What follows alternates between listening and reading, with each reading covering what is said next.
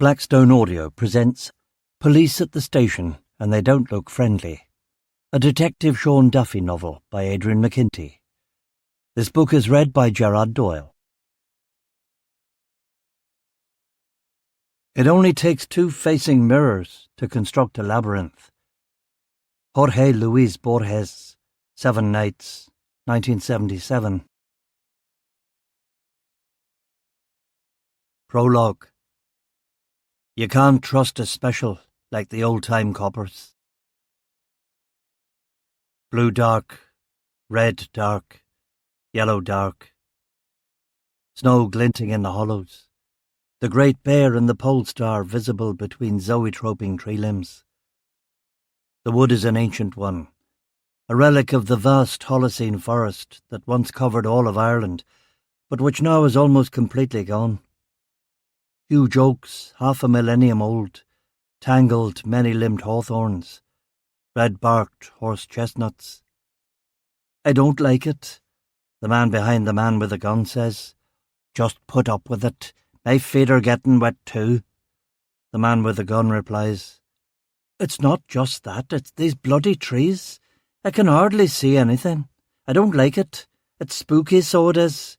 Ach, you great girl, you pull yourself together. But it is indeed spooky out here, in the hulking shadows of these venerable oaks, 4 hours after midnight in the middle of nowhere, while Ireland sleeps, while Ireland dreams. The little rise is a deceptively steep incline that takes my breath away, and I can see that I am going to need my new inhaler if it keeps up. The inhaler, of course, is back in the glove compartment of the car, because I haven't yet acquired the habit of taking it with me everywhere. Not that it will make any difference in a few minutes anyway. A bullet in the head will fix an incipient asthma attack every time. Hurry up there, the man with the gun growls, and for emphasis pokes the ugly snub nose of the revolver hard into my back. I say nothing and continue to trudge at the same pace through the nettle banks and ferns and over huge lichen-covered yew roots. We walk in silence for the next few minutes. Victim, gunman, gunman's assistants. It is a cliché.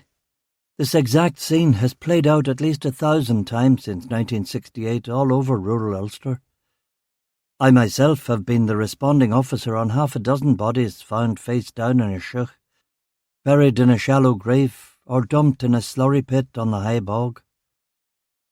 The victims always show ligature marks on the wrists where they have been cuffed or tied, and the bullet is always a headshot behind the left or right ear, usually from less than a metre away and almost always from above. Trudge, trudge, trudge, we go up the hill, following a narrow forest trail. If I was so inclined, I could believe in the inherent malevolence of this place. Moonlight distorting the winter branches into scarecrows, the smell of rotting bog timber, and just beyond the path, in the leaf litter on the forest floor, those high-pitched, unsettling sounds that must be the life and death skirmishes of small nocturnal animals. But the pathetic fallacy has never been my cup of tea, and I'm no romantic either. Neither God nor nature nor St. Michael the Archangel, the patron saint of policemen, is coming to save me. I have to save me. These men are going to kill me unless I can talk or fight my way out of it. A firebreak in the forest. Sky again. Is the blue a little lighter in the east? Maybe it's later than I thought. The interrogation didn't seem to go on too long, but you lose track of time when you're tied to a chair with a hood on your head. Could it be 5 in the morning? 5:30? They've taken my watch, so I can't know for sure. But wasps and bluebottles are beginning to stir, and if you listen, you can hear the first hints of the morning chorus, blackbirds, robins, wood pigeons. Too early in the year for cuckoos, of course. Who's going to teach Emma about the birds and their calls when they shoot me? Will Beth still drive out to Donegal so Emma can spend time with her grandparents? Probably not. Probably Beth will move to England after this. Maybe that would be for the best anyway. There's no future in this country. The future belongs to the men behind me with the guns. They're welcome to it. Over these last 15 years, I've done my best to fight entropy and carve out a little local order in a sea of chaos. I have failed, and now I'm going to pay the price of that failure. Come on, Duffy, no slacking now, the man with the gun says. We cross the firebreak and enter the wood again.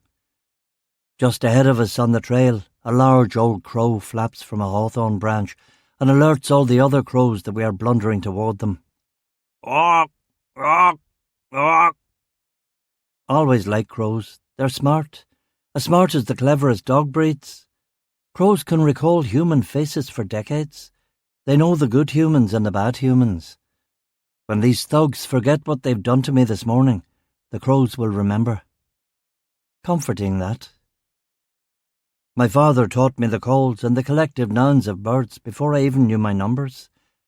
Murder of crows, unkindness of ravens, kit of wood pigeons, quarrel of... Don't dilly-dally, get a move on there, Duffy. I see what you're about. Keep bloody walking, the man with the gun says. It's the slope, I tell him, and look back into his balaclava-covered face. Don't turn your head, keep walking, he says, and pokes me in the back with the revolver again.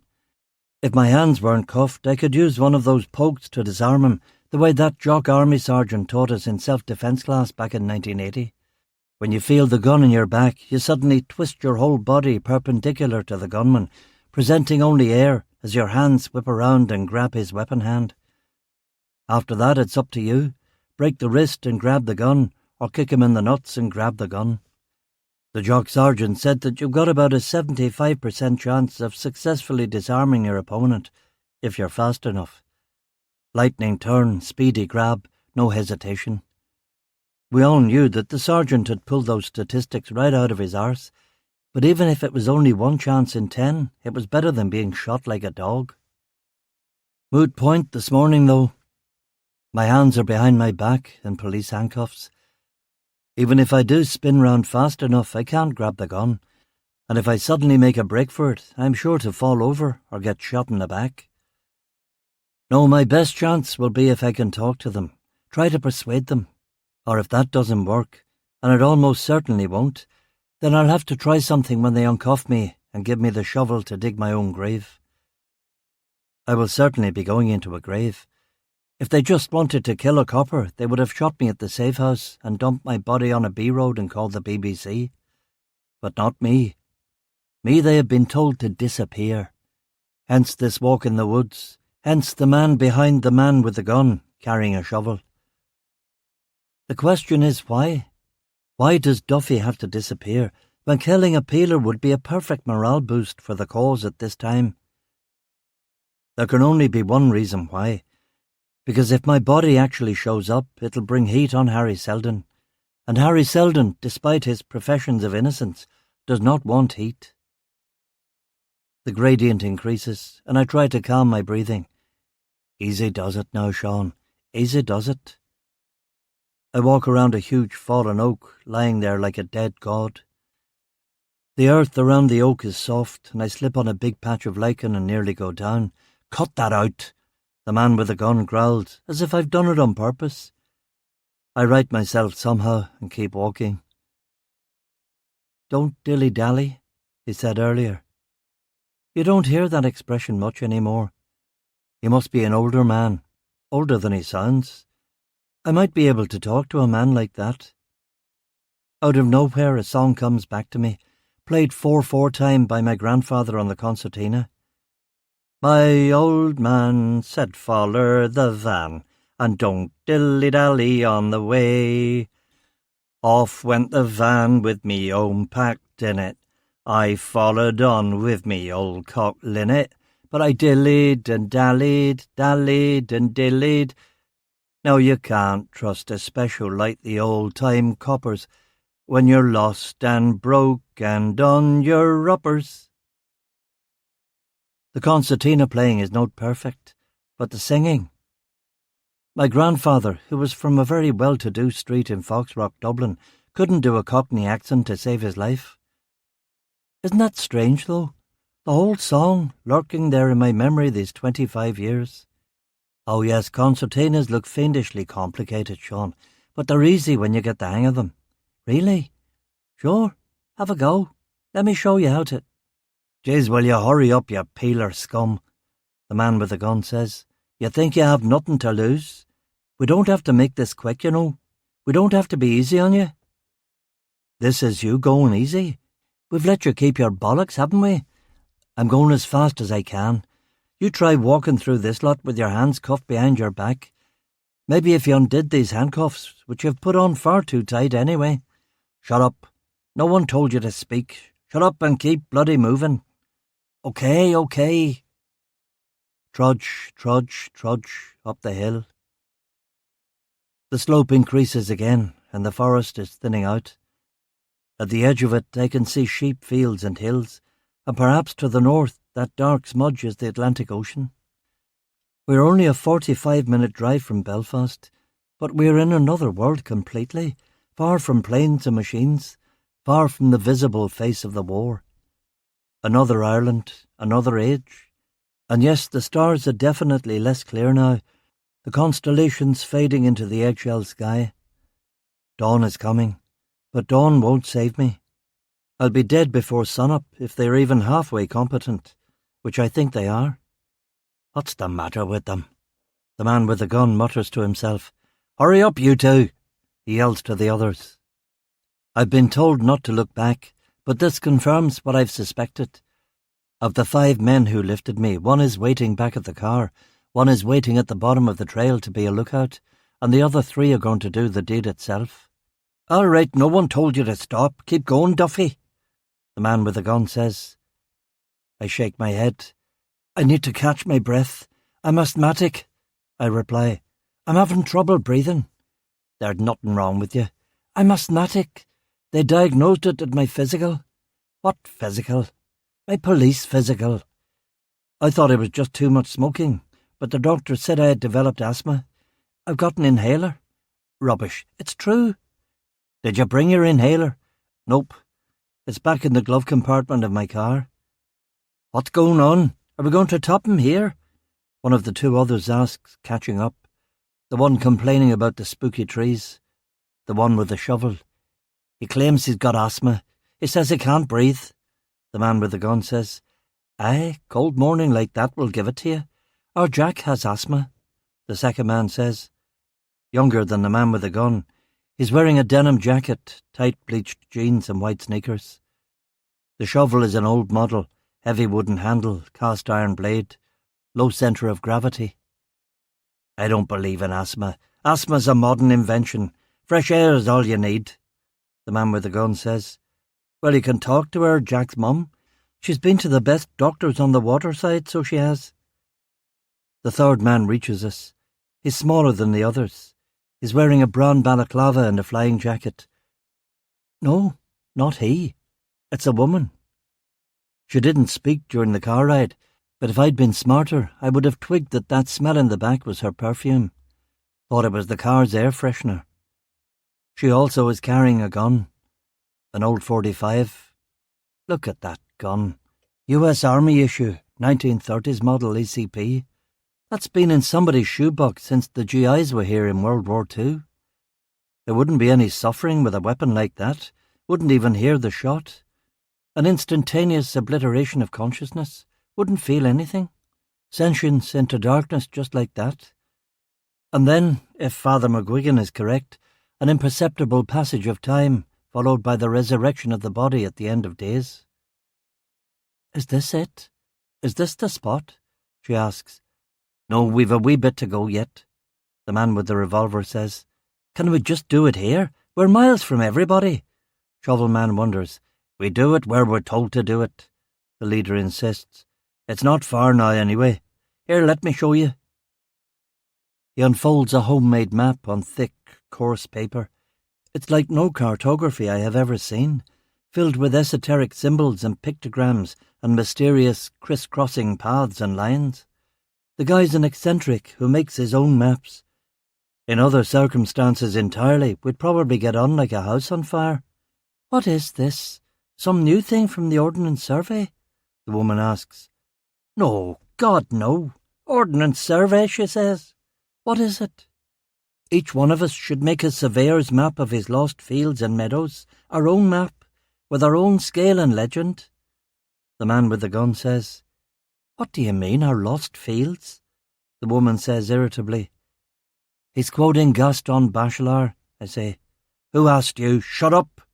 The man with the gun snaps. "Gaston who?" The man with the shovel wonders. "Look him up. There's more to life than the pub, the bookies and the dole office, you know. Asthma, my arse. There is no asthma. Have you noticed that none of us have fallen? Have you noticed how quickly our feet have become accustomed to the ground?" The man with the gun says, "Not really," the woman replies. "For the last half hour, our eyes have been secreting rhodopsin. We're adapting to the dark. That's why you have to get outside, away from artificial illumination. Good for the eyes, good for the soul." "Rhodopsin?" the woman asks. "It's a protein receptor in the retina. It's the chemical that rods use to absorb photons and perceive light. The key to night vision." "What on earth are you talking about, Tommy?" The woman says. "No names. What does it matter if we use our names? Sure, he's going to be dead soon anyway." The man with the shovel says. "Doesn't matter if he's going to be dead or not. It's the protocol. No names. Did yous ever listen during the briefings? Bloody kids." Tommy mutters and folds away his map in a huff. "Is it much further?" the woman asks. "Come on, let's get moving," Tommy shouts, pointing the gun at me again. Trudge, trudge, trudge up the hill. But it must be said that I have learned much in this little interaction. The man with the gun is about 45 or 50, a school biology teacher. All that stuff about protein receptors. No, he probably read all that in New Scientist magazine and remembered it, not biology. Doesn't seem like the type who was smart enough to get a pure science degree. Geography, maybe. Bit of a hippie, probably a lefty radical, and that was definitely a Derry accent. We almost certainly went to the same rallies in the early 70s, definitely a Catholic too, which would mean he's probably a teacher at St. Colum's, St. Joseph's or St. Malachy's. That's a lot to work with. And he's the leader, a couple of decades older than the other two. If I can turn him, the rest will snap into line. A big if. "Rhodopsin, my foot. I fell," Shovelman says, passing the woman the water bottle. "Twice. And it's going to be worse going downhill, mark my words. We'll all be going arse over tit, you'll see." The woods are thinning out a bit now, and in the far west I can see headlights on a road. 10 miles away, though, and going in the other direction. No help from there. A gust of clear, elemental wind blows down from the hilltop. I'm only wearing jeans and a T-shirt and my DMs. At least it's my lucky Che Guevara T-shirt, hand-printed and signed by Jim Fitzpatrick himself. If a dog walker or random hiker finds my body a few years hence and that T-shirt hasn't decayed, maybe they'll be able to identify me from that. "Careful on this bit," Tommy says. "It's mucky as anything. There's a bog hole over there, dead you in it. But once we're through that, we're there." We wade through a slew of black tree roots and damp earth, and finally arrive at a dell in the wood that must be the designated execution spot. It's a good place to kill someone. The ring of trees will muffle the gunshots, and the overhanging branches will protect the killers from potential spying eyes in helicopters and satellites. "We're here," Tommy says, looking at his map again. "There must have been a better way to come than this," Shovelman says, exhausted. "Look at my trainers. These were brand new gutties, Nikes. They're soaked through to the socks." "That's all you can say, look at my gutties. Complain, complain, complain. Do you have no sense of decorum? This is a serious business. Do you realise we're taking a man's life this morning?" Tommy says. "I realise it, but why we have to do it in the middle of nowhere, halfway up a bloody mountain, I have no idea. And here's me thinking you'd appreciate the gravity of the task, or even a wee bit of nature. Do you even know what these are?" Tommy asks, pointing at the branches overhead. "Trees? Elm trees. For all we know, maybe the last elm trees in Ireland. Elm trees, my arse. Aye, as if you know trees. You're from West Belfast, Tommy snarls. There are trees in Belfast. Trees all over the shop. You don't have to live in a forest to know what a bloody tree is. You know who lives in the woods?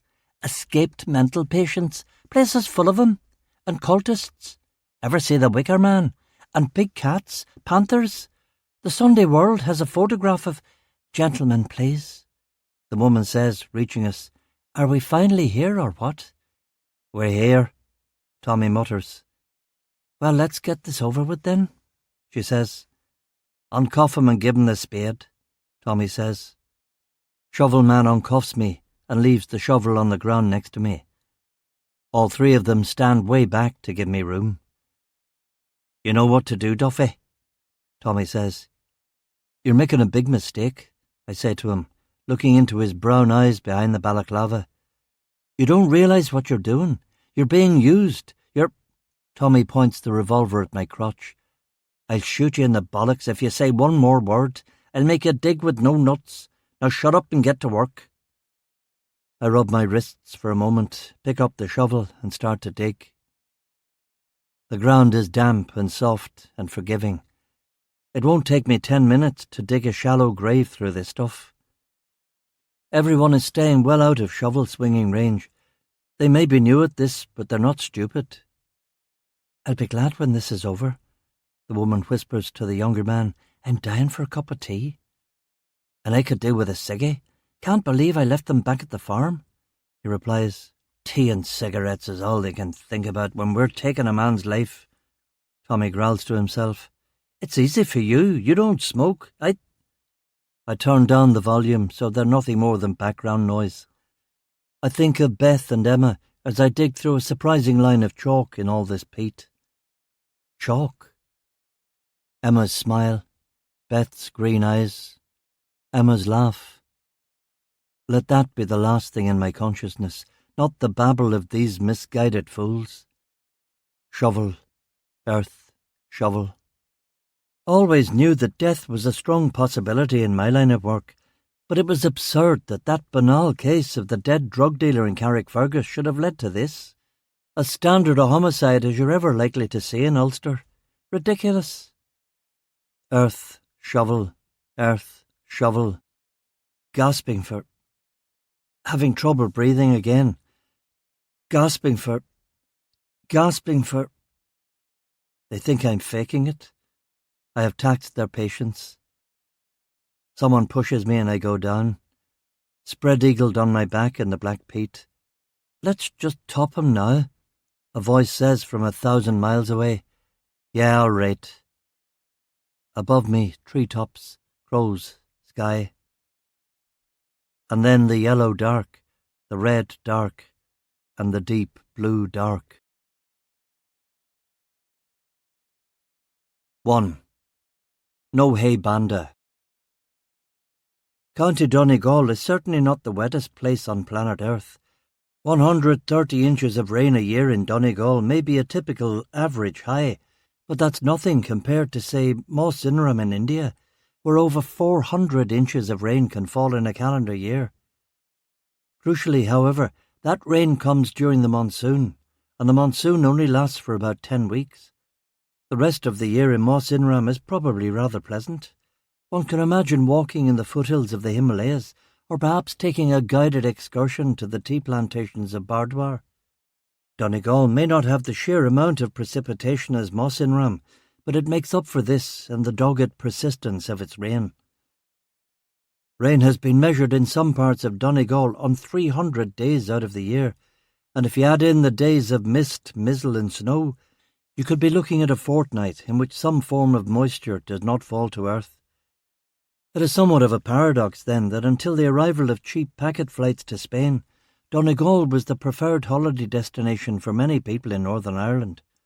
All my childhood holidays were taken in Donegal at a succession of bleak caravan sites on windswept, cold, rainy beaches. Scores of parents wrapped in thick woolen jumpers and sou'westers could be seen up and down these beaches, driving their small, shivering children into the Atlantic Ocean with the injunction that they could not come out until they had enjoyed themselves. My memories of Donegal had never been particularly good ones, And when my father took early retirement and my parents moved to a cottage near Glencolumkill, I was a reluctant visitor. Things had changed, of course, with the birth of Emma.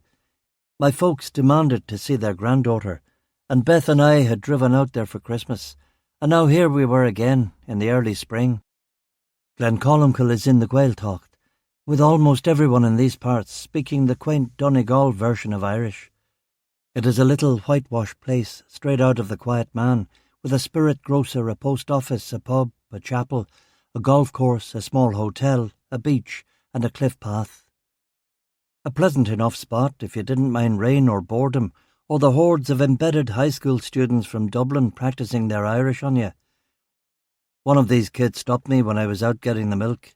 "Excuse me, sir, I'm goff to piece of coca." "No, I would not like any cake, thank you." He tried again, this time apparently asking for the way to the bandstand. I explained in slow, patient Irish that there was neither a bandstand nor a band in Glencolumkill. He cocked his head to one side, puzzled.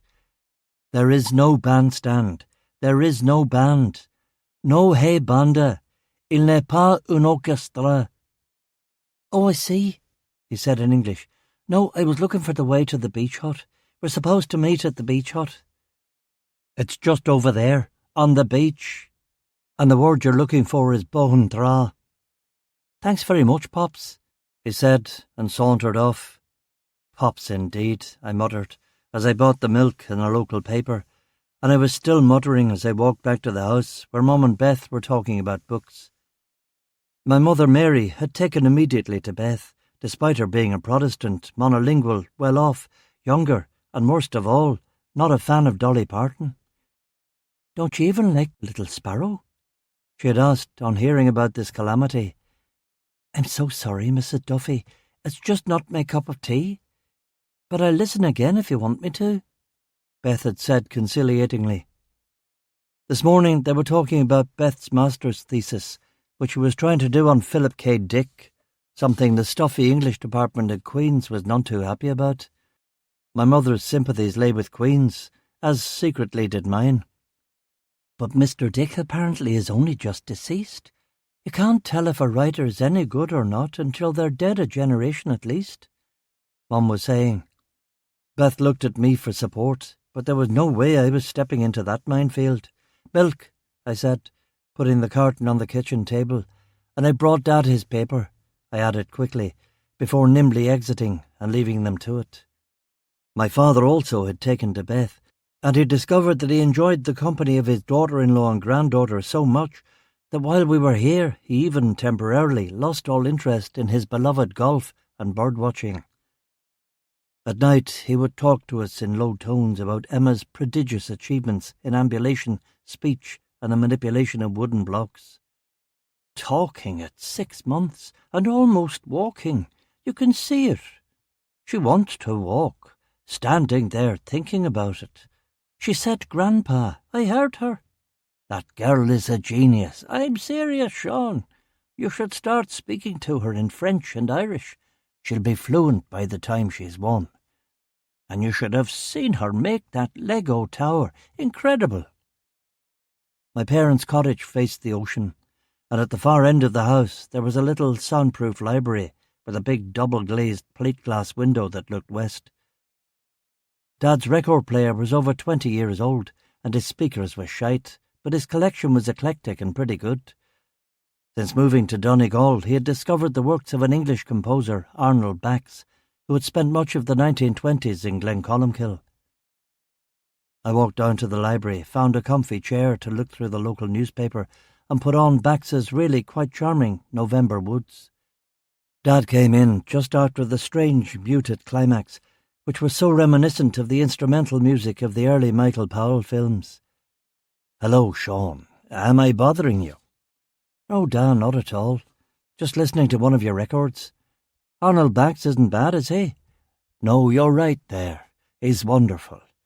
There's a lightness of touch, but it's not insubstantial or frivolous.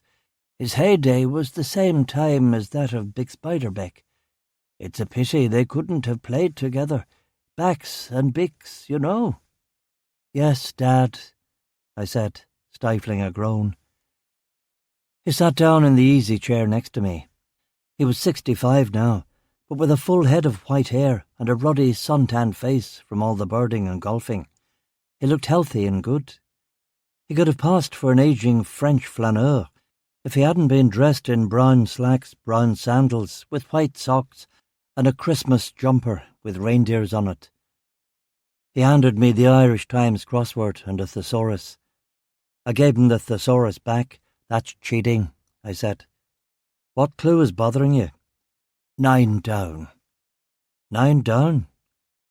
Melons once rotten will drop off branches. It's somnolence, Dad.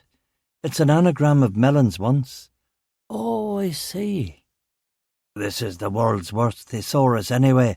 Not only is it terrible, it's terrible, he said, and began to chuckle with such suppressed mirth that I thought he was going to do himself a mischief. "Are you still on for tomorrow?" he asked. "I've been sensing that you don't want to do it, son." My father's senses were completely correct. I didn't want to do it. Tomorrow we were driving to Lough Derg, about 15 minutes inland from here, where we were going to get the boat over to Station Island for the St. Patrick's Purgatory pilgrimage.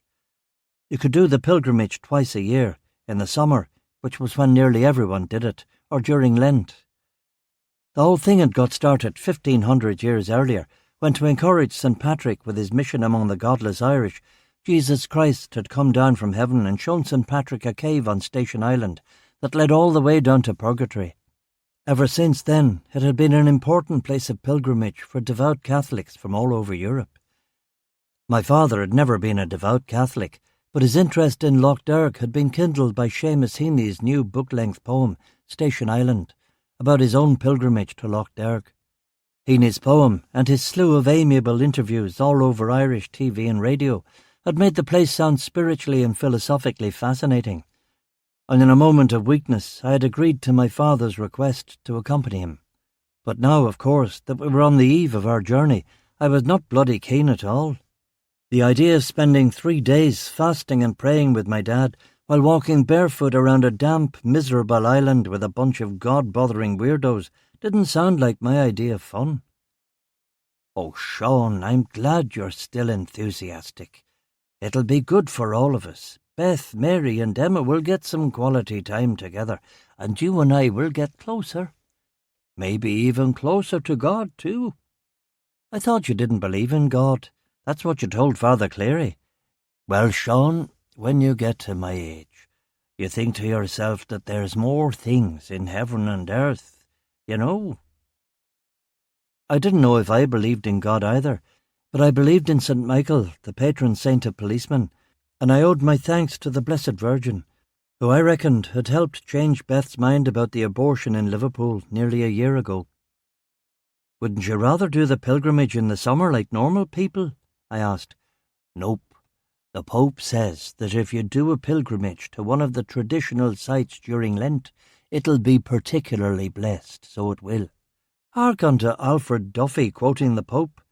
Alfred Duffy, who forced Dr. McGuinness to teach us about Darwin. What's happened to you, Da? Did you get hit on the head with a golf ball or something? He grinned and leaned back in the chair, his watery blue eyes twinkling. "Oh, I just remembered what I wanted to ask you. You're on for the quiz tonight. We've never won yet, but with you on our team, I think we have a good chance of beating the GAA. Will it be in English if Beth wants to come?" Dad smiled at the mention of Beth's name. "Ah, you got a good one there. You know, it doesn't bother us that she's redhead, Protestant. Is she a prod? I hadn't noticed. Well, that explains everything. All you have to do now is marry her, and your mother will be in clover." "A wedding? Come on, Da. All our lot down one side of the church, them lot down the other," I said, not mentioning the fact that Beth had told me never to even think about proposing to her. "And Beth's father isn't exactly a fan of mine," I added. "What does he do again? Builds houses.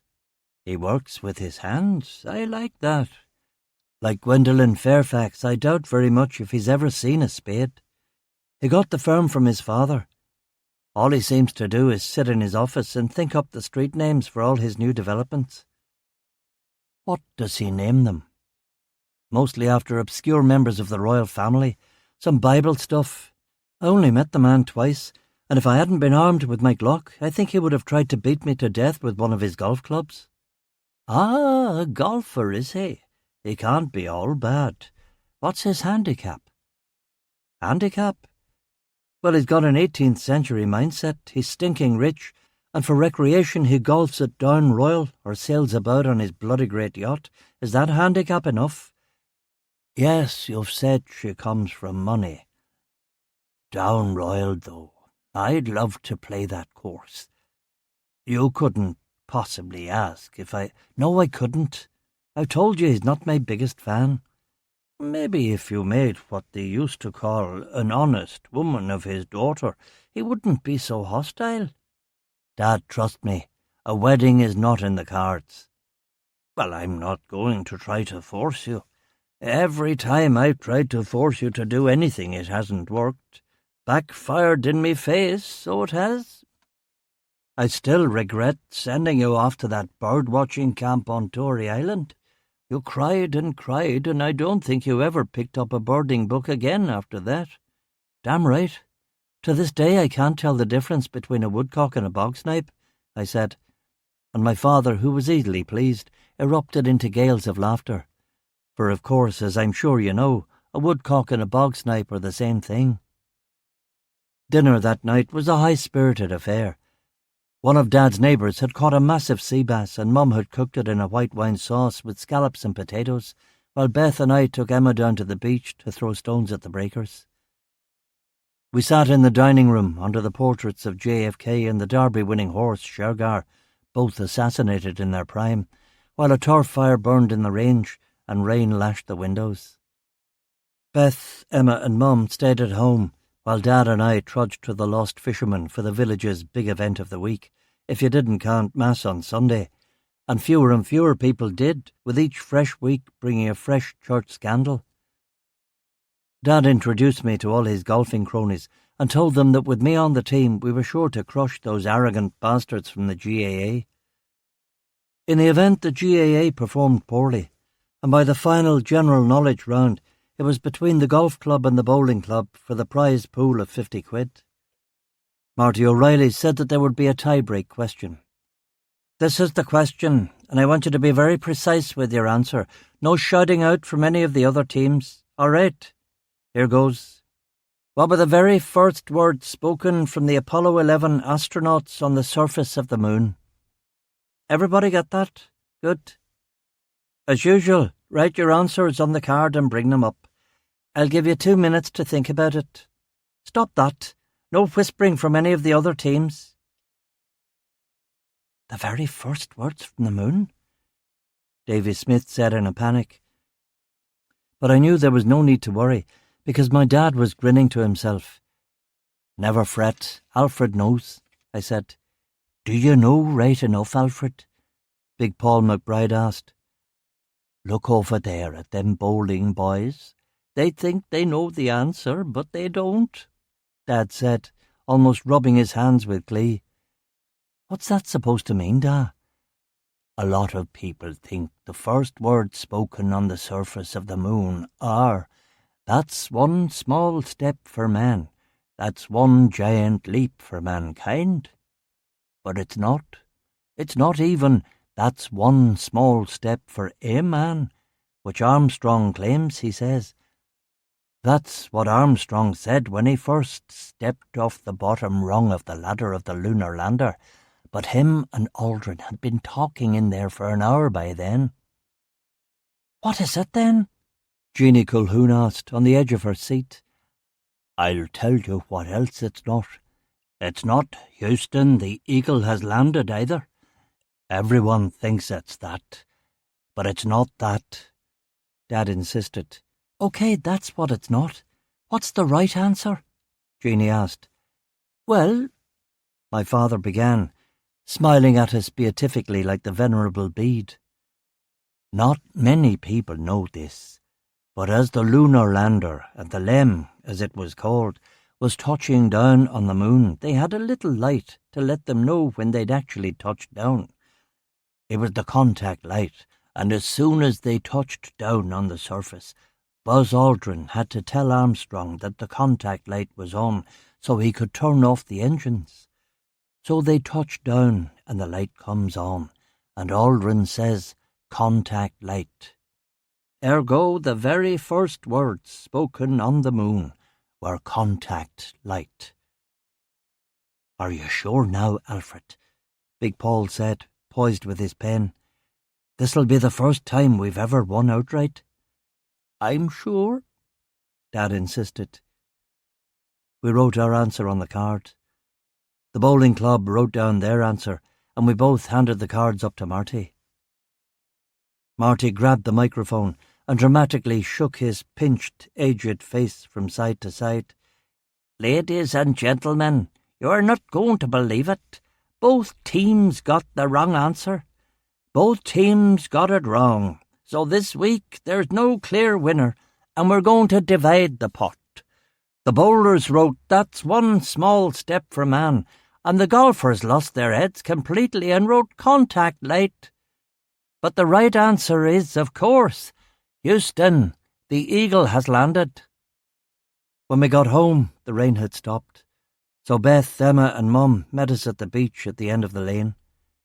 "How did it go? Did you win?" Mum asked. "I don't think Dad wants to talk about it. There was a bit of a shouting match at the end there. Let's just get inside and change the subject," I said quickly. Dad, who was still red in the face, said nothing and marched down to the library, where we heard discordant and angry music that might well have been Bach's and Bick's. The next morning I packed for the pilgrimage to Station Island, with sleet and hail hammering at the windows. It was the first week of March, but we were still firmly in the grip of winter. I sat on the window ledge and caught my breath. For the last few weeks I'd been having trouble catching my breath in the mornings.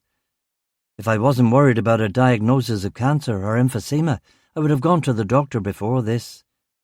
I'd cut way down on the smokes. Maybe it was time to cut them out completely. "How are you doing, Sean?" Beth asked, and before I could answer added, "You shouldn't look so gloomy. I think this will be great for you and your dad."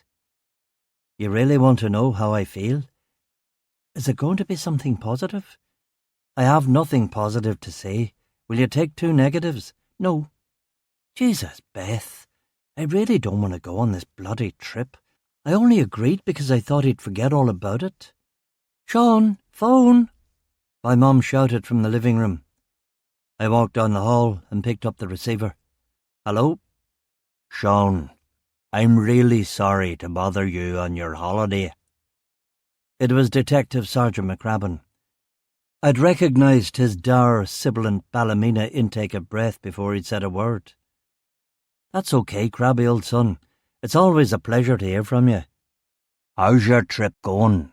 "It's all right, Crabby. It's pouring, but, you know, that's to be anticipated in Donegal. Everything okay there?" "Yep, everything's fine." "So to what do I owe the pleasure of this call?"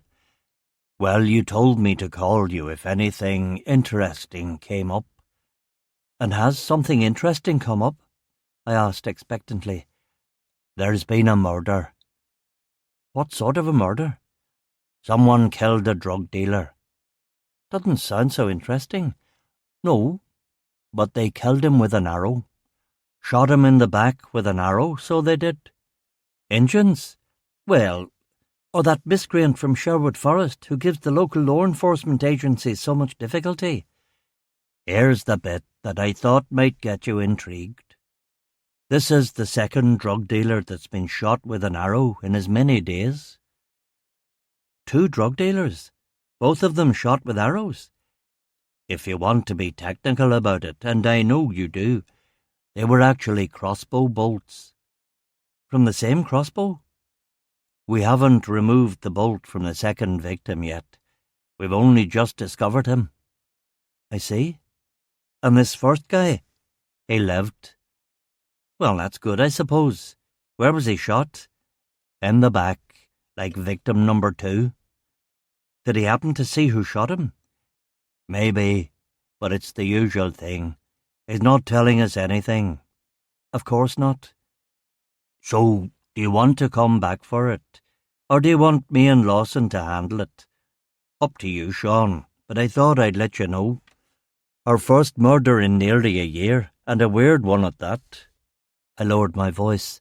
Crabby, just between us, you're a total lifesaver, mate. Have you heard of a thing called St. Patrick's Purgatory? No. No, why would you big proddy heretic?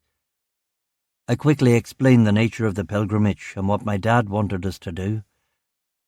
So you see, Crabby, if I have to rush back to Carrickfergus to help solve this crossbow-wielding vigilante potential serial killer case, I won't have to go to that bloody island and get verruca, mildew and trenchfoot.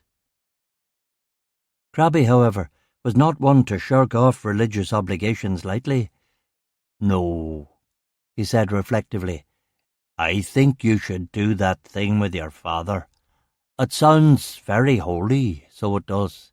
Crabby, listen, I'm coming back. St. Patrick and all the sinners in purgatory can wait. All right. I won't let anyone disturb the crime scene till you get there. When do you think that would be? It's a 1.5 hour drive back to Carrickfergus. If the baby wasn't in the car with me, I'd be there in an hour. But as it is, I'll have to leave the wife and kids off first and take it easy on the roads. Be there in an hour and a half, maybe 88 minutes, okay? Anything else going on? Did you hear about John Strong? What about him? He's moving on. To the choir invisible. To assistant chief constable. Same thing, really. Finally, someone we almost like up at command level. Aye. And listen, what do you know about Bulgaria? Decent defence in midfield. Lacks imagination up front. Why? I'll explain when you get here. 15 Mountbatten Terrace in Sunnylands Estate, Crabby said. Sunnylands Estate? Why am I not surprised? All right, take it easy, mate. I hung up the phone and went into the kitchen with a downcast look on my face. What's the matter, Sean? Mum, Dad, I'm really sorry, but I have to go back to Carrickfergus. There's been a murder, suspected serial killer, maybe even a vigilante. It's action stations at Carrickfergus RUC. Top brass have been on the phone. The BBC. You know how it is. What does this all mean, Sean? Dad asked. I've got to get back. It's all hands on deck. We'll have to do St. Patrick's Purgatory another time. I could see the look of relief flit across Dad's face. Oh, dear. Dear, oh, dear. I'm disappointed, son. I really wanted to go. He lied like a trooper. I know, Dad. I wanted to do it too. We'll just have to go in the summer when the weather's better. Or next year. Yes, when the weather is better. A murder, Sean? You haven't had one of those for a while? Mom said. Nope, this is the first this year. Some drug dealer shot in the back with an arrow. Like Saint Sebastian, Mom said sadly. Saint Sebastian was shot in the front, love, several times. You remember the painting by Botticelli? Dad prompted. So who am I thinking of that was shot in the back? Jimmy Stewart in Broken Arrow. He was shot in the back.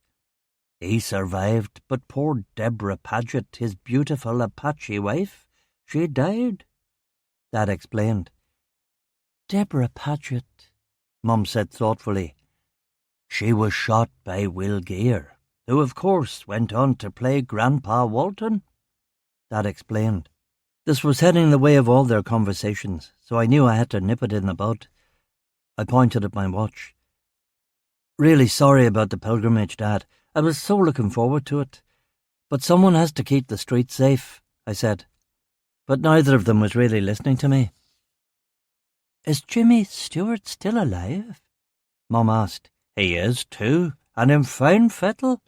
He was on Gay Byrne just last year. Dad insisted. Deborah Paget. I know that name. Mom said. Of course you know Deborah Paget, Dad insisted. She was Elvis's girlfriend in Love Me Tender, and she married Chiang Kai-shek's nephew. In real life, that is, not in Love Me Tender. Oh yes, that's right. I remember now, Mom said, satisfied. I pointed at my watch again. Listen, guys, it's been great, but duty calls. We packed our bags, gave hugs all round, and ran outside into the rain. I looked underneath the BMW for bombs, secured Emma in her car seat, and got Beth comfy in the front. I got in the driver's side, turned the key in the ignition, and we both grinned as the Beamer's throaty, fuel-injected 6-cylinder engine roared into life. 88 minutes later, I was at the crime scene. 2. Just another dead drug dealer. A smallish crowd had gathered in front of 15 Mountbatten Terrace in Sunnylands Estate. No doubt the crowd would have been bigger if it hadn't been raining, and this wasn't a Monday. Monday was one of the 2 signing-on days at the DHSS, and more or less everyone in this particular street was either unemployed or on disability, and therefore needed to sign on. This had not always been the case. When the Sunnylands estate had been built in the early 1960s, Carrickfergus had 3 major textile plants, and the shipyards in nearby Belfast employed over 20,000 people. Now the factories had all been closed, and the shipyards were down to a rump of 300 men at Harlan and Wolff. And every scheme the government had tried to bring employment to Northern Ireland had failed miserably. Emigration, or joining the police or civil service, were your only legitimate options these days. But illegitimate options were to be had, joining the paramilitaries and running protection rackets. Or if you were a very brave soul, you could try your hand at drug dealing. Independent drug dealers were few and far between, because the Protestant and Catholic paramilitaries liked to make an example of them from time to time, to show the civilian population that they, not the police, were the ones who could be trusted to keep the streets safe for the kids. Of course, everyone east of Boston, Massachusetts, understood that this was hypocrisy. In a series of agreements worked out at the very highest levels in the mid-1980s, the paramilitaries from all sides had effectively divided up Belfast between themselves for the dealing of hash, heroin and speed, and the 2 newest and most lucrative drugs in Ireland, ecstasy and crack cocaine. Such independent drug dealers that there were had to be very discreet or pay through the nose if they didn't want to get killed. Obviously, this particular dead drug dealer hadn't been discreet, or hadn't paid the local paramilitary chieftain his cut. I'd been thinking about the crossbow bolt in the car. Guns were to be had aplenty for the paramilitaries, but a private citizen might have difficulty getting one, which made you think that maybe some kid has a heroin overdose and his dad goes out looking for justice. He can't get a firearm, but you could get bows and crossbows at a sports goods shop. Something like that, perhaps. I parked the BMW and got out of the vehicle. It was a grim little street, and it must be truly hell around here in the summer, when the only distractions to be had were hassling single women at the bus stop and building bonfires. Frank Sinatra's upbeat "Come Fly With Me" was playing from an open living room window, but the crowd of about 20 people was sullen and malevolent. I could almost smell the stench of cheap ciggies, unwashed armpits, solvents, lighter fluid and special brew. There were mostly unemployed young men who had been drawn away from wanking over page 3 by a murder on their doorsteps. I hated to leave my shiny new BMW 535i Sport on a street like this, but what choice did I have? Several wee muckers came over and began touching the paintwork. "Get your hands off that," I said. "Are you a policeman?" A very little girl asked. "Yes." "Where's your gun, then?" I patted my shoulder holster. "What type of gun is it?" "A Glock. A man called Chekhov sold it to me. I figure I'll use it at some point." Pearls before swine. But hey, it's these little things that keep you going. I tried a different one on the girl. "Why don't blind people skydive?" "Dunno, mister." "Because it scares the crap out of their dogs." No smiles at all. I was going to have to go slapstick with this lot, and it was too early in the morning for Buster Bloody Caton.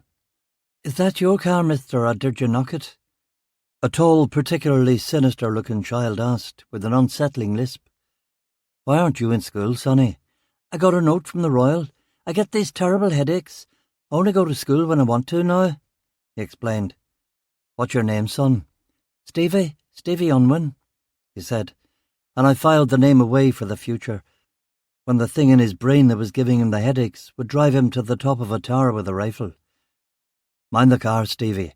Don't let anyone put their paws on it," I said, giving him the customary $5, and began walking toward the crowd. "Step aside there, step aside," I said. The crowd parted reluctantly and with hostility, people muttering highly original things like bloody palers and bloody cops. Like Jules Maigret, I arrived at the Seine du Crime thoroughly existentially jaded. But lucky old Jules never had a scene like this. The dead drug dealer was lying face down in his front yard, halfway up the garden path. He had orange hair and was wearing a sleeveless denim jacket that said Slayer on it in rivets. Under the denim jacket was a bright blue motorcycle jacket. To complete the ensemble, he was wearing bleached white jeans and cowboy boots. The crossbow bolt was sticking out of his back, near his left shoulder. I was surprised to find that the body had not been cordoned off, and there was no evidence of forensic men or forensic activity. Indeed, the crowd were so close to the corpse that their cigarette ashes were blowing onto the deceased, contaminating the crime scene. My blood began to boil. In another police force, you would have called this chaos. One didn't employ words like chaos or fiasco to the fine boys of Carrick CID, at least not in my presence.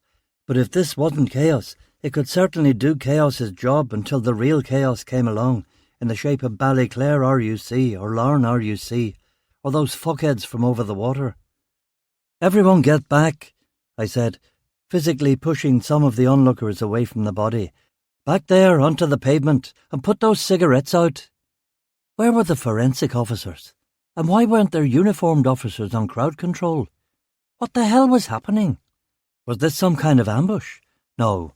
The spectators would be a lot more cautious if there was about to be a hit.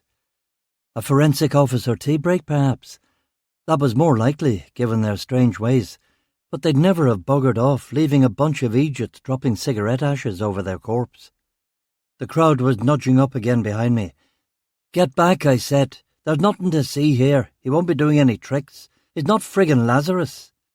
I examined the victim while the crowd watched me expectantly, and Sinatra sang Chicago, which he did on the British but not the US version of this album. I could take or leave Sinatra, mostly leave, and the record was getting on my nerves. "And somebody turn that effing stereo off," I yelled, and almost immediately the record got yanked with the vinyl scraping zip. Now all was silence but for the wind among the crisp packets and shopping bags, and the braying of a goat attached to a brick by a piece of rope in the overgrown yard of the house next door, that was attempting to reach over said fence and eat the victim's shoelaces. It wasn't getting close, but it too was slobbering all over the crime scene. "And somebody moved that goat," I said. "And who might you be when you're at home?" a woman asked, with an East Belfast accent that sounded like broken glass under a DM boot. I reached in my pocket for my warrant card, but it was back with my bags at Coronation Road. "Detective Inspector Duffy, Carrick CID, I said, flashing my video club membership card in lieu of my police ID. Suitably impressed, the crowd moved back a little. I pointed at a likely lad whose Liverpool FC scarf was a sign of above-average intelligence. "Sonny, do me a favour and move that goat away from the fence," I said. "What'll I do with it?" "See that shopping trolley over there filled with bricks? Tie it to that. Here's a quid for a good job," I said. He grabbed the rope, went next door, and tugged the goat away from the body. "Right, what happened here? Where did the other police officers go?" I asked the crowd. But now everyone was staring at their shoes and saying nought. The ever-present, ever-tedious Belfast rule, whatever you say nothing, had come into effect. "There were other police officers here this morning. Where are they now?" Silence. The rain increased a fraction, and a mist began rolling down the north road from the Antrim Hills. A man on all fours, perhaps with species dysphoria, was attempting to communicate with the goat. Christ, this was depressing. It didn't help when a nice cream van pulled up, parked itself at the end of the street and began playing a selection of television themes. Its haunting version of EastEnders brought a few punters over. This police, honest citizen liaison was getting me nowhere. I lit a ciggy and went inside the house, where I was met by a distracted and visibly upset Detective Constable Lawson coming down the stairs. "Oh, sir, thank God you've got here at last." "What's going on, Lawson? Why isn't my crime scene secured? Where's forensics?" "I'm sorry, sir. It's been a bit of a crazy morning. I was just on the phone. I was just trying to call them. I wasn't sure what number I'd—" "Call whom?" "Forensics." "Surely they were notified by dispatch." "Yes, sir. They've been and gone, sir." "They left?" "Yes, sir," Lawson said, his lip trembling and his bright blue-green eyes on the verge of tears. "Are they finished?" "No, they didn't even get started. Chief Inspector McCann said it was an unsafe work environment. He said it was union regulations." "What union? What are they—" "Why isn't the victim even covered with a police blanket? He's getting rained on, ashed on, and there's little kids staring at him." "I'm so sorry, sir. I did ask for permission, but Inspector Dalziel sort of dismissed my request." "Inspector Dalziel?" "He got promoted while you were away, sir." "Let me get this straight. Inspector Dalziel arrived from the station and took over the crime scene?" "Yes, sir." "And wouldn't let you put a police blanket over the victim?" "No." "Why?" "He said the goat would probably eat it and ruin police property." "He may have been being sarcastic, sir. I wasn't sure." "Why didn't you control the goat, Lawson?" "I mentioned that as well, sir. I said that the goat was slobbering over the fence, potentially contaminating the crime scene." "And what did Dalziel say to that?" "He said that that was forensics' problem. And then he said that the goat was on someone else's property and we'd need permission to enter the house next door to take the goat away from the fence." "We're the old Bill. We can do whatever we want, son," I said, really angry now. I noticed that my fists were clenched and my face must have been bright red. Kenny Dalziel had the same effect on everyone he worked with, and the bastard was not going to give me a heart attack. I forced myself to take a couple of deep breaths and calm down. "I'm sorry, sir," Lawson said, all trembly-voiced. "It's not your fault, son. Where the fuck is Sergeant McCrabbin? He's supposed to be in charge of—" "That's what I mean by crazy.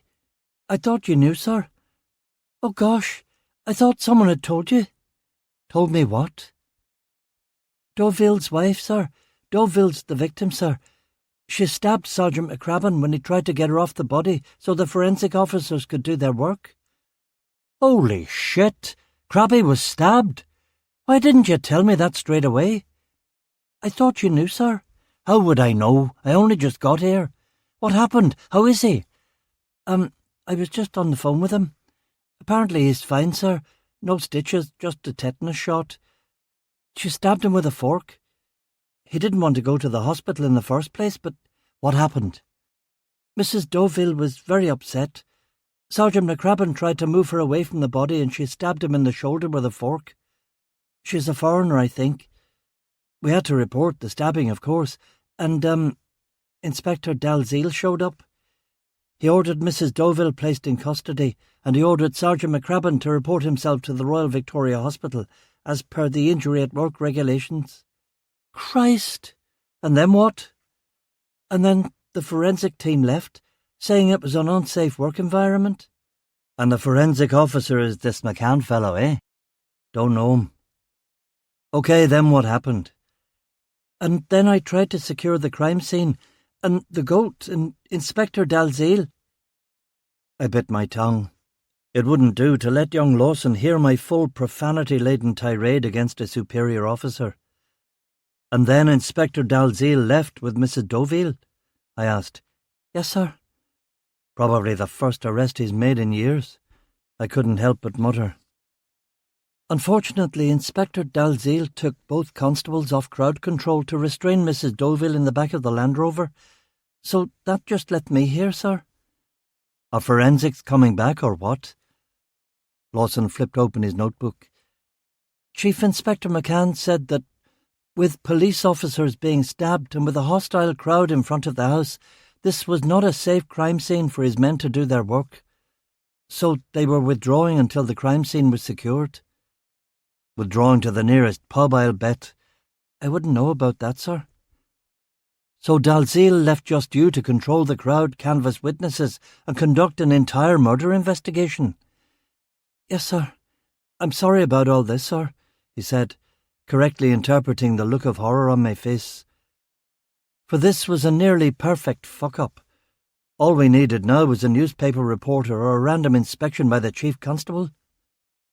All right, Lawson, we've got to move fast before the press or a local councillor gets here. Go upstairs, get a clean bedsheet if you can find one, and cover up the victim's body. I've already taken care of the goat. Once you've done that, get the crowd back onto the pavement, and if you are able, please urge them to go indoors. But how, sir? Shoot someone in the kneecaps every 5 minutes until the rest get the message, I suggested. Sir? Just use your natural authority. I'll call the Royal, check in on Krabby, call forensics, and get a new team down here pronto. Now go. Lawson found a clean sheet in a linen closet, and I called the Royal Victoria Hospital.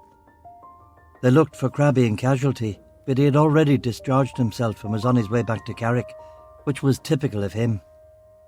Krabby was one of the good guys, solid, dour, competent, hard-working, uncomplaining. 1,000 men like him and you could do anything. Feed the world, build a bridge across the Bering Straits, terraform Mars. There wasn't another like him in Carrick RUC, and I'll bet at the Royal he didn't even ask the nurses for high-dose opiates, which is what I would have done. I hung up and called my old mate Frank Payne from forensics and told him about the behaviour of C.I. McCann, to which he was suitably outraged. Kids today, eh, Francis? You can say that again. So you'll send a team down pronto? Aye, I'll scratch your back and you scratch my back.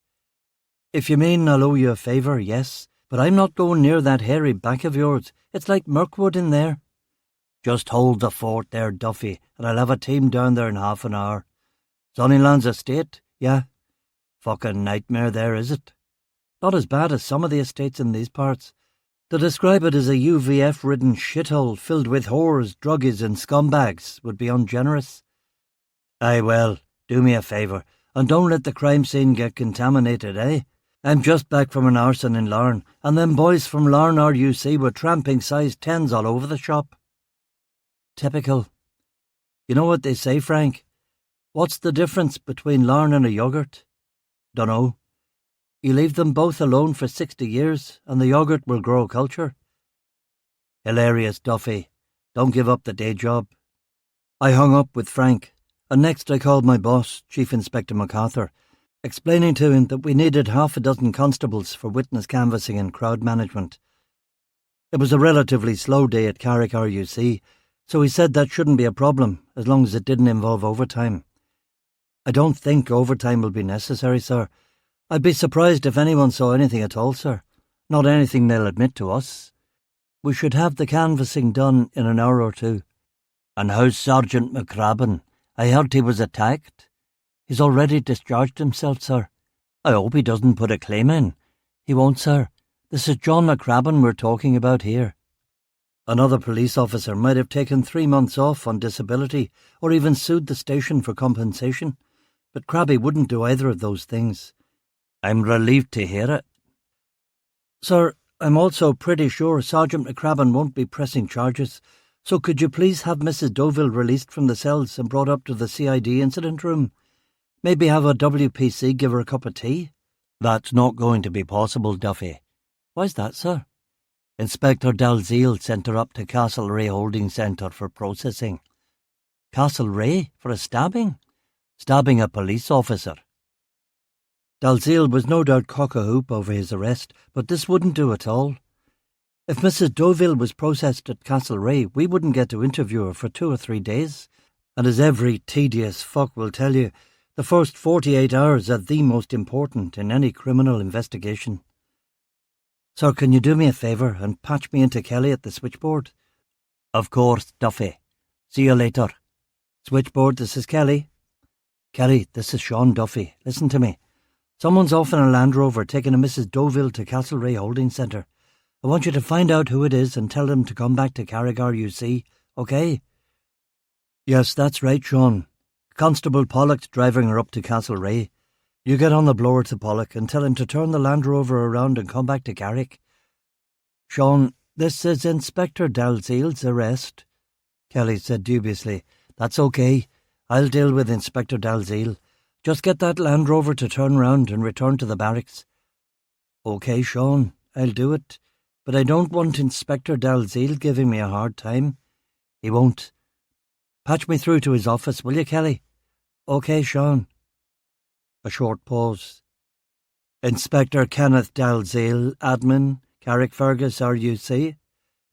Dalziel, it's Duffy. You finally showed up, did you? I have to tell you, Inspector Duffy, that the competence of your department leaves a lot to be desired. I found a scene of total disarray when I got there, was his opening sally. Dalziel was the son-in-law of a prominent High Court judge, but that didn't bother me, as you knew his father-in-law probably couldn't stand him either. Listen to me, Kenny.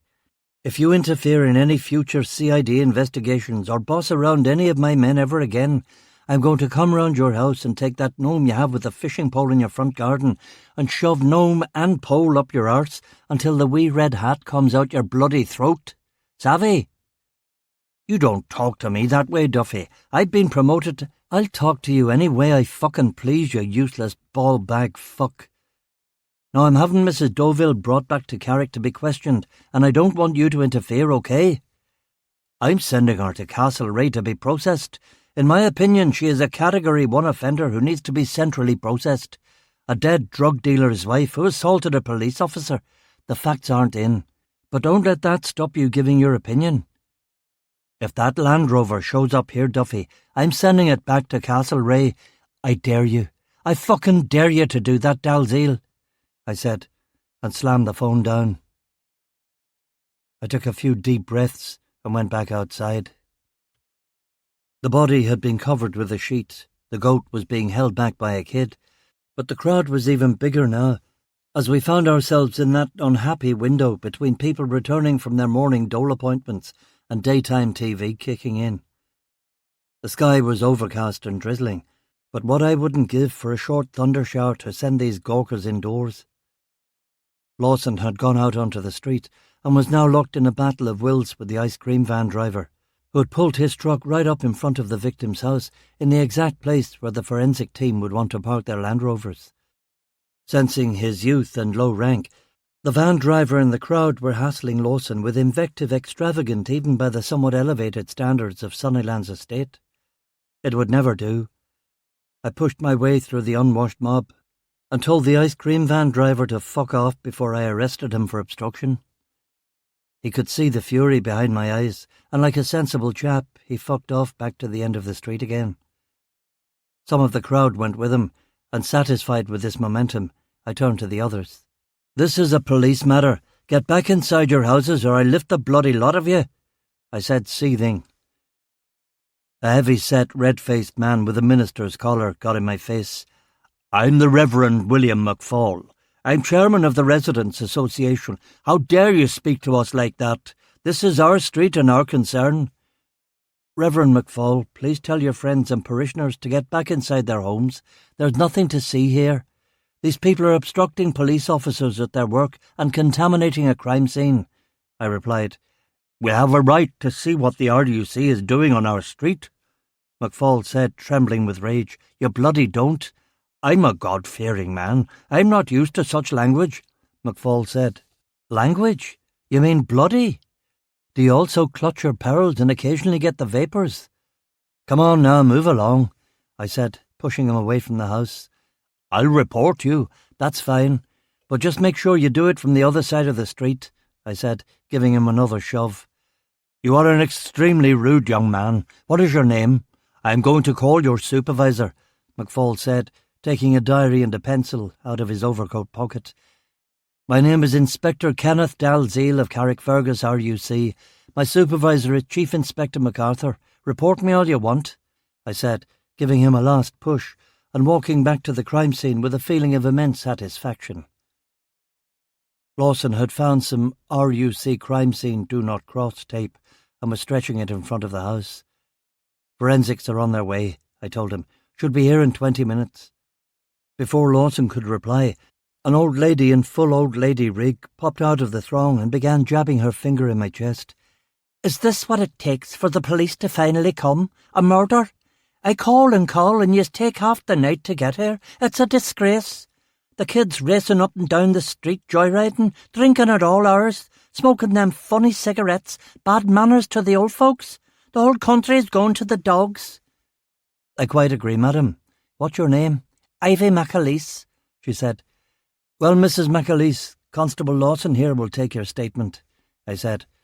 Lawson flipped open his notebook and began writing down the woman's litany of complaints. I listened with interest. Kids, drugs, loud music.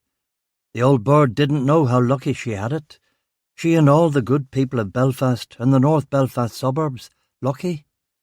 These were the good days. Couldn't they see the future? Entropy maximising, neighbour against neighbour, blood feud. The disintegration of this lost, lonely province into warring camps. The falcon cannot hear the falconer. And good luck getting the cops then, love. Call 999 and it'll just ring and ring and ring. But we're not quite down that shithole yet, are we? When the old lady had given Lawson a pageful, I thanked her for her cooperation and ducked under the police tape with my young colleague and lifted the sheet from the body. The crossbow bolt had hit the victim close to his left shoulder. There was very little bleeding on the denim jacket around the wound, but there was a lot of dried blood on either side of his stomach. Ergo, he'd been shot in the chest first, and he'd managed to make a run for it. Run almost up to his front door before they'd shot him again in the back. "What do you know about what happened, Lawson?" "Until forensics conclude their inquiries, we don't really know anything, sir." "Who found the body?" "Mrs. Deauville this morning." "Where was she last night?" "In the house, I believe. Husband never came home, so she went to bed." I touched the victim's hand, ice cold. Rigor. "Dead about 9 or 10 hours. So he's been here all night too?" "So I gather, sir, although forensics will confirm that." Sergeant McCrabbin said on the phone that he was a known drug dealer. "We ran the victim's ID through the computer, and 6 arrests came for drugs and drug possession in Bangor, and before that London. He's from here originally, but he's lived mostly in London, if his charge sheet is to be believed." "That's why I'd never heard of him. When did he move to Carrick?" "According to the local residents, about 4 weeks ago." "Ah, so he was the new drug dealer on the block." "Yes, sir." "What type of drugs?" "Sergeant McCrabbin had Sergeant Mulvaney go through the house with his canine team." "Sniffer dogs. Good thinking, that. What did they come up with?" "Nothing, although Sergeant Mulvaney says Felix got excited." "Who's Felix?" "He's the heroin dog." "Did you find any heroin?" "No, but Sergeant Mulvaney thinks there may have been some in a couple of empty paint tins at the back of the house." "So he's moved the drugs off-site?" "Yes, sir." "We'll have to look into that." "Yes, sir." "All right now. Our victim. What do you see in front of you? We don't always have to let forensics tell us everything. We can make a few deductions on our own, can't we?" "Yes, sir. Well, the victim's boots are clearly very expensive, so he must have been making a lot of money." I clocked the boots, and yes, they did look expensive. Snakeskin cowboy boots with flat soles. Slippery, flat soles that must have been a bugger to run in. If he'd been wearing sneakers, the poor bastard might have lived. "What else do you see, Lawson?" I asked, looking into his eager blue eyes. He was still a junior detective, but Lawson wasn't like the usual time-wasters they gave you to fill out your CID team. Lawson was smart, and he had peeler wisdom beyond his years. Sooner or later, some git from Belfast would spot his talent and promote him to detective sergeant and poach him away to the fraud squad or special branch. 5 years from now, if I was still alive, I'd probably be working for him. "Not much bleeding from the crossbow bolt, is there?" he said. "No, there isn't." "So what does that tell you?" "It wasn't the primary wound." "Exactly." "Oh, I see, sir. There's blood under the body. So he was shot in the front first, he turned, ran, and then they shot him again in the back?" "That would certainly be my take. He must be lying on the first bolt, which is in his stomach or chest. You can't really hide a crossbow behind your back as you're walking towards someone, so I guessed that the assailant was in a vehicle. And unless it was a drive-by, and I've never heard of a crossbow drive-by, Mr. Deauville was probably approaching the vehicle, offering to sell them drugs. Lawson nodded in agreement. What else do you see? Tell me about the leather jacket. Where would you get a fancy jacket like that, Lawson? I asked, feeling the jacket's soft leather sleeve. Lawson also felt the sleeve. From Slater and Sons in Glasgow, sir, 350 quid. He liked the style so much he brought 2 of them. Got a 50 quid discount. How did you do that? Some kind of latent paranormal ability? No, sir. There's a stack of receipts on a spike in his dining room. Had a look through them while we were waiting for you. What else did the receipts tell you? Mostly receipts for furniture, white goods and dishware. Stuff you need for moving house. What kind of a name is Deauville? Huguenot? Tell me everything you've got on him. According to the rent bill from the housing executive, he only moved in on January 15th. That's why we hadn't heard of him yet in Carrick CID, although he has a charge sheet as long as your arm. Robberies, burglaries, and it looked like for the last year or 2 he's been dealing drugs. Heroin. Sergeant Mulvaney's dog thinks so. How does a brand new drug dealer suddenly break into the heroin trade? Don't know, sir. Enemies? He's not a known player, so I imagine the local paramilitaries here weren't too happy with someone muscling in on their territory and taking the temperature of the local residents, Mrs. McAleese and the minister there. Apparently Mr. Deauville hadn't gone out of his way to make friends. At least his missus was upset at his demise. What did she tell you before she was carted off? Not much, sir. Hates the cops, eh? English isn't her mother tongue. No need to bring her mother's tongue into the discussion. Little too early in the morning for that sort of talk. What? Sir, I wasn't trying... I know, I said wearily. Where's she from? Bulgaria. We couldn't understand anything. Bulgaria? Bulgaria. How did those 2 lovebirds meet? He went on a package trip to the Bulgarian Riviera, sir. There's a Bulgarian Riviera? Yes, sir, on the Black Sea coast. Didn't know that. Holiday romance? Apparently so, sir. She came back with him last year and they married in September. This according to Bangor RUC. And she doesn't speak any English? Not any that she has used with us. How's your Bulgarian, sir? Rusty, I've got to admit. Although it's one of the Romance languages, I think. No, sir, you're thinking of Romanian, which has a Latin root. It's a Slavic language. OK. Well, without wishing to slight the intellectual capacities of the station, I have a feeling we don't have a Slavic speaker on the staff. We don't? Already checked, sir. So she didn't say anything about what happened? She said plenty. I wrote some of it down. Lawson flipped open his notebook. When we arrived, she was hugging the body and screaming, "O Beechamte, O Beechamte," over and over again. What do you think that means? Is that his name in Bulgarian, do you think? Lawson gave me one of those looks that young people reserve for older people when they wish to convey their patience with the oldster's folly. Te is probably the 2 form in Bulgarian, wouldn't you say, sir? Oh, yes, I'm sure you're right. So she's saying, "What happened to you?" or "I love you," something like that. I imagine so, sir. Good-looking woman. Lawson coloured. I don't know. I suppose if you like that sort of thing, No one is going to accuse you of lack of gallantry, Lawson. Is she young? Mid-20s, sir. Yes, good contact to have if you're dealing heroin. Young, reasonably attractive woman with a Bulgarian passport. Bulgaria is right next to Turkey, I believe, where the emerald fields of marijuana and the scarlet fields of poppy grow in the plentiful Mediterranean sunshine.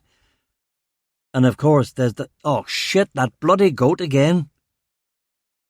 The goat was tied to a shopping trolley that had been filled with bricks. There were about 30 bricks in the shopping trolley, which probably weighed about 40 pounds. If sufficiently motivated, the goat could in fact have pulled the shopping trolley behind it and made an admittedly slow escape through the estate. The goat, however, being a goat, was smarter than that, and had decided to eat the rope with which it had been tied to the trolley. It had been munching on this rope since we had arrived, and presumably for much of the previous couple of days. Escape was now imminent. "That goat is our only eyewitness, Lawson. Get the tow rope from my car and tie it up properly. And when you've done that—" "Oh, my God, here comes our old friend back from the wars," I said, getting to my feet. Detective Sergeant McCrabbin was getting out of a Land Rover that he'd driven back here himself from the hospital. I ran over and gave the big galoot a hug, which of course horrified him, Crabby not being the biggest fan of outward shows of affection or human contact. "Crabby, it's so bloody good to see you. Jesus, can't I leave you alone for 2 days without someone trying to kill you?" I said, pumping his hand. "No one tried to kill me, Sean. Mrs. Deauville was just a little upset that I asked her to keep away from the body until the forensic officers came." "Where are they, by the way?" "Came and went, mate, like the pack of wankers they are," I said. "Lawson the goat, please." "So, how's your shoulder, mate?" "It's completely fine. No stitches, just a plaster and a tetanus shot. No hard feelings on my part. The woman was clearly distressed." "Where is Mrs. Deauville, by the way?" Crabby asked. I filled him in on the whole sorry business, leaving out my observations on Kenny Dalziel's competence. "So she's back in Carrick now, but we'll need a Bulgarian speaker if we're going to interrogate her," I said. "That's going to be tricky, Sean. I've checked. There's no Bulgarian consulate in Northern Ireland. I called up Queen's, and they don't have anyone on staff who speaks the language. They suggested we contact the School of Slavic Languages in London, or the Bulgarian Embassy in Dublin." "Then that's what we'll do. What about this first victim who you said got shot by this crossbow maniac? What's his name and where is he?" "Morrison is his name. Unpleasant wee toe rag. He's down in Larne Hospital. 12 stitches, lost a bit of blood, but he's fine." "He see anything?" "He told me he didn't see who shot him and has no idea why anyone would target him. But he's definitely a drug dealer too." "Oh yes.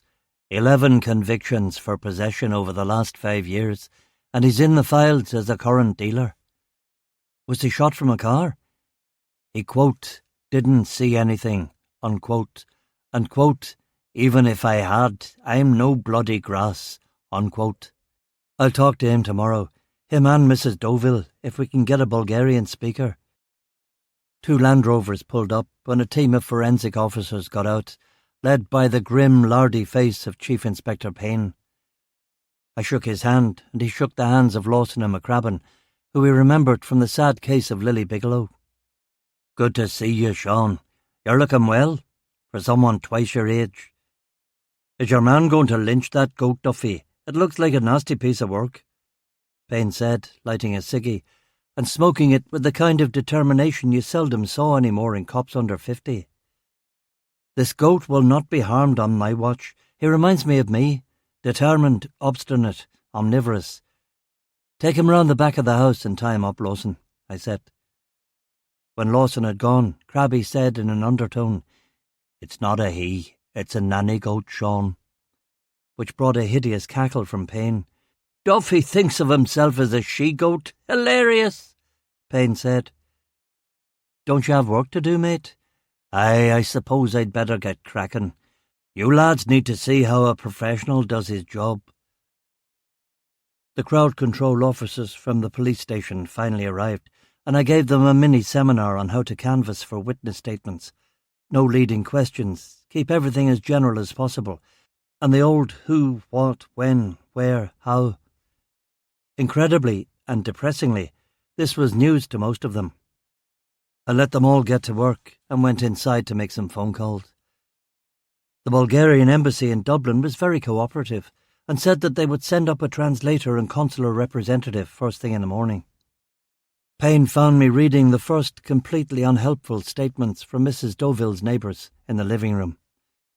"I determined the cause of death," he announced. "Yes, well, that one didn't exactly take Dr. Gideon Fell." "Who?" "What did you find out?"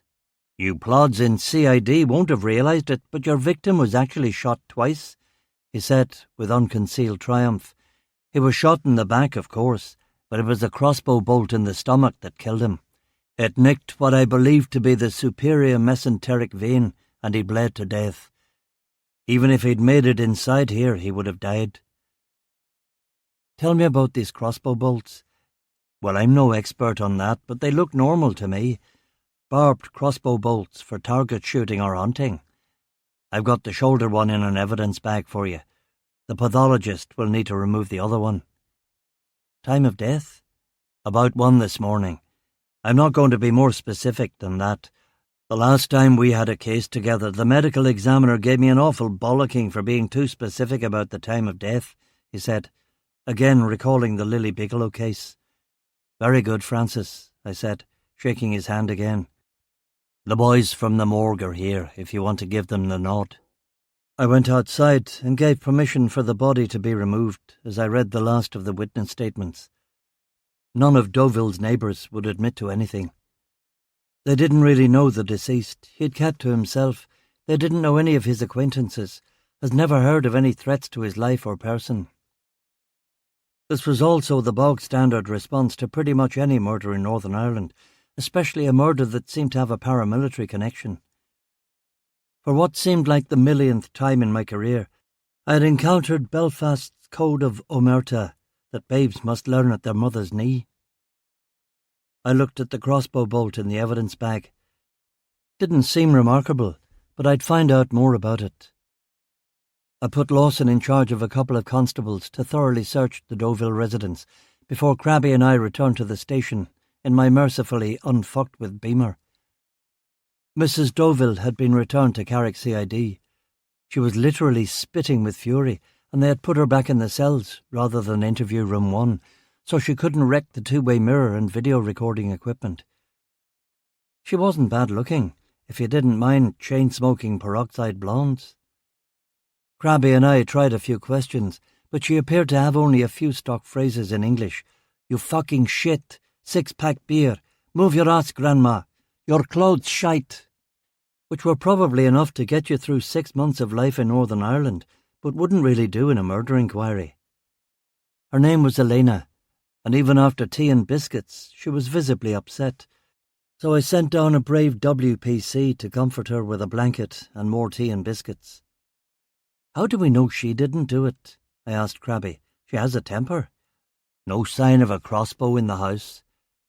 She shoots her husband and throws the murder weapon in the sea, and leaves his body outside the house all night. She was drunk when she did it, wakes up this morning, oh my God, what have I done? Calls the cops, gets the waterworks going. Why would she do it? They had a fight? He was having an affair? She seemed genuinely upset to me. Remorse? Maybe, Crabby conceded, but we didn't find a receipt for a crossbow in the house. Who keeps receipts? Oh wait, he does. Still, let's bring a picture of Deauville and his wife to every shop selling crossbows in Ulster. If the shopkeepers recognise either of them, we probably are dealing with a domestic, I said. You could be right. But then there's the other case. The other case, yes, damn it. I made some more phone calls. Special Branch informed me that there was indeed a vigilante group called Direct Action Against Drug Dealers, DAD, who occasionally killed drug dealers in Belfast and environs. DAD, of course, was just one of many cover names for the IRA and its offshoots and splinter groups. If this was a DAD killing, they probably would have already claimed it so they could make the evening news. They're very media savvy, Trevor Finlay from Special Branch Intel informed me. We haven't had any claims of responsibility yet, I told him. Nor us. Meaning? Might not be Dad. Unlikely they would drive all the way up to Carrickfergus anyway. If I was to guess, Sean, I'd say that this was something else. Thanks, Trevor. I called up Roy Taylor in statistics, and he told me that there had been 12 deaths by crossbow in the last 30 years, all of them manslaughters or non-prosecutable accidents. I found out that there were 2 shops in Northern Ireland that sold crossbows, both in Belfast. I called both and was told the rather disheartening information that they had sold over 200 crossbows each in the last year. The shops were not legally obliged to keep the names and addresses of their buyers, and none had. I gave them the make and serial number of the bolt in the evidence bag, and unfortunately this was the most common type of crossbow bolt. Tens of thousands of them were sold in Europe every year. Around 5 o'clock, Lawson came back with the PCs from the house and area search. The house, rubbish bins, milled stream and skip search had revealed no dumped crossbow. The house search had revealed no more drugs or useful enemies list or even more useful address book. But Lawson had found about £1,000 in a paper bag under the oven and an old .455 Webley semi-automatic pistol that had to be 50 years old if it was a day. "This thing's an antique," Krabby said, impressed. "It looks like he never cleaned the mechanism. I doubt it would even fire," I replied. "Should we take it to the range and find out?" Lawson suggested eagerly. Krabby and I shook our heads together. The dodgy-looking old thing would probably explode in our hands, and Carrick's CID had suffered enough today. "Oh, go on, sir," Lawson pleaded. "We take that down the range, it misfires and gets me right in the kisser." "You're a glass half-empty kind of guy, sir, aren't you? I don't even acknowledge the existence of the glass sun." Krabby nodded at the forbidding wisdom of this remark. I yawned. "It's getting late. Case conference tomorrow morning. You lads can go home. First order of business on the morrow will be to question the wife," I said. I typed up a brief summary of all that we knew and closed my eyes for a bit in my recliner. I must have gone straight out because I heard a voice from deep, deep in the well ask, "Is he asleep, do you think? Can we nudge him?" "Speak, Lord, thy servant heareth," I said, and opened my eyes on Constables Collins and Fletcher. "Oh, it's you two? What do you want?" "The Chief Inspector wants a progress. Tell him I'll be there in 2 minutes. Just enough time for him to get the good whisky out of its hiding place in the bottom shelf of his filing cabinet." I gathered my thoughts, ran a hand through my hair, and went into the Chief Inspector's office to give him my formal summary of the day's events. Chief Inspector MacArthur had been our gaffer for 3 years now, and the disappointment was beginning to show on all sides. A Scot who'd been trained at the police college in Hendon, he was a high flyer who'd probably expected to be done with his rotation in Carrickfergus RUC in about 18 months, before getting a promotion to superintendent and a move to somewhere more interesting. It hadn't happened, and I sometimes wondered if he blamed me and my bad voodoo for his career doldrums. "Ah, Duffy, have a seat. Whiskey." For a while the Chief Inspector and I had been on collegial first-name terms, but now it was mysteriously back to Duffy. Had I done something wrong already? I'd only been back from my halls a few hours. "No, thank you, sir. Beth hates it when I come home from duty with whiskey on my breath," I said. "Yes, she's right. I suppose we all should cut down on... But if you insist, sir, just 2 fingers of that 16-year-old Jura would hit the spot about now." He made me a Jura and poured a Johnny Walker and soda for himself, and I sat down opposite. He read my report while I examined him. He was a boyish-looking 35 or 36, with no grey hair that I could see in his elegantly parted locks. I dug his top-man black suit too, nice cut, nice lines, and if I'd been 15 years younger and liked suits, or him, I'd have asked him about it. "Before we begin, I should let you know, Duffy, that Inspector Dalziel is thinking of writing up a formal complaint about you." "Is he now?" "Yes. I tried to talk him out of it, but he's pretty adamant. Says you were rude to him over the phone." "Make it go away, Duffy, eh? Apologise to him, okay?" "Yes, sir. I'll take care of it, sir." Changing the subject, your team did all those blood tests we asked for last week, didn't they? "Yes, sir. For the annual fitness thing. Is that coming up soon, sir?" "I shouldn't really say, Duffy, but I can tell you that we're doing things very differently this year. We're taking officer fitness much more seriously." "I know. I'm always telling the men that, sir. My crew is as fit as a fiddle, and I'm a model of health myself, sir. I'm just back from Donegal. You know what it's like out there. Walking on the beach, hiking in the woods, mountain climbing, swimming." He lowered his voice and leaned forward conspiratorially. Yes, well, make sure you and all your team are here at the station tomorrow. I've heard a rumour that Chief Superintendent Strong is coming in." "Really?" So it is tomorrow, is it? The fitness test thing? You didn't hear that from me. But just make sure you and all your team are at the station in the morning, and they don't go on the piss tonight. Crack of dawn will be here. Good, MacArthur said, finally skimming through the report. So you've gotten a murder case, Duffy? Yes, sir. In Sunnyland's estate, it says here. I went there once. Its distinguishing features seem to be religious bigotry, cockfighting and despair. Cockfighting? So I imagine. Or perhaps dogfighting. Unsavoury place. Residents look deranged and desperate to escape. Afraid to drive my Merc through it, and I certainly wouldn't park it there. No, sir. He slid the report back across the desk. All seems to be in order here, Duffy. I take it you are not going to ask for additional resources on this one, or, God forbid, overtime? Too early to say, sir. The case could go in any number of directions. He frowned. Well, there's no point going overboard, is there? Why's that, sir? It's just another dead drug dealer, isn't it? No family, wife's a foreigner. He's a bloody repeat offender. You know what everyone's going to say around here. Good riddance. Pardon my language, Duffy, but who's going to give a damn about him? I looked at the Chief Inspector for an uncomfortable 5 seconds. This kind of talk annoyed me no end. I am going to give a damn about him, sir. My men are going to give a damn about him. Carrick CID is going to give a damn about him, I said. And with the rule of threes ringing in his skull, I finished the whiskey, set the glass down on his desk, and exited the office with enough fizzy melodrama to have made the heart of the octogenarian Betty Davis in far-off California skip a beat. I was still grinning when I made it back to Coronation Road 10 minutes later. 3. The Big Sheep.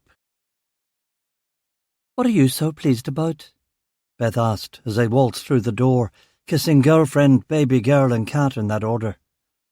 Oh, nothing. Just something I said to the Chief Inspector. Is that whiskey on your breath? You know I worry about you driving with the liquor in you. The Chief Inspector was pouring it, so it barely covered the bottom of the glass. She handed me a cold can of Bass. I popped it and took a gulp. A cigarette would have gone down well here, but I was limiting myself to half a pack a day, and I only had 2 left to get through the night. How was the cat in our absence? He's fine, but Neve overfed him. She gave him 2 tins a day. I stroked him on the head again.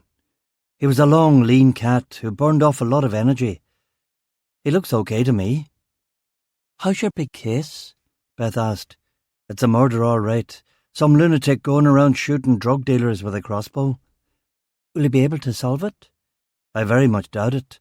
No eyewitnesses, either because there were no eyewitnesses or because they think the paramilitaries killed him and everyone is afraid to blab.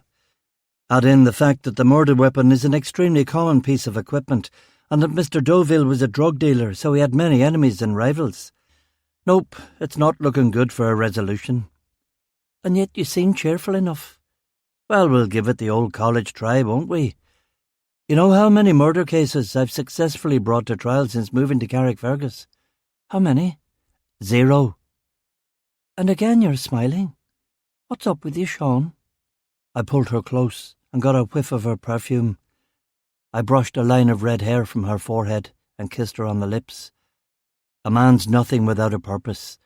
For the last couple of months we've been treading water, but now I've got something solid to work on, and by God I'm going to work on it, no matter what that idiot Chief Inspector has to say about it. You want a purpose? Change Emma and take her for a walk before the rain comes on again. Dinner will be up in half an hour. Okay. When I changed Emma's nappy and powdered her, she fell asleep on the changing table, so I transferred her to the cot. Okay to let her nap? I called in to Beth. Yeah, that's fine. Hey, Neve told me a joke. What do you get when you cross an agnostic, a dyslexic and an insomniac?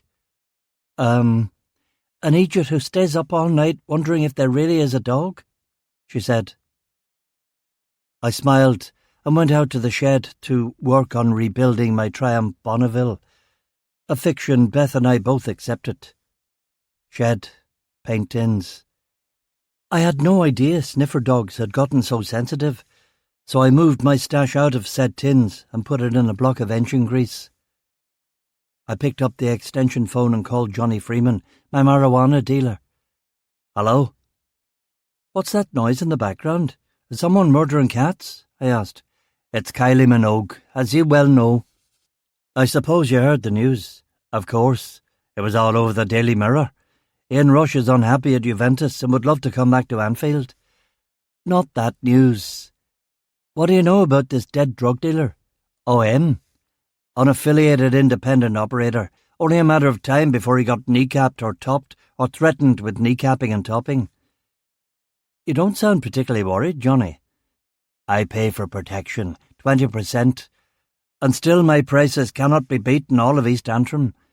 Did the drug squad seize any merchandise? Nope, nothing in the house. You must have a lock-up somewhere. And when you find the lock-up, everything will be under lock and key in the property room, weighed and catalogued, destined to remain there until the investigation is concluded. This is a murder case. What do they do with narcotics evidence after the case is over? They destroy it. Who destroys it? Forget it, Johnny. There's a whole procedure for illicit goods. A team from Belfast will come down for it, and they'll take it with them, and then it'll be incinerated. Crying shame. Johnny, if I could bring you back to the matter in hand. A man's been murdered here. What do you know about Deauville? Nothing. Moved here from Bangor a few months ago. Worked out of Sunnylands in Castlemara. Not my turf, so I didn't care. Whose turf was it? The UVF runs them estates, as you well know. Why would they kill him? Because he wouldn't pay a percentage. Why wouldn't he pay a percentage? Because he's an idiot. I don't know. They shot him with a crossbow. Yeah, I heard that. Why would they do that, do you think, when there are plenty of guns floating around? I don't know. Aren't you the detective? Helpful as usual, Johnny. Keep your head down. Bye. Bye, Sean. And if you can somehow get your paws on any seized gear, I hung up before he could complete the sentence. I went back inside the house. Have I got 10 minutes before dinner? Want to return a video? I said. Yeah, it's risotto. You like my risotto, don't you? Of course I do. Back in 10. I walked down the street to Bobby Cameron's house and rang his doorbell. What do you want, Duffy? Did you hear about the killing today? Aye, I did. Drug dealer, no one will miss him.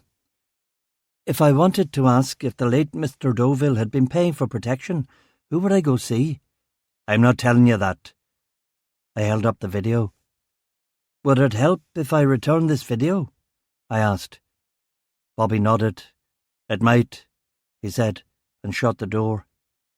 I checked under the beamer for Mercury tilt switch bombs and drove to Video Extra on the Clipperstown Road.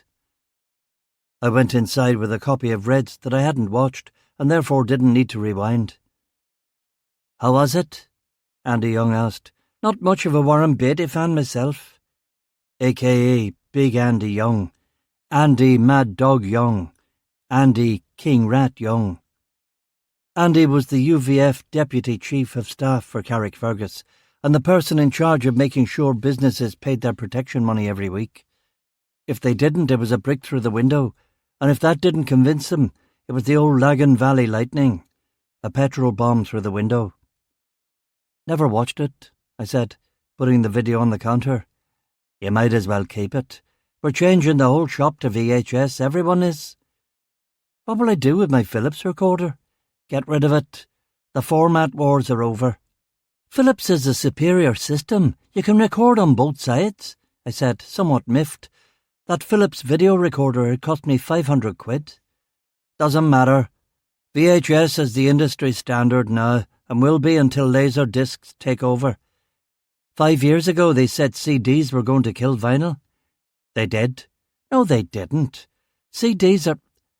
Listen, Andy, I'm not really here to talk about video recorders and CDs. I know. How do you know?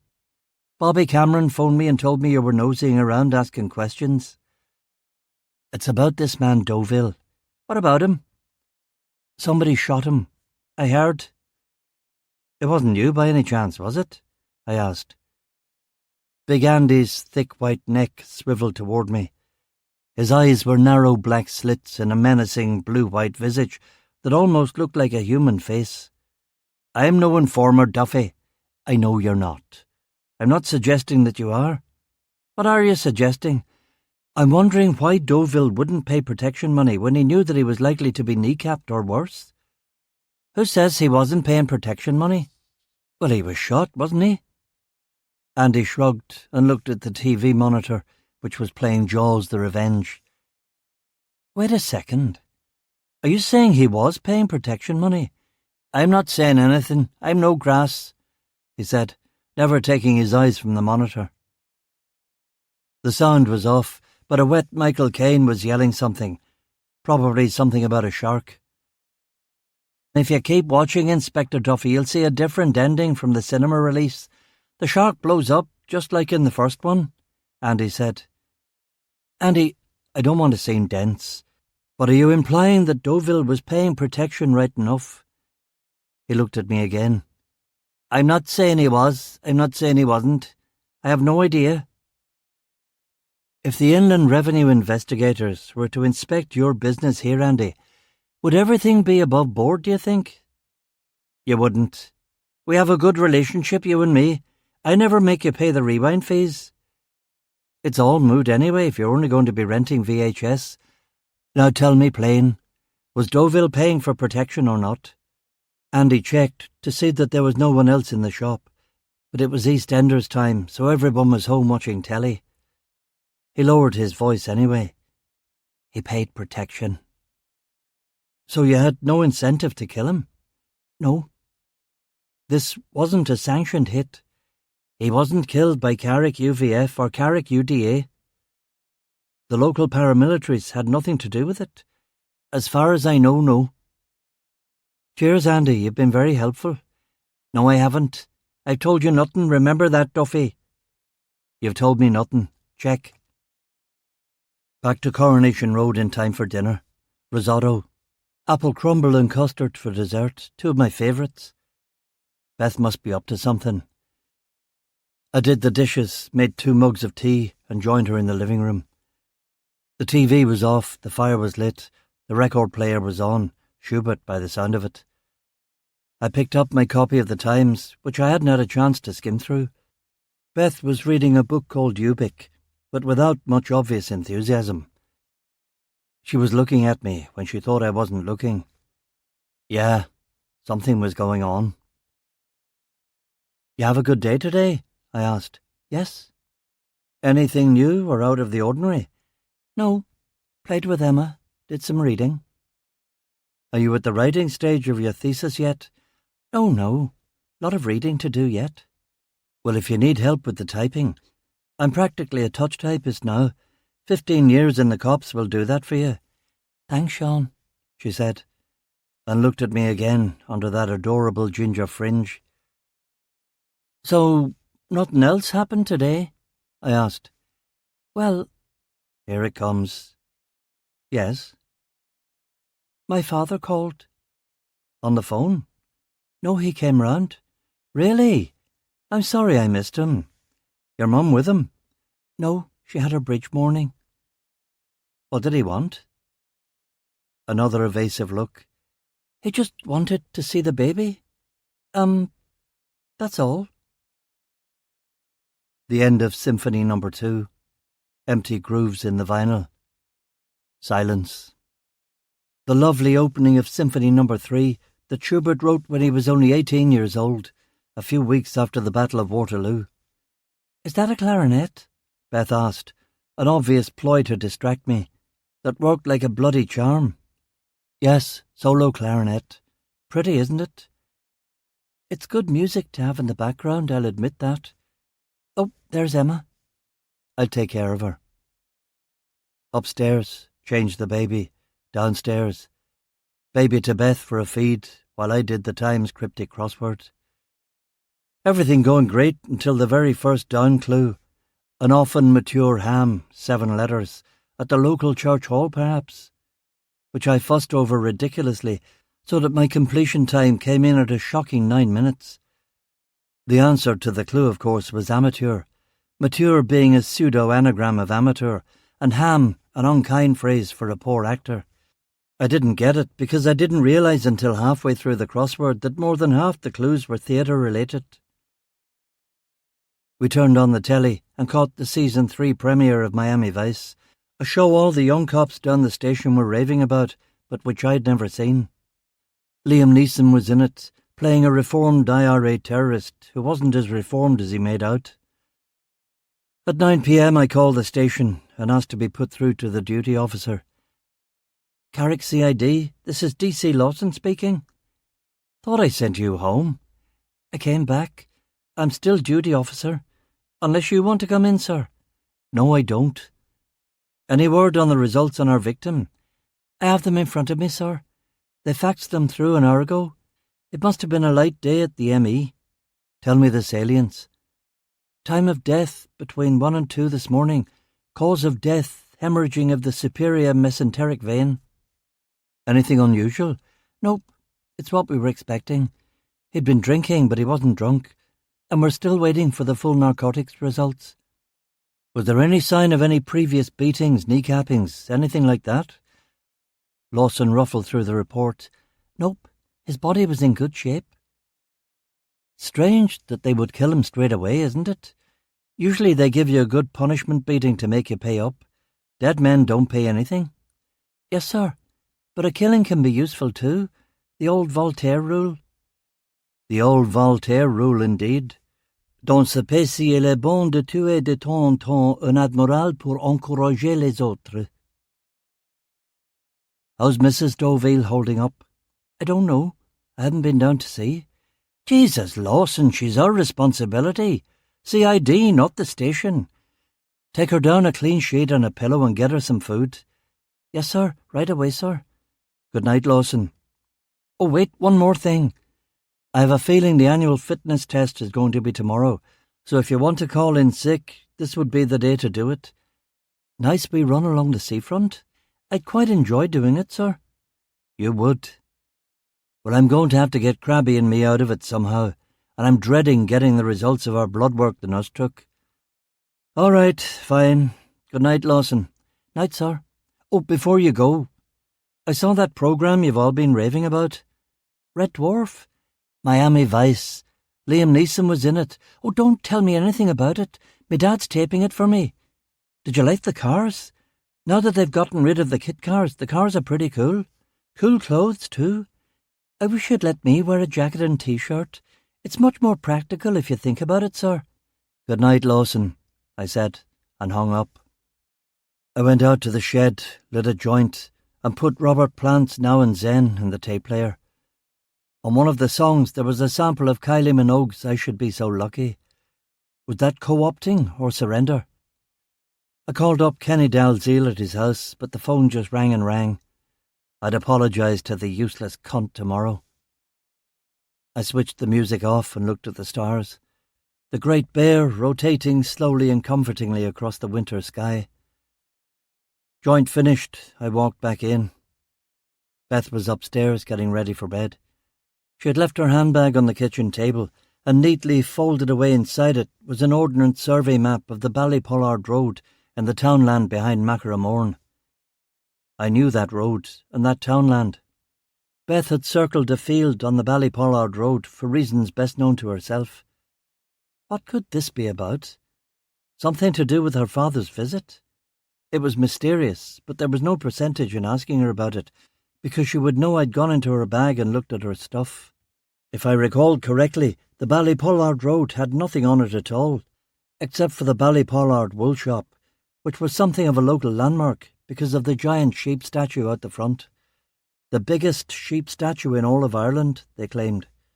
The circle Beth had drawn on the map was about half a mile up the road from the big sheep itself, so it wasn't a wool-buying expedition.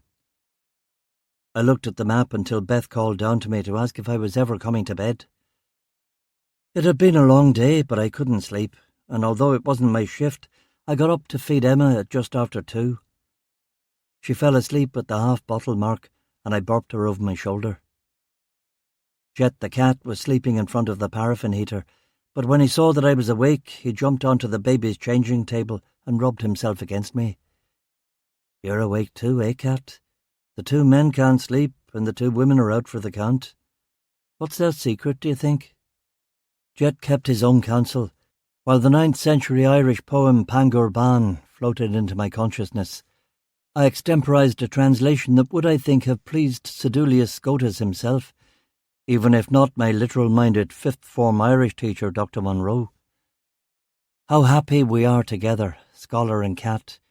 Each has his own work, be it study or stalking a rat. Your shining eyes watch the rat holes, my failing eyes read verse.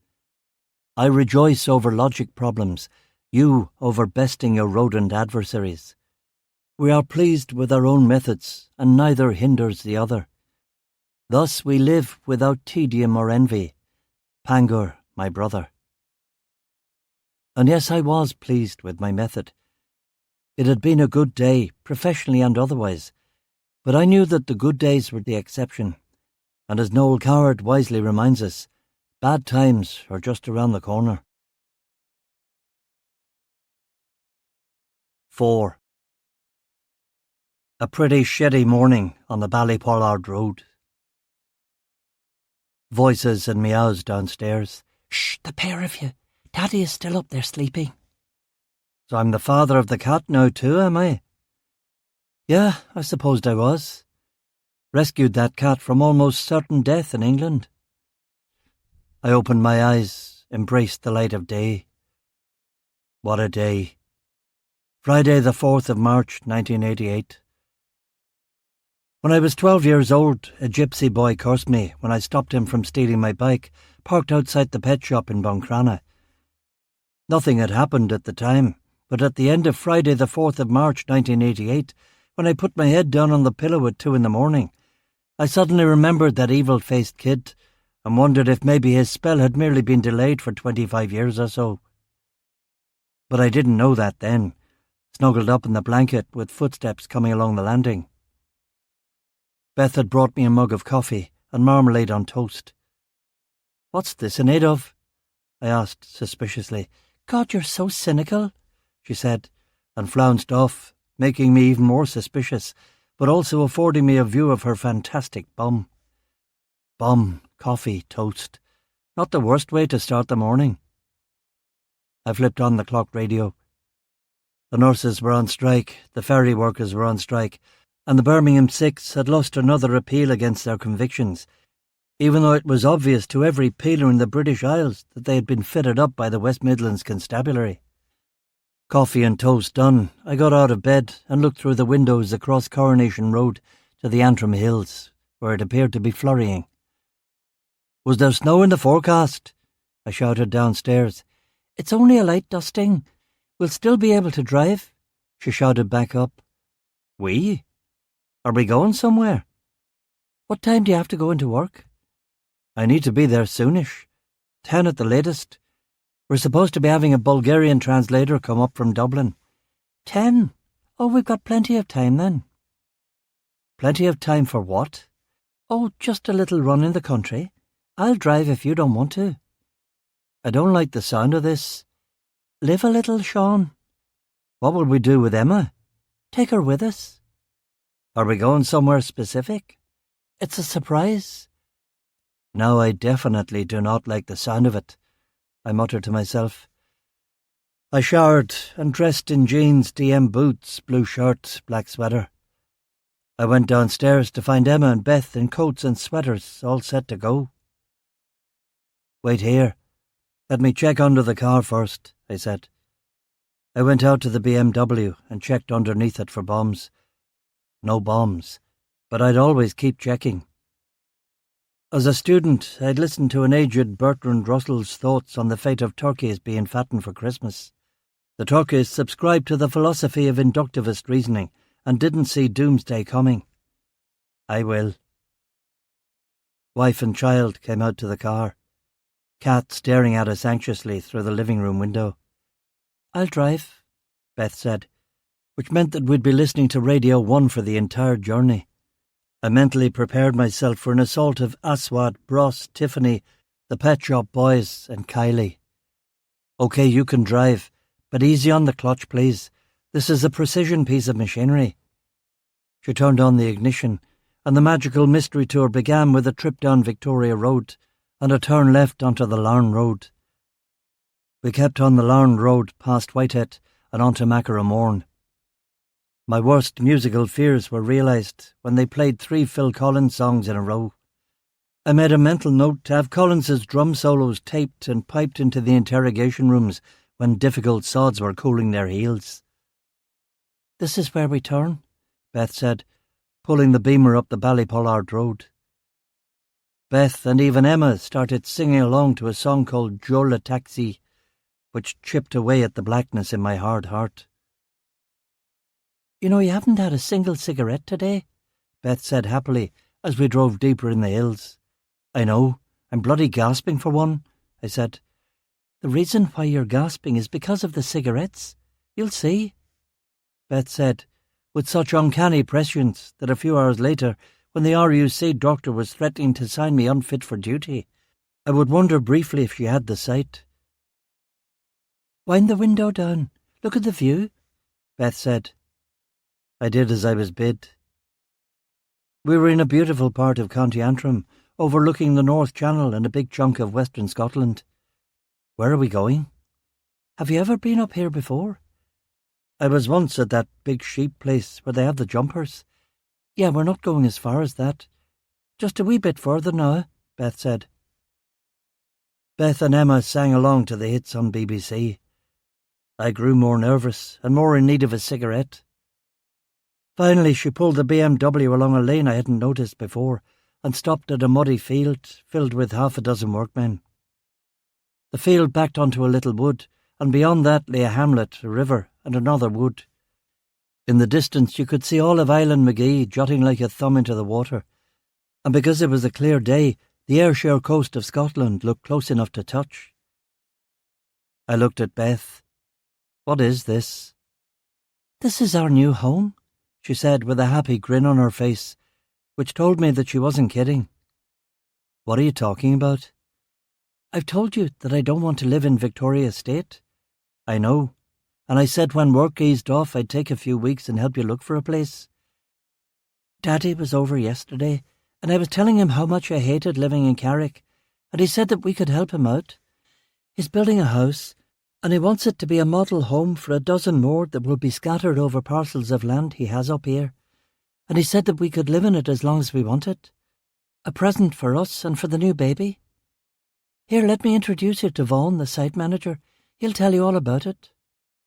I put Emma on my shoulders to keep her out of the muck and shook hands with Vaughan, a lanky fellow with curly brown hair and likeable brown eyes. Vaughan told me all about it. A 4-bedroom house on a 9-acre plot with access to woods and a riding trail. There were 2 bathrooms, a children's playroom, a library, and a stable block. "We could have horses, Sean." "It's good horse country," Vaughan said, with the kind of wistful look in his eye that told me he was probably a Catholic. I took her to one side. "What's going on, Beth?" Her eyes narrowed. "A house for us, away from the bloody North Belfast suburbs and those people on Coronation Road." "Those awful people are my friends." "You're delusional, Sean. They're not your friends. They hate you because you're a Catholic and because you're a peeler." "I don't think that's true. Not anymore." "And they certainly hate me. I hear them gossiping about me behind my back. It's awful." "This is some kind of class thing, isn't it?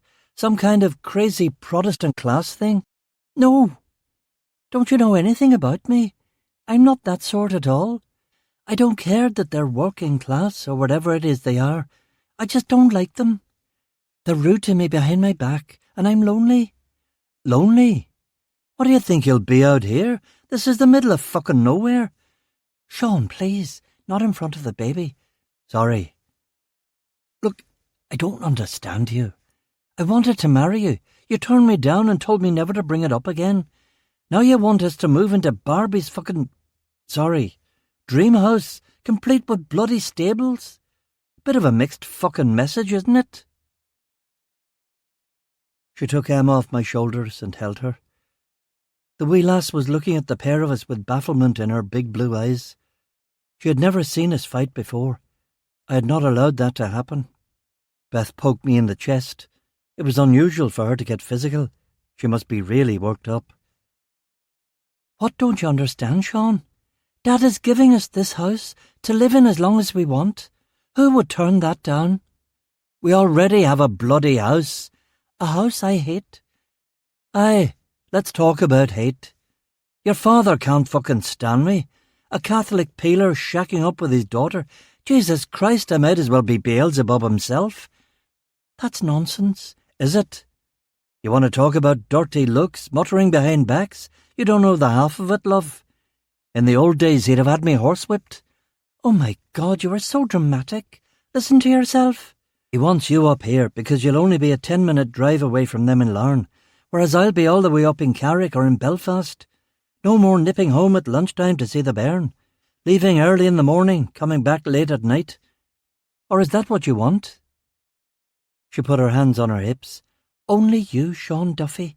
Only you would react like this when someone is practically giving you a house for free. Only you. You'd cut off your nose to spite your face, you would. Free? Nothing's free. This is. No strings. It's the show house, and we can live here as long as we like. I know, Dad. It's his way of giving it to us forever.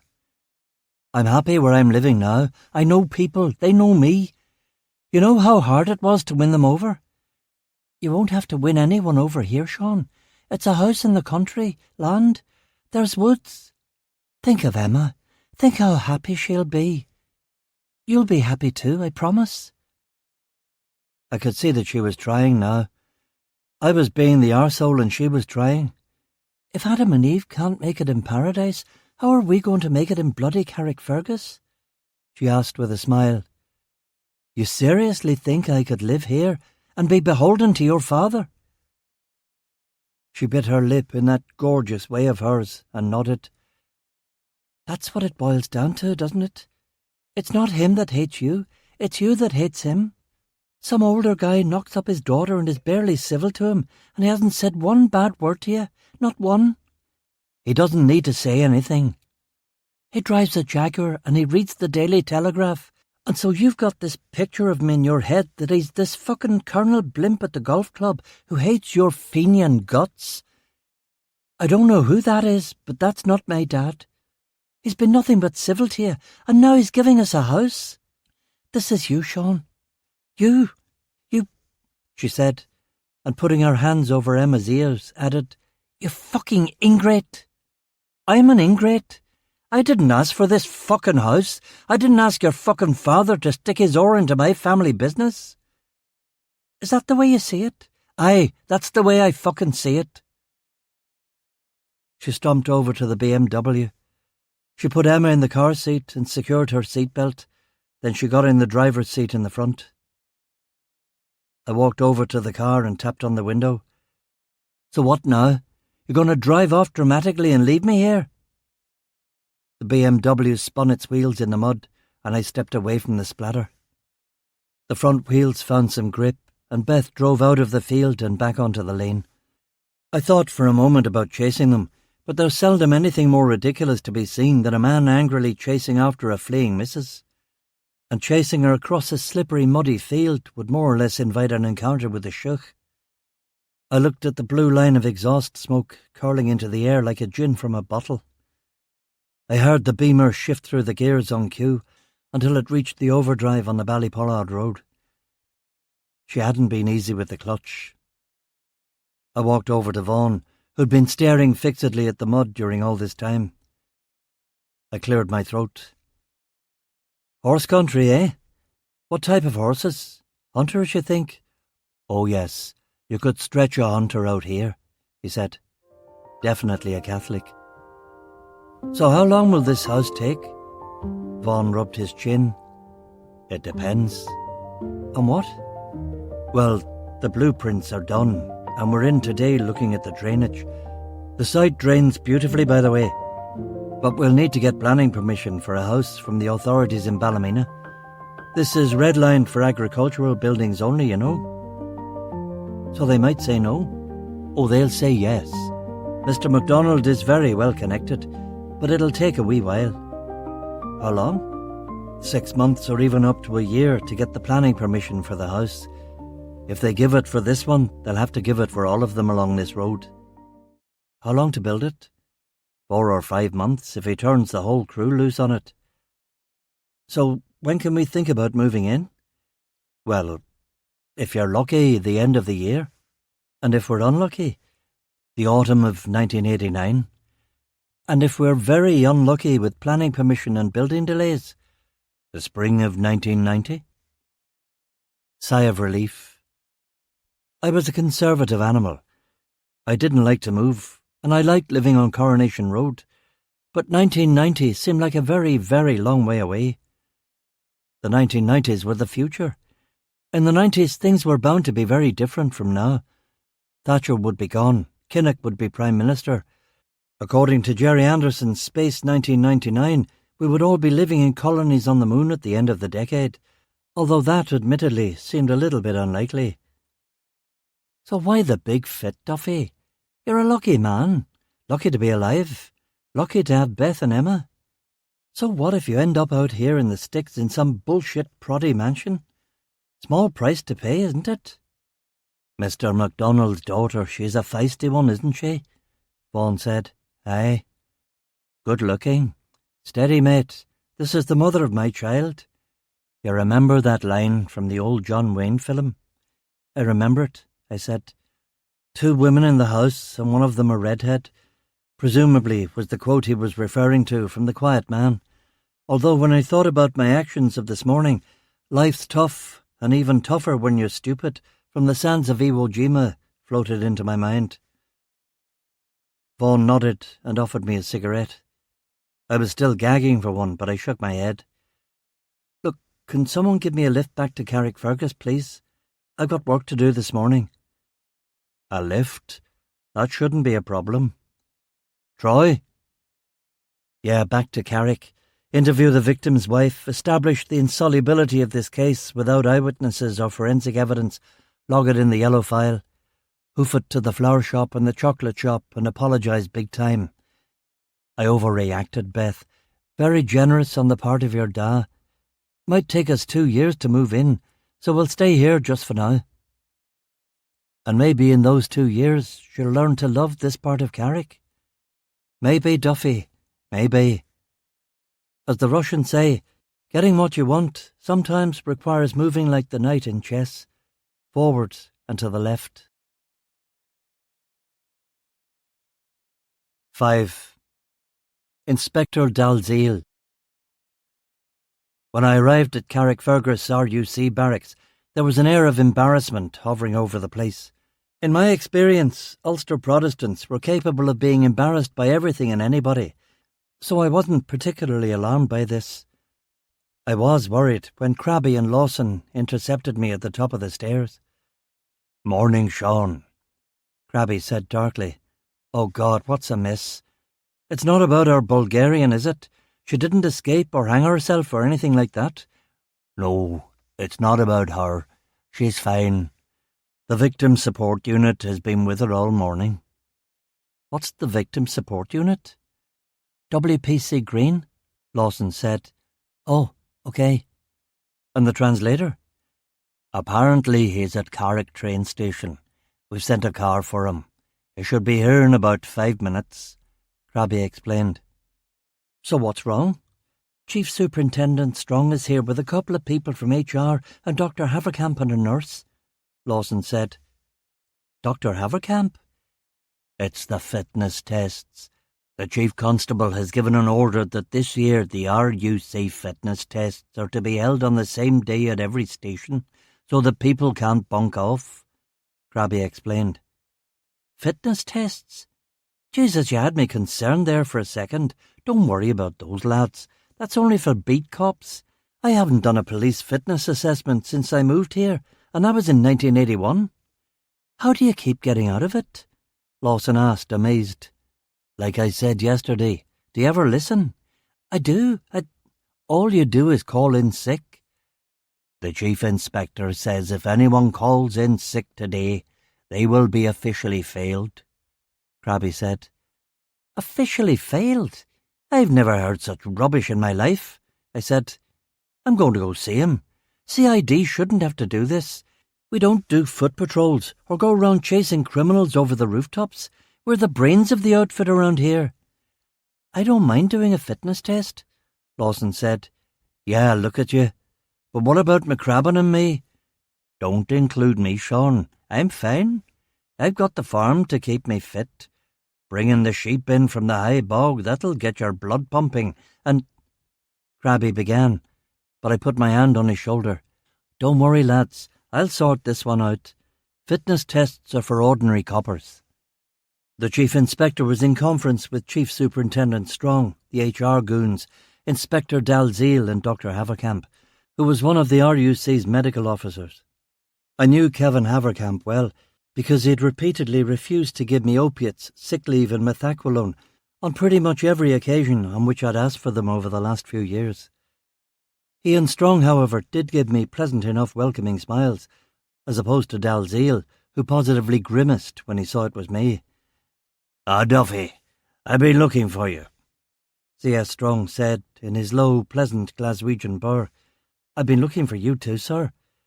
I just want to offer you my hearty congratulations on your promotion, sir. Thoroughly deserved.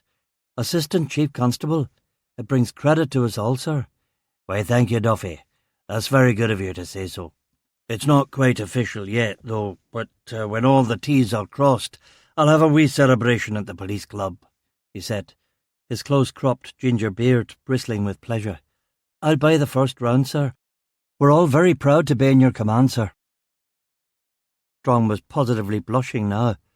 Now, about this fitness test, sir, You're not getting out of it, Sean, Strong said quickly. Out of your entire CID team, only Lawson showed up to do the fitness test last year. CID team? There's only the three of us. Well, all three of you will be doing the test this morning. Every man in the station and every man in every other station. This is coming direct from the Chief Constable. But, sir— Strong leaned close and lowered his voice to convey a clandestine atmosphere. An internal civil service report arrives on Mrs. Thatcher's desk that says that the RUC is the fattest and least fit police force in the entire British Isles. Not for publication, of course, but Mrs. T.C.'s read. She calls Jack. Jack calls all the divisional officers, and he lays down the law to all of us. OK? This is coming from number 10. You're going to bloody do your run, Duffy, and your bloody push-ups, and you're not getting out of it. OK, sir, I said meekly. But we have quite a busy morning this morning. We have a crime victim to console and to interrogate. We've got a translator coming from— You'd better hop to it then, Duffy. Inspector Dalziel here is leading the men out together. You're all going as a group for security reasons. I'll talk to you in a bit about your case if you want. Yes, sir. 5 minutes, Duffy. Have your men meet me in the car park. Don't worry. It's only a little jog to the castle and back, Dalziel said with an incredibly smug look on his face, as if he'd already seen the future too, a future where I give up halfway wheezing. 5 minutes, no problem. See you down there, I said casually. Back into CID. OK, lads, we're not getting out of it apparently. Yeah, I know it's bollocks, but what can you do? Is that Bulgarian here yet? Yes. I've sent him downstairs to the sales to be with Mrs. Deauville, Crabby said. Put both of them in interview room 1 and give them tea and biscuits while I try to find some gutties. I changed into my old PT kit of shorts and a T-shirt and an ancient pair of Adidas gutties I found in my locker. Crabby followed me downstairs and got changed into a similarly unused kit. I'd never seen him in shorts before. My God, I need sunglasses to cope with the white glare coming off your legs, mate, I said. You can talk. Look at you. Skin and bones. Seen healthier corpses fished out of the lagoon, he protested, with more defensive sarcasm than he normally mustered of a morning. But in truth, I did look pretty pale and unappetizing in the light of day. And in the reverse of what was supposed to happen, I had in fact lost weight and muscle definition since cutting down on the smokes. What Beth saw in me, I had no idea. Lawson looked like a young Adonis in his shorts. Look at him, Crabby. He's like a young Adonis in those shorts, I said. Adonis would have been naked, sir. Lawson replied, Yeah, well, I wouldn't try that with Kenny Dalziel. He'll have you up on a charge. Now listen to me, Lawson. I expect you to win the race for the honour of CID, I said. It's not a race, sir. It is a race, and you're going to win. It's going to be like Chariots of Fire. Go get your Walkman. Get something good on it. I did bring it, actually. Do you want to listen, sir?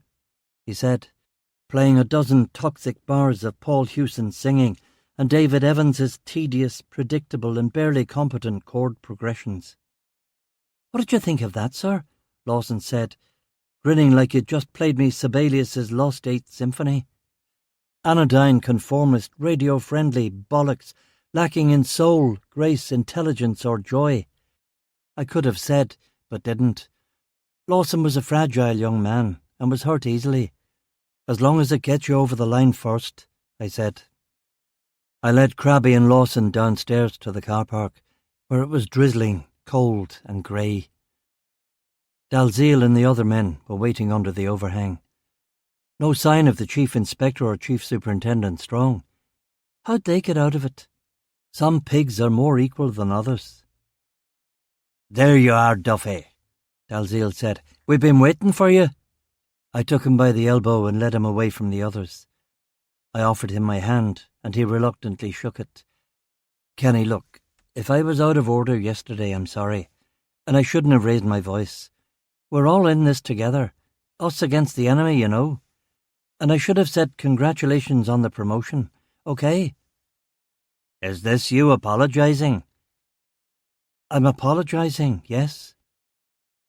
Dalziel's face cracked a little, but then assumed its previous fixity. I'm sorry too, Duffy, but I'm still going to make a formal report about you. You can't say stuff like that over the switchboard and around the office. You set a bad example for the other officers. Ill discipline is infectious, and without discipline, what are we? I disengaged my hand from his, muttering, Dick. What did you say? Nothing. Are we ready to go? There's over 20 men getting soaked here. 26, to be exact, Kenny said. Or over 20, not to be exact. Come on, blow your whistle or whatever you do. All right. Everybody ready? Let's go, Kenny said, and started the stopwatch. We had to run 1 kilometre in under 8 minutes, which was the distance approximately from the police station to the castle and back. We set off at a run straight into the teeth of a stiff east wind and sea spray. Although we were going along the seafront, and although we were all kitted out primarily in white shorts and T-shirts, it did not look remotely like the scene from Chariots of Fire. Only 6 officers, including Lawson and Dalziel, managed to get back to the station before the 8-minute mark. Every other cop in the barracks failed. I made it in 12 minutes, just behind McCrabbin. For the last 200 metres, I thought I was having a heart attack, but at least I made it in running. Some of the fatter sergeants couldn't walk the distance in under 20 minutes. Soaked, cold and wheezing, I hit the showers downstairs. Fitness test for CID. Never heard of such a thing, I muttered to myself. I dried, changed, and I was back upstairs in my office with a restorative vodka gimlet when the Chief Inspector knocked on the door. Come in. He entered with a clipboard and an air of gloom. Ah, sir, how were the results? He sat down and looked glumly at the stats on the clipboard in front of him. Everyone failed except for Lawson, Dalziel, Pollock, Hitch, O'Neill and McCluskey. Can I have a look, sir? He handed it over, and I was pleased to see that Lawson had indeed come in first. This is not going to look good on the report, he said. Just do what all the other stations do, I suggested. And what's that, Duffy? He asked. Fake the results. As long as they're on a bell curve and there are a few outliers, they'll believe it. MacArthur laughed bitterly. If only Sean. But Chief Superintendent Strong is still here, and Dalziel timed everyone too. MacArthur looked distracted and reflective. I didn't know him well, but I could tell that there was something else that was bothering him. "This isn't about the bloody fitness test, is it, sir?" He shook his head. "Can I get a drink?" "Sorry, sir, don't know where my manners were. Vodka gimlet." "What's in it?" "The way I make it, it's lime juice, vodka, ice and soda to taste. It's very refreshing." "I'll take a stiff one." I poured him a glass. He drank it and nodded appreciatively while I topped mine up. "Surprisingly tart," he said, and put the glass on the table. "Isn't it?" I said, sitting down again. "Look, Duffy, there's things you need to know." "What things?" He smiled. "I'm on my way out." "Resigning? At your age? Surely you—" "Promotion. I'm probably moving up to divisional level in the summer. Strong's promotion to Assistant Chief Constable creates a vacancy." "I see." "Victor McCluskey will be made the new Chief Super, and I'll get his old job." "Congratulations, sir. Superintendent, you deserve it." "No, they're not making me superintendent just yet, but I assume that will come with the new responsibilities." "Still, congratulations. Divisional level." His jaw clenched. "I'm not a complete fool, Duffy. I know what you're thinking. Here am I languishing at the rank of inspector for the last 5 years. Promotion isn't the be-all and the—" I tried, but MacArthur was a salesman who couldn't leave your door until he'd finished his spiel. "I know what you all think in CID. Sean Duffy collars the villains and Chief Inspector MacArthur takes the credit, if there is any credit." "That's not what we think at all, sir." "Well, it won't be me for much longer. I'll be gone. And I'm sorry to say that I've been told that they are not going to promote you into my place, even though you have effective seniority." "They will never promote you, Sean. You know that, don't you? I've seen your confidential HR file. It actually says that on it, not to be given additional responsibility." "I was told that by someone else who'd seen it." "Red lines all over it. You have some powerful enemies, and I suppose some powerful friends too, for them not to have tried to boot you out before now." MacArthur wasn't to know that all my powerful friends had been killed in a helicopter crash on the Mull of Kintyre 2 years earlier. Now I only had powerful enemies. "Oh, they've tried to boot me out, sir, but I keep hanging on." "So who's getting your job? New broom?" "Nope. That's why I made you apologise. Dalziel will be made Chief Inspector, and he'll be running the show from August onwards. You're going to have to learn to work under him, okay?" "Kenny Dalziel has been promoted to Chief Inspector a few months after being promoted to Inspector?" "Yes." "And he is going to be put in charge of the whole station?" "Yes." "With all due respect, sir, he's got no talent for command." "That's the kind of talk I don't want to hear, Sean. I don't want any more comments like that from you or anyone who works for you, okay?" "Yes, sir." MacArthur shook his head. "I share some of your reservations.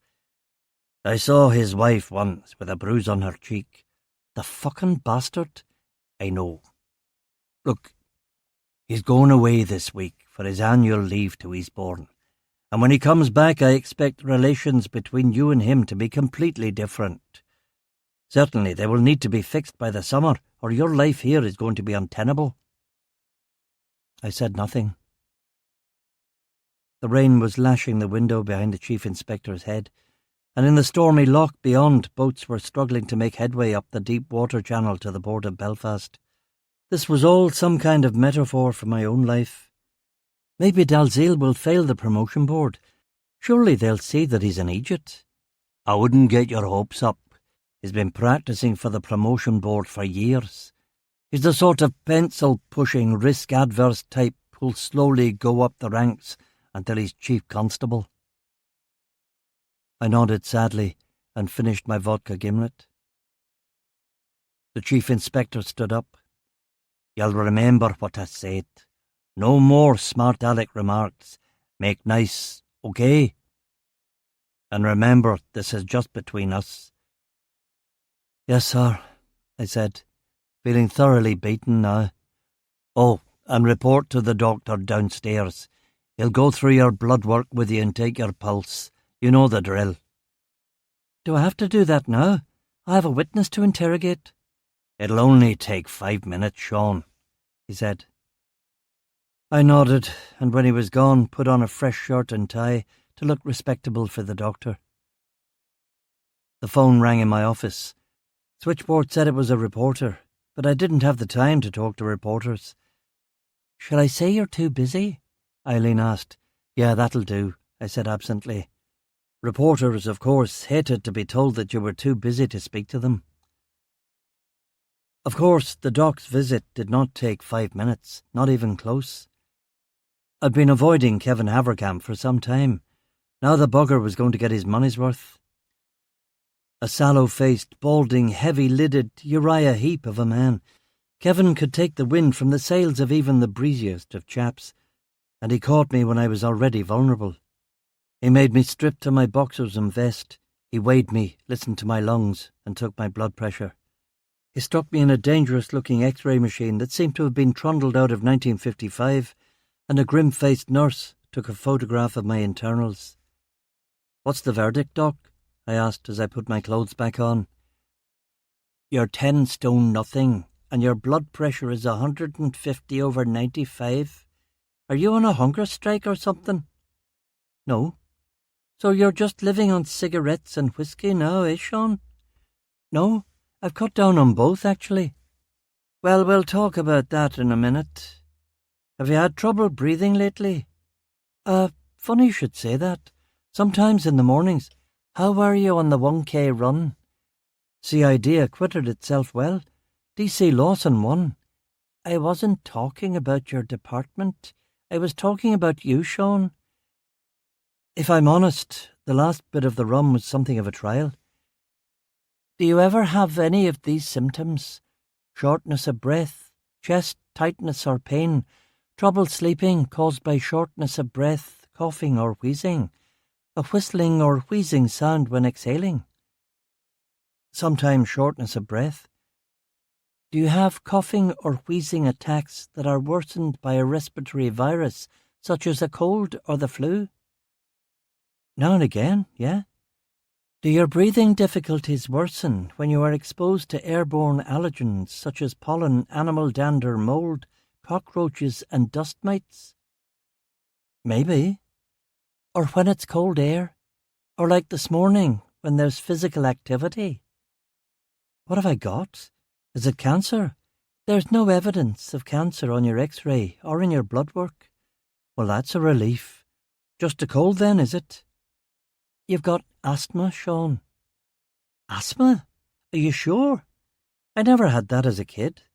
"Well, you've got it now. We've caught it early, and for that you're lucky. I'll give you a leaflet explaining how your condition manifested itself and explaining the treatment options. I won't go into detail now because I've got a lot to talk to you about and time is pressing." "Can it be treated?" "Yes. I'm going to prescribe 2 different types of inhalers for you. The first is an inhaled bronchial steroid that you will take every morning. It will help prevent asthma attacks by reducing swelling and mucus production in the airways. As a result, the airways will be less sensitive and less likely to react to asthma triggers and cause asthma symptoms. I'll also prescribe a bronchodilator, which will relieve the symptoms of asthma by relaxing the muscles that can tighten around the airways. Short-acting bronchodilator inhalers are often referred to as rescue inhalers and are used to quickly relieve the shortness of breath caused by asthma." "Okay. What else did you—" "Can we talk about the cigarettes?" he said, with a black look I didn't like at all. "There's no need for that face, Kevin. It's totally ironic. I haven't had a cigarette all day. I've been cutting down for months. I've cut down from 2 packs a day to half a pack. Do I get any credit for that?"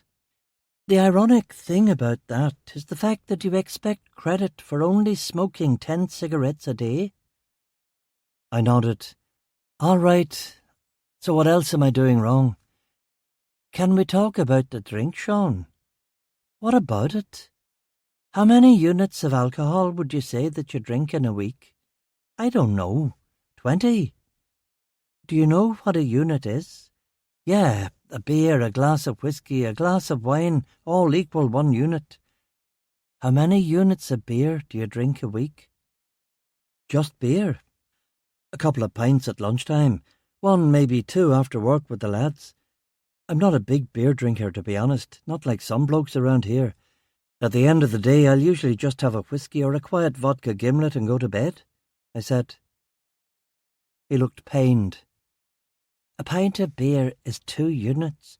Just in beer alone, you're drinking 8 units of beer a day.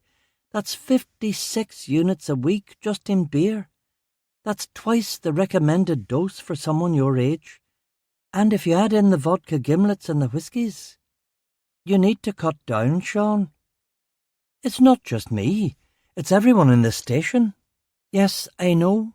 And I've been telling everyone in this station. You all need to cut down on your alcohol consumption. How much do you drink? I don't drink. I'm a free Presbyterian. I bet I outlive you. Kevin sighed and shook his head. If I was a betting man, I'd bet that you won't, actually, Sean. But listen, there's something else. Something more serious. Go on. On your blood work, you tested positive for cannabis. I nodded. And in the past, you've asked me for dihydrocodeine and morphine on a number of occasions. For me back. Jesus, I was in a Land Rover that looped the loop, and I've been shot once and blown up twice. Opiates for pain relief. And the cannabis for what? We're off the record here. This is a doctor-patient thing. Of course. Now and again, just to relax. I'm not going to report this to any higher authority, but I can't sign you as fit for duty while you're smoking dope, Sean. That seems a bit extreme, Kev. You know I'm the only one that does any work around here. I'll give you a month, Sean. You'll report to me for another blood test. If I don't see an improvement in your tox levels, I'm going to put you on restricted duty. It's for your own good, you know. You have a wife and child now, I believe. Girlfriend and child. You need to change your act, Sean. Alcohol consumption down to under 20 units a week. If you can't quit, try and get your cigarette smoking down to 2 or 3 a day, and you will stop smoking marijuana immediately. If I see it showing up in your blood work again, I'll have you on restricted duty permanently.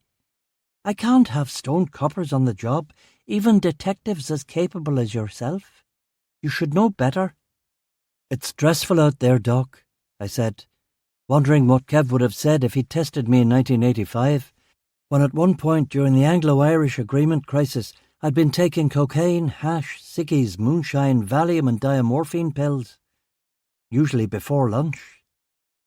I know it is, and I'm not expecting you or any of your colleagues to be supermen, but if you want to remain on active duty, you'll do what I tell you.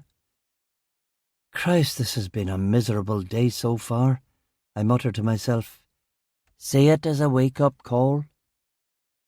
Here's the prescriptions for your asthma inhalers, he said, handing me a couple of scripts. If you put me on restricted duty, who's going to run Carrick CID? Sergeant McCrabbin will have to do it. McCrabbin?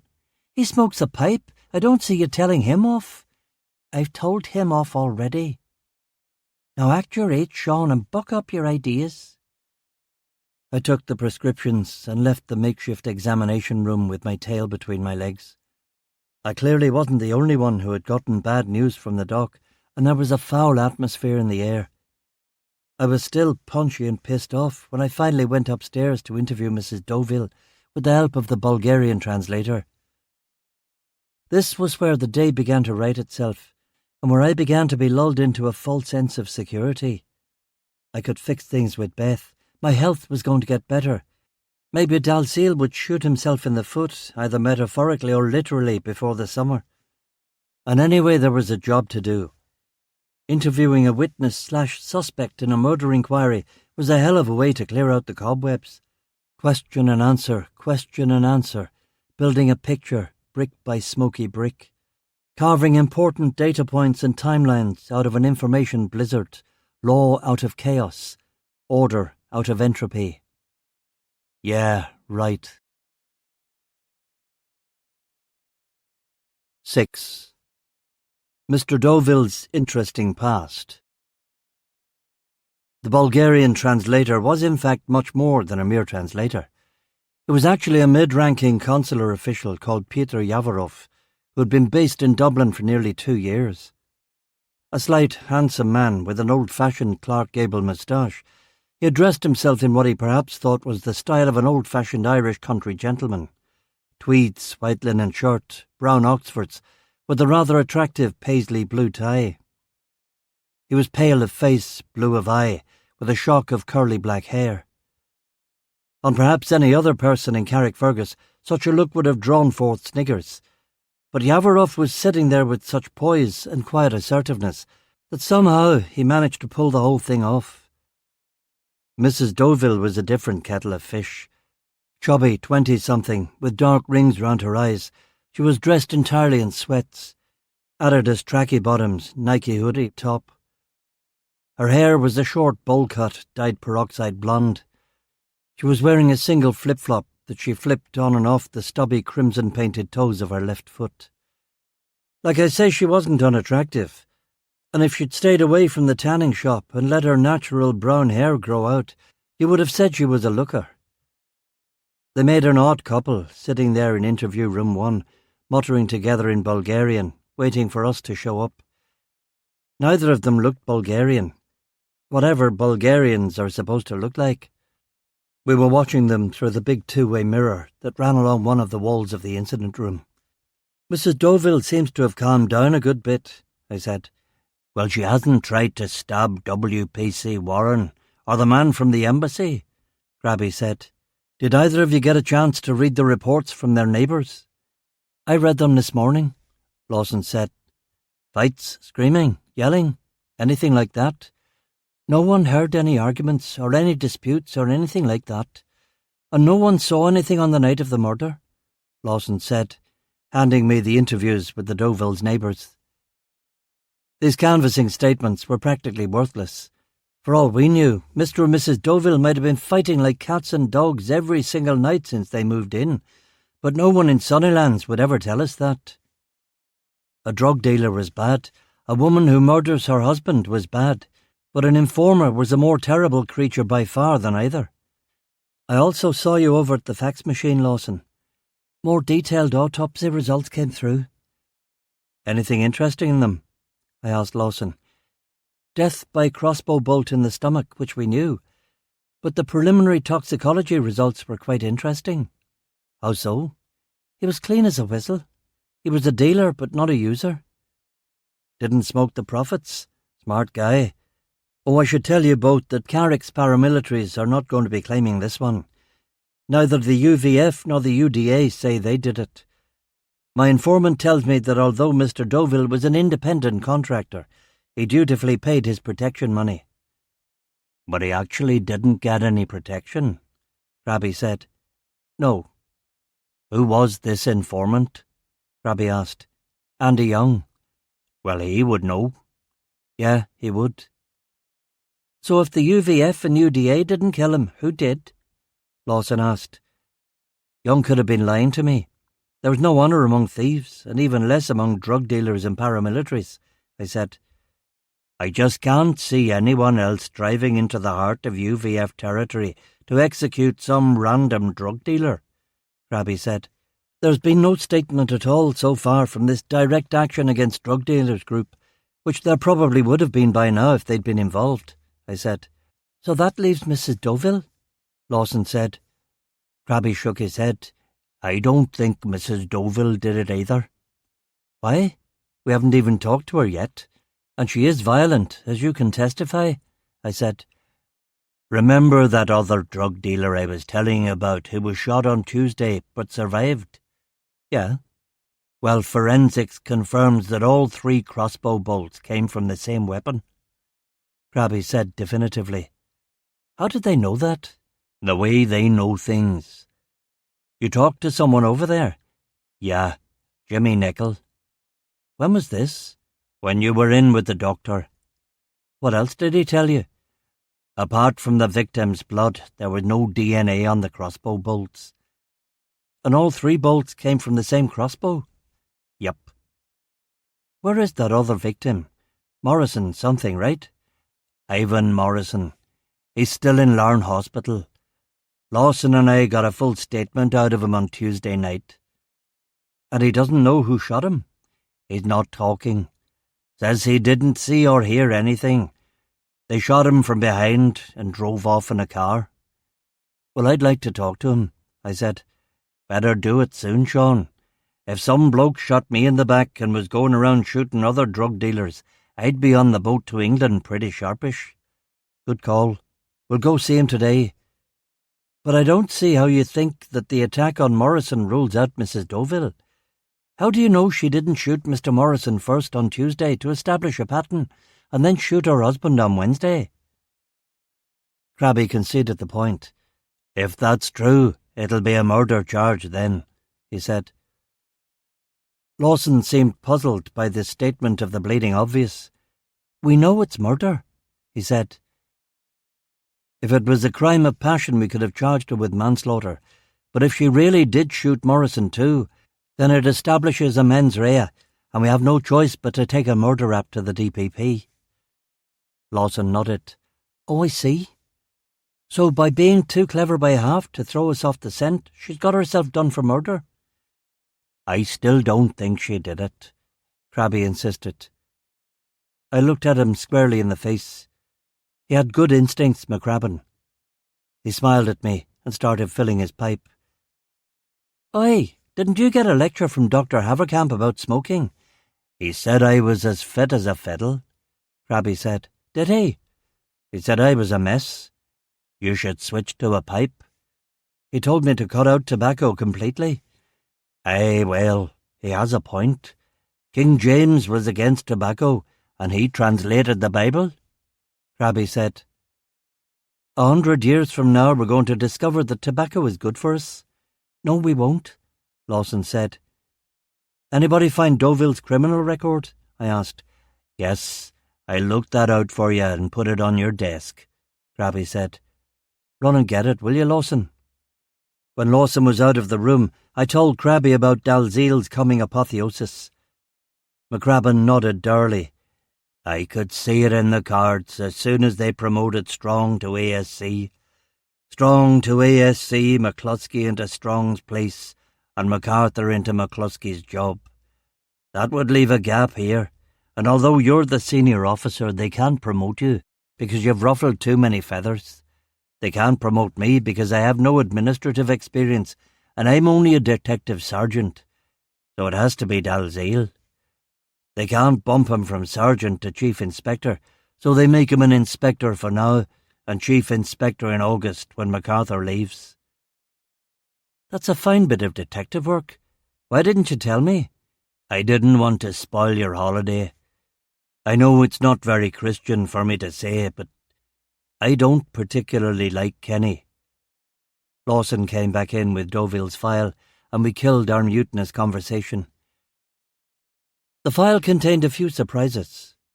Born in Belfast in 1945, he had gone to the relatively posh Methodist college and then to Queen's University, where he had briefly read English before being rusticated for being drunk and disorderly.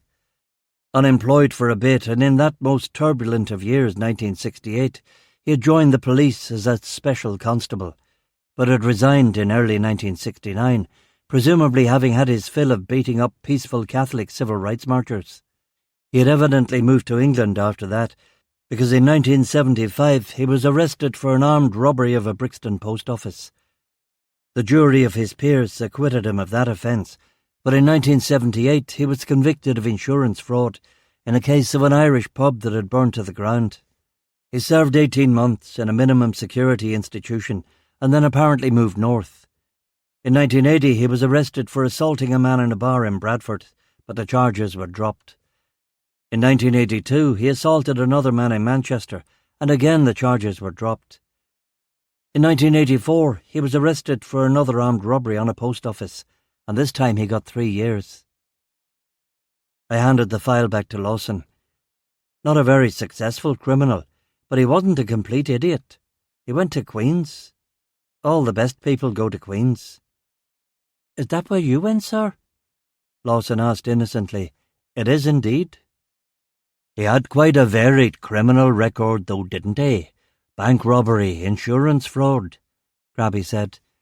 Aye, he's tried a few things, I agreed, but no drug dealing. Drug dealing is a new arrow in his quiver, if you'll excuse the association. He's done everything except for getting a real job, Krabby said. And he was a former policeman. Did you see that, sir? Lawson said. Well, an Ulster special constable. You can't really call him a policeman, Krabby said, quick to defend the honour of the RUC. Is that like a reservist? Lawson asked. No, not the same thing at all. When were you born, son? I asked. 1967. You've never heard of the B specials? Krabby said. Lawson shook his head. I've heard of them, but I don't really know what they are. In 1922, the Ulster Special Constabulary was set up to support the police. There were the A Specials, full-timers, B Specials, part-timers, and C Specials, volunteers who didn't get paid. The A Specials were absorbed into the RUC and became regular policemen. The C Specials were disbanded, and that left the B Specials, I explained. Back in 1968 in Belfast, they thought there was going to be an all-out war between the Protestants and the Catholics. The police were ridiculously undermanned, so they hired hundreds of B Special constables to fill the gaps. Some of them were decent enough, but there was a pretty high percentage of thugs who joined just looking for some action, Krabby said. They were poorly trained, poorly equipped, and the vetting wasn't all it could have been, I added. The B Specials performed so badly in the first 2 years of the Troubles that at the end of 1969 they were disbanded completely, Krabby said. But maybe his police training helped him in his criminal career, Lawson suggested. It doesn't look like that criminal career was too successful either, was it? We don't know that. The criminal record only shows the crimes he was done for, Lawson said. I nodded, yawned, and stood up. Good point. All right then, lads, enough procrastination. Let's talk to the widow Deauville. We were about to knock on the door of interview room 1 when Kenny Dalziel shimmered out of nowhere and intercepted us. Duffy, I wanted to talk to you about a couple of things before I leave. Can't do it, Kenny. Got to interview a witness in a murder investigation. Police work, if you know what that is. Kenny grimaced, and I could see the gears working behind those vinegary black eyes. Patience, Kenny. He'll pay for this. Just a couple of months now, and he'll pay. You and Sergeant McCrabbin both failed the run. You'll have to take it again in a month and pass it if you want to be considered fit for duty. When I get back from my holidays, I'll be conducting a PT class every morning. Attendance is mandatory. No, I'm afraid we can't do that, Kenny. We're too busy in CID. Small department, lots of cases. Dr. Haverkamp already has McCrabbin and me on a fitness regime. Was that all? Kenny's lips pursed. No, it is not all. I've been told that one of your witnesses is Bulgarian. Is that right? That's correct. Last year, you and Constable Lawson went to Finland to supposedly follow up on a lead. That little trip cost the station £1,000, and you've also been to England and Scotland on the station's shelling. So? No trips to Bulgaria, Duffy. We can't afford to pay for all your gallivanting around. No trips to Bulgaria, no trips to the south of France, no trips anywhere. Just stay within your budget. This is a case of a dead drug dealer in Carrick. If I was a detective, I could close one like that in a couple of days. But you're not a detective, are you? Kenny's eyes again boring into me. I took him to the end of the corridor. I hear you're going to Eastbourne, I said. I'm paying for that. It's my holiday. That's not what I'm driving at. I was just thinking, that's where they have Beachy Head, isn't it? Yes. Well, don't be tempted to jump off, Kenny. I appreciate that it must be a fucking nightmare to wake up every morning and realise that you are still you, but suicide is not the answer, old cock. It was a mild jibe, well within the bounds allowed in two officers of equal rank, but Kenny reacted as if I'd asked him to drink a pint of Margaret Thatcher's piss at the cenotaph on Poppy Day. I've had enough of your insolence, Duffy. You should have been out long ago if you weren't a fucking feet. He began, but his voice died in his throat before he could completely sabotage himself. A what? A nothing. A fucking fenian? Is that what you were going to say? I never said that. Yeah, well, it's the thought that counts, isn't it?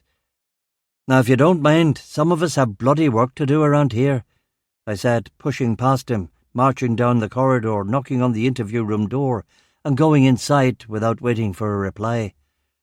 It was another exit Betty Davis or Rosalind Russell or even Joan Crawford would have been proud of. 7. The Bulgarians and the Bell Tell. Introductions were made, and I sat opposite the Bulgarians with Lawson and McCrabbin. P.C. Warren excused herself, and I gave her a nod of thanks for holding the fort for the entire morning. I lit my first cigarette of the day, and it tasted fantastic. Calm me the fuck right down. Mrs. Deauville, I am so sorry for your loss, I said, and Yavarov translated for me. A long stream of Bulgarian followed that Mr. Yavarov did not translate. What did she say? You are in charge of this investigation? Yavarov asked in perfect and only slightly accented English. Yes, I am in charge, I said. Mrs. Deauville says she spent the night in police cells, Yavarov said, bristling. That's right. Was she charged with a crime? Yavarov asked. No, but she could have been. Was she a suspect in her husband's death? We can't rule anyone out at this stage. Her husband was murdered and you put her in the cells? I will protest this to my embassy. No, you won't. You won't kick up any kind of fuss at all. Mrs. Deauville stabbed one of my officers in front of a dozen witnesses. My man has decided not to press charges, but that could change if we don't have Mrs. Deauville's complete cooperation. Assaulting a police officer is a very serious offence indeed, I said. Yavarov was clearly impressed by this. Perhaps intimidating the public was how things were done back home, and a brief, furious discussion followed in Bulgarian with Mrs. D. She will tell you everything she knows, he said at the end of it. Let's start with the timeline, I said to Yavarov. What do you want to know? Mrs. Deauville asked. You speak English? Yavarov, Krabby and I asked together. Of course, I am travel agent. I speak English, Turkish, German, she said. Why didn't you speak English before now? I asked. She gave us a sly, knowing glance. I not say anything without my lawyer, she muttered triumphantly. He's not a lawyer. You're not a lawyer, are you? Yavarov shook his head. He protect me from police tricks. Frank always talk about police tricks. Police, they arrest you, put drugs in your pocket, make up lies. You will not do this now. We don't do things like that in Carrick CID, I said. All police, all same everywhere. Mrs. Deauville said. I sighed. The night your husband was murdered, where were you between the hours of midnight and 2 in the morning, Mrs. Deauville? You call me Elena, please. No one call me Mrs. Deauville, she said. Where were you between the hours of midnight and 2 in the morning, Elena? Frank go out drinking Rangers Club. No women allowed Rangers Club, so I no go. I know he come back late, so I make chips and leave in pan and go to bed. What time did you go to bed? 11. A little before, perhaps. Where is your bedroom in the house, front or back? Big back bedroom. And did you hear anything during the night? No, I sleep until morning. So you have no alibi between the hours of midnight and 2 a.m. I sleep. And what happened after you woke up? I looked for Frank. He not in bed or downstairs on sofa. I hear crowd outside. I open front door." She dissolved into sobs that shook her whole body. If she was indeed a murderess, she was also a pretty good actress. I gave her a tissue and let her compose herself. And then what happened? I hug Frank, and then I call ambulance and police, and then this one," she pointed at McCrabbin, "tells me I cannot touch my husband. I must go inside and let policemen make jokes and take photographs while Frank lies dead on ground." I looked at Crabby. "I assure you, Sean, no one was making jokes. You know I don't allow that sort of thing," Crabby said defensively. "So you didn't see who killed Mr. Deauville?" "I no see." "Do you have any idea who would want Mr. Deauville dead?" "No. Frank well liked. Make many good friends." "How did you meet Mr. Deauville?" "We meet in Villa Almira." "You'll have to elaborate on that a bit." She cocked her head at the word elaborate. Yavarov explained what I was after. "Villa Almira, Ivailevgrad, 2 years ago. I am tour guide to Roman ruins. Frank is very charming man, very funny. We become friends. We go out. He come back for another holiday a few months later. We write to one another. He come back again, and this time he proposed to me. We get married and we asked to move to UK. Permission granted." "It says in our file that Francis Deauville was 43. You're what, 25? Bit of an age gap, no?" Crabby shot me a "you can talk" Sean look from under his eyebrows. "Age is of no matter when people are in love," Elena said dismissively. "Very true, Mrs. Deauville, very true. Now maybe I'm wrong, but I thought it was quite difficult to move from an Eastern European country to the West." Elena scoffed. "Nothing difficult if you have money." "And Mr. Deauville had money?" "Frank talked to officials, get permits, no problem." "And he got married where?" "In London. Frank's mother come for a wedding. Frank has mother in home in Frinton-on-Sea. You know Frinton-on-Sea?" "No, I'm afraid not." "You didn't want to live there, in England?" Crabby asked. "Frank have house in Bangor that he inherit from uncle. I come see. I like. It remind me of Black Sea." "I've never heard that comparison before. House in Bangor, eh? The address?" 4 Cold Harbour Road. Nothing there now. House burn in fire." "A fire?" "House burn in fire. We have insurance claim in." I gave Lawson a look. "Go check out this fire for me, will you?" He nodded and went off. "So, Mrs. Deauville, did Mr. Deauville have any enemies?" "Frank have no enemies. Frank make friends everywhere he go. No enemies." "Didn't the North Down UVF tell him to leave Bangor last year or they would kill him? Was that what the fire was all about?" "Frank asked to leave. He leave. No hassle. We moved to Carrickfergus. We make friends here. No hassle. Frank very cooperative man. Make friends everywhere. 2 months in Carrick, no problems. Fire happen after we leave. Whole house burn. We have insurance claim in." "What did Mr. Deauville do for a living here?" "Like I say, he unemployed." "Where did he get the money to pay off all those Eastern European officials?" "He have inheritance. I tell you, uncle who die." "We can check that." "Check it. Uncle die. Maybe auntie die. I give you solicitor name." "We'll take those details from you later. How much was this inheritance?" "I'm not sure." "Look, let's not beat about the bush. Frank was a drug dealer, wasn't he?" I asked. "He unemployed." Elena insisted. "You never saw him with any drugs?" "No drugs. He unemployed." "So you had no trouble after you moved to Carrick?" "No trouble." "He paid the protection money in Carrick?" "I do not know this, protection money, but we have no trouble before we move or after we move." Lawson came back in with details of the fire in Bangor.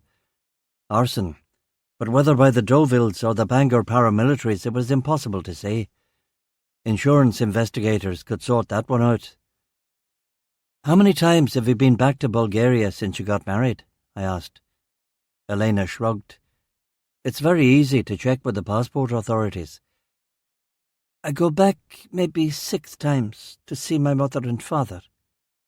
"You've been back to Bulgaria 6 times in the last year?" "Maybe 7, 8, who knows?" "What were you doing on all those trips to Bulgaria?" "I visit my mother and father and sisters in Sofia." "And did you bring anything back on these trips from Bulgaria?" She looked puzzled. "What do you mean?" "I bring Bulgar vodka. Is good. Legal to bring 3 liters. "Did you bring back anything gaffer-taped to your body?" "What do you mean?" "A kilo of brown tar heroin, perhaps?" She looked affronted. "You say I drug smuggler?" "I must object to this line of questioning, Inspector Duffy," Yavarov said. "This lady's husband was murdered." "Look, I don't give a crap if you smuggled in drugs or not. I'm investigating a homicide, and there's no way I can find out who killed your husband unless you give me all the details of your husband's affairs." I attempted. She lit a cigarette and leaned back in her chair. A hardness descended over her face that I recognized from years of these interrogations. She was clearly broken up over her husband's death, but come hell or high water, she wasn't going to tell me anything about Frank's narcotic business, lest she herself be implicated. "I give you my word that this will be just between us," I said. She laughed bitterly. "What value word of policeman?" "Elena, please. You don't seem to understand how the RUC works. I'm not the drug squad. I don't care what you've done or what Frank did. I just want to catch the man who did this." "Frank unemployed?" There followed 10 more minutes of this, as first I and then McCrabbin and finally Lawson attempted to get her to admit that either her husband was a drug dealer or that he had made any enemies in 4 decades of walking planet Earth. Elena was having none of it. There had been no bricks through windows, no threatening phone calls, no strangers accosting them on the street, no punishment beatings or threatened punishment beatings. Frank was unemployed. He didn't associate with criminals. All the trips back to Bulgaria had merely been to visit her parents and sisters. "Mrs. Deauville, Elena, look, it's in your interest to help us." "What you do now? Say you contact the immigration authority and find out if my visa in order? Threaten me? Well, Frank, sort everything out. My visa in order," she said, flicking ash aggressively into the ashtray in front of her. I tried another tack. "Was everything okay between you and Mr. Deauville? Any marital difficulties?" She smiled and said something in Bulgarian to Yavarov. Addressing Lawson, she said, "Now your boss tried this. Blame me for Frank's death. Say I do it, and unless cooperate, get murder charge. Your boss, good man. Yes, yes." "Well, you don't have an alibi, do you?" "No, I sleep." "Ever fire a crossbow, Elena?" "I never fire crossbow. I never see crossbow. Be good policeman. Search house for crossbow." "We already searched your house for a crossbow and didn't find one, but that doesn't mean anything. You could have walked it to the end of the Fisherman's Quay and thrown it in the sea." "Go to crossbow shop. Show crossbow shop man my photograph. Ask if I buy crossbow." I gave Crabby a little nod, and he nodded back. "And if the crossbow shop man doesn't remember you, or you bought it at a second-hand shop, does that mean you're off the hook?" Crabby said. "Why I kill Frank?" "Why do husbands kill wives and wives kill husbands?" I said. Her violet eyes flashed. "Frank and I very happy. He lucky to have me. I lucky to have him. Why I kill him? I love him," she said, and her eyes teared up. She didn't mean to lose it, but the tears became the full waterworks, and all of us in the interview room were quite affected. The policeman, like the doctor and the paramedic, treads a fine line between distance and humanity. Get too close to a victim or a suspect or a patient, and you can lose yourself in the darkness of their case. But remain too distant from the suffering and the pain, and you become a robot, a machine, a chilly sociopath.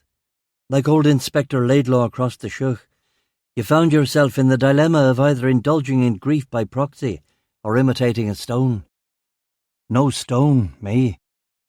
I leaned across that big old oak table of interview room 1 and took her hand in mine and squeezed. We'll do our best to find your husband's killer, Elena. We want to help, we really do, I said. She nodded, and the tears flowed, and the hurt on her face could not possibly be fake. You can't fake grief like that. You can't fake grief like that, I said to Krabby at the coffee machine. Nope, I don't think you can, he said. You and Lawson keep at her. I have to pop home for half an hour to deal with a small family emergency, okay? Is the baby all right? Krabby asked, aghast. The baby's fine, mate. Just a wee issue with moving house, you know. You're moving house? Maybe, I don't know. After we get her formal statement, do we let Mrs. Deauville go? Krabby asked. I don't think we can really let her go just yet, can we? She's obviously been smuggling heroin from Bulgaria every month for the last year. How else does Frank the bank robber suddenly become Frank the pusher? Krabby winced. The poor woman's devastated, and as you yourself said, that's not quite in our purview, is it, Sean? We need her cooperation, and if we can use leverage to get it, that's what we'll do, I said sternly. Krabby gave me a dour look of disapproval and shook his head. I could see his point, but I wanted to find that lock-up and get all we could from Mrs. D. And get Lawson to get the local constabulary to notify the mother in Frinton-on-Sea. See if they can dig up any dirt. All right, Krabby said. Look, no need for the long face. I'll be back in half an hour. We'll finish up with Mrs. Deauville, and if we're satisfied that we've gotten all we can, we'll send her home. We still have this Morrison fella, the first victim, to interview before he legs it. Outside to the Beamer, in the chilly early March rain, but the dark blue 1988 model 535i Sport was not waiting there like an expectant panther. Where's me bloody car? Oh yeah, shit. Back inside the cop shop, where I asked Sergeant Prentice to sign out a Land Rover for me. A 3-ton police Land Rover chugging along the Scotch corner, over the Horseshoe Bridge, and then up the Barn Road and Coronation Road. Number 113 Coronation Road, where my Beamer was waiting for me. Parked the Rover, up the path, in through the front door. Silence. Hello? Silence. The fuck? Kitchen table. A note. Don't be alarmed, Sean. I've taken Emma to stay with my folks for a while. You can phone me there, but please don't phone me today. I know what you're like. I crumpled up the note, grabbed the telephone and dialed the number. Hello? Beth said. It's me. I knew you'd call, and I knew it would be at lunchtime. How'd your fitness thing go? Did you get out of it? What's going on, Beth? I think we need a little break from each other, Sean. Clearly. Look, I was way out of line this morning. I know that now. You want to move house? That's fine with me. You know I'm not a morning person. It was all just a bit much. I'm sorry. A long pause. Crying. I'm so glad to hear you say that, Sean. Really, I am. You forgive me? I know it's no excuse, but I'm under a lot of stress. Another long pause. I forgive you, Sean. But you can't act like that in front of Emma. She's just a little girl. What are you doing now? I'll come down there and get you. No, Sean. I'm staying here for a couple of days. It's good for Emma, and it's good for me. So when are you coming back? Just give me a couple of days, okay? The weekend, Sunday night. Please, Sean. No pressure. I put my hand over the receiver. You don't know anything about fucking pressure, sister, I whispered to myself. I took my hand off the mouthpiece. Okay, sweetie, give me a call. Have a nice time with your folks, and say hi from me. You didn't tell them we had a row. Not as such. Good. Okay, give me a call. Love you. Bye. Okay, Sean. Bye. Asymmetrical response. No, love you too. Fuck. Back out to the Land Rover in the rain. Checked underneath for mercury tilt switch bombs. None. Back to the station. Krabby meeting me in the incident room. Everything okay on the home front? Fine. Any developments on the case? Not really. Doville's mother? Local boys gave her the notification. She's very upset, obviously, I imagine. Anything helpful from the local plot? The mother says she doesn't know who killed Mr. Doville and has no knowledge of any drug dealing. We went back to interview room number 1 and tried another couple of lines of attack on Mrs. Doville, but she wasn't giving us anything. She claimed she didn't know about any off-site lock-up or garage. She denied being a drug mule. She said she didn't kill her husband and didn't know who did. The first 2 statements were obviously lies, but all 3 of us believed the third. Did anyone threaten your husband recently? No. Did anyone threaten you? No. Have there been any problems with the neighbours? No. Any anonymous letters or bricks through windows, anything like that? No. Anyone following you or strangers watching the house? A tiny hesitation before. No. Are you sure no one's been following you? No. Nobody follows. No strangers around the house? No strangers. Are you sure? Quite sure. Very sure. Everything normal, and then Frank is murdered. Who did this? Who killed Frank? We'll endeavour to find out, Elena. Pause. Reverse the shot. Go close on her face. She's not telling you everything, but she's almost certainly not the killer. Eyes. Read the eyes for that kind of information. I no kill Frank. Someone kill him. You find. I pushed the chair back and stood up from the desk. All right, Mrs. Doville, I'm going to let you go.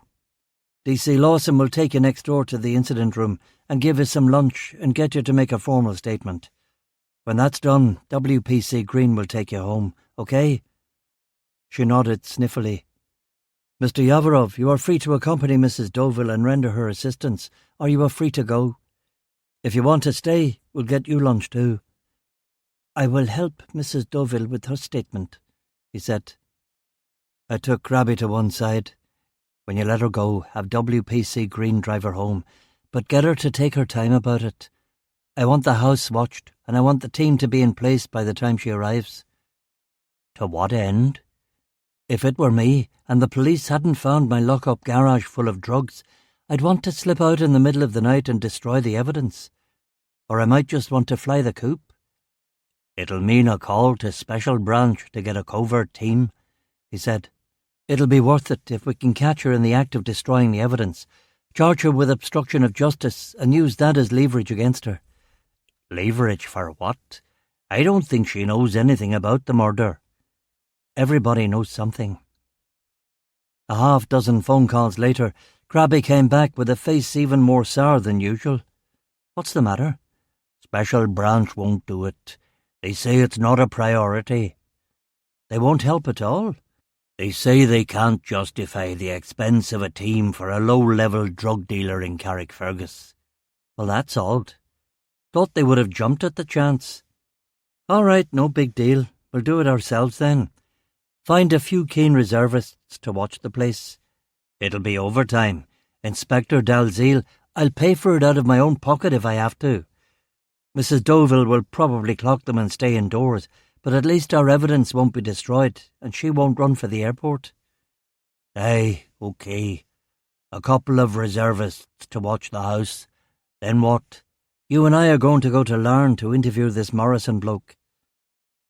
I went to my office to get my portable tape recorder when there was a knock at the door.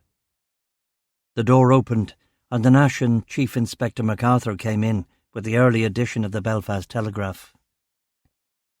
"Page 2, he said. I opened up the paper, and there over the top half of page 2 was a picture of yesterday's chaotic crime scene. The broken police tape, the crowd milling around the body, the goddamn goat sniffing at the victim's denim jacket.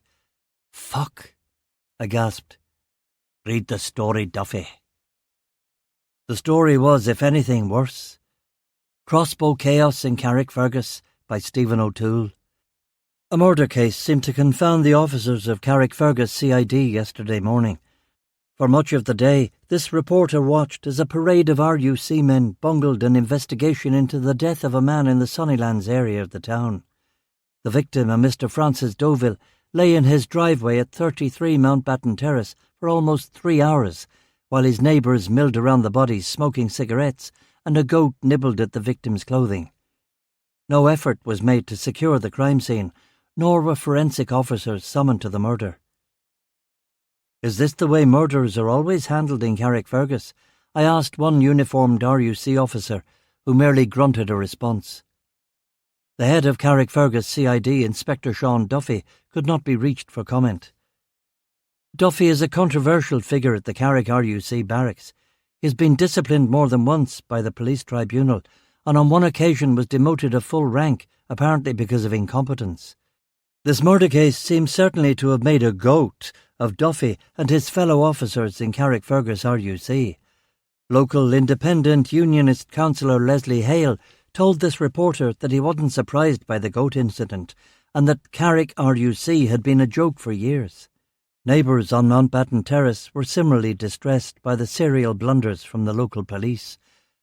Chairman of the local Residents' Association, the Reverend William McFall, spoke of the absolute foul language and rudeness of one policeman whose identity this reporter was unable to confirm. Forensic officers did not arrive on the scene until nearly 4 hours after the body was... I let the paper fall to the floor. I felt light. My head was swimming. I put an arm out to steady myself. "Fucking hell," I groaned. "What happened yesterday, Sean?" "What?" "What happened yesterday, Sean?" "It's complicated." "Uncomplicate it." I took a deep breath. "Well, it was a little crazy at first, sir. The victim's wife stabbed Sergeant McCrabbin, and Dalziel made him go to the hospital." "Where were you when this was going on?" "I was on my holidays, sir. I was in Donegal in the morning. It wasn't even my case." "Did you assume command when you arrived?" "I had to. Because of Kenny Dalziel's blundering, only young Lawson was there. He sent everybody away." How badly am I fucked?" "I don't know. Chief Superintendent Strong has come down again. Doubtless he'll want a word with you." "Jesus, Strong has seen this?" "Sean, be under no illusions. By the end of the day, the Chief Constable will have seen this." "Jesus, Mary and Joseph, what can I do?" "Don't do anything. Have a cup of tea, no booze. Sit tight. I'll see what—" Another knock at the door. "Who is it?" "Duffy, is that you in there?" Strong asked, and then came in without waiting for a reply. I've seen less purple beetroots than Strong's cheeks and forehead. Always a tall man, he looked even taller somehow when he was pissed off. His nose was a furious red, and his ginger beard and salt and pepper hair were almost standing on end. As an ex-boilermaker who'd apprenticed in the Clydeside yards before transferring to Belfast in the early 60s, he had impressively massive hands and shoulders. All this, combined with his tight dark green uniform and Chief Superintendent's pips, meant that he cut an imposing figure on even his good days. Strong looked at the Chief Inspector and the spilled newspaper on the floor. "Make yourself scarce, MacArthur. I'll talk to Duffy here," Strong said in that gravelly Govan accent of his. "Yes, sir," MacArthur said.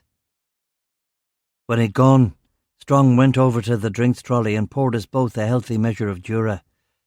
He handed me a glass and sat down. Details, lad. Don't leave anything out, even if it looks bad for you and your men. If you lie to me now, it'll go much worse for you in the long run." I told him everything in as cool and dispassionate a voice as I could muster. The juror helped, as juror always does. But in truth, my bap was ringing, and I was having trouble keeping it together.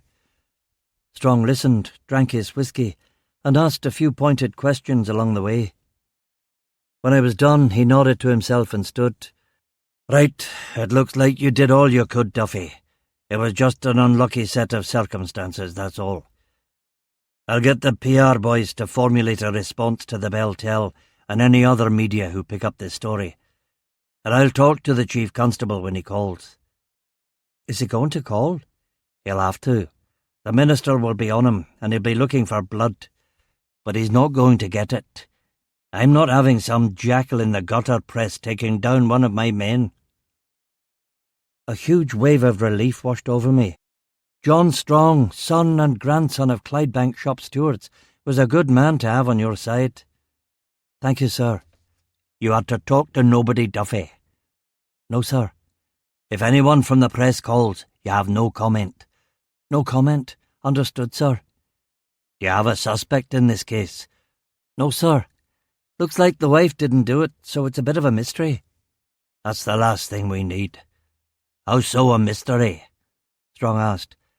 "Well, there's the unusual murder weapon, and no claim of responsibility from any of the paramilitary factions or that Dad group that sometimes kills alleged drug dealers." "You can rule out the wife. I hear she's an immigrant, and she's clearly violent."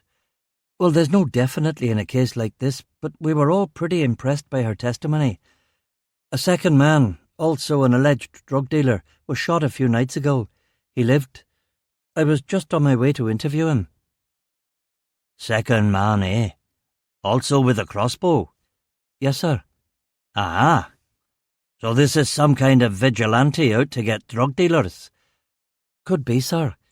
I had young Lawson check to see if there had been any heroin overdoses or deaths in Carrick or Belfast lately." "How would that tie in?" "Revenge. Kid overdoses, and the parents seek revenge on the dealer, or on all the dealers. But there have been no overdose deaths of heroin this year, and Lawson says that the deaths from last year don't link back to Deauville." "And before that?" "Deauville wasn't in the heroin trade. He was back in England in the bank robbing trade. So I suppose that brings us back to Dad." "If one of the paramilitary groups or Dad was to take responsibility for the murder, would the case go away?" "It wouldn't be solved, sir, but..." "But what?" "We'd probably yellow the file. Case like that almost never gets solved unless there's eyewitness testimony or forensic evidence." "So I could then tell the Chief Constable that the case was closed?" "It wouldn't be closed, but it would be yellowed. No further action by Carrick CID, pending additional evidence." Strong nodded to himself. "That would satisfy him. And it would probably satisfy those bastards in the press." "Yes, sir. About that, they said some very inaccurate things about me. Maybe I should contact a lawyer or..." "No. No lawyers. No comment. All you will do is work diligently and quietly on getting this case out of your inbox as quickly as possible." "Yes, sir." "And no doubt, this being bloody Belfast, there will be some kind of atrocity along in a few days to get the press slavering for someone else's hide." "Yes, sir." "I'll deal with the Chief Constable. Don't pick up your phone. In fact, get out of the office now. You say you have more following up to do?" "Yes, sir. In Larne, sir. Interview the first victim." "Good. Go." "Yes, sir. Thank you, sir." Chief Superintendent Strong stood up and offered me his big, hairy Boilermaker's paw. "Aye, like I say, I remember your work in the Lily Bigelow case. You did right by her and by Eddie McBain. Ed was my mentor, and you did right by him. You're a good policeman, Duffy, a good copper. I don't care what the file says on you." "Thank you, sir." And I am not going to have some scumbag drug dealer and some vermin journalist destroy your career, Duffy. I'm very grateful, sir. Now get out of here before your phone starts ringing and they draw you deeper into the bloody web. 8. Ivan Morrison. The sun setting behind the Antrim hills, rain pounding the windscreen, sea spray on the side windows. The Land Rover swaying in the 20-knot crosswind as we drove along the Acreback Road. We had no radio reception at all, and Crabby wasn't talking. He could go 1,000 years and not mention the embarrassing story in the Belfast Telegraph. If someone was going to bring it up, it would have to be me, and I didn't feel like it. I was down here earlier this morning, I said, as we drove through Macaramourn. Oh, aye. Beth had me down looking at a house. Where? The Ballypollard Road. Oh, I know that road very well. You'll only be 10 minutes from me. Well, 10 minutes the way you drive. Lovely wee road, that. Have you got a view? I'm not sure I want to move down here. It's a lovely wee quiet spot. I like Coronation Road, but Beth doesn't. She says no one talks to her. Stop me if I'm being too personal, but she's a Protestant, isn't she? Oh yeah, prod as the day is long. It's not that. It's a class thing, not a religious thing. They're working class prods. She's some kind of posh prod from Larne. So you don't want to move? Not really. But the house is going to take 2 years to build anyway. Lot could happen in 2 years. That it could, Crabby said reflectively. But it is very nice around here. Beth and I had a row about it. I overreacted.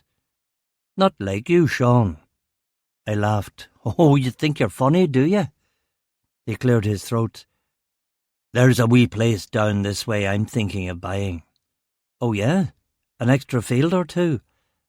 Considerably more than that. In fact, I'm thinking of throwing my hand in, if that's the correct expression. What do you mean? Well, old Kerry McBride is looking to sell her acres now she's turned 70, and she'd give them to me for a good price. That's all cattle land, of course. Of course. It would put me up to 150 head, and even if I got rid of the sheep, which I would, that's still a full-time job, isn't it? I looked at him. What are you talking about, Crabby? I'm more of a hobby farmer at the moment. Ellen does most of it, but if I take this plot, well, I'll have to come in full-time, won't I? You're quitting? Thinking about it. Thinking seriously about it. You'll leave me and Lawson in the lurch?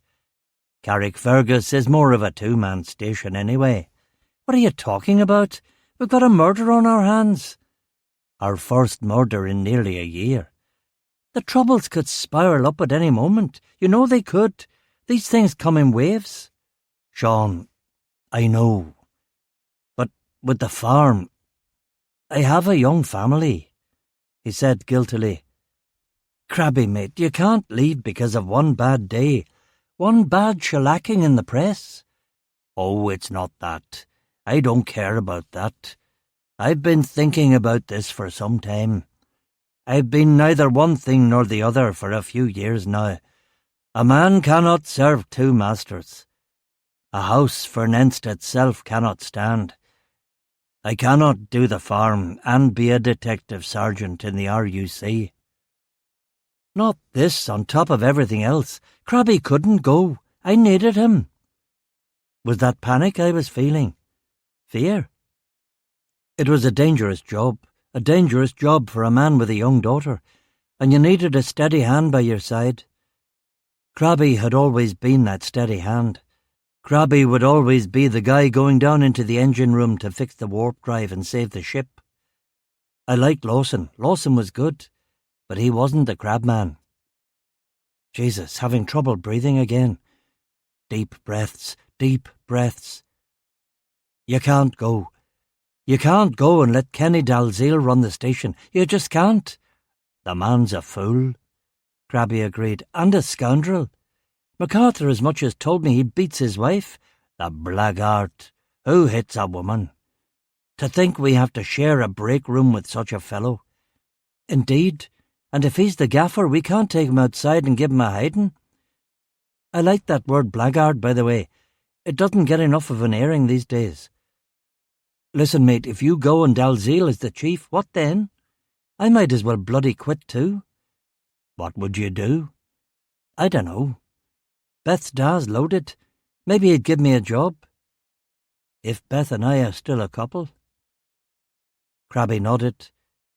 If you go and I go, I suppose they'd make Lawson a detective sergeant and bring in a young DC. But I don't think you should resign, Sean. You are one of the best detectives I have ever worked with. So are you. Please don't go, mate. We need you.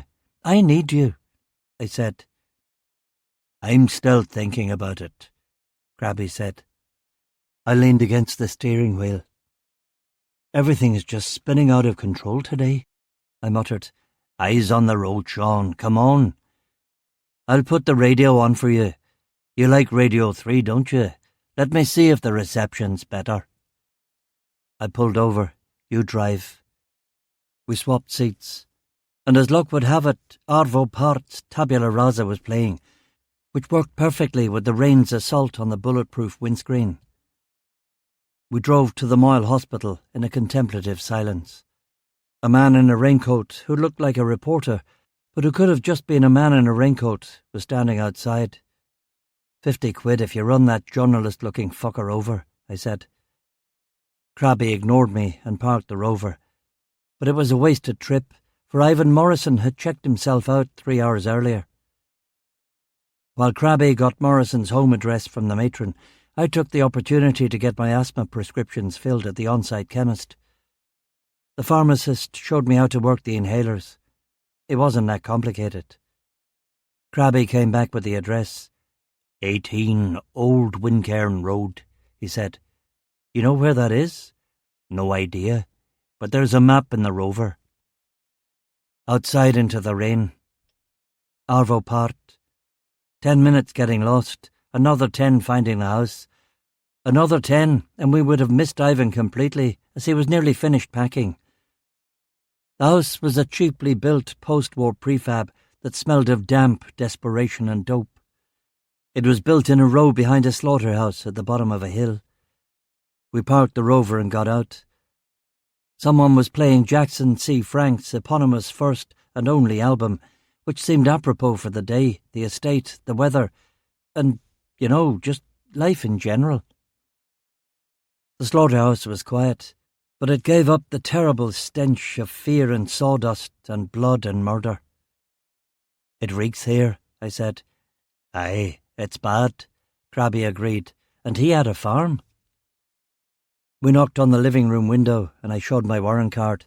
Carricker, you see, I said. I told yous everything, a man said from inside the house. You can tell us again. He reluctantly opened the front door, and we went inside. Clothes all over the floor, a duffel bag and a suitcase open and being loaded up. I looked at him. Looked at his 22-year-old going on 50 face. With his short hair and his pink skin and his beady black eyes, he was like a lab rat who'd been undergoing a terrible series of experiments to see exactly when he would have a mental breakdown. This better be quick. I've a ferry to catch, he said. We want to know who shot you, Crabby said. I didn't see him. How do you know it was a he? Didn't see her either. One man or two. I told all this to Larnar, you see, so you won't mind telling us as well. I've no idea who shot me. It was dark. I was walking along, huge pain in my back, and I went down like a ton of bricks. Car driving off pronto. What type of car? I don't know. Have you had any threats lately? Threats about what? We know you're a drug dealer. Who told you that? Look, Ivan, we want to help. You are not under arrest. Nothing you say will incriminate you. I'm not drug squad, and I give you my word I won't pass any information on to the drug squad. How can I trust you? Never heard of you. Don't know you from Adam. You're not even a larn peeler. You could be anybody. I showed him my warrant card again. Read that. Carrickfergus CID, not drug squad, not special branch. I'm investigating a murder in Carrick yesterday. You might have heard of it. I have heard of it. Why do you think I'm packing?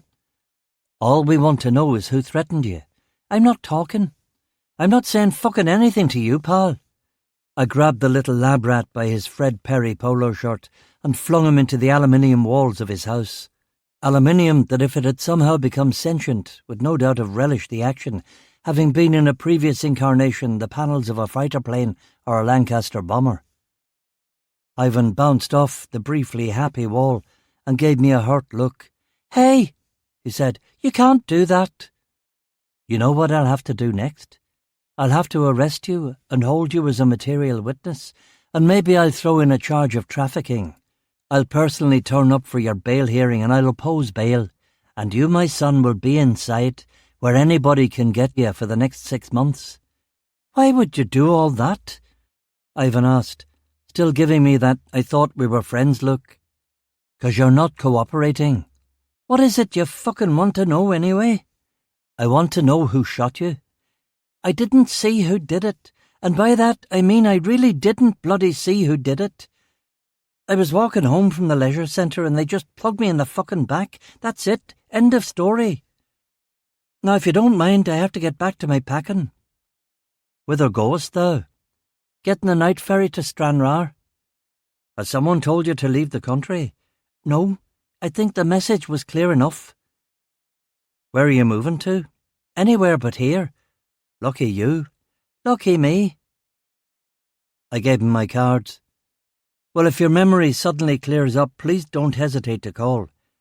You can reverse the charges if you're over in England."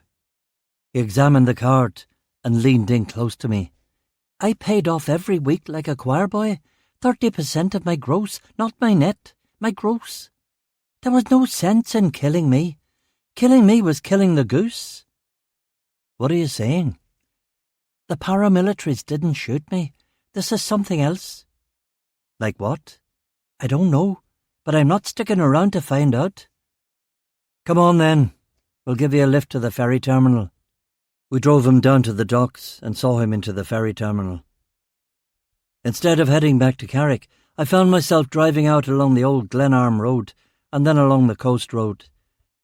The rain was still pouring down hard and a light mist was coming in from the sea. Grabby thought I'd gotten us lost again. "Carrick's back that way, I think, Sean," Grabby said diplomatically. I stopped the rover in front of a large, rectangular modern house right on the seashore. It had its own pier and mooring dock, and a couple of boats were tied up there. It had big windows facing north and east, and although it was all right angles, its stylish minimalism worked well with the sea and sky. It was easily 3 times the size of my parents' cottage in Donegal. And down in the basement there was a 20-metre 3-lane swimming pool. "Why have we stopped?" Grabby asked, and when I didn't respond, he reluctantly spoke to fill the silence. "So who lives here, Sean? It's not Dalziel's house, is it? I know he comes from money." "It's Beth's father's house. She's taken Emma to stay with them for a couple of days." "Oh? Do you think I should do a wee surprise visit?" "No." "Why not?" "You had a row?" "Aye." "She's with her mother and father. She wants her space, doesn't she? Away from you." "Is that what Helen would do?" "Helen and her father don't get on." "How come?" "His new wife, May, hit Thomas for bringing mud in on the kitchen floor." "Wee Tommy? My godson? The cheek of her!" "Helen and May had words then?" "Helen said that if May ever raised a hand to any of her children again, she would put her in the hospital." I nodded. "She would too." "Aye, she would," Grabby agreed. "A remarkable woman." I looked at the house for a couple of minutes. A light came on in an upstairs window, and there was a brief glimpse of what might have been Beth's silhouette before the light went off again. I turned the key in the ignition. "Come on, let's get out of here. I'll drive you home. Crabby's house. Quick hello to Helen and the boys. Back along the coast road and the old Glenarm road. Back past Maccaramorn and Whitehead and Eden, and all the way back to the station. Night shift. Skeleton crew. "Have you seen this, Duffy?" followed by 10 question marks, said a post-it note pinned to a copy of the Belfast Telegraph that had been placed on my desk. I binned the paper and examined the note. Of course it was Dalziel's handwriting. I walked down to his office, but he wasn't in. I took a piece of A4 paper and penned a reply. "In answer to your note, yes, I have seen it, Kenny. Nice work with the question marks, by the way.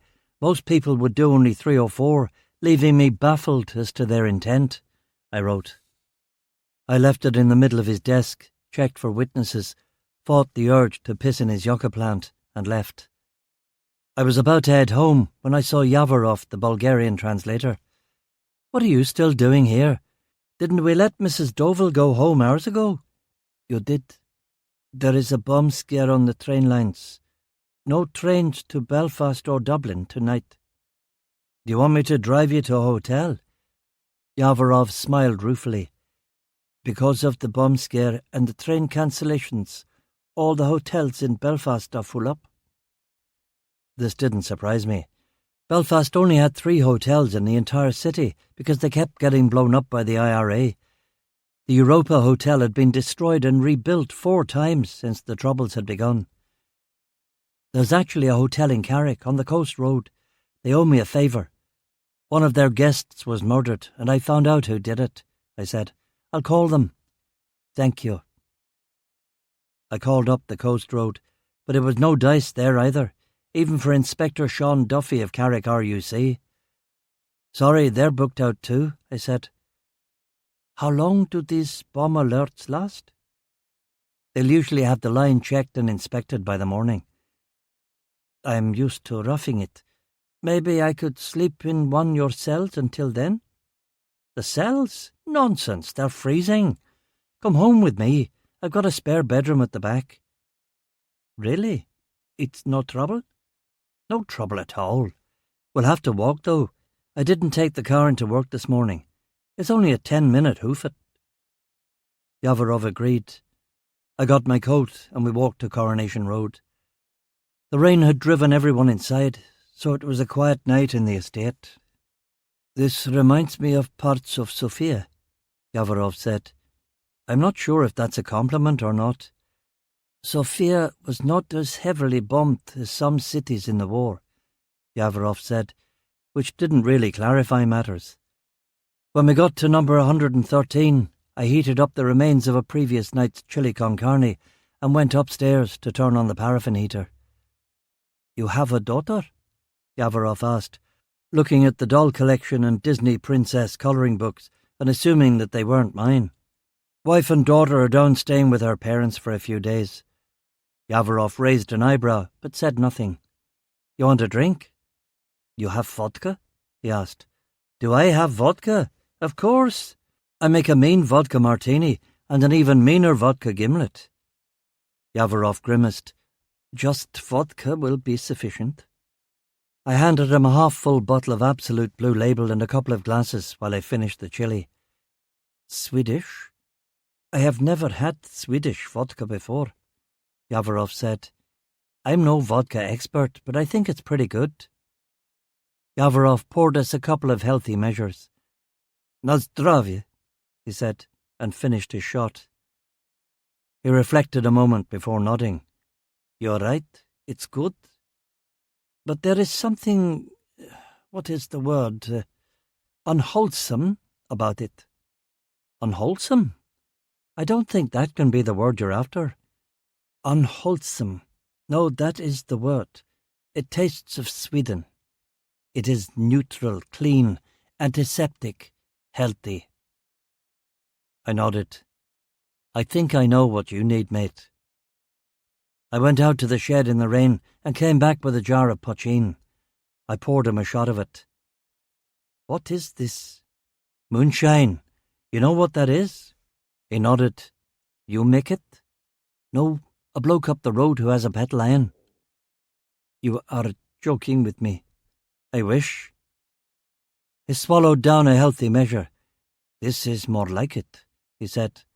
6 more shots and a bottle of wine with the chili, and we would have praised the virtues of paint thinner. We talked about Bulgaria and Ireland, and the lack of any connection at all we could think of between the two countries.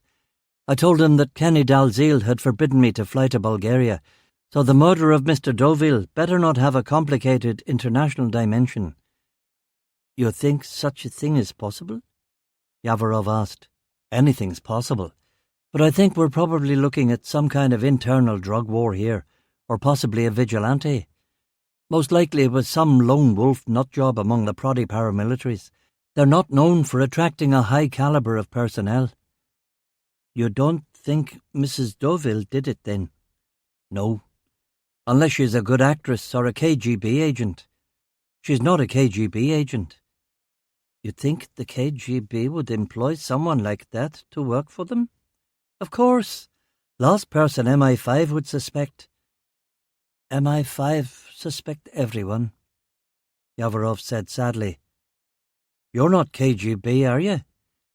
In Bulgaria there is no KGB. What's the Bulgarian equivalent? One does not speak of such things, he said. You are one, aren't you? I can tell. I've met quite a few spooks in my time. Don't worry, it doesn't bother me. KGB, CIA, MI5, you're all the same. Who gives a shit? In Bulgaria, it is called the Državna Sigurnost, the State Security Police. But I am not Državna.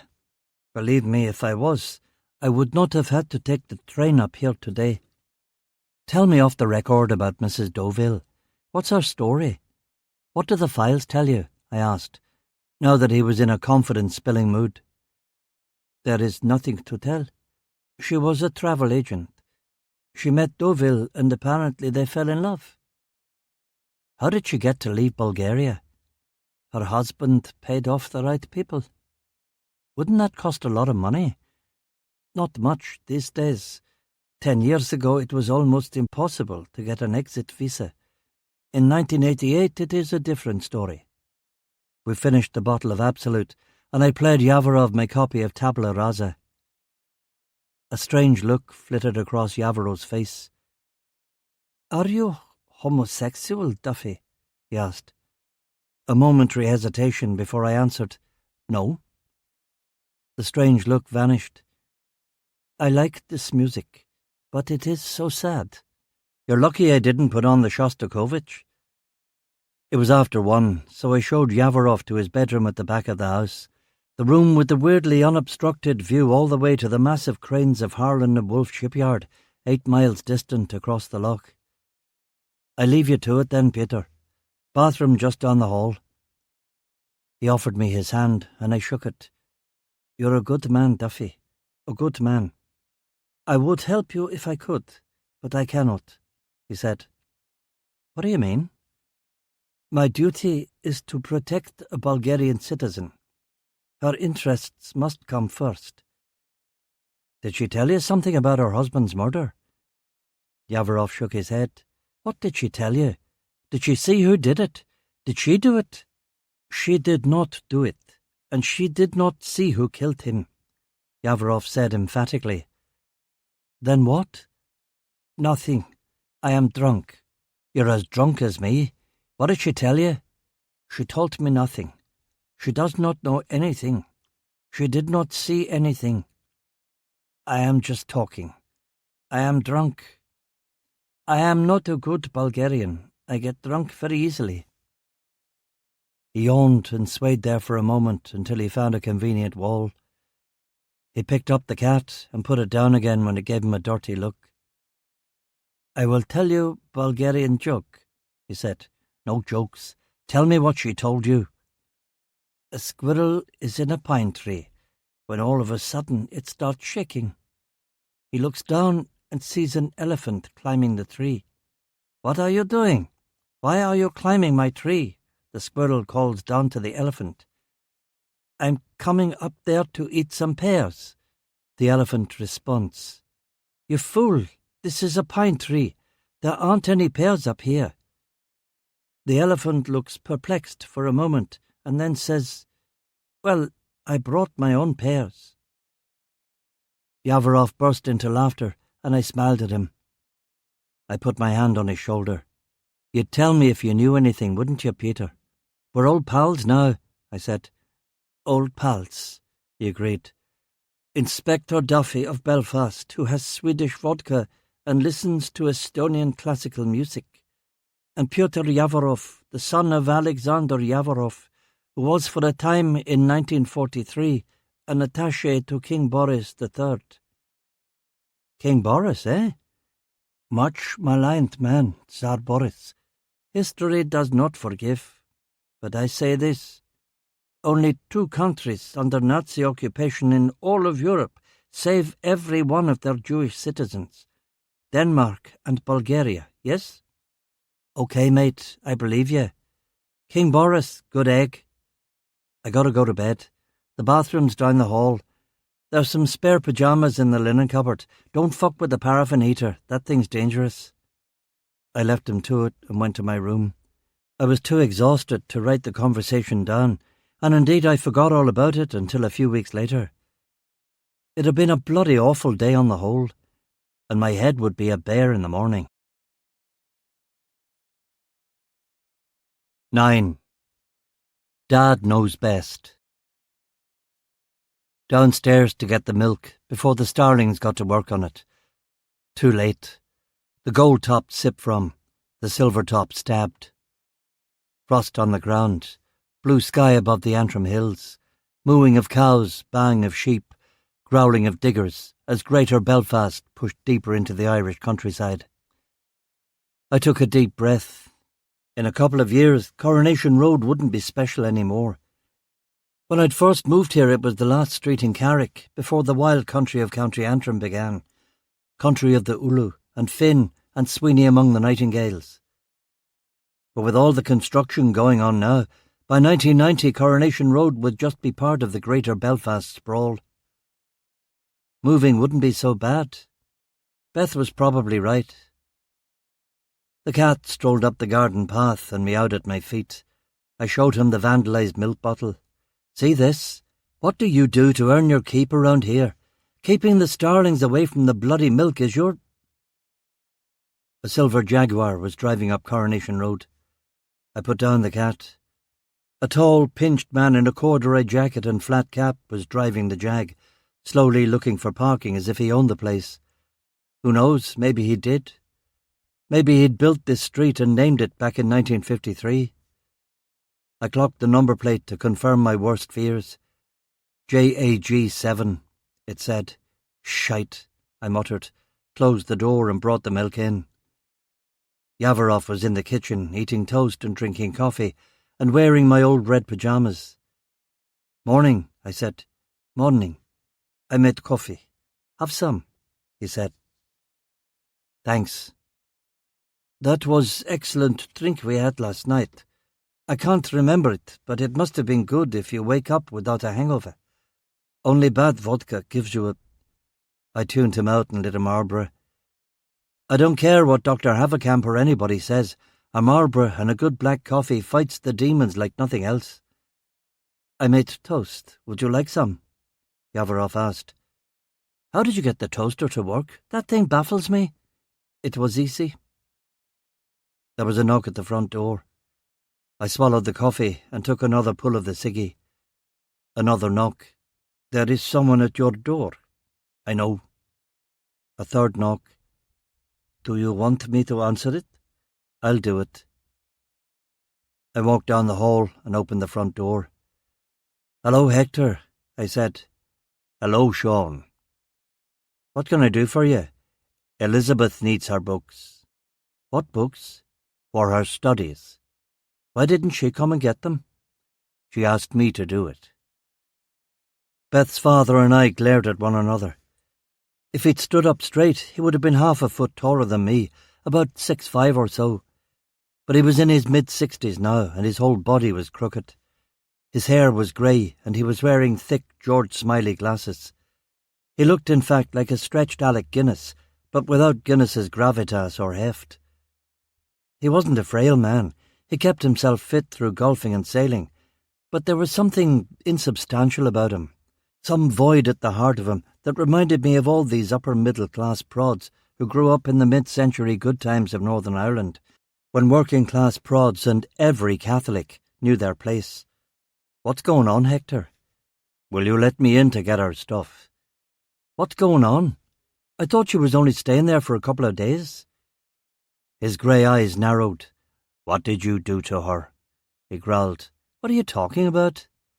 "If you laid a finger on her, so help me, I don't care if you are a policeman, you're a fucking dead man." I was taken aback for two reasons. It was a good few months since I'd had a death threat, but more impressively, I'd never heard Hector swear before. And swearing in defence of one's daughter was a good thing. "Are you going to let me in or not? I need to get some things for the baby too." "Help yourself," I said, standing aside. "The baby's room is next to ours upstairs. Beth's office with her books is in the spare bedroom at the back." Hector tramped upstairs. "Is anything wrong?" Yavarov asked. "Just a sec," I said, and held up a finger while I dialed Larn. Someone picked up on the third ring. "Hello? Beth, is that you?" "Yes." "What the hell's going on now? I thought we just had a fucking tiff," was my less than diplomatic opening. "Sean, I just sent my dad to get some of my things. You're not rowing with him, are you? I thought you said you were coming back today." "I never said that." "We just had a row. It was no big deal. And you were right. It's a great house. It's a lovely gesture. I said I was sorry." "Sean, please, don't argue with my father. He's not a young man." "I'm not arguing with him. He's upstairs getting things for Emma and your books. Why?" She sighed. "I told you. I think we need a little time apart to think things over." "You never said anything of the sort. What things? Things were going okay. I'd smoothed it all over with my natural charm, and I already said sorry about the house." "Sean, please. Can I call you in a couple of days?" "No. Let me drive down there with your father." "No. Please, Sean. I know that you're a reasonable man. Just give me a couple of days to get my bearings. I'll give you a call. I had a talk with Mum and Dad last night, and it got me thinking. Your bloody father, wasn't it?" "No. Well, look, I just want a few days. What's wrong with that? I miss Emma, and I know she misses me. I know. So?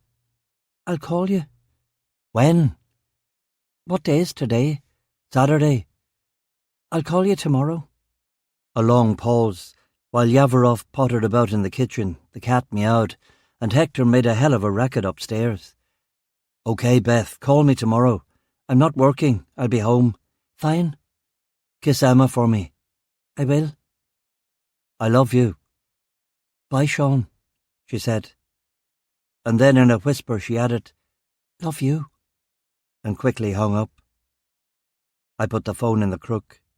It wasn't a very original thought, but I articulated it anyway. Women. Who could understand them? She loved me.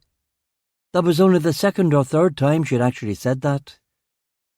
I walked into the kitchen, confused, emotional. Yavarov refilled my coffee cup. "May I ask what's happening? Or would that be rude?" "Girlfriend's father is upstairs getting some of her stuff." "She left you?" "It's more complicated than that." "Did you beat her? Is she afraid of you?" "I never laid a finger on her. And don't say that's where you went wrong or anything glib and Eastern European like that." Before Yavarov could say anything, Hector came down the stairs with the cot filled with books. The cot was enormous and made of cedar, so Hector must have been stronger than he looked. "Let me help you with that," I said, taking one end of the cot. "I too will help," Yavarov said. Hector saw Yavarov and me in our matching pyjamas and gave us a withering look. A lesser man might have felt the need to explain Yavarov's presence and started babbling about missing trains and bomb scares, but I didn't feel the need to explain anything to Hector MacDonald. I took one end of the cot and we walked out to the Jaguar. The trunk was only big enough for a set of golf clubs, so we put everything in the back seat instead. I closed the back door and looked at Hector. Emma needs to be burped twice after the midnight feed, I said. Beth's not usually up for that one. I'll tell Jane, he said curtly. Oh, and you should remind her to study for her tutorial on Monday. It's Dr. Byrne and he's a taskmaster. Hector sniffed. I don't know about that. We've been talking about having her switch to business administration. Literature is a bit useless, isn't it? In life, I mean. Beth had 2 older brothers, but one was a site manager in Chicago and the other was running a mine in South Africa. Neither could be relied upon to take over McDonald Construction when the old man finally called it quits. Was Beth being groomed now? Was that the plan? That's right, books are rubbish, aren't they? Was all I said, trying to keep the sarcasm level down to a 3 or 4. Some good reading in the paper, though, these days, isn't there? I read about your latest case, page 2 of the Belfast Telegraph. I opened the car door. Safe home, Hector. He nodded, got into the Jag, closed the door, and drove away. I do not like this man. You are lucky to escape from such a family connection, Yavarov said. Come on, get dressed, and I'll drive you to the train station. I finished the coffee, dressed, took a hit on my asthma inhaler, packed the emergency inhaler, looked under the beamer for bombs, and drove Yavarov to Carrick train station. I saw him to the ticket booth, where he got a through ticket to Dublin. We shook hands, and I gave him my card. I went across the road to the Railway Tavern, which opened at 10 o'clock on Saturday mornings for the football crowd. I ordered a pint of Guinness and a double whiskey chaser. I thought about Dr. Haverkamp. How many fucking units is this, you bastard? I gave the barman a $5 and asked if he had any crisps. Crisps and Guinness for breakfast. It was like my single days. The Railway Tavern was a hardcore UVF bar that didn't look kindly on strangers, but I was wearing my black drainpipes, my DM boots and a blood-stained Undertones t-shirt under my black leather jacket. To complete the picture of a possibly unhinged psycho, I hadn't shaved, and I had a "I would fucking love you to say something" look in my eyes. I finished the Guinness, looked under the beamer for bombs, and drove to the station.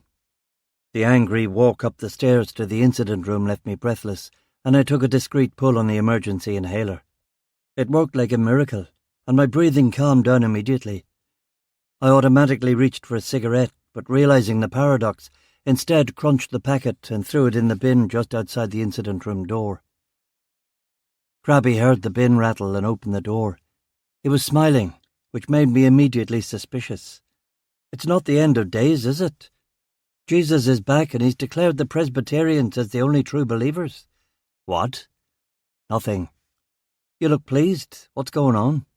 A break in the case.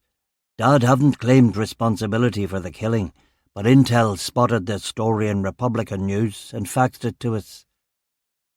Direct action against drug dealers may have executed a peddler of heroin and other filth to our children, one Francis Deauville, on Thursday morning.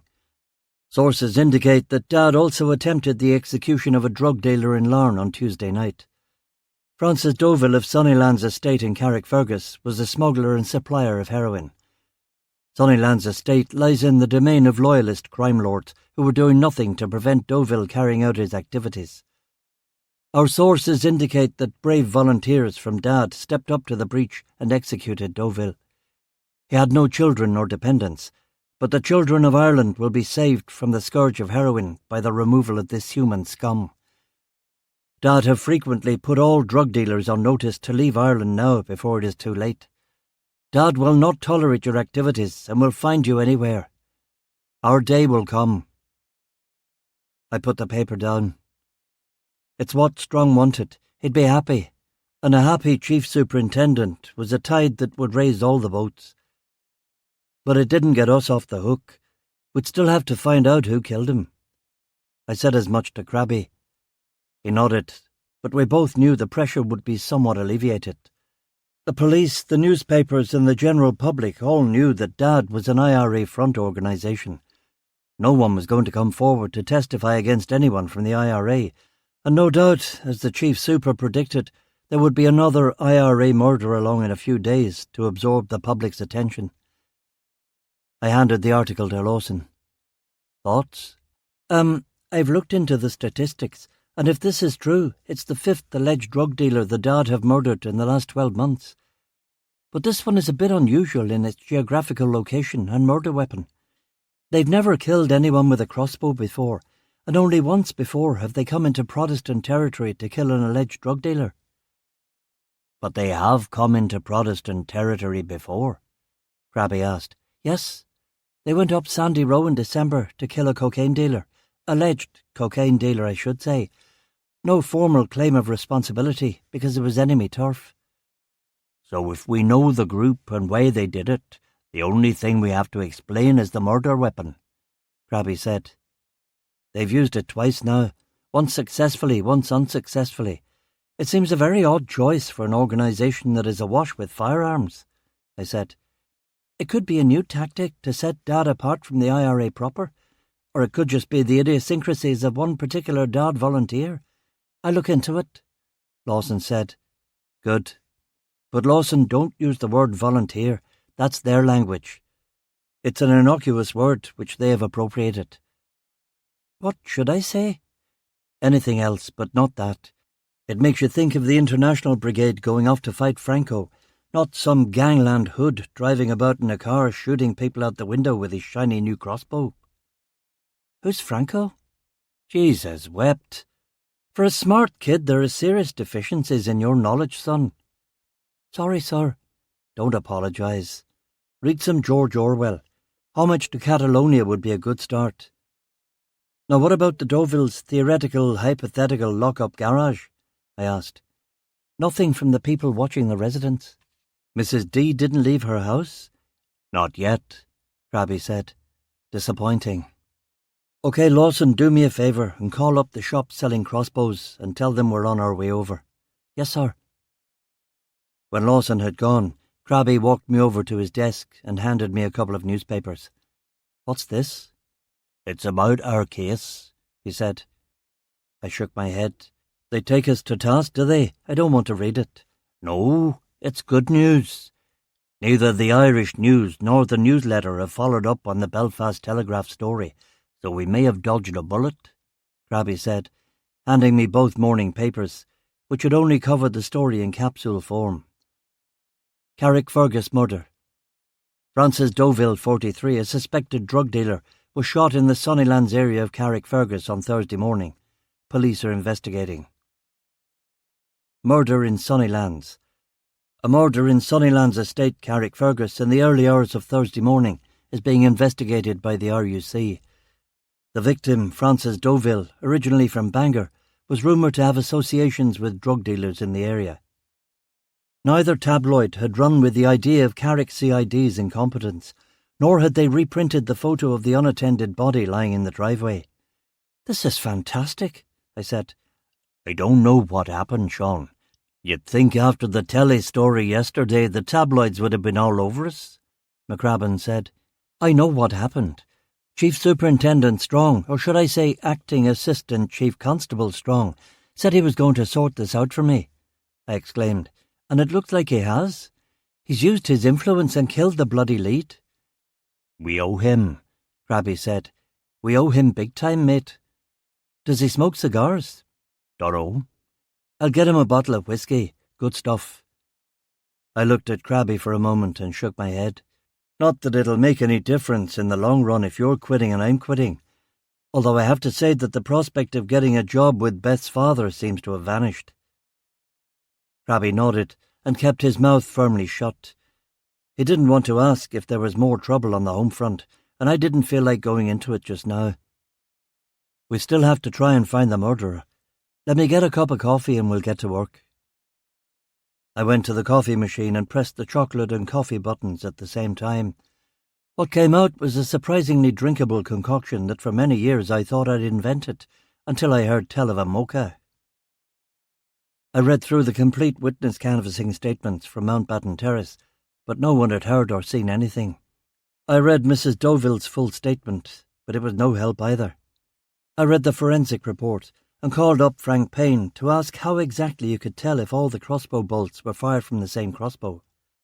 He spun me some shite about score marks on the aluminium paint that I decided to believe. Lawson's inquiries got nowhere, and we took a tea break to read the paper. "Is it better to reign in hell or serve in heaven?" Lawson asked, looking up from the Daily Telegraph. "Reign in hell," I said. "Reign in hell," he agreed. "Serve in heaven," McCrabbin dissented grimly, and not completely convincingly. At 10 o'clock, Lawson and I drove to Belfast to check out the 2 archery shops in Northern Ireland that sold crossbows.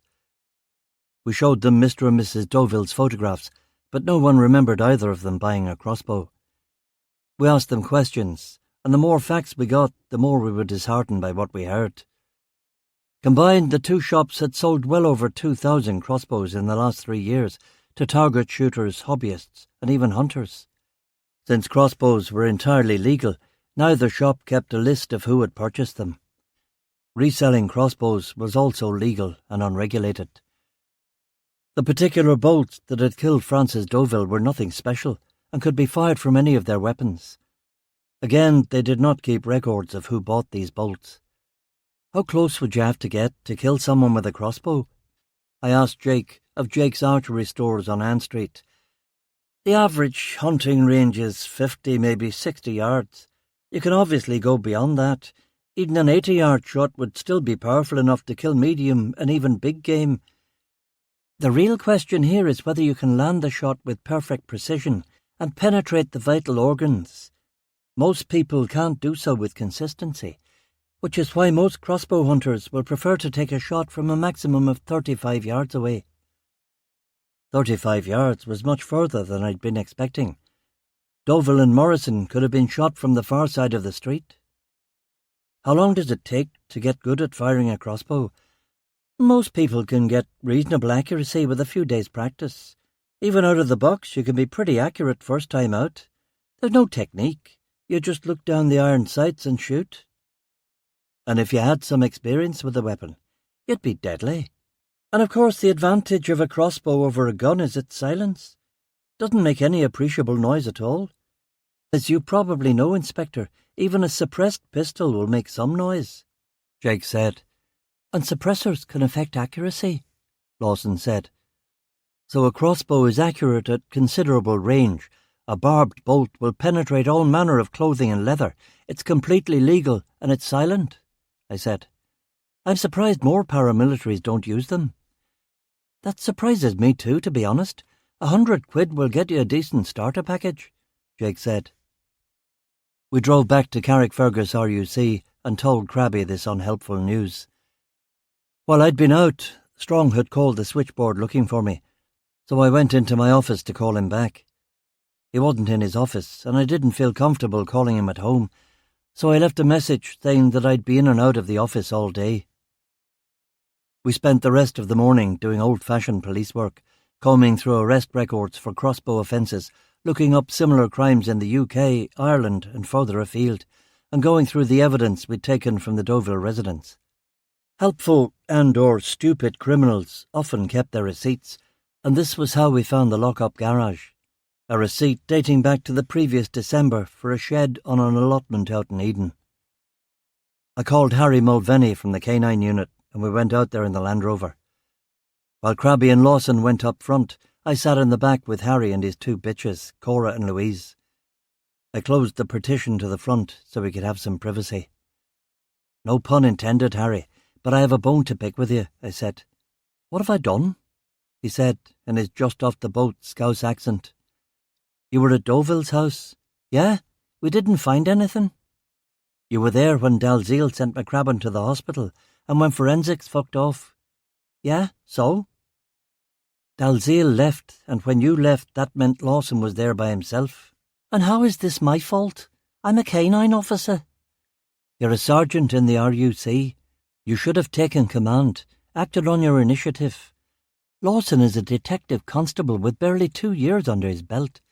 You should have stepped up, assumed command, got forensics in, secured the crime scene until Crabby got back.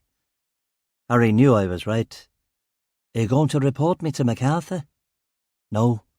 I'm the fall guy on this debacle, and there's no point getting anyone else in the shit. But next time, remember you've got those stripes on your shoulders for a reason.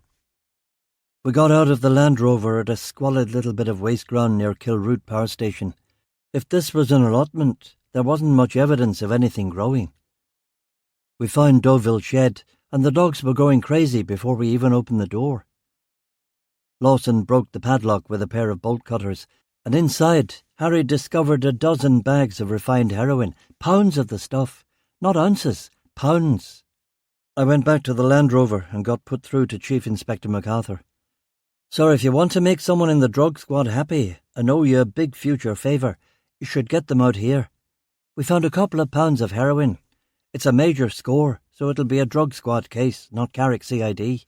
I'll call Chief Inspector O'Driscoll. He'd be perfect, sir. And I think you should come out yourself, sir. Some good PR for the station. I think I will do that. Very good PR for the station after yesterday's black eye. The rain came on, so I left Lawson at the shed and waited in the Rover until the drug squad and MacArthur arrived. Seamus O'Driscoll was another rare Catholic detective in the RUC, and he'd brought with him seemingly half the narcs in the force. 20 men and women in white evidence-gathering boiler suits. "If it isn't Sean Duffy as I live and breathe," O'Driscoll said, offering me his hand. He was a tall, unhinged-looking fellow with red hair and bad teeth, but he wasn't a bad sort. We went back a ways, and I could possibly have liked him if he hadn't been 2 years and 9 months younger than me and already far ahead of me on the chain of command. We had come up together, though, so there was no question of me calling him sir or of him demanding it. "O'Driscoll drove with the song, The Wild Duck and the Drake," I said, but the illiterate Egypt just gave me a funny look, so I dropped the Yeats. "This is quite a big score you've given me here, Sean. I'll owe you," he said. "You don't owe me anything. My gaffer thought you'd be the best man for the job, and I agreed." O'Driscoll grinned from ear to ear. Not a pretty sight, so I decided to put an end to it. "You could give me one big hand, though. I've had a couple of men watching Mrs. Deauville's house in the hope that she would lead us to her husband's lockup. But now that we've found it by other means, I'm going to take the men away. I've been paying their overtime out of the CID budget. But if you want to keep up their surveillance, can you pay for it out of your budget?" "No need for surveillance. I'll just arrest her." "Oh, OK, fair enough. Well, do me a favour, Seamus. Go easy on her. We don't think she killed her husband, and she's pretty torn up about it. I'll be gentle. At least bring in a WPC. We did, and we're not exactly cutting edge." "Isn't the purpose to get her to talk?" "No, the purpose is to protect and serve," I said, giving him the motto of the LAPD. "Oh yeah, sure, of course it is." "I'll get Lawson to give you over the files and you can photocopy them. Standard division of duty. You handle the narco aspects, we'll do the homicide, OK?" "Sounds good. I heard this wife of his was a foreigner, Bulgarian. But don't believe any nonsense she tells you about not speaking English. She's fluent." Chief Inspector MacArthur had arrived with a reporter from the Carrickfergus Advertiser. I shook his hand and took my leave. Didn't need any more press attention today. Back to the barracks on Shanks's mare. Of course it began to rain and then hail, and I was out in only my t-shirt and thin leather jacket, soaked when I got back to the office. Sandra brought me tea and biscuits while I huddled in front of the single bar of the heater. The phone rang just as I was thinking of calling Beth again. "Hello?" Duffy. Been trying to reach you all day." It was Chief Superintendent Strong, a friendly voice in a cruel world. "Sir, I've been meaning to talk to you too. I want to thank you for whatever you did to keep yesterday's story out of the morning papers today." He cleared his throat. "I'll admit that I did make a few phone calls into the shell-like ears of a few people who have had occasion to rely on the police for scoops and tips in the past." "Well, I'm most grateful, sir." "Forget it, Duffy. Tell me about the developments in the case," he said eagerly. I was a little surprised that one of the greats of Mount Olympus would be interested in muckety-muck police work, but he had stuck his neck out for me, so no wonder he was keen. "Well, we interviewed the wife and released her." "Released her?" "It was our feeling that she was not a suspect or a material witness." "What did she tell you?" "Nothing really. She doesn't know who killed him or why." "She saw nothing?" Apparently not. And you definitely don't like her for it? Like I say, I'm not completely sure, sir. But my instincts and the evidence tend to suggest that she is not to blame. Not to blame for the murder, anyway. She'd almost certainly been smuggling in Turkish heroin, somehow. But that wasn't my concern. And if CIO Driscoll can't pin that on her, it's no skin off my nose. I'd like to see the transcripts of your interview. I'll have Lawson fax them to you, sir. What else? At the time of the arrest, we didn't find Mr. Deauville's heroin laboratory on site, so it was reasonable to assume that it was at an off-site location and that she might lead us there in an attempt to destroy evidence. And did she? No, but we found the lab by other means, an old receipt he'd kept. Good work. Were there drugs in it? Oh yes, sir. A lot of drugs. A couple of pounds of heroin. More than we could handle, sir, so we called in the drug squad. Brilliant, Duffy. Who was the drug squad liaison? CIO Driscoll, sir. How do I know that name? Maybe from the poem, sir. What poem? The Yeats poem, sir. O'Driscoll drove with a song, the wild duck and the drake. Jesus, man, I didn't tell you to start reciting it. Sorry, sir. What else, Duffy? What's this I hear about a dad connection? You've heard about that, sir, have you? Well, it's slightly unusual. Dad have not claimed responsibility for the killing with a recognised code word, but there was a story in Republican news strongly suggesting that they did it. The bastards. So it really wasn't the wife at all? It's looking unlikely. Tell me, Duffy, do we ever catch any of those dad murderers? If they're IRA men and there are no witnesses or forensic evidence, I'd say it's going to be very tricky, sir. So not totally unprecedented if they get away with it, eh? If the Chief Constable starts breathing down our necks asking, "The Chief Constable?" I asked with alarm. Relax, man. I'm your shield, remember? Yes, sir. Thank you, sir. So what's going to happen next in the case? CIO Driscoll is going to arrest Mrs. Deauville for the drug smuggling. Maybe I'll watch it through the glass. The interview, sir? Yeah, why not? I've taken an interest in this case, and I'd like to see it through to the end now. That's fine by me, sir, and I'm sure Chief Inspector O'Driscoll won't mind. I believe he's based at Antrimar, you say. Very good, Duffy. You've done well today, better than yesterday. Have a good night. He hung up, and I called O'Driscoll to warn him that acting ACC Strong might swing by to watch him work his interview magic, which alarmed him nicely. I went home, fed the cat, called Beth, and got the engaged tone. I called again, and I got Beth's mum, who said that Beth was out with some old friends, and that Emma was sleeping. I made a pint glass of vodka gimlet, easy on the ice, lime and soda, heavy on the vodka. I called up Belfast International Airport and checked to see if there were any direct charters to Bulgaria. Of course there were, 2 a week from Belfast to Varna on the Black Sea Riviera. That's how she smuggled the drugs. You bribed the officials at the Varna end and confidently walked through customs and immigration at the Belfast end. There was a chance of a random pat-down, but I knew that the immigration officers at Belfast ports and airports were on the alert for known terrorists, and the sniffer dogs at the airports were the ones who'd been trained to look for explosives, not drugs. Northern Ireland's drug problem wasn't of sufficient concern yet to have narco canine teams and officers at the airports. Eventually it would be, but not yet. I thought about telling O'Driscoll this information, but decided against it. It was his case to make and no concern of mine. I was doing the murder, he was doing the drugs. And I felt sorry for Elena Deauville. I looked out Fantasia on a theme by Thomas Tallis, stoked the peat fire in the living room grate, and lay down on the floor to listen to it. The cat crawled onto my stomach. By the second vodka gimlet and the second iteration of the concerto, much of the bad shit was going away. Of course, the real bad shit was still to come, but I didn't know that then. At midnight, the phone rang. Beth? Hello? Sean, it's Seamus O'Driscoll. Just wanted to let you know that we've arrested Mrs. Deauville and taken her to Antrimar, UC. It's midnight, Seamus. I thought you would want to know. Fine, thanks. But there's no need to call me with further updates. You can call D.S. McCrabbin at the station. I think he's duty detective. I will. Listen, Sean,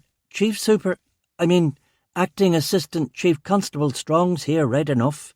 How do I handle him? Jesus, mate, it's not Cardinal O'Fee. He's just another dozy peeler. I'll tell him you said that. Good night, Seamus. Night, Sean.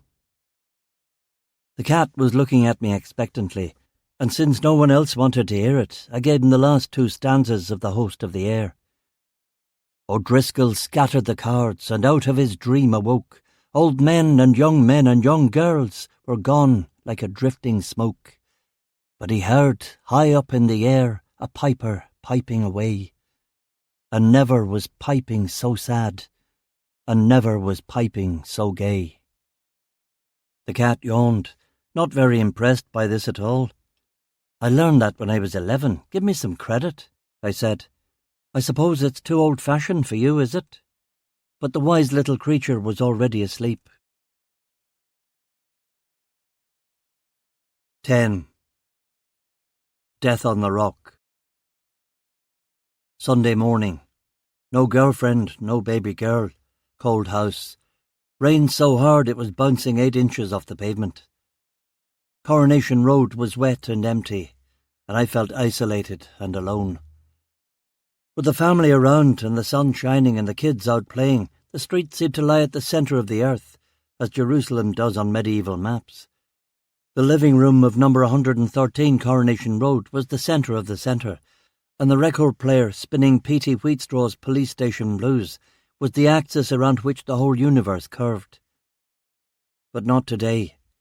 Today, number 113 Coronation Road was just a cold little ex-council house with ashes in the grate and a hungry cat whining in the kitchen. I called Beth, but Hector answered the phone and claimed she was down at Lawn Marina working on their boat, the Grania. At this hour? In this weather? Yes, you know Beth, she loves sailing. First I knew about that, I nearly said. Yeah, I know. She's not out on the water though, is she? It's supposed to storm later. Of course not. OK, I'll try her later. Tell her to call me and tell her I miss Emma. I lit the fire in the living room, found a record, put it on, and thanked God for Ella Fitzgerald and a case to occupy my brain and keep away the blues. The IRA proxy group Dad were sort of claiming the Deauville murder, and we could yellow this file soon enough. But there were a few things about the case I did not like. I took a hit on my asthma inhaler and had a cup of coffee and settled in front of the fire to think. Think until 10 anyway, when I would try Beth again. Item number 1. Would the IRA or its dad proxy really have driven deep into a loyalist area like Sunnyland's estate to kill some random drug dealer? Item number 2. Would they really have used a weapon as exotic as a crossbow when there were plenty of guns available in Ulster? Item number 3. What did Elena Deauville know about the murder that she wasn't saying? I considered the problems one at a time. Item number 1. On the surface, it didn't make a whole lot of sense for the IRA to come to a housing estate in Carrickfergus. The IRA's preference was always for soft targets. Would they really drive deep into a twisty loyalist housing estate to kill a random pusher? The only reason they would do such a thing would be for the PR value, to prove that they could go where they pleased. Bam! We drive into Protestant Larne to shoot a drug dealer. Bam! We drive into Protestant Carrickfergus the very next night. Look at us, we can be anywhere. Yes, that worked as a reason. But then why not claim it with a recognised code word and shout it from the rooftops? You don't want to antagonise the loyalists and jeopardise a truce, fair enough. But then why kill Deauville and shoot Morrison in the first place? So maybe you shoot Morrison to establish a pattern, then you shoot Deauville. Then you tell Republican News that this was the dad, and they believe it. Everyone's happy. The press is happy.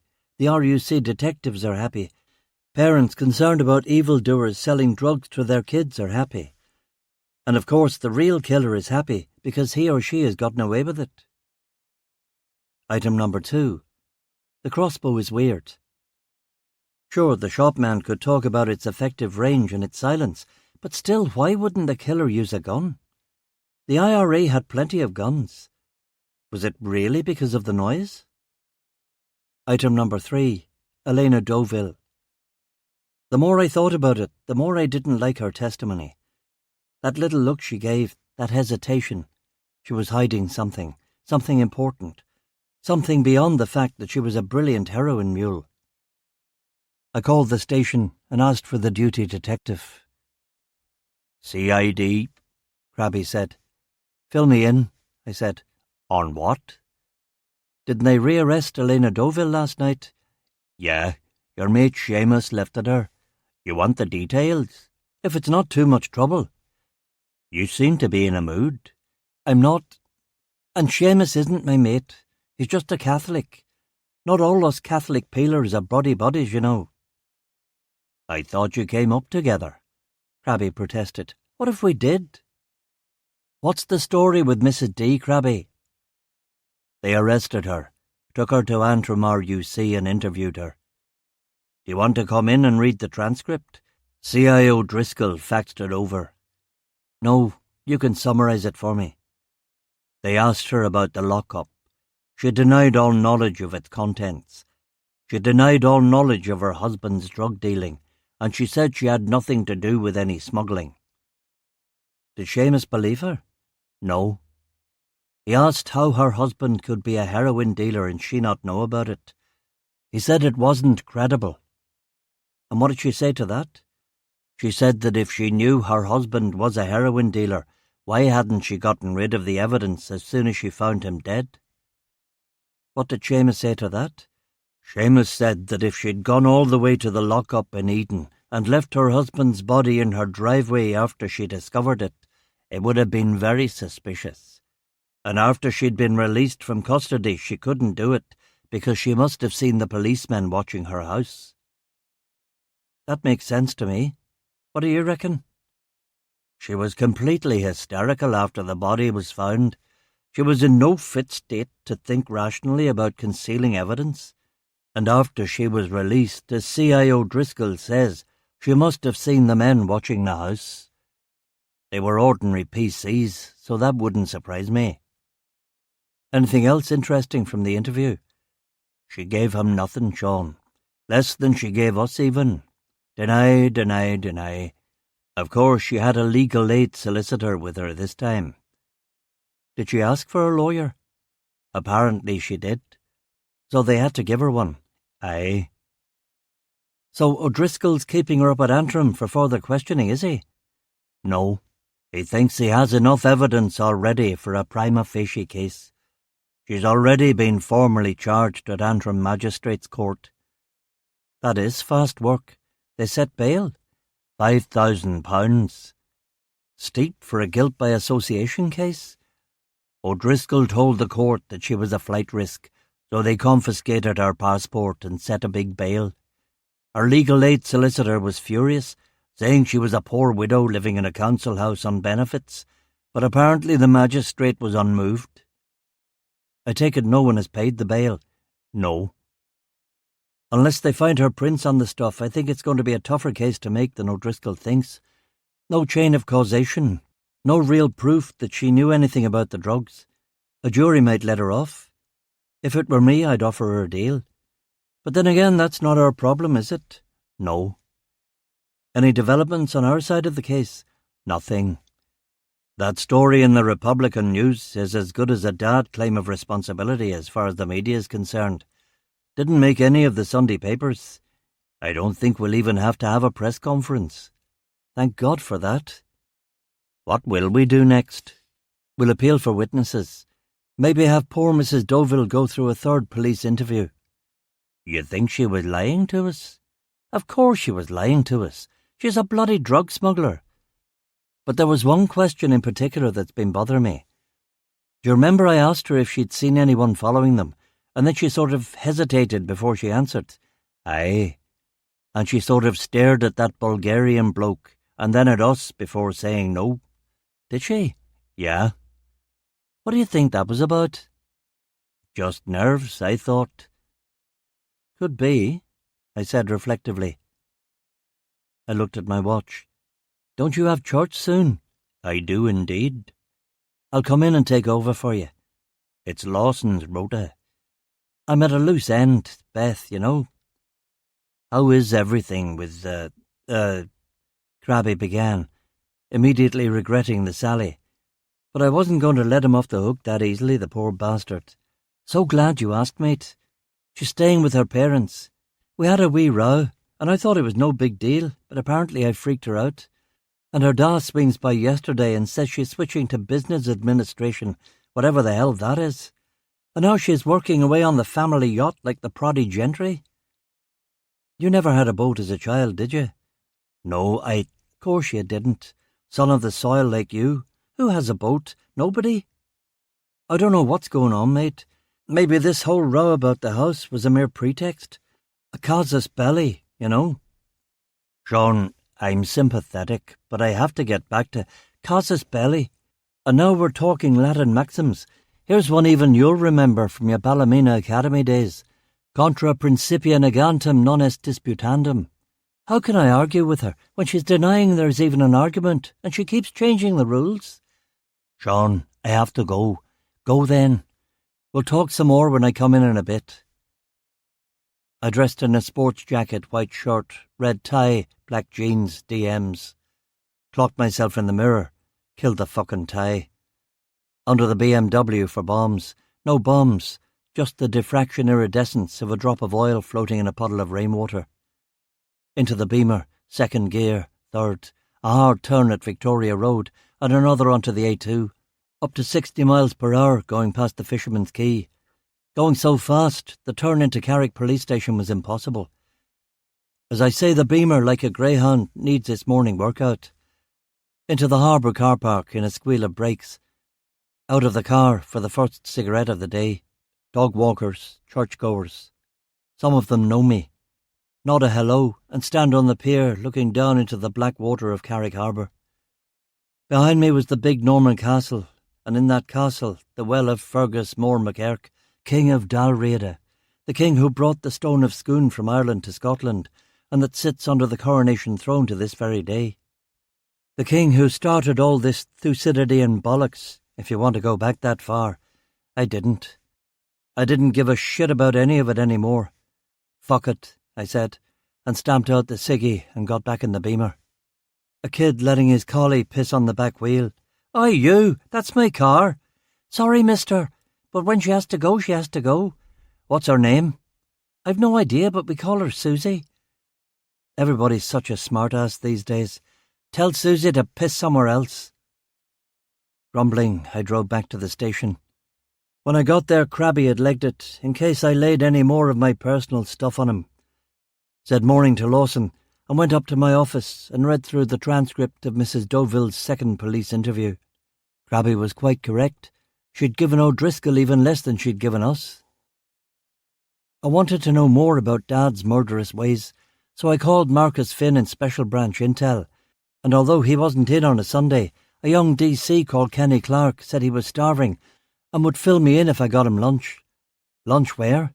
I asked suspiciously. I'm not picky. I'm not even in Belfast. I'm in Carrick. Well, then I'm sorry. I'm not authorised to give out this kind of information over the Meet me at the Europa Grill in 20 minutes. What do you look like? A depressed policeman. Aren't all policemen? Click. 20 minutes of hardcore Beamer driving later. Ah, Inspector Duffy, I believe. An amiable-looking idiot of a man in a red jumper said. We sat in the window overlooking Great Victoria Street. He ordered the most expensive steak they had, and I got one too. I'd put it on CID expenses. So tell me about Dad, I said. He was a kindly man, but he just couldn't cope with family life, so he left when I was 8 to seek his fortune in Australia. You're hilarious. Wow, tough room. You don't have much of a sense of humour, eh?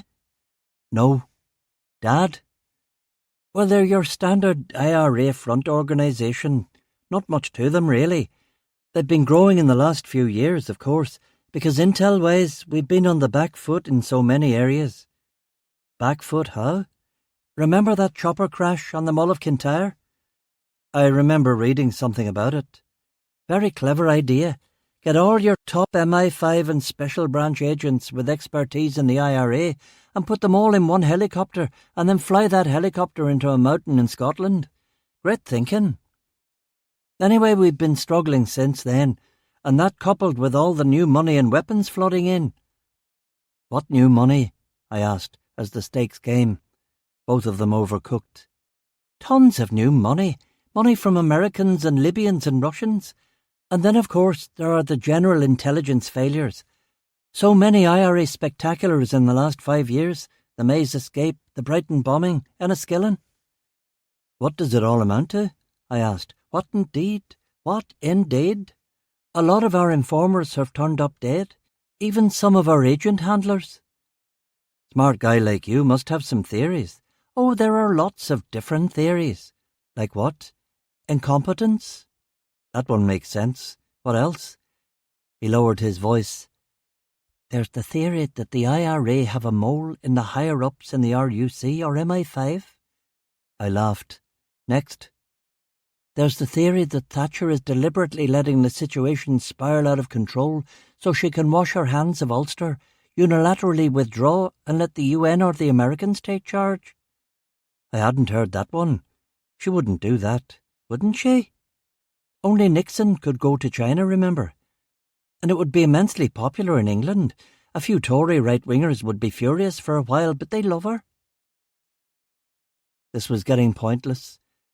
Bored intel guys and their speculations. I was an actual detective who had actual work to do. Tell me about Dad. He told me everything he knew. Dad had attacked 42 alleged drug dealers in the 4 years since they'd been calling themselves Dad.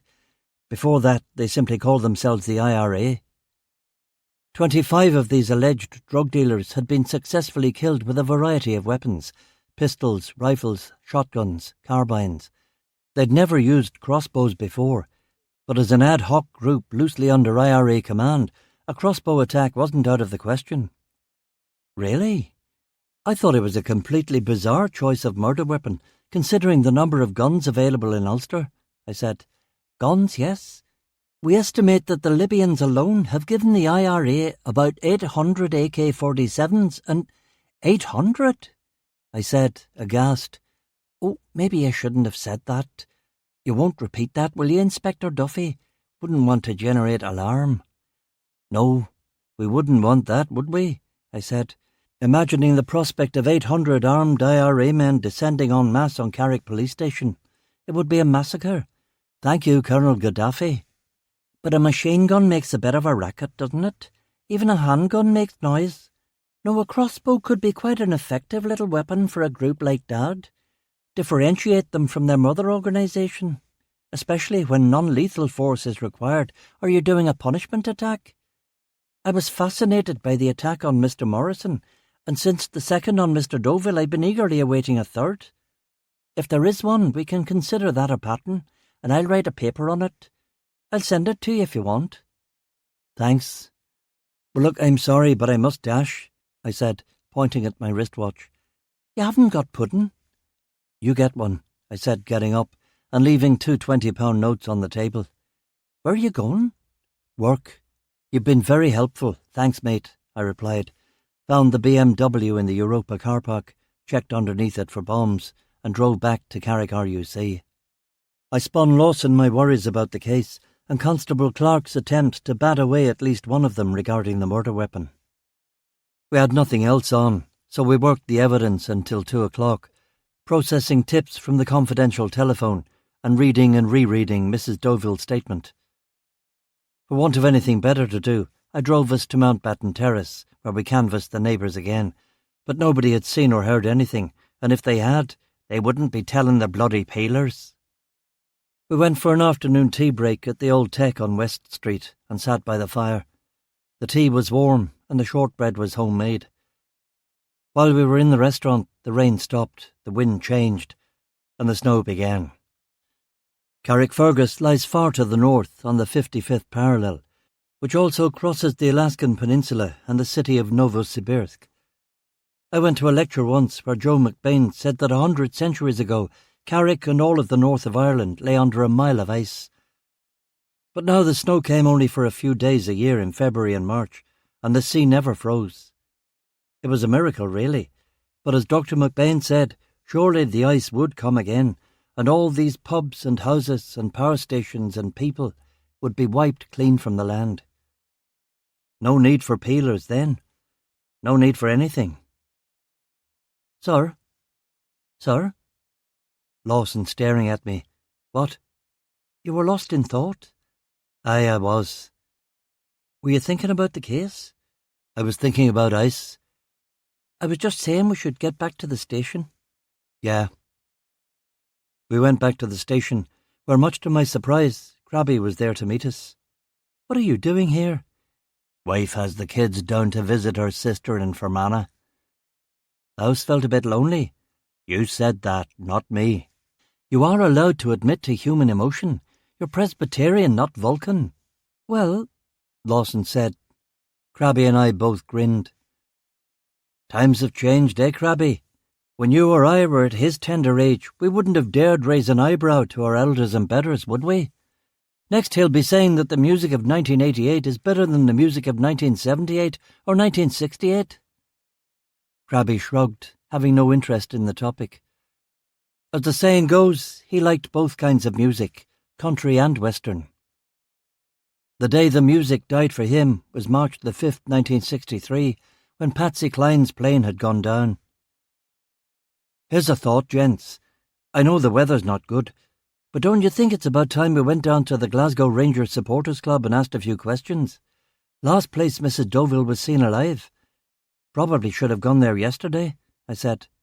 It was a Saturday yesterday. They would all have been at the Rangers game in Scotland, Crabby said. Did they go to every game then? Oh, yes. Over on the ferry to Glasgow every Saturday, Crabby said. I suppose you're a Celtic supporter, sir? Lawson asked me. An innocent enough question everywhere else in the world, except for Belfast and Glasgow, where the wrong response could get you a punch in the face. I don't give a shit about Scottish football, Lawson. As far as I'm concerned, there is only one football team in the world. Crabby nodded in agreement. Liverpool FC? Lawson groaned. I ruffled Lawson's blonde locks. The kid has learned something under our tutelage. All right, lad, let's go. Wrap up warm, I said. I didn't trust the Beamer without snow tyres, so we decided to hoof it. Exercise would do us good. Dr. Haverkamp would be proud of me. I'd been following his regimen fairly strictly. Asthma inhaler every morning, cut down on my smoking, cut down on my drinking, no pot. Stress was through the roof, though, and that couldn't be good. Beth taking Emma to her parents, and the Belfast Telegraph trying to crucify me. We walked out in the snow to the Glasgow Rangers Supporters Club, which was located near the bird sanctuary between the railway lines and Carrick Leisure Centre. Lawson was wearing a parka. Crabby and me were both in duffel coats. Until a few years earlier, this had been marshy waste ground, but the local council had formed an artificial lake, and now it was a mini birder's paradise, with quite the collection of ducks, kittiwakes, common gulls, crows, magpies, guillemots, fulmars and razorbills. Not everyone was as enthused by our avian friends as I was. They make a bit of a racket, don't they? Crabby said. A racket to the uninitiated, but to me, I began. And as I explained how to differentiate the different bird calls, I saw Lawson put on his Walkman headphones and tune me out, the cheeky wee skitter. It was pretty back here behind the leisure centre. I should take Emma here in her stroller. She'd like that, I thought. Emma.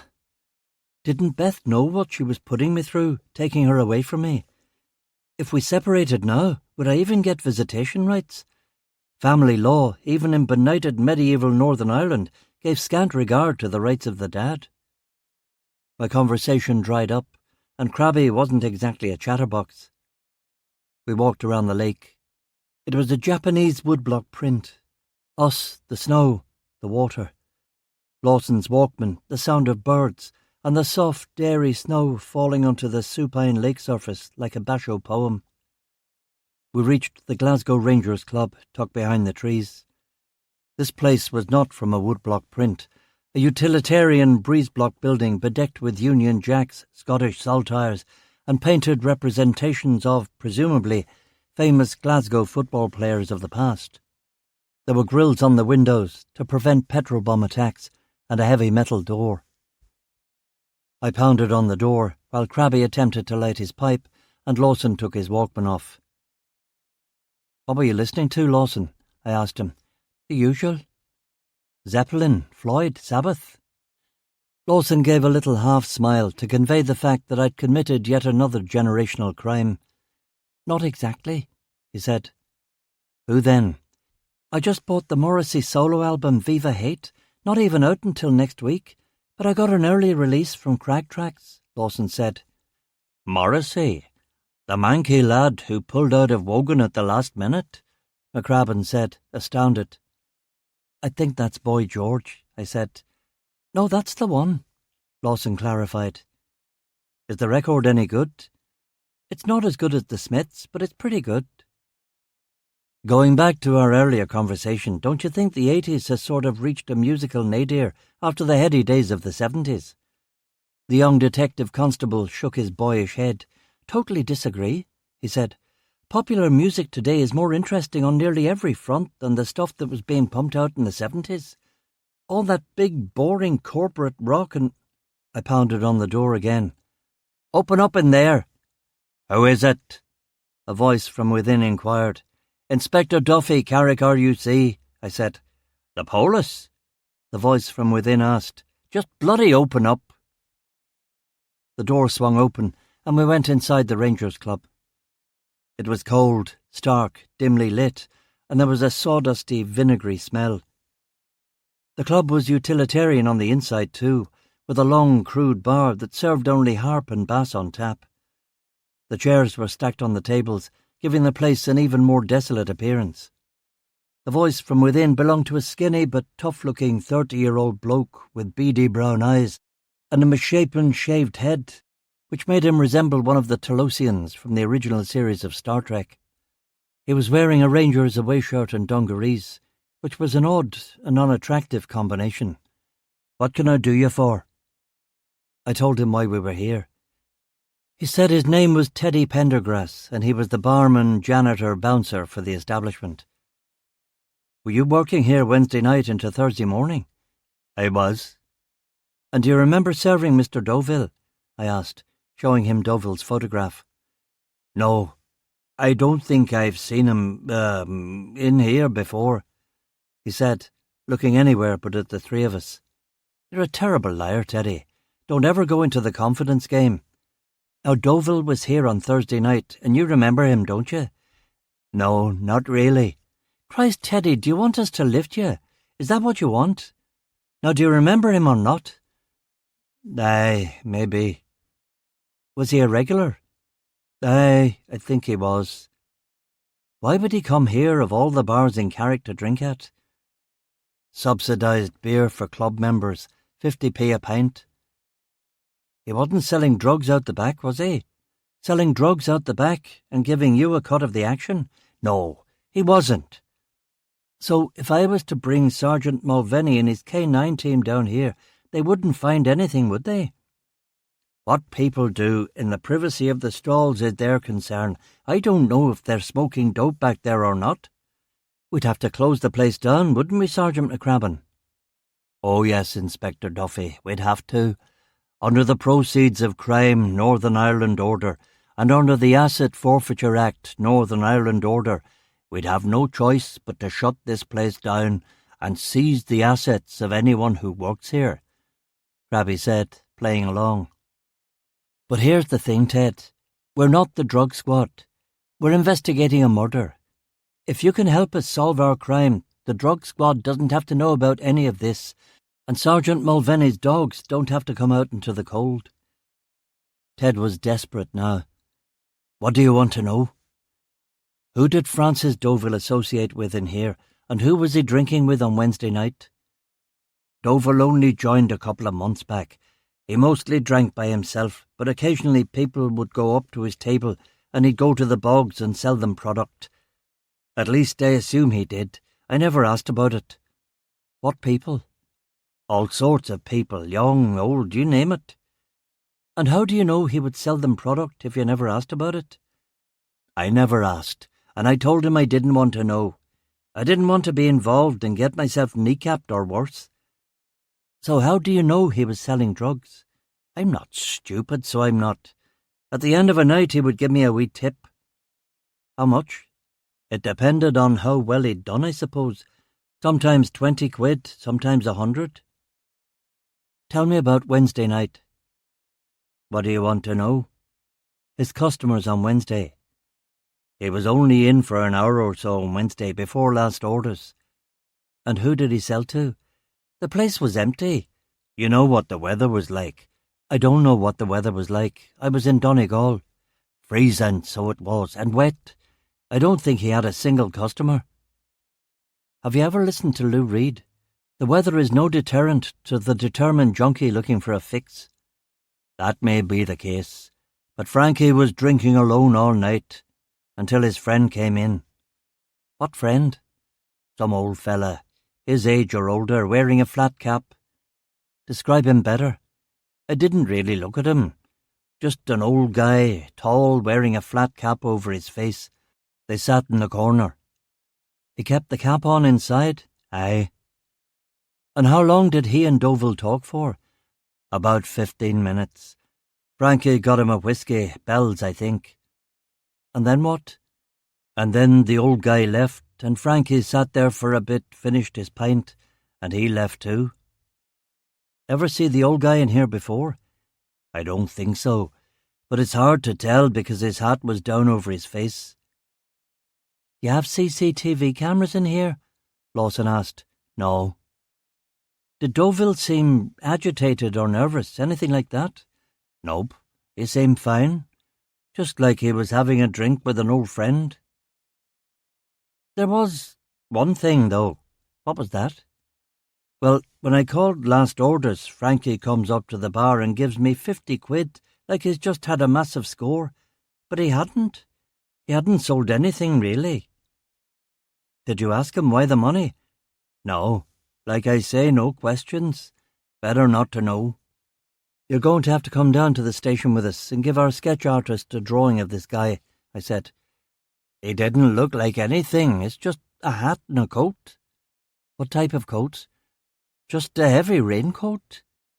He may have had a wee beard, or that could have just been the shadow. No, there's no point getting me to draw anything. Regardless, you're going to have to come down with us.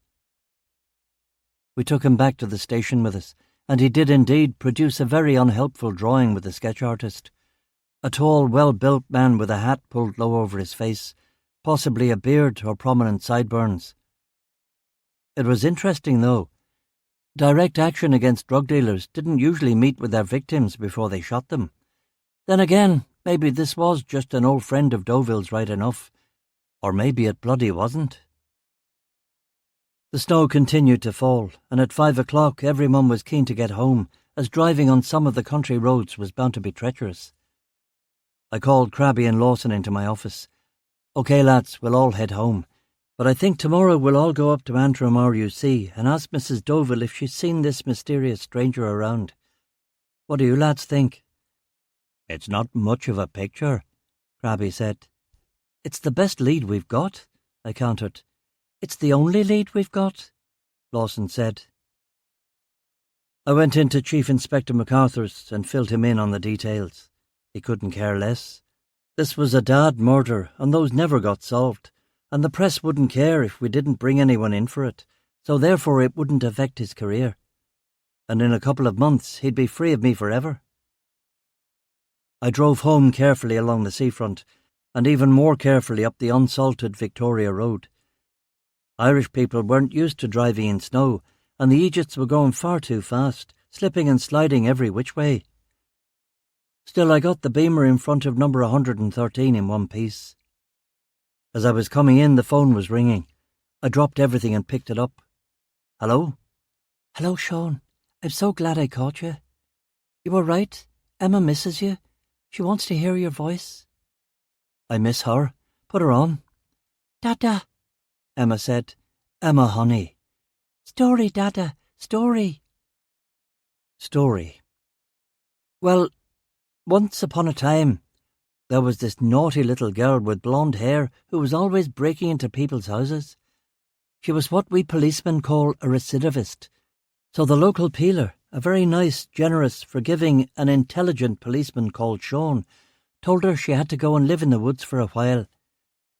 She went out into the woods and she saw a cute little house there with the smell of porridge coming out the open window. Not just ordinary porridge, but those steel-cut oats and honey that Daddy makes. Now this girl, who we'll call Emma Goldilocks, immediately decided she would get up to her old tricks again by breaking into the house of a nice bear family. When the story was finished, Emma yawned, and Beth said she had to put her to bed. "When are you coming back? You know I'm sorry, right?" Beth lowered her voice. "To be honest, I'm getting a bit fed up here. Dad's always going on about business administration and how I'm wasting my time doing an English degree. Come back then. I'll come down tonight and get you both. In this weather? It's no problem." "No. My Auntie Anne and Uncle Robert are coming over on the ferry tonight. They haven't seen the baby. They'll be staying for a couple of days, and by then I'll be thoroughly sick of it here. Can you come and get me on Tuesday morning? I've a tutorial on Wednesday, and I can get the train up to Belfast, and you can watch Emma, yeah?" "So you'll come back and stay here?" "We'll have to have a serious talk about our future." "Of course. I'm all about serious, you know me. And like I say, I'm willing to move whenever you want. And there will be no more shouting or stress."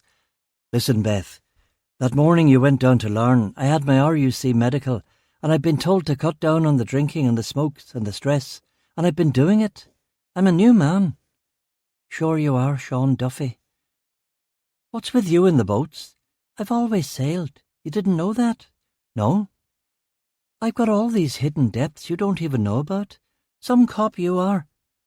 This is Dad's new boat. It's a restoration job. I was going to take it out today, but it was impossible with the weather." "We'll go out in the summer. I've never been sailing before. I imagine it'll be fun," I said, lying like a trooper. "Okay, Sean, I'll call you." "Bye, Beth." I hung up feeling happy. 2 good phone calls with Beth in a row. Dad getting us off the hook by sort of claiming responsibility for the Deauville murder, a possible eyewitness. Things were looking up. I made a hot whiskey, heated up some soup for dinner, put on Ella Fitzgerald, and sat in the living room with the TV on mute. I quickly unmuted the telly. Something had happened in what looked like Gibraltar. People had been killed. The killers had been who? Men in balaclavas? Terrorists? No, the killers had been SAS soldiers, and the people they'd shot were an IRA active service unit. Damn it. I was going to have to pay attention to this. I put down my whiskey and got my notebook. The BBC was being cagey with the details, but RTE from Dublin were jumping right in. They said that the IRA unit had comprised 2 men and a woman, and that they'd been planning to blow up some sort of British Army post while the guard was being changed. RTE didn't know the men's names, but the woman was a young girl from Northern Ireland called Mairead Farrell. The BBC said that the IRA unit had been killed in a gun battle. RTE were saying that they had been executed while attempting to surrender. "Jesus, I don't like the sound of this," I said to the cat. "Thank God the weather's terrible." Snow and rain would deter the rioters, but for how long? I turned the TV off and listened to comfort music while I drank hot whiskies and had only my 2nd and 3rd ciggies of the day. Comfort music. Standard stuff. Schubert, Mozart, Mendelssohn. I lit the paraffin heater and went to bed. While the snow fell, I found myself dreaming of Spain. I dreamed of palm trees and beaches and copper-haired Mairead Farrell spread-eagled on the street in a white martyr's blouse and Red Army faction flares. I dreamed of the nameless, faceless SAS men celebrating in their army barracks in Hereford, woodbines and Carling Black Label and rugby songs. I dreamed of Tariq ibn Ziyad, the conqueror, and I dreamed of the great rock named forever in his honour, Tariq's Mountain, Jabal Tariq. I dreamed of Molly Bloom, transported to grey Dublin, lying in her marriage bed, daydreaming of her past erotic adventures in a sunlit Gibraltar. A dream within a dream. And the sea crimson sometimes like fire, and the glorious sunsets and the fig trees in the Alameda Gardens, yes, and all the queer little streets and the pink and blue and yellow houses and the rose gardens and the jessamine and geraniums and cactuses. Yes, oh yes, yes. Mairead and Molly, Molly and Mairead, two lost girls. The blood coiling under Mairead's twisted body, merging with the scarlet of her hair. Molly's hair splayed over the white of her wedding sheets. I woke before the dawn and lay in the darkness, watching the indigo flame of the paraffin heater. I was unsettled by the dream, and annoyed at myself for dreaming it as I trumped down the stairs wrapped in the duvet to stoke the fire. I put the kettle on and took a puff on my inhaler. As if completing a conversation, I explained things to the cat. As you well know, when your legs twitch after your phantom mice, it's only a silly dream, lacking divinatory or prophetic or any other content. And a cat of your standing in the feline community, and a man of my age, should not be vexed by the foolishness of dreams. The foolishness of dreams which in this bellicose corner of this malicious little island had the ability to change instantly into nightmares. 11. The lady vanishes. Nothing under the beamer. Careful drive along Coronation Road to the station. Everyone in the barracks full of the talk of Gibraltar. Undisguised triumph. We got 3 of those IRA bastards, that'll learn 'em. No appreciation that this small tactical success will have strategic consequences. As soon as the weather improves, there will be riots in West Belfast, and when the coffins come back for burial, there will be 3 massive IRA funerals. So often in Ulster, a tactical success led to a strategic reverse, and vice versa. I flicked through the morning papers. Mairead Farrell did not, in fact, have red hair. It was more of a chestnutty brown. She seemed like a nice girl. They all seemed like nice girls. If the SAS and MI6 were telling the truth, they were plotting to blow up the changing of the ceremonial guard. 20 young men, and God knows how many civilians. If the SAS and MI6 were telling the truth. I'd met spooks and blades, and they lied like they had invented the concept. I'd only just taken a sip of my coffee when Chief Inspector MacArthur came in with a huge grin on his face. "Did you see the newsletter this morning, Duffy?" "No." He handed me the paper. The headline and pages 1 to 3 were all Gibraltar, but lo and behold, there was a picture of him on page 4, taking the heroin out of Francis Deauville's lockup. "This is great for us, Duffy, for the whole station. No more scary phone calls from the Chief Constable now, eh?" I let him speak and smiled and nodded in the right places. He was right, though. Better to have the press off your back than on. When he was gone, I rounded up Lawson and McCrabbin for the drive to Antrim RUC. We had a picture to show Mrs. Deauville now, and maybe she would remember something. Lawson made the courtesy call to Antrim RUC to let them know we were on our way, but when he put the phone down, he looked puzzled. "What's the matter?" I asked. "She made bail," he said. "Mrs. Deauville? Yeah. Who paid it?" "Her legal aid solicitor got an envelope full of £50 notes and a typed note that explained that this was for Elena Deauville's bail." The envelope full of 50s and the note were standard paramilitary procedure. But why would the paramilitaries bail her? Perhaps she or her husband had set up this arrangement for herself in the event of her arrest. We'd better go talk to Mrs. Deauville and find out who her mysterious benefactor is. At what time was she bailed this morning? Lawson looked pale. "It was last night, at 9 p.m. The solicitor wanted her out pronto, so she walked the bail money over to the barracks." "And the police just released her?" "They had to. And no one told us? Nope. But in their defence, last night everybody was pretty preoccupied by the news from Gibraltar." "How is that a defence?" Well, what if she skipped? They took her passport, didn't they?" McCrabbin said. "Why are we talking? Let's get over there." We got in a Land Rover and drove up to Sunnyland's estate, but of course she wasn't there. The police evidence tape was still across the door, and I had to use my skeleton key to get in. There was no evidence of packing. Her jewellery was still in the box upstairs. At the back of one, we found a semi-secret drawer filled with £20 notes. She wouldn't have forgotten that. "Don't think she's been home at all," Lawson said. "She hasn't. Come on, let's find out where she did go." Back to the barracks. I left a reservist at her house in case she did return. No direct flight to Bulgaria today, but via London or Paris, no probs with a duplicate passport. I circulated her description to the ports and airports.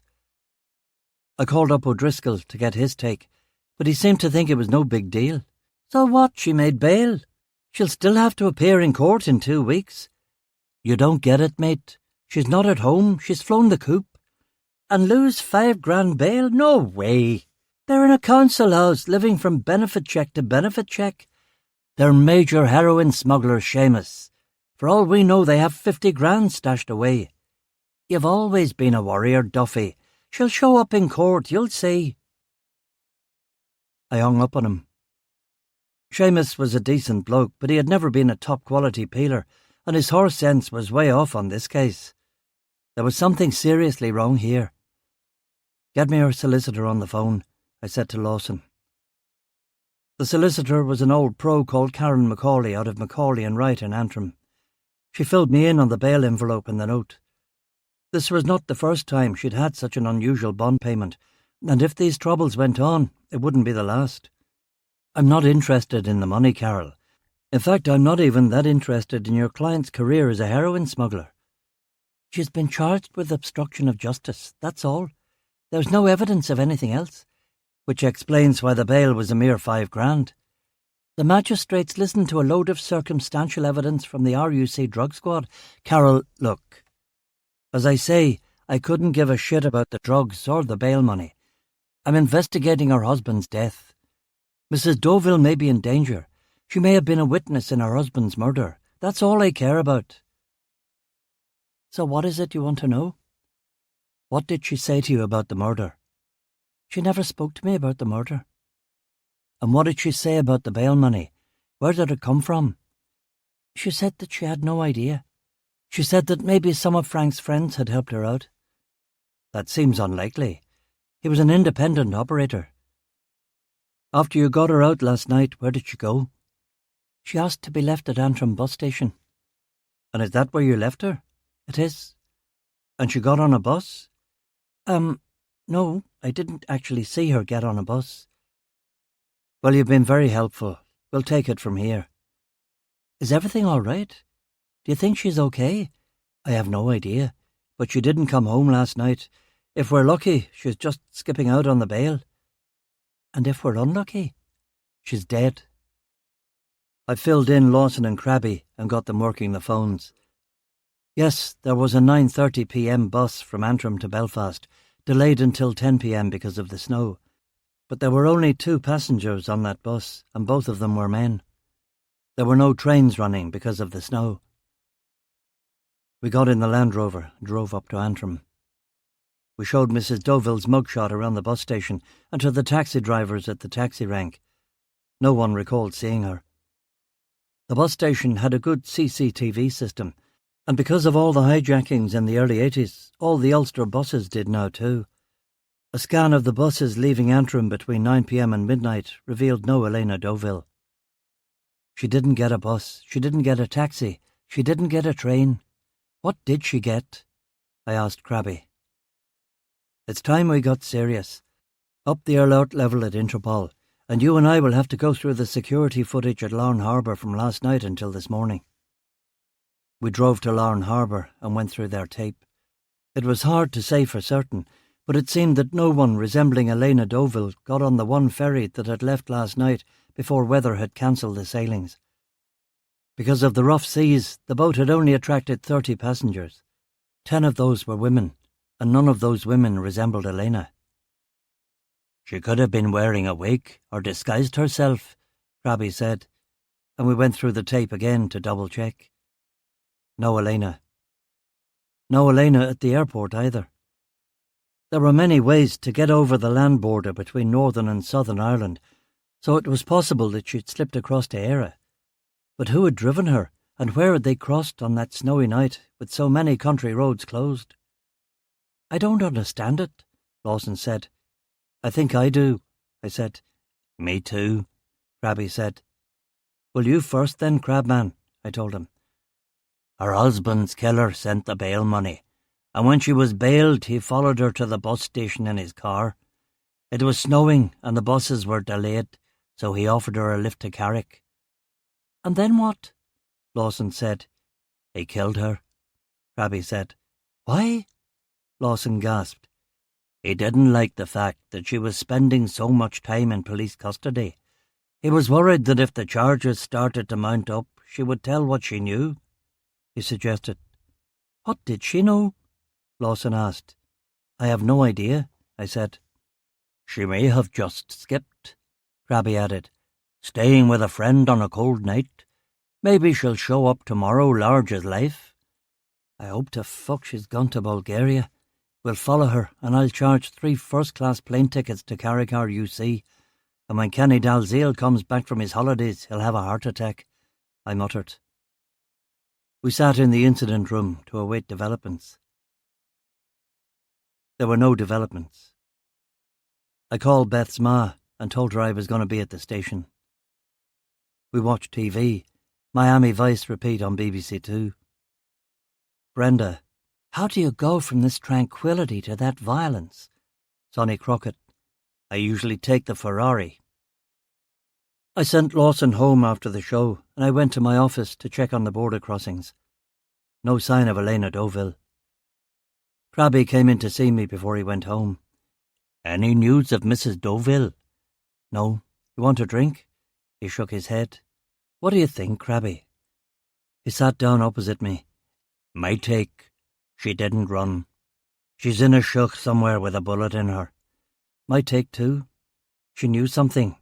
I should have gotten it out of her." "Don't blame yourself." "I do."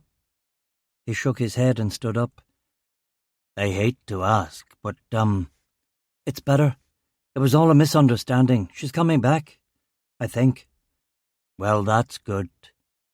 "It is good. Joni Mitchell, you know." "What?" "Big yellow taxi." "What?" "You'd better go, mate. Those roads are going to be bad tonight again." "Aye. See you." He left. More TV. An Open University programme on quince. Guy with a beard. "Most varieties of quince are too hard, astringent and sour to eat raw, unless spletted, softened by frost and subsequent decay." I found myself falling asleep in my office chair, doing that a lot lately, probably because of repeated head trauma. I'd been knocked out more than the average peeler. Head trauma, asthma, stress, a bomb under your car, occupational hazards for your Northern Irish cop. Woke up at 1. Checked all the crossings and hospitals for Mrs. Deauville. Nothing. Checked with the constable at her house. Nope. Out to the car. Talk radio. DJ spouting bullshit about the Gibraltar killings without the ballast of anything resembling facts. Pulled into Coronation Road, nearly killing the cat. I parked the Beamer and picked him up. "Used one of your 9 lives there, mate," I said. Took the cat indoors and fed it and watched the snow come on. Joyce again. Dubliners' snow. The snow general all over Ireland. Falling on Coronation Road in Carrick Castle and all over County Antrim. Falling on the grave the honest men of Milltown Cemetery were digging for Mairead Farrell, and on the grave that a bad man of unknown origin was digging for Elena Deauville. 12. The Angry Father. The next morning, Lawson came into my office with a file. "What's this?" "Remember you asked me to look into all the recent heroin overdoses?" "Yeah." "Here's one for you that I missed initially. In Bangor last November, Young lad called Joshua Redmond has what in the papers is called a cocaine overdose. But nobody dies from a cocaine overdose, very few anyway. So I looked into the case. He actually died from a cocaine-heroin speedball. Father had an angry outburst at the funeral against drug dealers and their protectors, said they should all be killed. A few days later, our friend Francis Doville is told to leave Bangor by the UDA and the UVF. Tell me about this angry father. Lorry driver, criminal record for GBH, 6'3", and in one of the mugshot photos he had prominent sideburns. Tell me about the GBH. Bar fight in Newry 4 years ago. Put a bloke in the hospital with a broken collarbone and another man with a fractured neck. He beat up 2 men? Yup. Tell me about the kid. The kid was only 15. The parents were divorced and he was living with his mother in a different part of Bangor from his dad.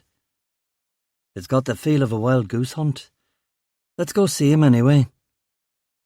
Beamer to Bangor through the North Down suburbs, a gentle part of the province with the nickname the Surrey of Northern Ireland.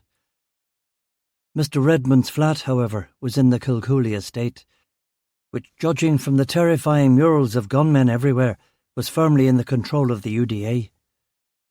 Redmond's place wasn't hard to find.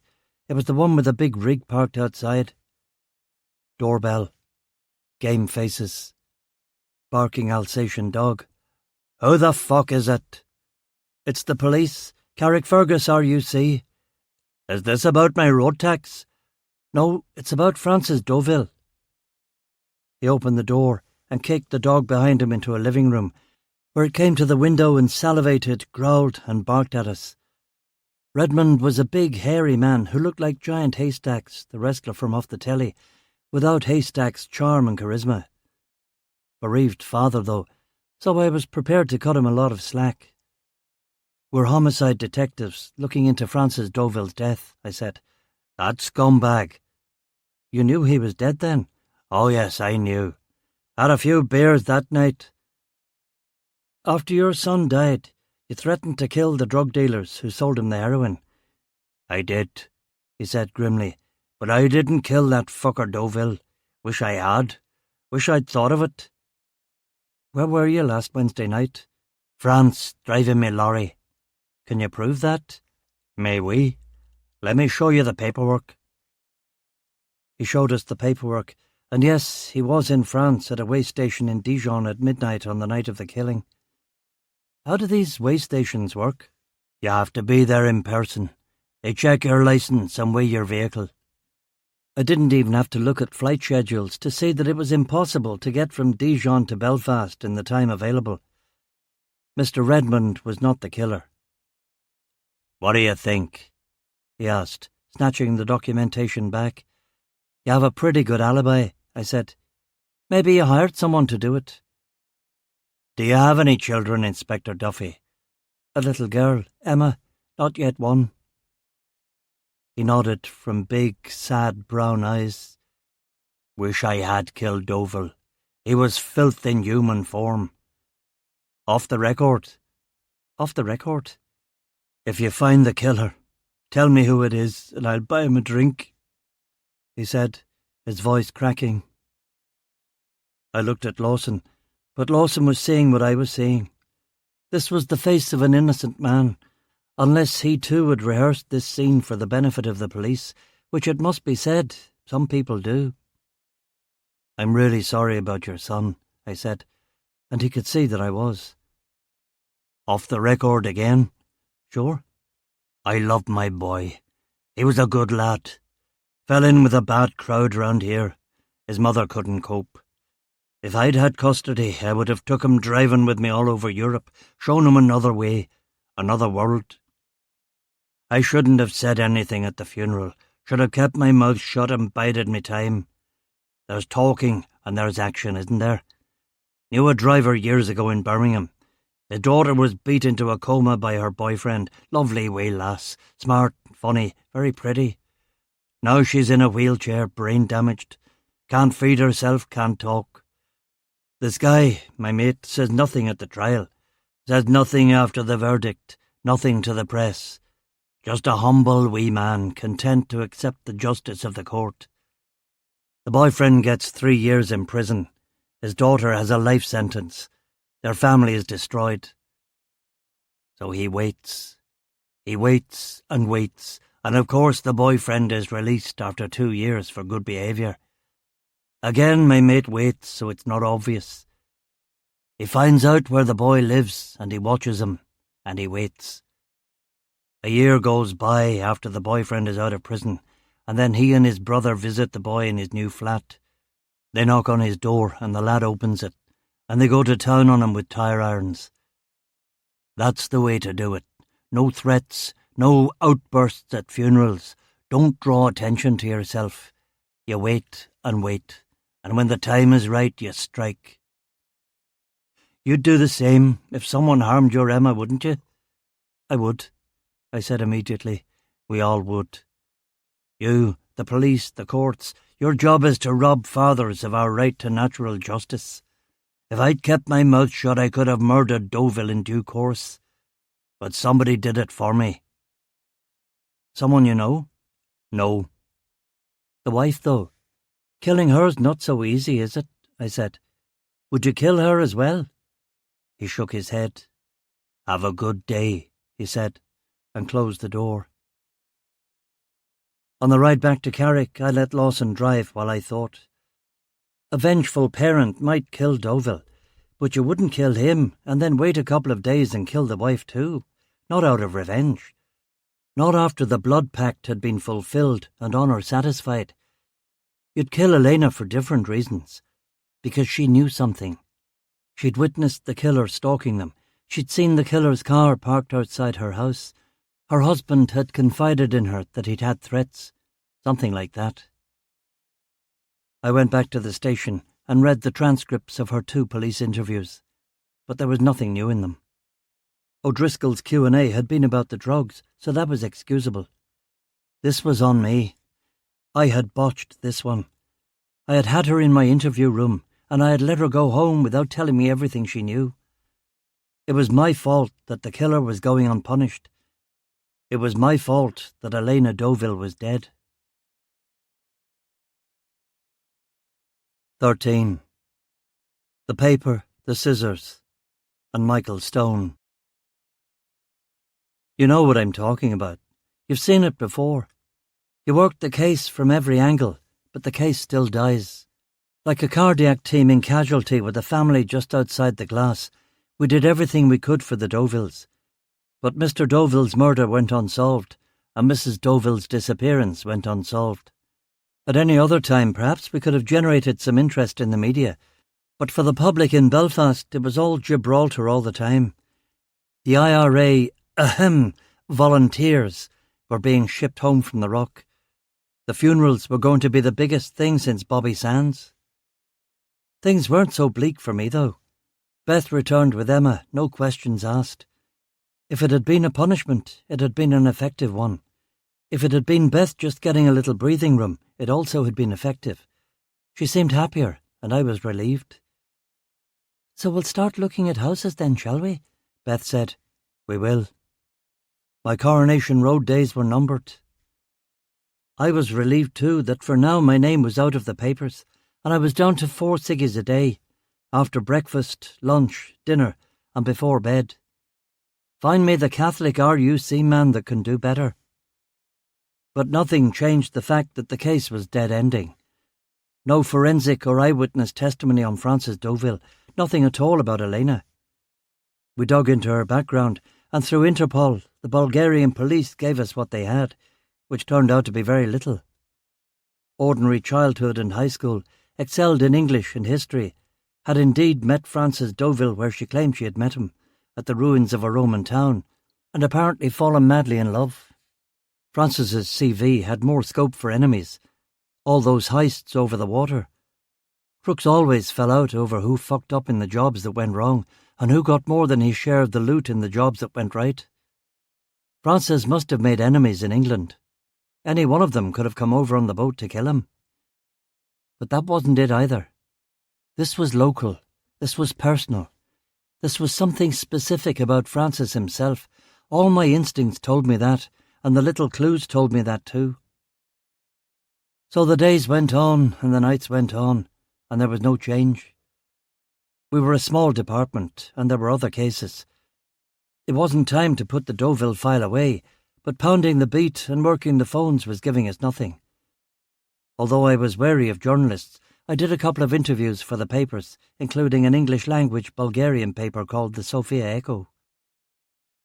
Ordinary day in the barracks. The snow long gone. Rain now. Warm drizzle. "Phone call for you, Inspector Duffy," Sandra said. "Lads, I better get this. To be continued." I went to my office and picked up the receiver. "Duffy, Carrick CID?" I said. "Hello, Sean. It's Peter Yavarov. What can I do for you, Peter?" "I'd like to talk to you about the Elena Deauville disappearance." "Do you have information?" "I would prefer it if we talk in person." "I can be in Dublin in 2 hours." "I am already in Belfast. I do not want any nosy inquiries from my colleagues in the embassy if I am seen talking to a stranger who then turns out to be a Northern Irish policeman." "OK, we'll meet in the centre of Belfast, but it's going to have to be a quick meeting. Those IRA funerals are this afternoon, and traffic will be a nightmare. Do you know of a discreet place?" "Let's meet in the last snug on the right of the Crown Bar in half an hour." "OK if I bring Lawson and McCrabbin?" "Do you trust them? With my life?" "I will see you in half an hour." 27 minutes later, Lawson, Crabby and I walked into the Crown Bar and ordered 3 Guinnesses and 3 Irish stews. Yavarov was waiting for us in the snug, huddled over a lager and vodka chaser. He was nattily dressed in a wool raincoat and a tweed jacket with a red cravat underneath. He declined a Guinness and a stew, even though we explained that that's what you ate and drank in here. The Crown was a Victorian saloon that still had its original gaslights and fixtures, and fortunately for our purposes was equipped with many individual booths or snugs that allowed one privacy. "So what's this all about?" I asked Yavarov. "I read about Mrs. Deauville's disappearance in the Sofia Echo," he began. "It is fortunate that I did so. No one told us in the embassy that she had gone missing." "I contacted Interpol, and I assumed they would have contacted you," I said, quick to defend my reputation against a charge of professional misconduct. "Interpol did not contact us." "Well, you know now. She's been missing for a week, and there's no sign of her anywhere. We've checked the ferry ports and the airports, and we're certain she didn't get out of Northern Ireland that way. The border's another matter. There are hundreds of unofficial crossing points, and she could have used one of those." "She could be alive?" Yavarov asked. "She could be. She was last seen at a bus station in Antrim, but she didn't get on any of the buses. Who knows, maybe a friend drove her over the border and she hid out in the Irish countryside before getting a plane somewhere." "Why would she run away?" "Because she was worried she was going to be charged with heroin trafficking. That's 5 to 10 years in prison," Crabby said. "You had no evidence of her direct involvement in the drug trade?" Yavarov said. "So why do you think she ran?" I asked. "If she ran, it was because she did not trust the police to protect her," he said definitively. "Protect her from what?" "In Bulgaria, the police can be bought and sold for a few lev. The RUC is incorruptible," Crabby said. "That is not what I hear. I hear you work with Protestants to kill the IRA. I hear you let the IRA and the UVF divide up Belfast between them for the purpose of selling drugs and running protection rackets. I hear you let Protestant and Catholic gangsters kill drug dealers who do not pay them protection," Yavarov said. Some of that, of course, was true.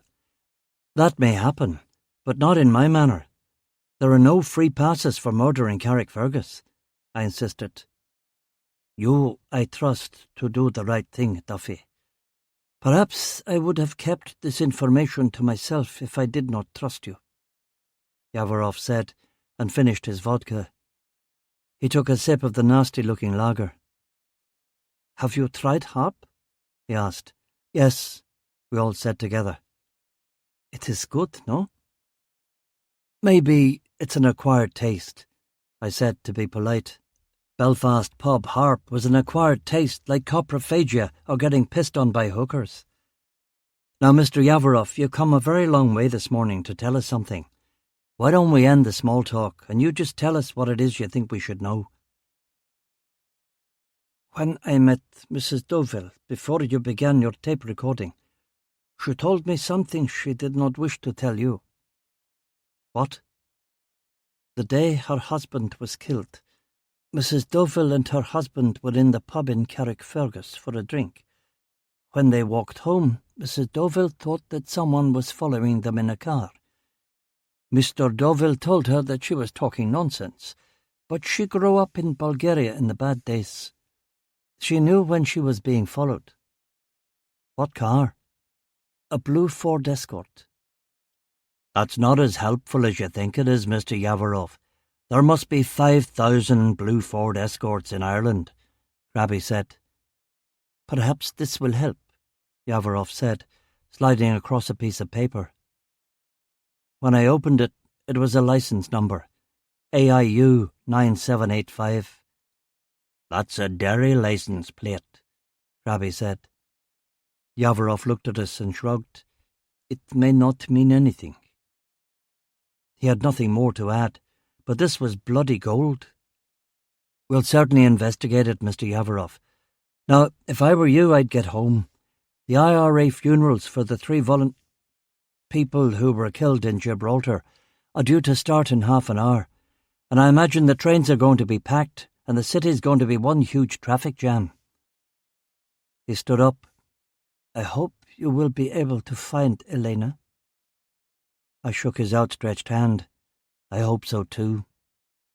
We saw Yavarov across the station and headed home in the Beamer before the funeral procession began. When we got back to Carrick RUC, we went straight to the computer in the incident room. Finding out who drove AIU 9785 was the work of a moment. A few mouse clicks on the Macintosh and a sift through the National Vehicle Registry database. The car belonged to one Harold Selden, 45, who lived in the Scissors area of the Cregan Estate, Derry.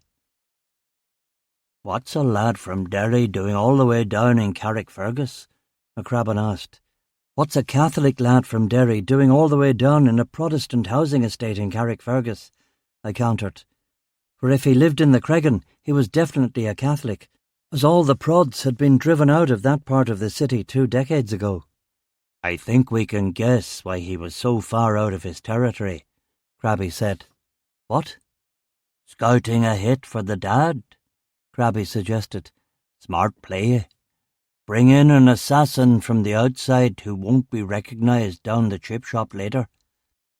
Maybe some eccentric assassin who likes to shoot his victims with a crossbow, Lawson mused. Look him up on the criminal database, Lawson. That also was the work of a moment. No criminal record, Lawson said with obvious disappointment. That doesn't necessarily mean he hasn't done anything, Krabby said. It could just mean that he's a good criminal who doesn't get caught. Who fancies a trip to Derry?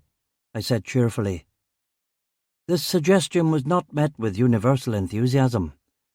No, Krabby said. Why not? What else are we going to do?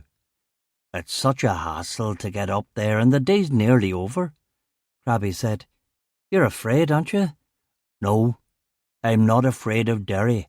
I've been there before. You can admit it.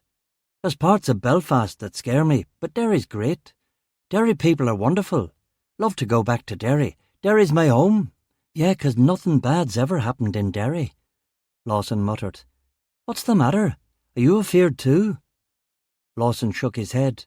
No, but Krabby's right. It's getting late. Those big funerals are on. Shouldn't we let the local peelers bring him in for questioning? I shook my head. Look at the pair of you. Well, I'm going out to the car. You're free to join me if you want. Of course, they both traipsed after me, but I saw Krabby check his sidearm twice, and Lawson looked as pale as William Joyce when they took him to the drop box at Wandsworth Prison. If you're worried about the hour, let's see if we can't light up the Glenshane Pass, eh? Sean, don't kill us. I have 3 kids, and Lawson's got his whole life ahead of him. Sensible speed, boys, you know me. It was 80 miles from Belfast to Derry on the M2 and the A6. A 1 hour and 20-minute run, according to the Automobile Association. I did it in 59 minutes dead.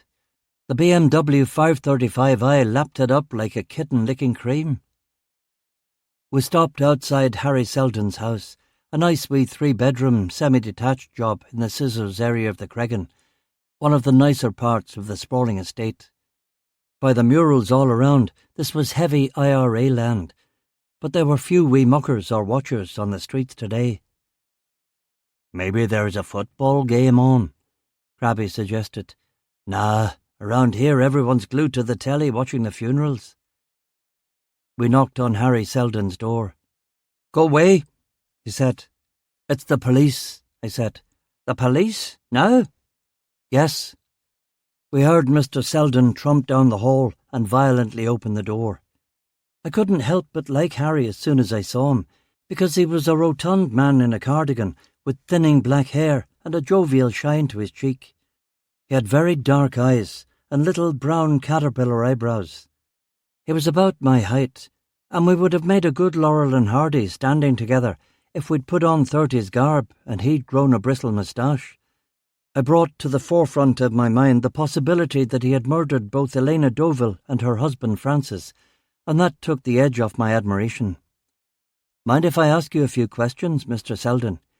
You know the funerals are about to start? Sorry, I thought they'd be over by now. No, I was watching it. They're just finishing the service. Have you got any identification? I showed him my warrant card. You're a Catholic? He said accusingly after reading my name. Yes. He pointed his finger at me. You as good as killed those kids in Gibraltar, that wee girl. You work for them uns that have done it. You know what you are? A policeman come to ask you some questions. A traitor. You'd think they'd be more original with their dialogue, like I hadn't heard this a million times since I joined the force. Where were you on Wednesday the 2nd of March, Mr. Selden? I was in the hospital getting my appendix out. What hospital? Altnagelvin. When did you enter the hospital? The previous Friday. I took ill in the council chamber. It was an emergency. And on the Wednesday you were still in the hospital? I was nearly in a bloody coma. I had septicemia. You seem better now. Yeah, they finally let me out last Saturday. I was in hospital for an entire week. Missed a week of council business. What's this all about? Can we come in and talk? Maybe a cup of tea? No, you can stand there or you can fuck off. You're not coming in and you're not getting any tea. What's this about? On Wednesday, March the 2nd, your Ford Escort was seen in Sunnylands Estate, Carrickfergus, following a man who was murdered on Thursday morning. How do you explain that, Mr. Selden? I explain it very easily, Mr. Duffy. My car was stolen from right in front of my house while I was in the bloody hospital. And did you tell the police it was stolen? Crabby asked. Oh, it speaks, does it?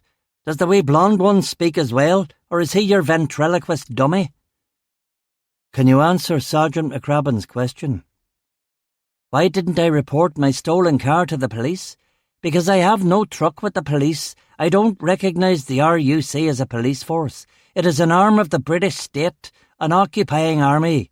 No, Sergeant McCrabbin, I will never report anything to the police or go into a police station for any reason. That's convenient. So you say your car was stolen, but there's no proof that it was stolen, I said. Who said there was no proof? I never said that. I just said I never told the police. I told the insurance company, though, and I've got the claims forms to prove it. Just hold on a wee minute there and I'll get them. He slammed the door in our faces and returned a moment later with the insurance form that certified the fact that he had reported his car stolen on March the 5th, the day he had gotten out of hospital. Northern Ireland was one of the few places in the world where you didn't need a formal police report for stolen property because so many people refused, like old Harry, to have anything to do with the RUC. So you get out of hospital and you notice your car was gone and you immediately call the insurance company, is that right? I asked. That's right. but my mother, who lives with me, noticed that the car had been gone for about 4 days. She doesn't remember when. She hadn't been too well herself. A stroke. I'm sorry to hear that. I showed the form to Crabby, who read it and nodded. He passed it to Lawson, who also read it. Now, do you mind? I want to watch the TV and my mum will want her tea. I just have a few more questions, I said. Do you know who I am? Selden said, snatching the form back from Lawson. Harold Selden of the Cregan Estate? Councillor Harold Selden of Derry City Council? And your harassment will not go unnoticed at the next Derry City Council meeting, Inspector Sean Duffy of Carrickfergus CID. Another door slam. What was that you were saying about Derry people being wonderful, sir? Lawson said. I turned to McCrabbin. He's developing quite the lip, young Lawson, isn't he? Aye, I don't entirely approve of that, Crabby said. Quick drive to check on Selden's story at the hospital. Ruptured appendix, blood poisoning, finally released from the hospital on the Saturday morning, a full 48 hours after Deauville's death. Pretty good alibi, that, in a coma, in hospital in Derry, McCrabbin said. Indeed, I agreed. Silent drive home in the car. Snow flurries. No radio reception to speak of. He doesn't look a bit like the artist's sketch anyway, Crabby announced as we neared Carrick. The strange, tall dad assassin who eccentrically has drinks with the person he later assassinates. Aye, none of it really fits, I agreed, and dropped the lads at the station before heading up Coronation Road. Beth met me in the hall with a can of Bass. Now that I had formally committed to leaving this street, she was much happier. This estate, these people, were only temporary constructs to be put up with for a while. My class war comments had hurt her too, and she was pretending not to be mortified by these DUP voting, country music listening, self-immolating in chip-pan fires proddies. Did you take your inhaler? Beth asked. I did. And no cigarettes? No, only 2. Thank God I've been busy. How does anyone quit smoking when you've got nothing to occupy your mind? Don't ask me, I never started.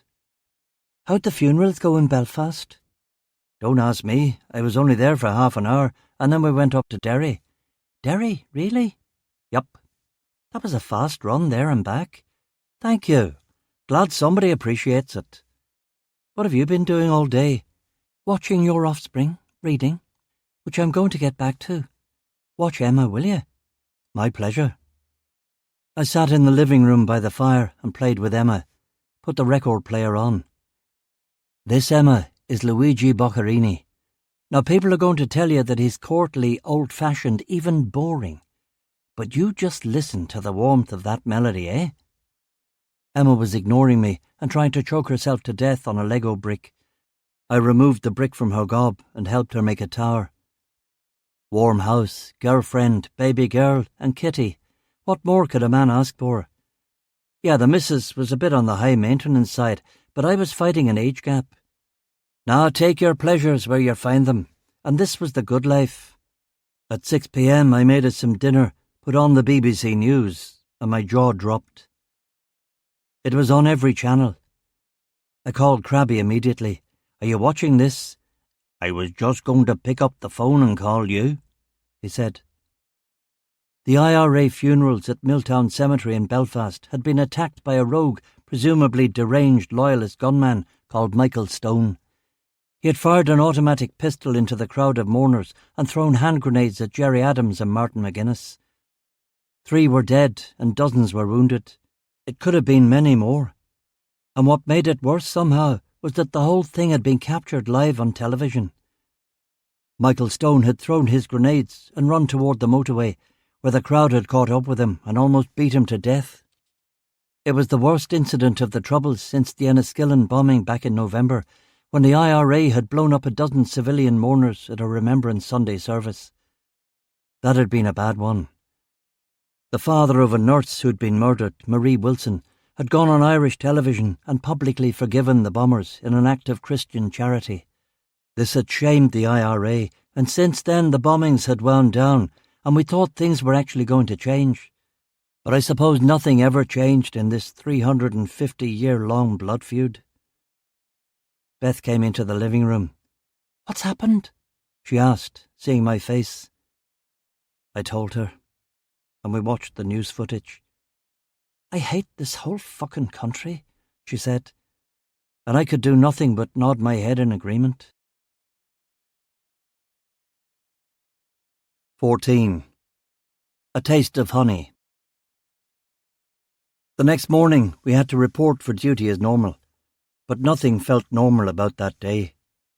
We knew there were going to be riots, and if the Belfast police were overwhelmed, they would be calling for support from the surrounding districts.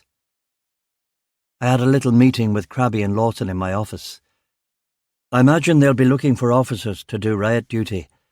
It'll be overtime and danger money, but I don't want either of you doing it. I'm not banning you from doing it, but I'm telling you it's fairy gold. You can get seriously hurt, and we're detectives, a cut above the ordinary peeler, you know. It was the same speech I gave every year during marching season. There was an element of hypocrisy in it, because sometimes I did riot duty and crowd control duty when I wanted to, when Muhammad Ali came, and sometimes you couldn't help it, when we were ordered into a DMSU team. Still, when we had the choice, I preferred not to go, and not to let my men go.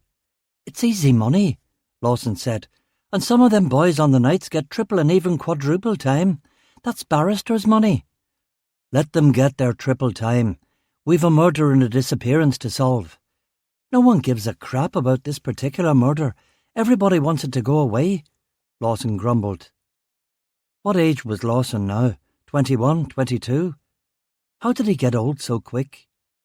"You're dismissed, Lawson." After he'd left the office, I poured Crabby a glass of the 16-year-old Bowmore. "You really want to quit and leave him in charge? Dalziel running the station and him running CID? I thought you liked him." "I do like him. But if we both go, this place is doomed." Crabby looked out the window at the rain lashing the Belfast docks. "It's all doomed anyway." The phone rang. "Inspector Duffy, CID," I said. "This is Stephen O'Toole from the Belfast Telegraph. We're running a wee story this afternoon about police harassment of elected Sinn Féin councillors. Care to comment?" "Not much to say about that, Mr. O'Toole. We here at Carrick RUC have excellent relations with all the elected representatives in Northern Ireland." "So you're denying that you have a policy of harassing Sinn Féin councillors?" "There is no such policy. Sometimes we have to question councillors or judges or even journalists in the course of an investigation, but that's all. I don't have the time or inclination to harass anyone." "Thanks very much, Inspector Duffy.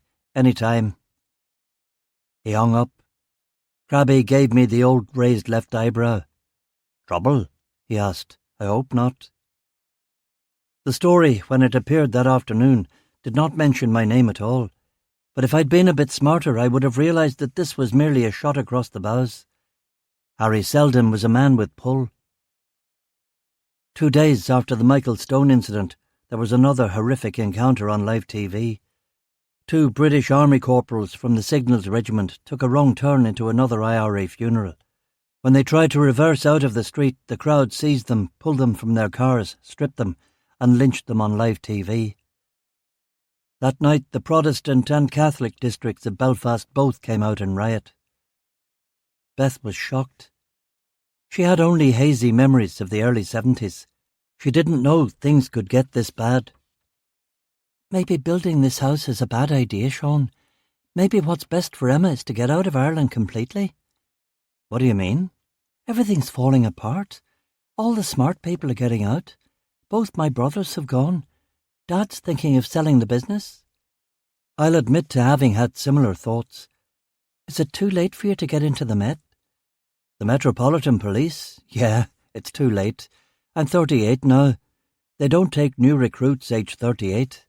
"But you're not a new recruit.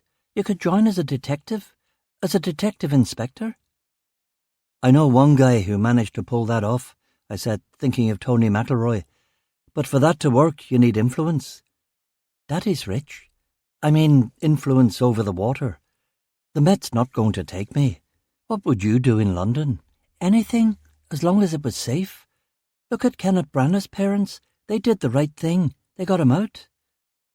You might be right, Beth, I said reflectively. I've done my bit here in Northern Ireland, and I've achieved nothing. Next day I let Crabby and Lawson volunteer for this mythical quadruple-time riot pay, while I drove up to Derry again and parked the car just down the street from Councillor Selden's house. I followed him on his rounds to the Sinn Féin Advice Centre and to the Spar supermarket and to the butcher's. Nothing interesting, nothing untoward. But a couple of times he doubled back to see if he was being followed, which was interesting. I drove over to the infamous Strand Road police station, introduced myself and asked for the intel officer. A detective sergeant called Linda Quinn, a woman and a Catholic no less, gave me some interesting stuff about Selden that wasn't in the files. "Oh yes, we're pretty sure that Selden's a player," she said with satisfaction in a soft County Armagh accent. "IRA? IRA indeed. How high up?" "Oh, not very high. He's getting on a bit. 43, I think. If you haven't made command by 40, you sort of take a back seat." "What about Dad?" "What's that?" "Direct action against drug dealers." "Oh yes, those fellows. No, they don't have much of a presence in Derry, for the moment anyway. Dad's more of a Belfast group. Up here the IRA just kills or kneecaps the drug dealers that have upset them. They don't need a cover organisation in Derry. They've already got the public on their side." "I know. I almost joined myself after Bloody Sunday." "So that's something you and Selden have in common then?" "What?" "He was in the police. He joined the IRA after Bloody Sunday." "He was in the police? Didn't you know that?" "No." "Well, not the real police. The B Specials." "The B Specials?" "They were a reserve force in the 1960s. They were notorious for—" "I know what they are. This is too weird to be a coincidence." I explained that Frances Deauville, my murder victim, had also been in the B Specials. "Maybe not that weird a coincidence. There must be thousands of people who served in that force," Linda said. "Where would I find the records of people who served in the B Specials? They're not in the RUC service files. You'd have to go to the records office in Belfast. All those old paper files, probably all falling apart. In fact, you'll probably find they have all been, quote, damaged in a flood, unquote, in case there's anything embarrassing in them. It's embarrassing enough that an ex-B Special became an IRA player. There's more than you think. Bloody Sunday changed everything up here. But I'm glad I'm here, in Derry, not in Belfast with all that rioting. That's where you are, isn't it, Inspector Duffy?" "Carrickfergus, but close enough." Harry Selden in the B Specials, just like poor old Frances Deauville." I thanked Sergeant Quinn and drove back to the Cregan to sit in front of Selden's house and think.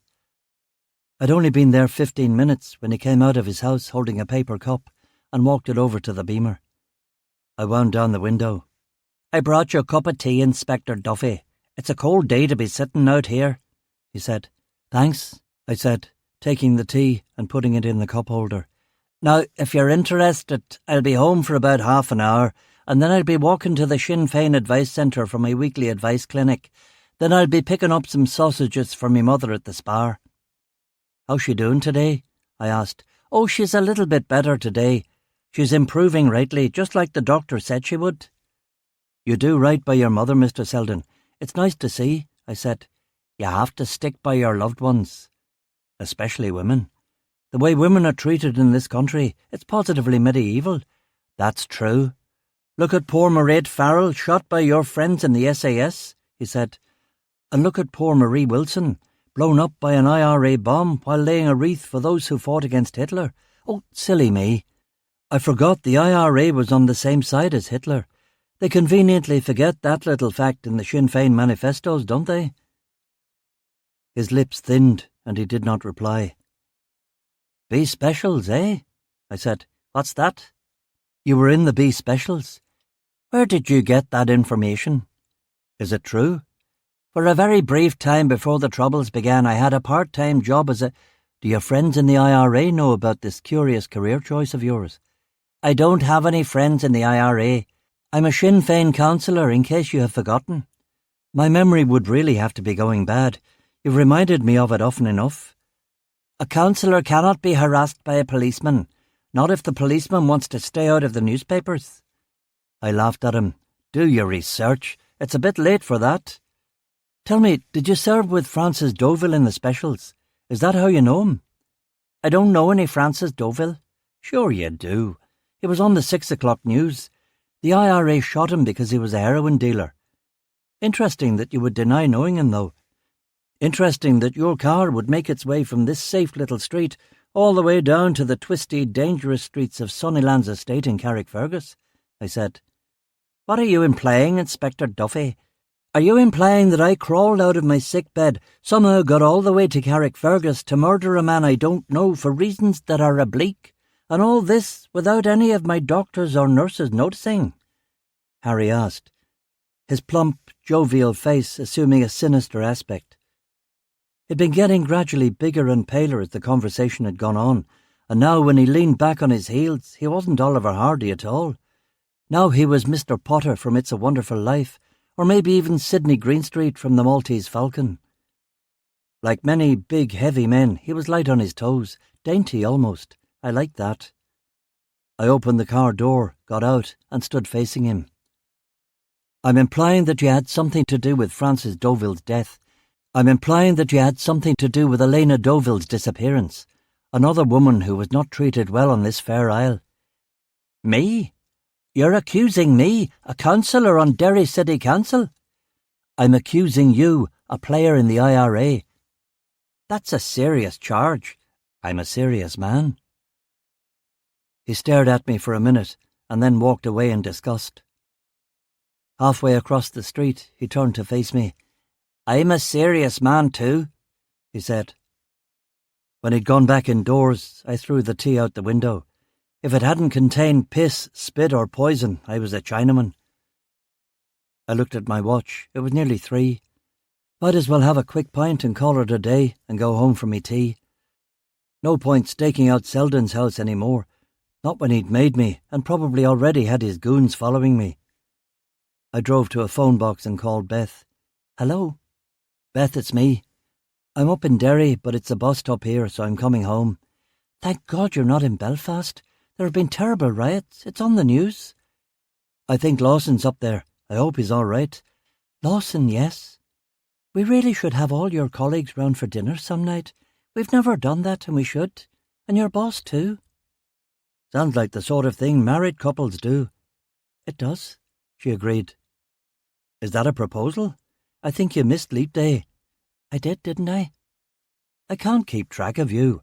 1 minute you're for leaving the country and having me join the Met, and the next you want my boss round for tea so we can brown-nose him. You're right. I have to make my mind up. We both have to do a lot of thinking about the future. Anyway, I have to go, Sean. Emma's at Jolly Tots and it's after 3. I'm picking her up, but I'm having Jeanette Campbell watch her while I go to the library to work. Okay to get your own dinner tonight? That's fine. Maybe I'll make us something. Oh, I'd like that. Bye. Love you. Love you too. Love you too, eh? The whole province can go to hell, but I got an I love you too. Those few days at her parents' had maybe been her big yellow taxi moment too. I drove to the Joyce Carey pub for a quiet pint before hitting the bleak, treeless joys of the A6 again. The place was deserted, but it would fill up at quitting time. I ordered a Guinness. You wouldn't have any food, would you? I asked. En rue de Léna Sansoul Leon Shea en Cree, he said. Well, I've an eye for grub if you've got any. There's only the lentil soup left, vegetarian. Vegan, actually, if you can believe it. Sounds horrible. I'll take it. I ate the soup and drank the Guinness. A pretty young woman with what appeared to be a black eye came in, ordered a gin and tonic, and sat by herself in the corner. A few minutes later, from a different part of the pub, a young man came over to the bar to order a drink, but when he noticed the young woman, he left the bar and sat down at her table opposite her. I sighed inwardly. Men. They were all fucking clueless. The young man started pestering the young woman, who was actually shaking now. I put down my soup spoon and walked over. "Oi, mate, take it easy. She just wants to be left alone," I said. "How's it any of your business, pal? Come on, mate, just head on. You really don't want to do this. If it was Carrick or even Belfast, I would have flashed my warrant card. But you didn't do that kind of thing around here." "Do you want to go outside and discuss it?" he said. "No, I don't. Move on, son. Look at her. She wants a bit of peace and quiet, okay?" One of his fingers poked me in the chest, right in the middle of my Che Guevara t-shirt. His big, greasy paw on my t-shirt. I grabbed his wrist with my left hand and bent the finger back with my right. He gasped in pain. "Just go home, son," I whispered. Okay, let go." He scurried out of there, and I said excuse me to the girl and returned to the dregs of my pint. 5 minutes later, she was standing next to me at the bar. In the Jameson mirror, I could see that she'd been very attractive before the punch in the face, very attractive after the punch in the face. Dark, curly hair, blue eyes, pale, a very Derry look. She had a handbag and a shopping bag and nothing else. "That was kind of you," she said. "I didn't need that aggravation after the day I've had." "Do you have a place to go tonight?" "Yes, I'm going to stay with my friend Siobhan. If he comes looking for me, he'll never look for me there. He'll think I'm with my mum and dad, but I won't be. I'll be at Siobhan's. She's a friend from work. He doesn't know her." "That's a good plan," I said. "Siobhan's ma's a social worker, and she's got connections with the police. She can get me one of them, what do you call them things? Restriction order?" "Restraining order." "Aye, one of them." "Yeah, that's the way to go about it. Stay with someone he doesn't know and let the courts and the police handle the whole thing. Smart thinking." "I'm Mary, by the way." "I'm Sean." She gave me a frail, ashamed smile. "I couldn't ask you for one more big favour, though, Sean, could I?" "How much do you need?" "Oh, no, it's not that. I just want to go home and get some clothes for work. He probably won't be there. He doesn't knock off his work until 5. But if he is home, he'll fucking give me a hammering, so he will." "Where is this place?" "Dungiven Street, round the corner. Do you know it?" "Aye, I know it." I looked at my watch. It was nearly 4 now. "If we're going to do this, we need to do it right now. Can you be in and out in 15 minutes? I really don't want a confrontation." "I can be in and out in 5. "That's good. Where does your friend Siobhan live?" "Siobhan? Oh, she's out near Altnagelvin." "I know where that is too. I can run you over." "I don't want to put you to any trouble." "It's no trouble. It's on my way back to Belfast. Let me call home first." I put 50 pence in the bar phone and called home. Jeanette Campbell was over babysitting. "Hello?" Jeanette said. "Jeanette, it's Sean. There shouldn't be any hassles, but I may be a wee bit delayed in Derry. Can you tell Beth?" "You're in Derry and might be delayed? Is that the message?" "Yeah. I should be home on time, but you never know." "Okay, Sean." I hung up and walked back over to Mary. "Come on, love, let's get this show on the road before your husband gets back." "He's not my husband. I wouldn't marry the likes of him. Just my boyfriend.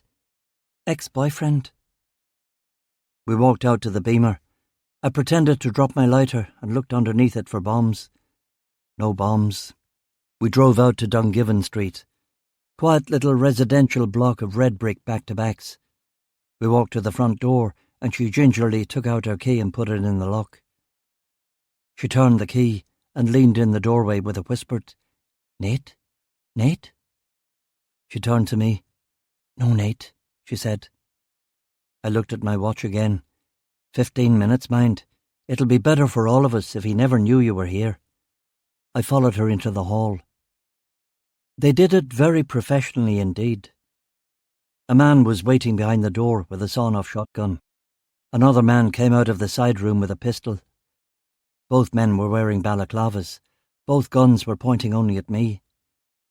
Mary walked along the hall into the kitchen and straight out the back door of the house without turning her head once to look at me.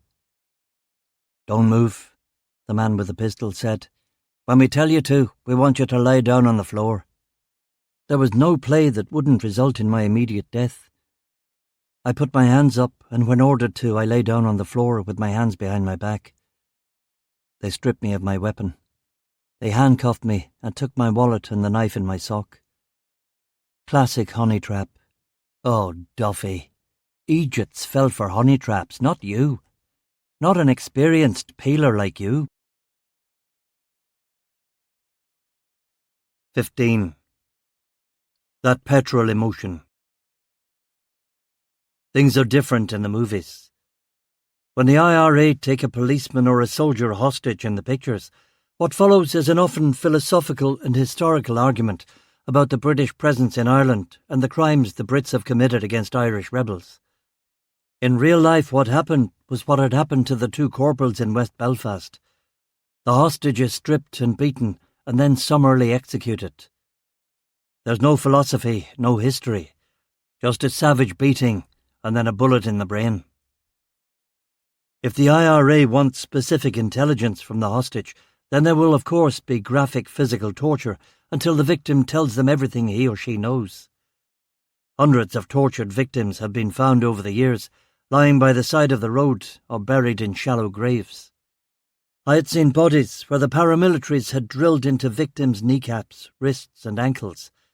I'd seen bodies where the eyeballs had been gouged out, where the victim's feet had been blowtorched, or where the victim had been castrated and forced to eat their own genitalia until they choked to death. None of this was necessary. That initial blowtorch to the feet would make anyone talk. The rest was just for the sadistic pleasure of the torturers. I knew all this, and I knew there was absolutely no point trying to lie. Truth right from the start, that was the way to go. It wouldn't stop them hurting me. It wouldn't stop me from being terrified, but it was a tactic. And in a situation like that, you need to cling to something. I decided to cling to truth. A hood was thrown over my head, and I was bundled outside to a waiting car. I was chucked in the trunk and driven a short distance. Taken out, dragged to a house, and sat on a chair in the middle of a room with several people already in it. I could hear a petrol can being sloshed around in the background. Dousing someone in petrol and threatening to burn them alive was another old torturer's trick. I didn't want that either. There's no need for the petrol or anything else. I'll tell you everything you want to know, I said. OK, what's your name?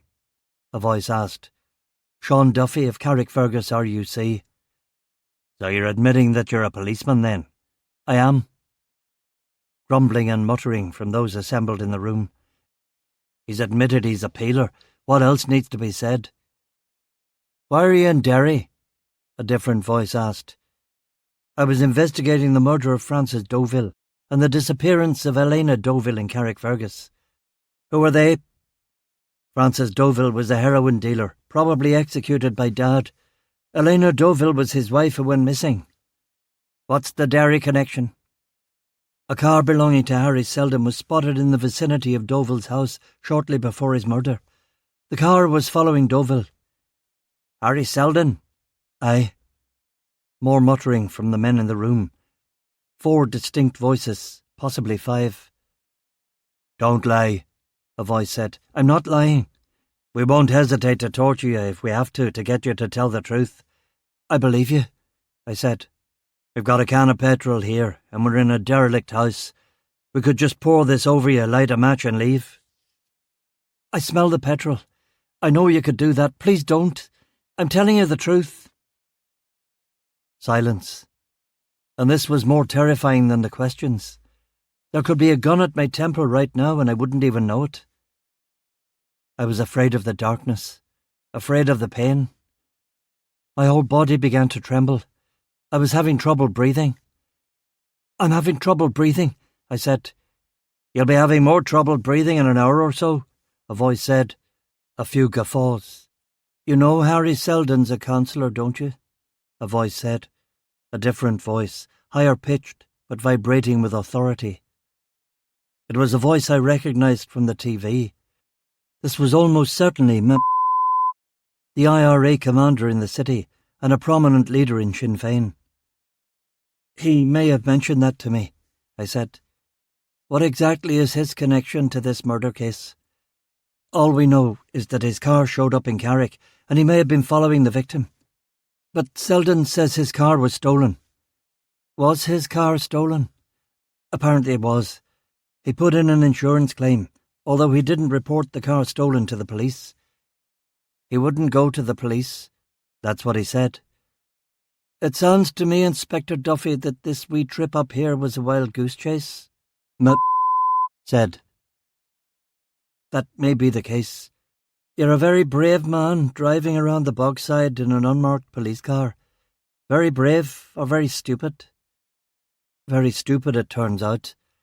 You're from Derry, though, are you? That's a Derry accent, is it? I went to school here. And you're Catholic? Yes. A Catholic policeman? Yes. You know there's a bounty on Catholic RUC men? I know. You don't seem particularly scared. I'm fucking terrified. I have a wife and a kid, a little girl. She's just begun talking and walking. We all have wives and kids. All right, time's a factor here. I don't think we need to send a message with this one. He won't give us any trouble. You won't give us any trouble, will you, Sean Duffy? I won't be any trouble. So you'd appreciate it if we didn't set you on fire or didn't beat the shit out of you? I'd very much appreciate that. Are your parents alive? Yes. I'm sure your mother would be happy to know that you didn't suffer. Yes. There's plenty here who would love to use you to get revenge for what happened in Gibraltar and what happened at Milltown Cemetery. I know. But if you're a good lad and just do everything everyone tells you and don't play silly buggers, I can promise you a quick and painless death and a body that won't upset your wife or mother if it ever gets found. That's the best offer you're going to get today. Fair enough? I swallowed hard. I had one play, and it wasn't much of a play. I'd been to school with Ken Kirkpatrick, who was now the IRA quartermaster in Derry, and I'd been deputy head boy to Dermot McCann when he was head boy. Dermot was an IRA martyr who'd nearly killed Mrs. Thatcher in Brighton. Fortunately, no one knew my part in that affair. Look, I don't know if it'll help, but Ken Kirkpatrick knows me. He knows I'm not a bad guy. You know Ken Kirkpatrick? I went to school with him. I went to school with Ken Kirkpatrick and Dermot McCann. Dermot's no longer with us. I know. But if you talk to Ken, we're not talking to anybody. I'm in charge here. Now I've offered you a nice little arrangement. You be quiet and do as you're told, and you go gentle into the good night. If you start to get on my nerves, it's the petrol can. Fair enough? Fair enough, I said. Right, well, I'll say goodbye then, Sean. Another team will be along in a few hours to take you out of here. The big lad here will be watching you until they come. His instructions are very clear. If you cry out or move from that chair, he'll shoot you on the spot. If you try to bribe him or try to talk your way out of it or ask for a glass of water or open your mouth at all, he'll shoot you on the spot. That's clear, isn't it? Very clear. Good. Come on, lads. Everyone left the room except for the big lad. I could hear him breathing and turning the pages of a newspaper. I waited for a count of 200 after they'd gone before I tried speaking to him. What are you reading? I attempted. Sport. Oh, yeah? I'm a big Hugh McIlvanney fan myself. Not that. Roy of the Rovers. I wanted to connect with the big lad, but I wasn't exactly a regular reader of Roy of the Rovers. I haven't read it for a while. Is Ben Galloway still Roy's manager? Ben Galloway? Yeah, it's sort of a Bill Shankly figure. Bill Shankly? The Liverpool manager. Are you a Liverpool fan? He asked. Yeah, are you? The big lad got up from his chair and leaned real close to my head. I'm Man United. Fucking hate Liverpool, and I fucking hate you, Duffy. He banged the jerry can off the side of my head. You want this petrol all over your fucking face? No. One more word out of you and it's Human Torch time. Get me? Aye, I get you. Several hours later, a different 5-man team took me from the big lad and threw me in the trunk of a big Volvo estate. There was much discussion and some argument, and finally they got going, and drove me way out into the middle of nowhere, into the yellow dark, the red dark, and the deep blue dark. 16. Out here in the woods. I had fallen and I couldn't breathe, and they were going to shoot me.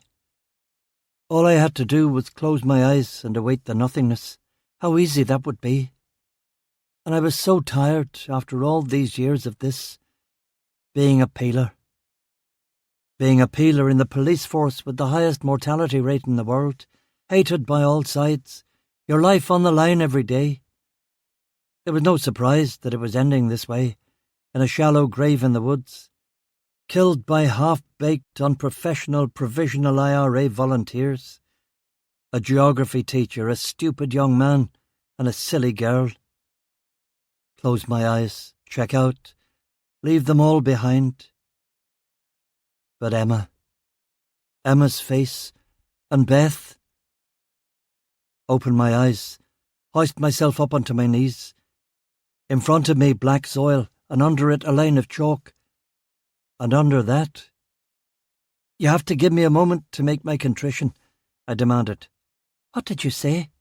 The woman asked.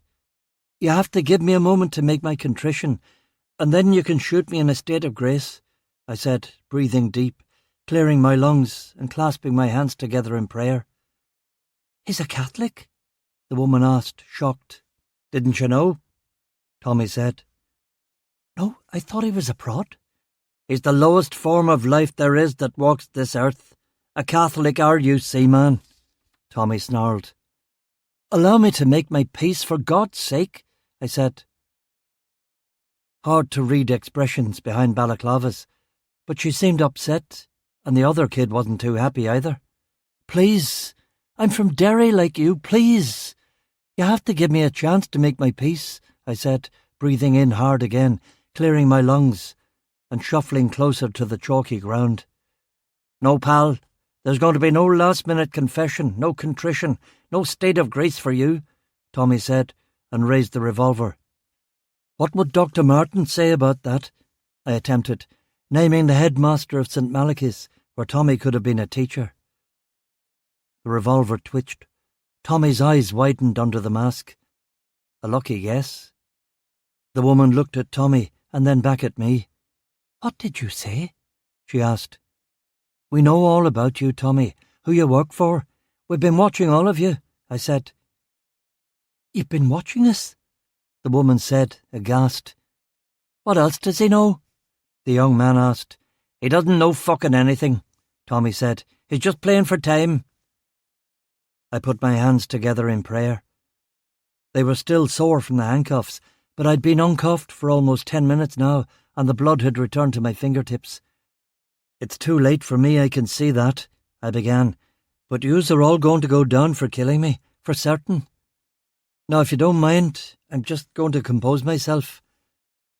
Actiones nostras quesumus Domine asperando preveni et adiuvando prosecere, ut cuncta nostra oratio et operatio at semper incipiat et perta coepta finiatur. The woman was looking at me appalled. She would have been even more appalled if she knew that this was the prayer before action, not the prayer before death. I leaned forward toward the big piece of flint lying there in the chalk. Strange stuff, flint. No one really knows how it's made or where it comes from. Without it, the Neolithic revolution in the British Isles wouldn't have happened. No hand axes, no spears, no Newgrange, no Stonehenge. Flint. The young man took the .45 from her and walked toward me. He pointed it at my head. Shut the fuck up with them words. Now talk. How do you know all this shit about Tommy and him being at St. Malachy's and Dr. Martin? I looked at him. You know what the penalty is for killing a peeler? You get an automatic life sentence, and they'll give you a 35-year tariff before they can even consider parole. You won't be out of prison until 2023. How old will you be then? 60? Tommy looked at the others and shook his head. He's bluffing. He has no idea who we are, and no one else has any idea either. Your whole plan has been fucking compromised, if there even was a plan. I only arrived in Derry yesterday. Isn't a honey trap usually planned well in advance? This was a last-minute operation. And since when did the IRA kill coppers and bury them in the woods? You disappear traitors, you bury informers in the woods, but policemen you display, don't you? Yeah, what the fuck are we doing up here? Why didn't we just shoot him and leave him in a shook outside of town? The young man asked. They want me vanished forever. No murder inquiry, no body. They want me wiped from history. Why is that? Who are you really doing this bit of dirty work for? The young man let the 45 drop to his side and turned to face Tommy. Hey, this whole thing's a big bollock, so it is. Answer us, Tommy. What are we doing up here in the mid... The edge of the flint thumped into his calf, and he went down like a poleaxed gazelle. He fell sideways, and I threw the big piece of flint at Tommy and hurled the spade after it. The kid was screaming so hard I must have severed a tendon. I jumped on top of him, rolled him, easily grabbed the 45 from his hand and kept rolling, expecting the 38 slugs to come roaring toward my head. But Tommy was too slow, glacial, standing there flinching, trying to compute his comrade's cry of pain, trying to understand the flint's trajectory, trying desperately to grasp what had just happened. The big piece of flint and the spade missed him by a mile, and when he finally understood what was happening and his eyes cleared, he saw me on one knee, pointing the Black Army issue 45 at him. He raised the 38 and was surprised again when a hole appeared in his sport jacket under the pocket. A small hole in the front and a massive exit wound in the back, through which came bits of ribs and lungs and heart. A heart shot from a 45 at this range was almost instant death, but I shot him again anyway in the head, and his skull shattered like a coconut ventilated by a clawhammer. The young man was clearly paralysed by the flint, but to be on the safe side I shot off his right kneecap. Only her left, but foolishly she started to run and I had no choice. The first shot missed, but then I nailed her in the back and she went down like poor dead Mairead Farrell falling forever in that car park back in Gib. I got to my feet and walked toward her. The round had taken her in the left-hand side, near the small of the back. I turned her over, and I saw that she was bleeding out to the right of her belly button. There was no place to put a tourniquet. She looked at me desperately, but I shook my head. Keeping an eye on her writhing, screaming friend, I knelt beside her and took her hand. "You fucking fuck, Duffy," she said. "Yeah." "You fucking bastard," she said, sobbing. "I'm sorry." "Like fuck you are," she said, squeezing the hand hard. "Do you want a benediction?" "No. Yes." I took off the balaclava. She was a blonde with green eyes, about 28 years old. She looked nice and intelligent too. Such a fucking waste. "What's your name?" "Karen." I made the sign of the cross and said quickly, "Here lies Karen. Ave Maria, gratia plena Dominus tecum, benedicta tu in mulieribus et benedictus fructus ventris tui, Iesus. Sancta Maria Mater Dei, ora pro nobis peccatoribus, nunc et in hora mortis nostrae." I thought she would be dead by Mother of God, but amazingly she was hanging in there. I looked at the exit wound again. What the hell? The blood was oozing out rather than hemorrhaging. The big 45 round had somehow missed all the major blood vessels. It had winged her, catching only fat and stomach.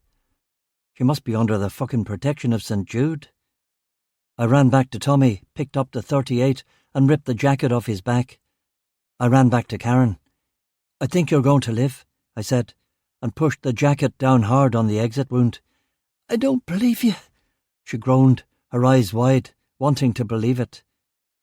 I took her hand again and squeezed. "I think you're going to make it. By all rights, a big caliber round like that should have torn you up inside, but somehow it missed all the major blood vessels." "I'm bleeding like fuck. Of course you are, but it's not arterial bleeding. Hold that jacket over the wound and try not to move." I let go of her hand. "Don't leave me." "I have to go. Your mates will have been expecting 1 gunshot, perhaps 2, but not 4. The 45 made a racket that you could hear for miles. Don't leave me. You'll be okay. Keep pressure on the wound, okay? Okay. Now listen to me. When they come, they're probably going to want to move you. If they move you, you'll start to hemorrhage and you'll bleed to death before they can get you to a hospital. Do you understand? I understand. What's your blood type? Be positive. Okay, I'll go and get help. Duffy, Sean, what if they just want to finish me so I don't talk, so that they can get out of here? Are they the sort that would do that? I don't know. I thought about it for a second. All right, I'll leave you the 38. If they try any funny business, just fucking shoot them. And don't fucking shoot me as I'm running off. I won't shoot you, she said. I put the 38 in her right hand, and for a split second the barrel was pointing right at me, but she didn't pull the trigger. Hang tight, and tell your young friend there to hang tight. He'll live too, I said, and ran off into the forest, circling round through the trees to the right, well off the trail. Going downhill without a gun in your back made this little trek an entirely different experience. My asthma didn't play up in the slightest. A lovely old wood. In spring it would be full of bluebells. When I reached the firebreak at the bottom of the hill, I could see two men arguing with one another. Both of them were carrying shotguns. Nope, correction, one of them was carrying an AK-47. I decided not to try to intercept them or attack them or arrest them. If anything went wrong and that guy opened up with the AK, I was toast. Burnt soda bread full of holes toast lying in the bottom of a shuk. Arrest would be nice in theory, but they would never talk. No one ever talks, and I wasn't going to push my luck. I drifted deeper into the forest and kept going south until I reached the car park. No one was here now, but there was the big stolen Volvo estate they'd brought me in.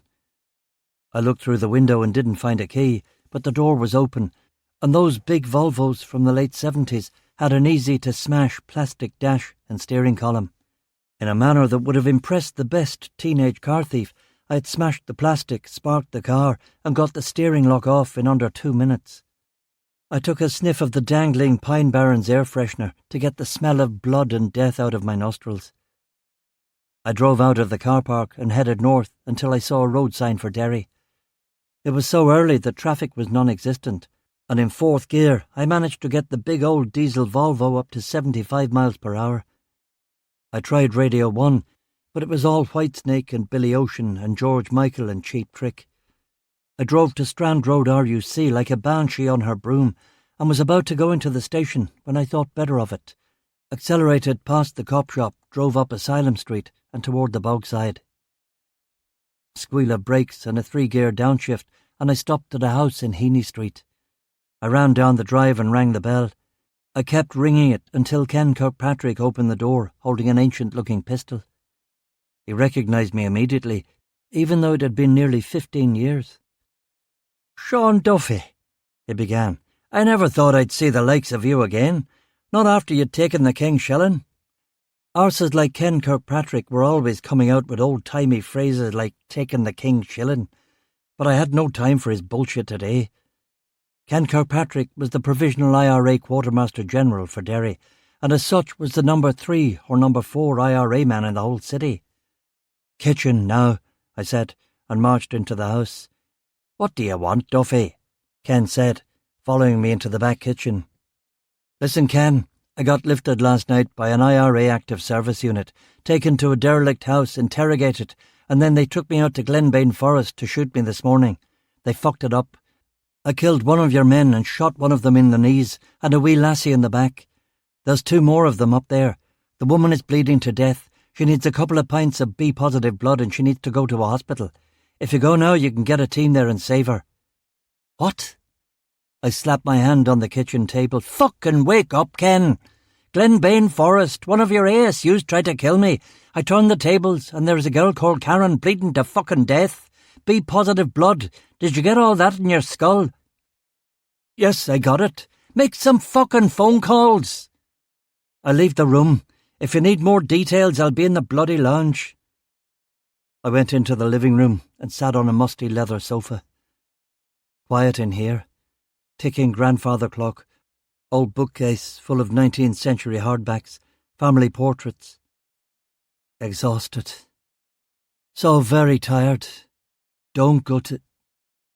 Don't... A hand on my shoulder. Ken shaking me awake.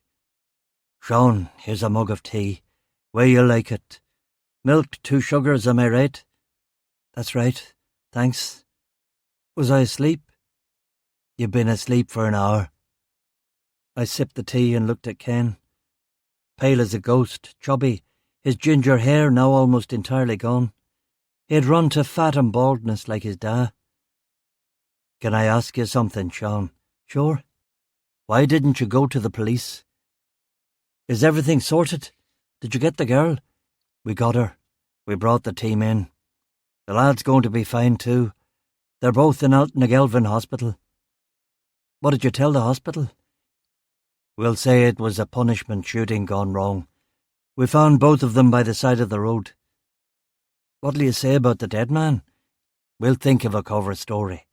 Accidental discharge of a firearm, something like that. Why didn't you go to the RUC, Sean? The police would have taken all day to comb the forest for the ASU. They probably would have waited until they could get army backup. The girl would have bled to death. What's that to you? They were trying to kill you, weren't they? I shook my head. I don't know, Ken. I've seen enough death. Been responsible for enough death.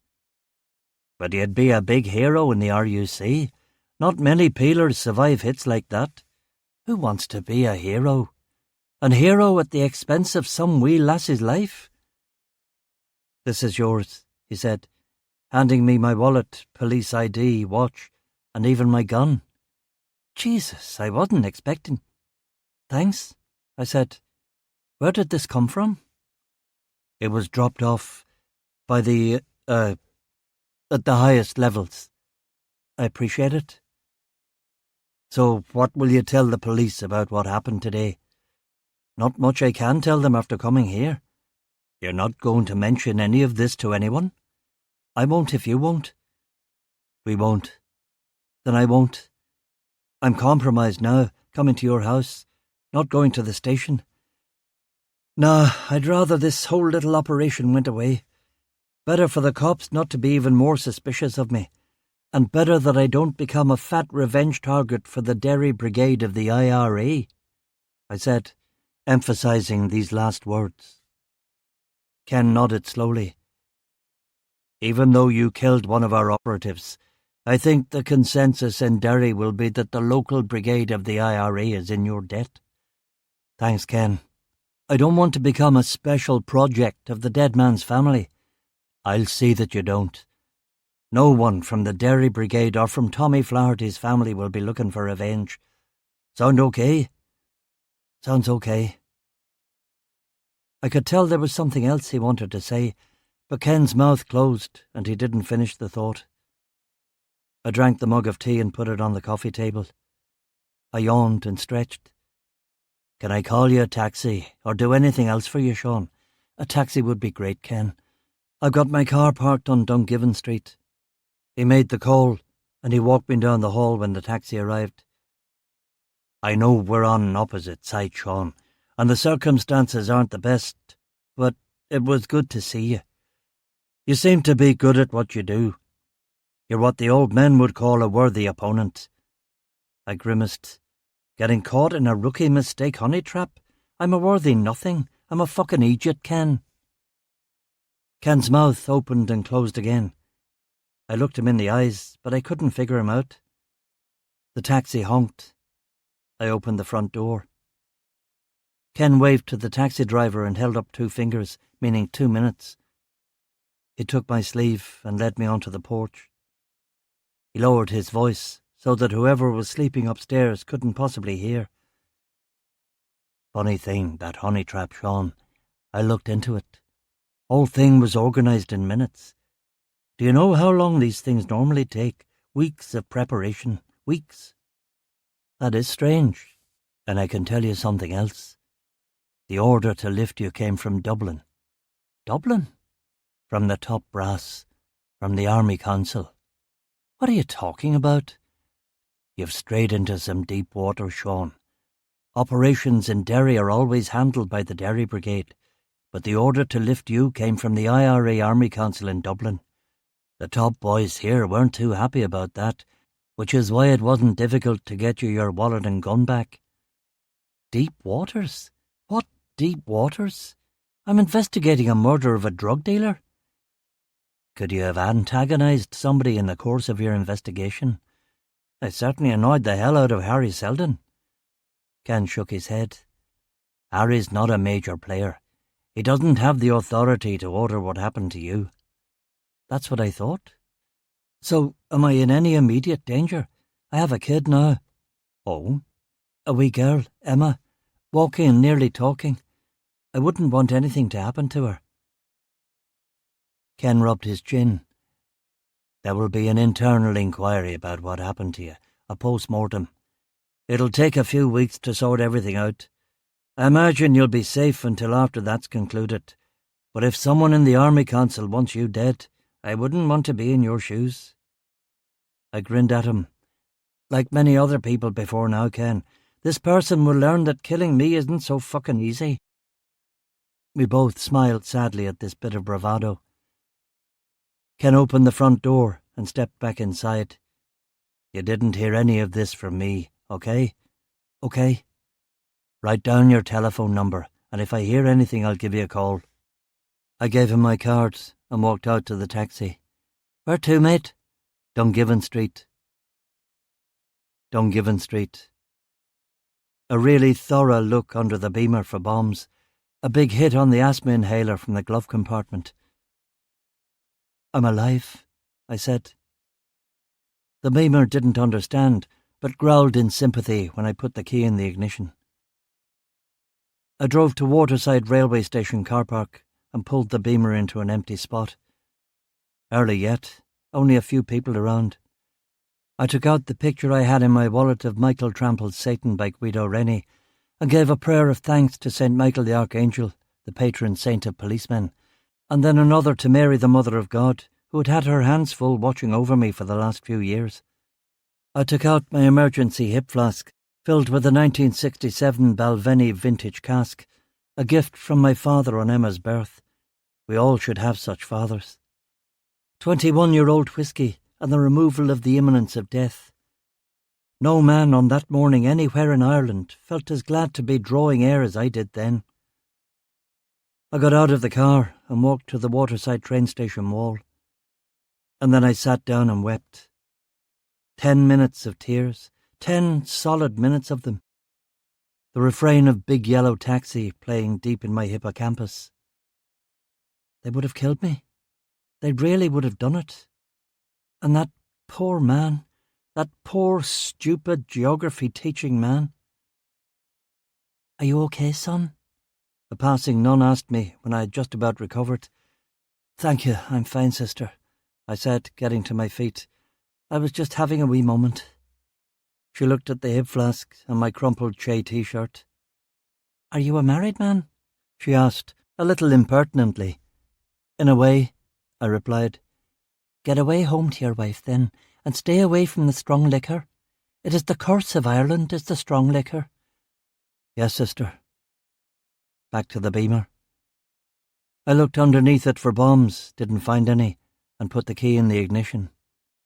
The big, throaty, comforting engine roared into life. I drove cautiously out of Derry and then gunned it on the A6.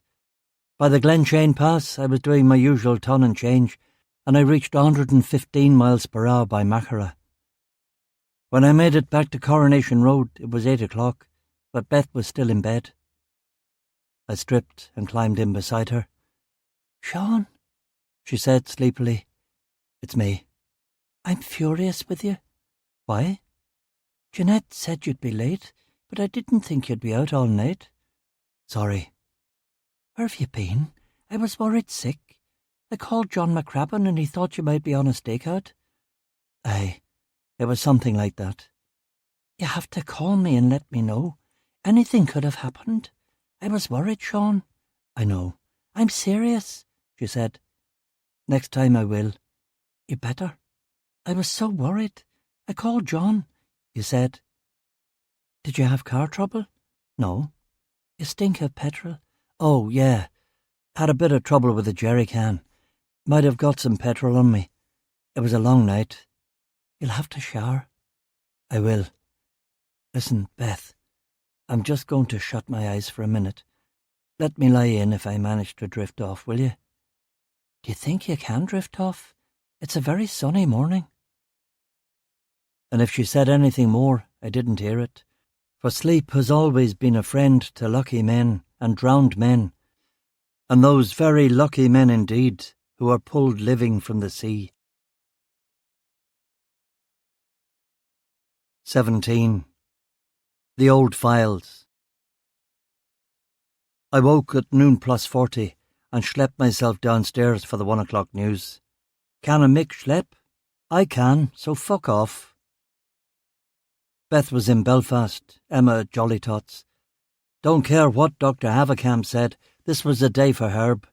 I'll give him Lawson's piss if he does a random. Shed, moonshine, resin, Joan Armour trading. Back inside. Cold shower, shave, shirt, blue sweater, sports jacket, black jeans, DMs, Lucky Che t-shirt lying on the bedroom floor. Still lucky. Pet the cat, under the beamer for bombs. Really good look today. Somebody in the IRA Army Council wants you dead. Why? I'm nobody. On a dead-end investigation. Had to be a reason. Dig deep. Dig all the way to boiling iron at the centre of the earth. Along the seafront to Carrick RUC. Crabby in the incident room, Lawson making coffee. Downhearted because there wasn't any riot duty scheduled for the day. Case conference. Crabby and Lawson sat down and I closed the door. What I'm about to tell you doesn't leave this room, okay? Why? Crabby asked suspiciously. I made some questionable calls in the course of an investigation yesterday. I did it with the best of intentions to save a young woman's life. Crabby sighed. I'll get us some tea and biscuits, and when I've got them, why don't you tell us everything, Sean?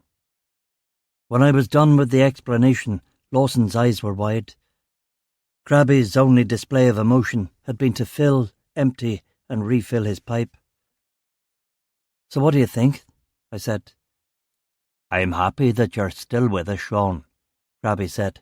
That was a close one. It certainly was. But you should have gone to Strand Road Police Station, he said firmly. I concur, sir, Lawson said.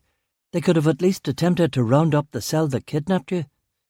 You know they would have demanded army backup to go off on a manhunt in the forest, and by the time the army had arrived the girl would have been dead, and the rest of the cell probably would have escaped anyway, I said.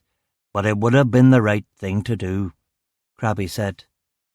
I nodded. Crabby was a policeman who would never manufacture evidence or take fruit from the jurisprudential poison tree or knowingly break the law.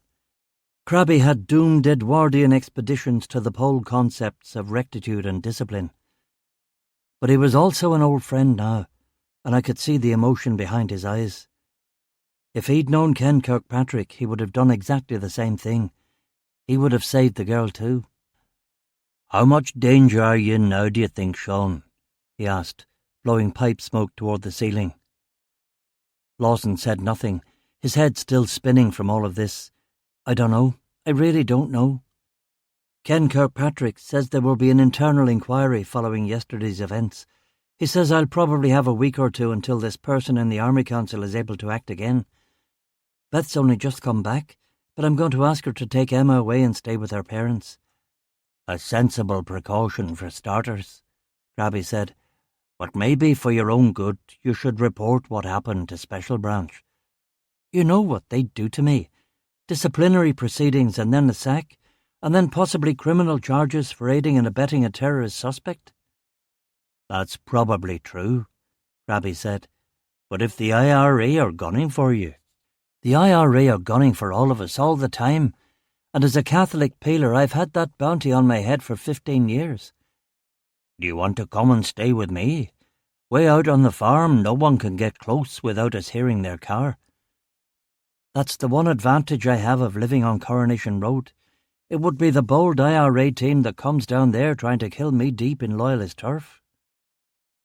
Aye. Although don't forget Francis Deauville.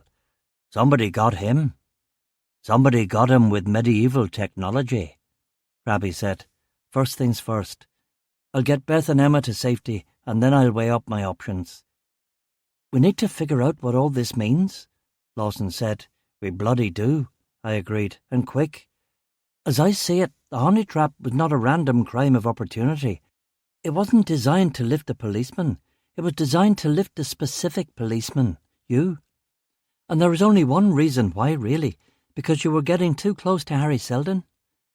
Which means that Harry, despite being in the hospital, was somehow involved in the murder of Francis Deauville, Krabby said. We're sure he was definitely in the hospital? Lawson asked. Yep, we are. Interviewed his doctors and his nurses. It was him, and before you ask, no, he doesn't have a twin brother, or any other brother for that matter, I said. And on Harry Selden's say-so, the IRA Army Council ordered a hit on you? Is Selden really that important? Krabby asked. I shook my head. I don't understand it. Ken Kirkpatrick says he's only a minor player. He says he's not even a particularly big cheese in Derry. And he's certainly not on the IRA Army Council like my... So what could this be about? Krabby asked. It's something to do with Selden, and it's something to do with this case we're working on, and it's something to do with Selden and Deauville working together in the B Specials all those years ago. We'd better get moving then, Sean. This is urgent. I'll get my coat, Krabby said. I smiled at him. Where do you think we're going? I think we're going to Beaver Park Records office, where they keep the files on the B Specials. And after that, I think we're all driving up to Derry to talk to Mr. Selden. What say you, Lawson? I asked. You know my motto, sir. All for one and one for all. My motto is, don't trust Whitey, and Whitey is everywhere in this fucking town. Let's keep all this quiet for now. BMW, Radio 3, A2, M5, South Belfast. The nice part of Belfast. Parks, the lagoon, trees, attractive houses spilling down to the water's edge. You'd hardly think there was a war going on. You'd hardly think there was a war going on, I said. This is what it's like on my farm, Krabby said. If we didn't have TV, we could be living in the good old days. Beaver Park Records office was in the same complex as the Beaver Park Forensic Science Laboratory, a top-notch, modern, state-of-the-art facility for processing evidence from all the criminal cases in Northern Ireland, and even some cases from Scotland and the Republic of Ireland too. A few years after our visit, a 3,000-pound IRA truck bomb that you could hear up to 20 miles away reduced the entire structure to rubble. But that was in the future. And on this particular March morning, everything was shiny, sparkling and new. The B Specials records were in a sub-basement, in old cardboard files that were covered with dust and mildew. If someone in RUC Clerical had really cared about preserving these records, they would have been transferred to microfiche. But no one gave a shit about the B Specials, who'd been in them and what they had done. The librarian, an ancient WPC called Fogarty, took us to the shelf stacks and explained that the records were alphabetized by last name. That should be easy enough to sort out, I said. But of course it wasn't. Harry Selden's cardboard file was there all right, under S, but the paper documentation inside the file was missing. Francis Deauville's cardboard file was there all right, but the paper documentation inside the file was also missing. WPC Fogarty was perplexed. I don't understand it, she said. Even if they never made a single arrest or ever even turned up for duty, at the very least there should be a date of birth, height, weight, home address, total pay, date of swearing in and date of discharge. I showed her the empty files. There's not even a blank piece of paper. There's nothing at all.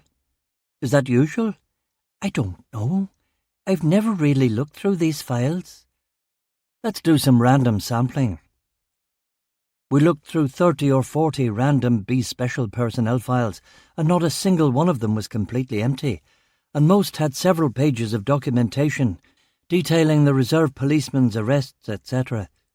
"This is most unusual," WPC Fogarty said. "Who has access to these files?" I asked.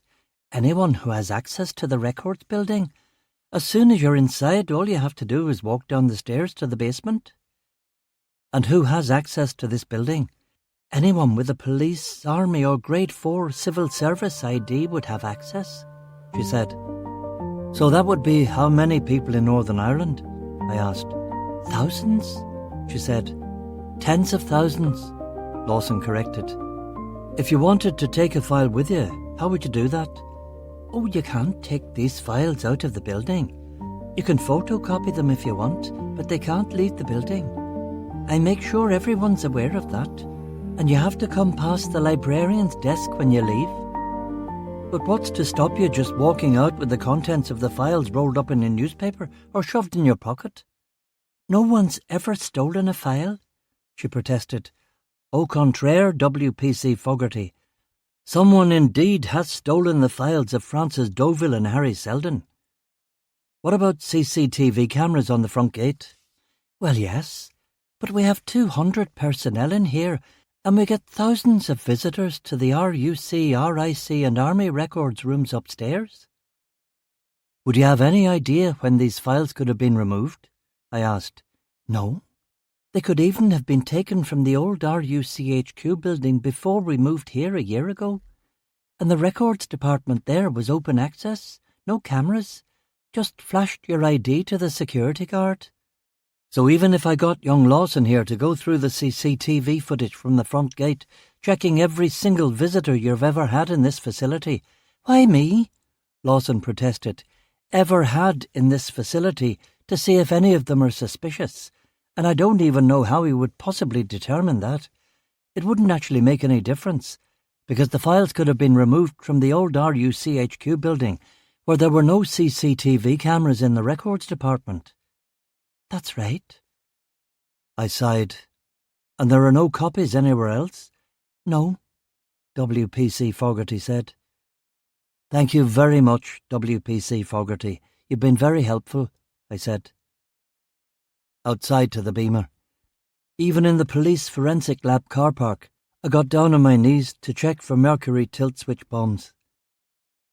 We had an early lunch in Belfast, and then decided to drive up to Derry for what felt like the millionth time in this investigation. Brave face on it for the lads, but the fear. The fucking fear. Deep waters. Hits ordered in from Dublin. Hit pieces in the newspapers. What kind of a case was this?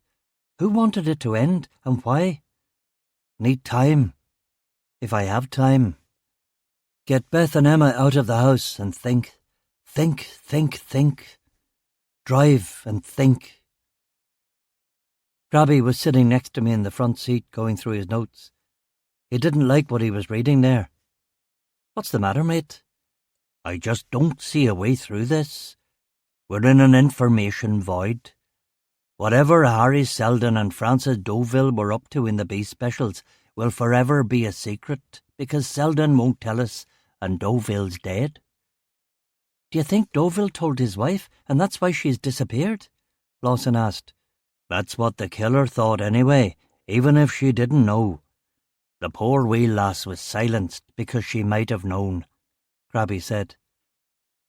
I was fed up with the same old roads, so at Claudy I cut over onto the Longland Road to go into the city via Strabane and the A5.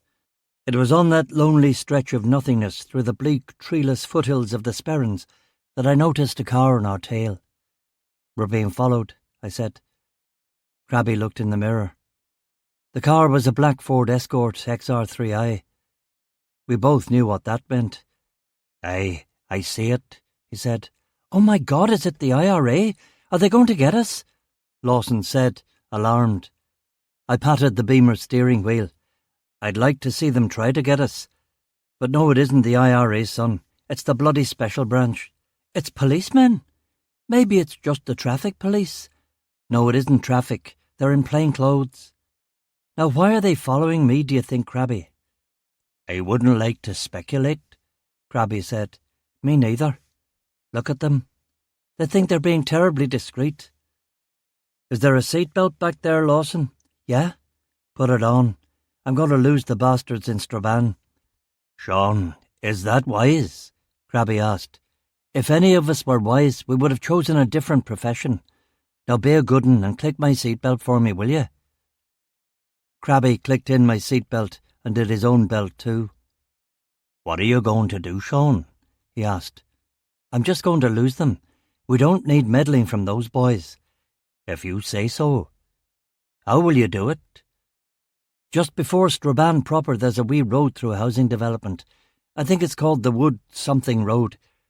There's a hill that obscures the view, and at the end of that there's a sharp turn onto the A5 going into Derry. If you know what you're doing, you can lose them on the Wood something Road, scream onto the A5, and be halfway into Derry before they know what's hit them.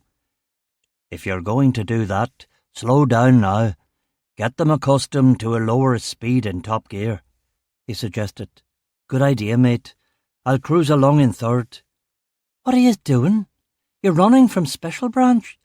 That can't be a good idea, Lawson said. I downshifted to third gear and reduced my speed to 40 miles per hour. The Ford Escort reduced its speed and dropped way back to avoid being seen. We came to a small hill just after the village of Artagarvan. We were a mile and a half from the A5 turn. This was the moment. On the reverse slope of the hill, I'd gun it. I crested the hill, and as soon as the Ford disappeared in the rearview mirror, I pushed down hard on the accelerator pedal. The BMW screamed up towards 60 miles per hour. I hit fourth gear, and now we were doing 70. The outskirts of Strabane went past in a blur, and the A5 turn came faster than I was expecting. A Tato Crisps lorry was coming toward the junction. I could either hard brake, stop and let it pass, or try to beat it. If we stopped, the goons would catch us. "A lorry!" Lawson screamed. "Damn it!" I yelled, and gunned the engine, and drove through into the junction in a horrible fishtail of screaming tyres and honking horns. I accelerated hard away from the Crisps lorry, waved a friendly apology to the driver, switched to fifth gear, and in 30 seconds we were going northeast at 100 miles per hour. The Ford Escort was nowhere to be seen. "All right back there?" I asked Lawson. He tried to reply, but couldn't quite manage it. McCrabbin showed no visible change of emotion. I parked the BMW outside Harry Selden's house, but when I rang the doorbell, his mother, who appeared to be in rude good health, said he was at a council meeting. We found him at his office in the Guildhall, and a pleasant young secretary told us we could wait and that he would be along presently. Harry Selden was not pleased to see us when he eventually showed up. "Inspector Duffy, and I see you brought a couple of bodyguards with you," he said mirthlessly. He was wearing a blue-checked seersucker jacket and checked trousers over a shirt that seemed too tight on him. His tie was black, like his fucking heart. Definitely no Oliver Hardy vibe today, but perhaps there was a hint of Northern Working Man's Club comic. I asked if we could talk in his office. "You can have 5 minutes," he said. "I'm a busy man." We went inside his office, which was a tastefully decorated job overlooking the River Foyle. Big comfy leather chairs, nice big desk, nice watercolours. You could do good work sucking money out of the Brits in this office. "So what is it now?" Selden asked. "I suppose you already know that after we had our little chat, I was abducted by the IRA. "I don't know what you're talking about," he said, looking at me rather impressively straight in the eye.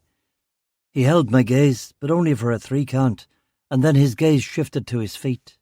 Christ, the guy was no poker player.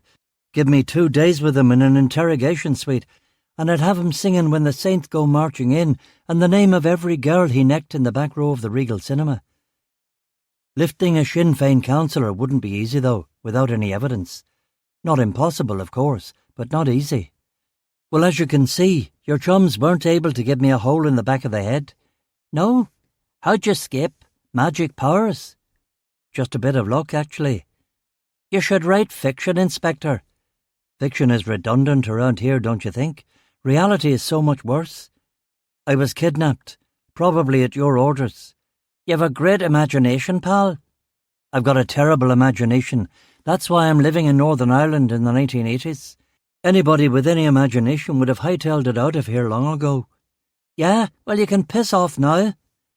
What's the next trick? Another smear attack in the press? Or are you going to try and get me in Carrick? I despair, I really do, Harry said, and gave Lawson and McCrabbin a sigh. Can yous talk sense into him? I've looked into this case of yours. I don't for the life of me see why you were trying to drag me into it. I was in hospital in Derry with blood poisoning when they shot this drug dealer fella in Carrickfergus. Teleportation is not one of my gifts. Your car was in Carrick tailing the dead man. My stolen car? There can't have been many Catholics in the B specials back in 1968, I said. Oh, it's back to this again, is it? It's back to this again. You're one to talk about Catholics in the police. Touché, Harry. What did you and Frank Deauville get up to together in the B specials in 1968? I never heard of this Frank Deauville before you started bleating on about him. That's not what your file says, I attempted. A smile flitted across his lips. He knew. He fucking knew the files were gone. His file, Deauville's file. Harry knew. What file's that? He asked. I said nothing, and as I guessed he would, he filled the dead air with more nonsense. You're talking about my old police records. What do they say? I got up from the comfy leather sofa. Lawson and McCrabbin got up too. We'll see ourselves out, I said. Is that it? He asked. You'll be hearing from us again, I said. No, I won't. That's harassment. Next time you want to talk to me, you can talk to my solicitor first. I nodded, said goodbye to the secretary, and walked down the stairs with Lawson and Crabby. When we were safely back in the Beamer, Crabby shook his head and lit his pipe. Aye, he said. Yeah, I agreed. What? Lawson said. What did I miss? He knew about the missing file. The question is how? McCrabbin said. How indeed? 18. Infernal Affairs. Home to Coronation Road. Emma excited to see her da-da-da. Beth in good form reading Ubik while I made the tea. Spag bol for everyone. Chilean red and garlic bread for me and Bea. After dinner, we took Emma up the road for a walk. The man in that house built ships. The man in that house was a prisoner of the Japanese. The man in that house has a pet lion, I said. The woman in that house makes gin in her bathtub. The woman in that house is divorced and has a huge crush on Daddy, Beth said. I put Emma to bed, and when I came downstairs, Beth was thumbing through my albums. Time for the talk. Don't mention the kidnapping, or the promise of being burned alive, or the dead man, or shooting a girl in the back.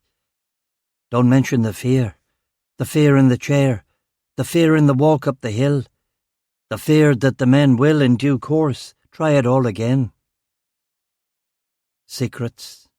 Secrets were poison, especially in the 6 counties, a fake world built on fantasies, secrets, and dissimulation. But sometimes you needed to dissimulate. Is this Robert Reich any good? She asked, holding up a record. Do you like xylophones? God, no. I took the record from her. Listen, Beth, there's this threat thing that's come down from Intel. It's against my life. Nothing to get panicky about, but it's against me personally. Not just against the police in general.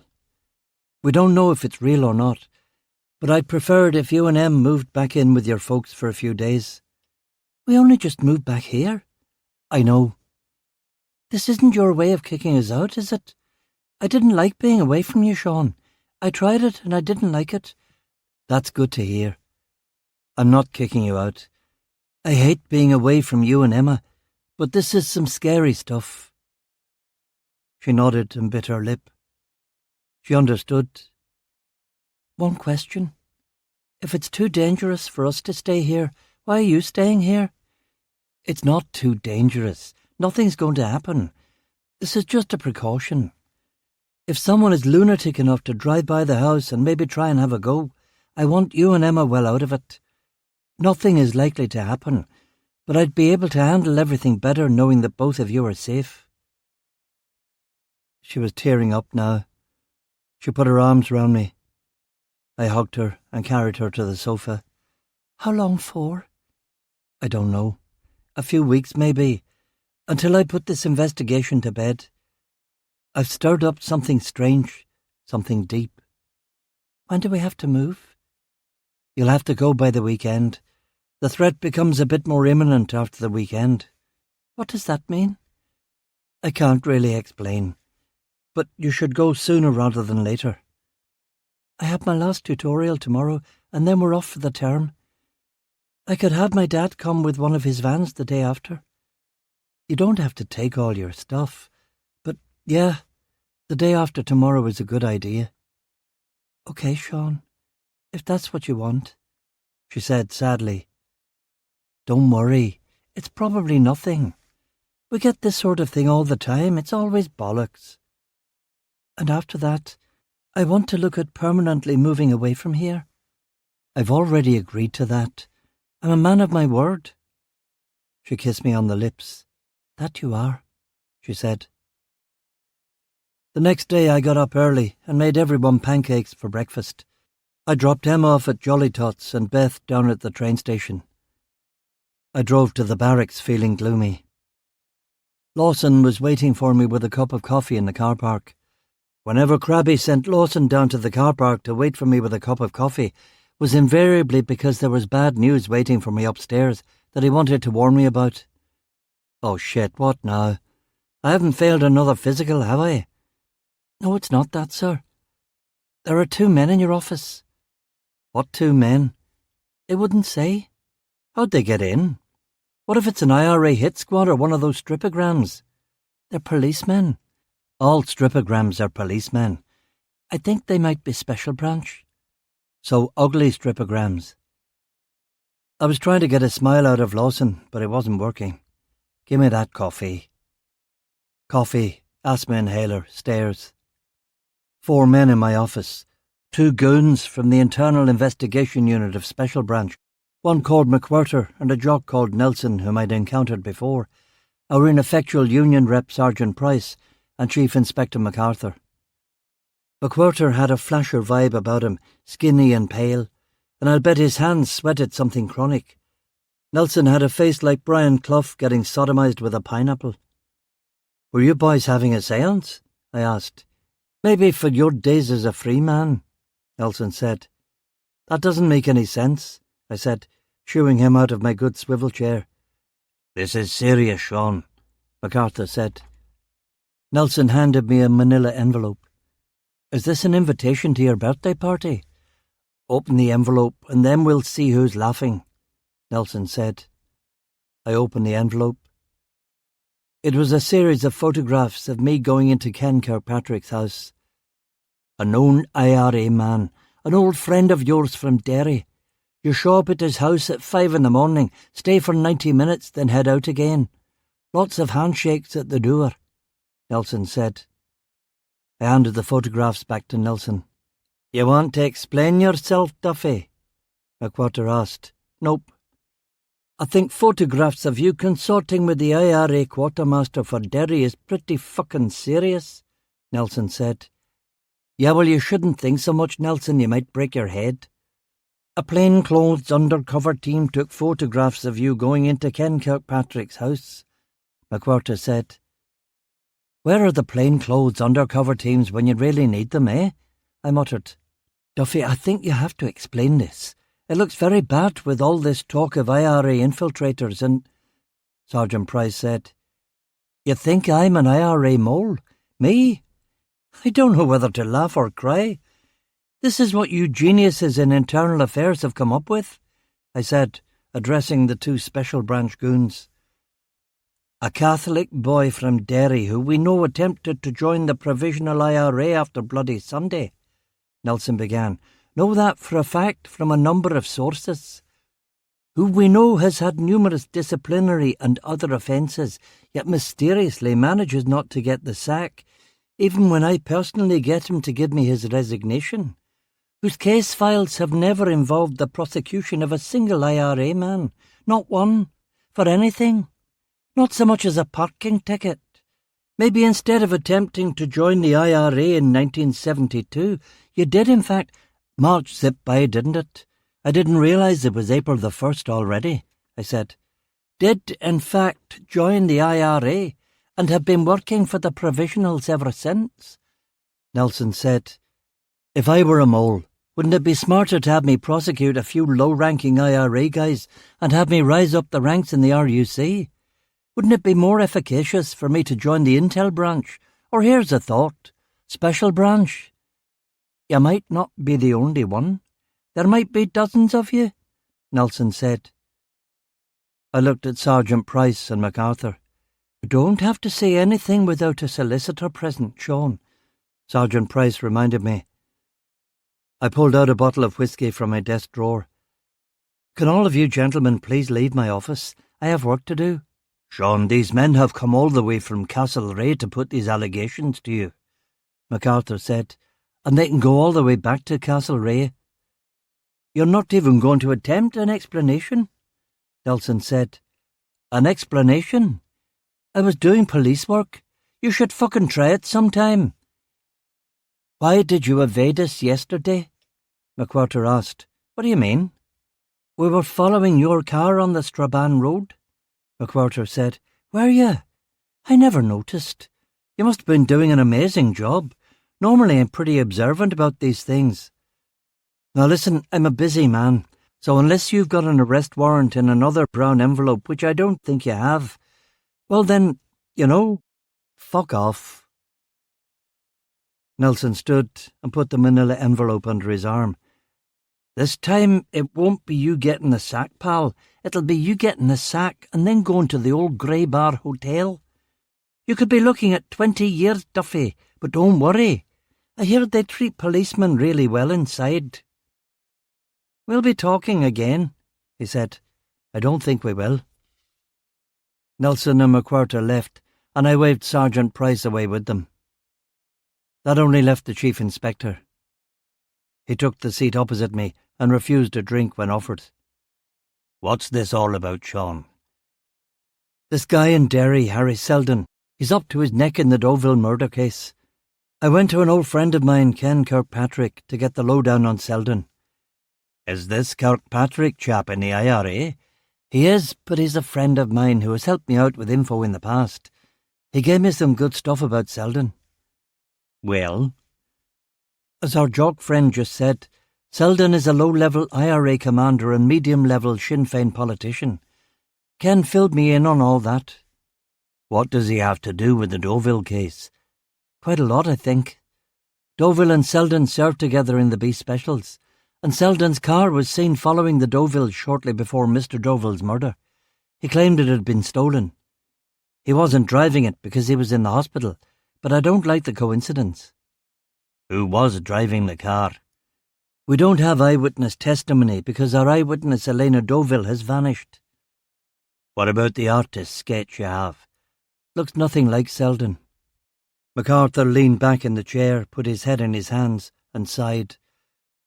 Special Branch, thinking one of my men is an IRA infiltrator. The timing is awful, he muttered. Yeah, I know. I'm sorry, sir. What with your promotion board coming up? He hadn't meant to say that out loud, and he was embarrassed now. He stood up, straightened his tie. He leaned on the desk and looked at me. Man to man, you're not an IRA mole, are you, Duffy? He asked. I almost laughed in his face. Laughter of despair this time. If senior policemen thought moles could be found by simply asking them outright, it was pretty worrying. And if even MacArthur thought I might be a mole, what the fuck had I achieved here at Carrickfergus RUC? What had I achieved in my entire police career? Nicking a few villains here and there, while all around me King Chaos ran his carnival. No, sir, I'm not the mole. Good show, Duffy. I believe you. Thank you, sir. Maybe you should lie low for a bit. Take the rest of the day off. Couple of days, maybe. Won't that look rather suspicious? Everything you do will look suspicious from now on. But why stir the pot? When he'd gone, I called the only influential friend I had left. Hello? Sir, it's me, Sean Duffy. I'm sorry to bother you. What is it, Duffy? The brand new Assistant Chief Constable Strong replied. I've just had a rather unpleasant encounter with an internal affairs team from Special Branch. Did you know about this? Of course not. What's going on, Duffy? They've got photos of me coming out of Ken Kirkpatrick's house in Derry. They think I'm some sort of IRA agent. It's absolute rubbish, sir. There's this jock sergeant who's got it in for me. Anyway, sir, you're the only important friend I've got. I don't want to be railroaded here. They're talking about sending me to prison. What's this about, Duffy? What were you doing in Derry? I was investigating the Deauville case. Have you made any progress? Some. I've learned that Harry Selden and Deauville were in the B Specials together. Selden's car was seen near to Deauville's house just before the murder. The two of them are linked somehow. How? I don't know. Why would this Selden character drive all the way to Carrickfergus to murder this Deauville fellow? I don't know, sir. Do you have any eyewitnesses to the killing? None, sir. So what exactly have you got? Only the fact that Selden's car was seen following Frances Deauville before the murder. Who saw this? Mrs. Deauville. Hadn't she gone missing? Yes, sir. This wasn't in her statement? No, sir. She told the Bulgarian translator that she saw a car following them and wrote down the number plate. So this is all hearsay evidence, completely inadmissible in court? Yes, sir. Let me see if I understand you, Duffy. Dad has claimed responsibility for this killing, but instead of pursuing that angle, you're following some insane lead from hearsay evidence. Is that what you're telling me? Sir, they haven't actually claimed responsibility, not formally. There's also the B Special angle. We know both men served in the B Specials because it's in their criminal record file. But when I went to look at the B Special files for Deauville and Selden to see if they had served together or done a joint arrest or anything like that, well, the files were gone, sir. Total dead end, sir. A long silence. Hearsay evidence and missing files. Is that what you're telling me, Duffy? And now you've been seen going into a known IRA man's house at 5 a.m, and you wonder why Special Branch is interested in you with your extremely patchy service record? Sir, Son, I'm going to have to tell you how it is. Clearly no one has told you how it is for years, so I'm going to have to be the man to do it. I'm an assistant chief constable now. I'm very high up the food chain. I can't afford to be dragged down by a man like you, Duffy. You've had some successes in your career, but also some notable failures. If you're going to fuck this case up like you've fucked up in the past, I'm going to have to cut you loose. Do you understand me, son? I think so, sir. Can I give you a piece of advice, Duffy? Of course, sir. File the Frances Deauville murder as an unsolved dad killing. Case closed, pending further developments. File the Elena Deauville disappearance as a bloody missing persons case. Case closed, pending further developments. Move on to other business. Don't go back to Derry. Keep your head down. Do you hear me, Duffy? Yes, sir. Now I will see what I can do about these Special Branch detectives, but I won't be able to get the ants off your back while you're sticking your arm into the anthill. Thank you, sir. I appreciate anything you can do, sir. Got a lot on my plate at the moment. Have less on your plate, Duffy. Close those cases. Move on. Don't make pointless fucking waves. Yes, sir. I understand, sir. Goodbye, Duffy. Don't call me again. It's always a long-distance call up here at ACC rank. I don't think you can afford the charges. Dial tone. Another friendship burned. Well done, Sean. Well done. 19. Lifted. Living room, mulling it all over. Gears turning, patterns forming. Something told me I'd been given everything I needed to solve the equation. It was all there. It was a complicated equation, but somehow I knew that it was all there. A better detective would have put it together now. Where was Miss Marple when you needed her? Knock at the front door. Early morning. Post-milkman, but pre-starlings. Looked through the peephole. 2 goons, didn't recognise them. One was wearing a raincoat and a dark grey suit. He had a moustache, copper hair, and beady brown eyes. He was about 40.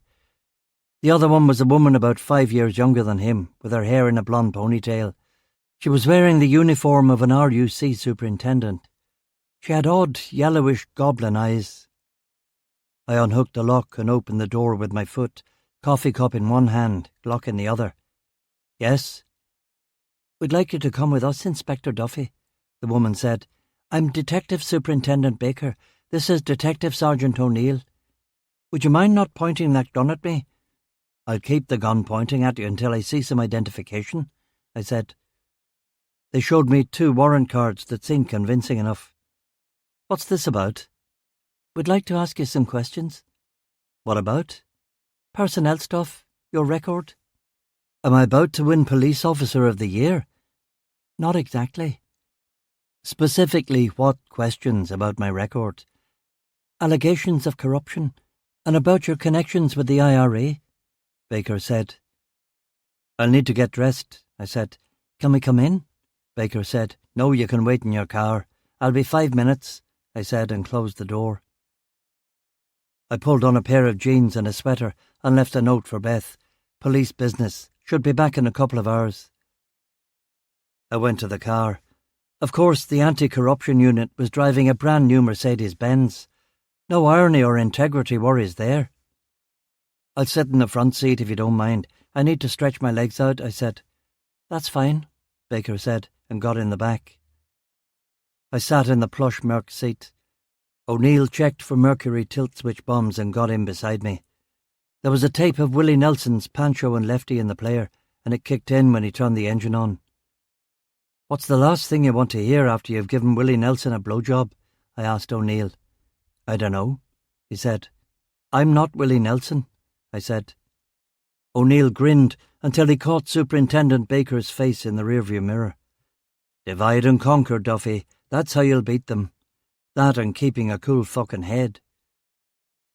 We drove up to Castlereagh Holding Centre and they led me down to a sub-basement interrogation suite. Tape recorder spooling, water flowing in pipes, baleful dungeon noises, creepy, distant, heathen laughter. The corruption stuff was bullshit and they knew it. Chicken shit, rule-breaking, fiddling the overtime claims. It wouldn't wash, but that was only the starter. So, Inspector Duffy, how long have you been friends with the top brass of the Derry Brigade of the IRA? Baker asked. I know a lot of people in Derry. Some of them are in the police, some of them are in the IRA, some of them actually work for a living. It's a small city. Everybody knows everybody else. Contacts are useful for a policeman, especially for a detective. Good to keep all the channels open. Baker nodded, put a box file on the table, opened it, and began looking through its contents with a bit of theatrical tut-tutting. What we can't figure out, Duffy, is whether you're incompetent, unlucky, or whether you're working for the other side, Baker said. Dun dun dun, I said, making a fake organ noise.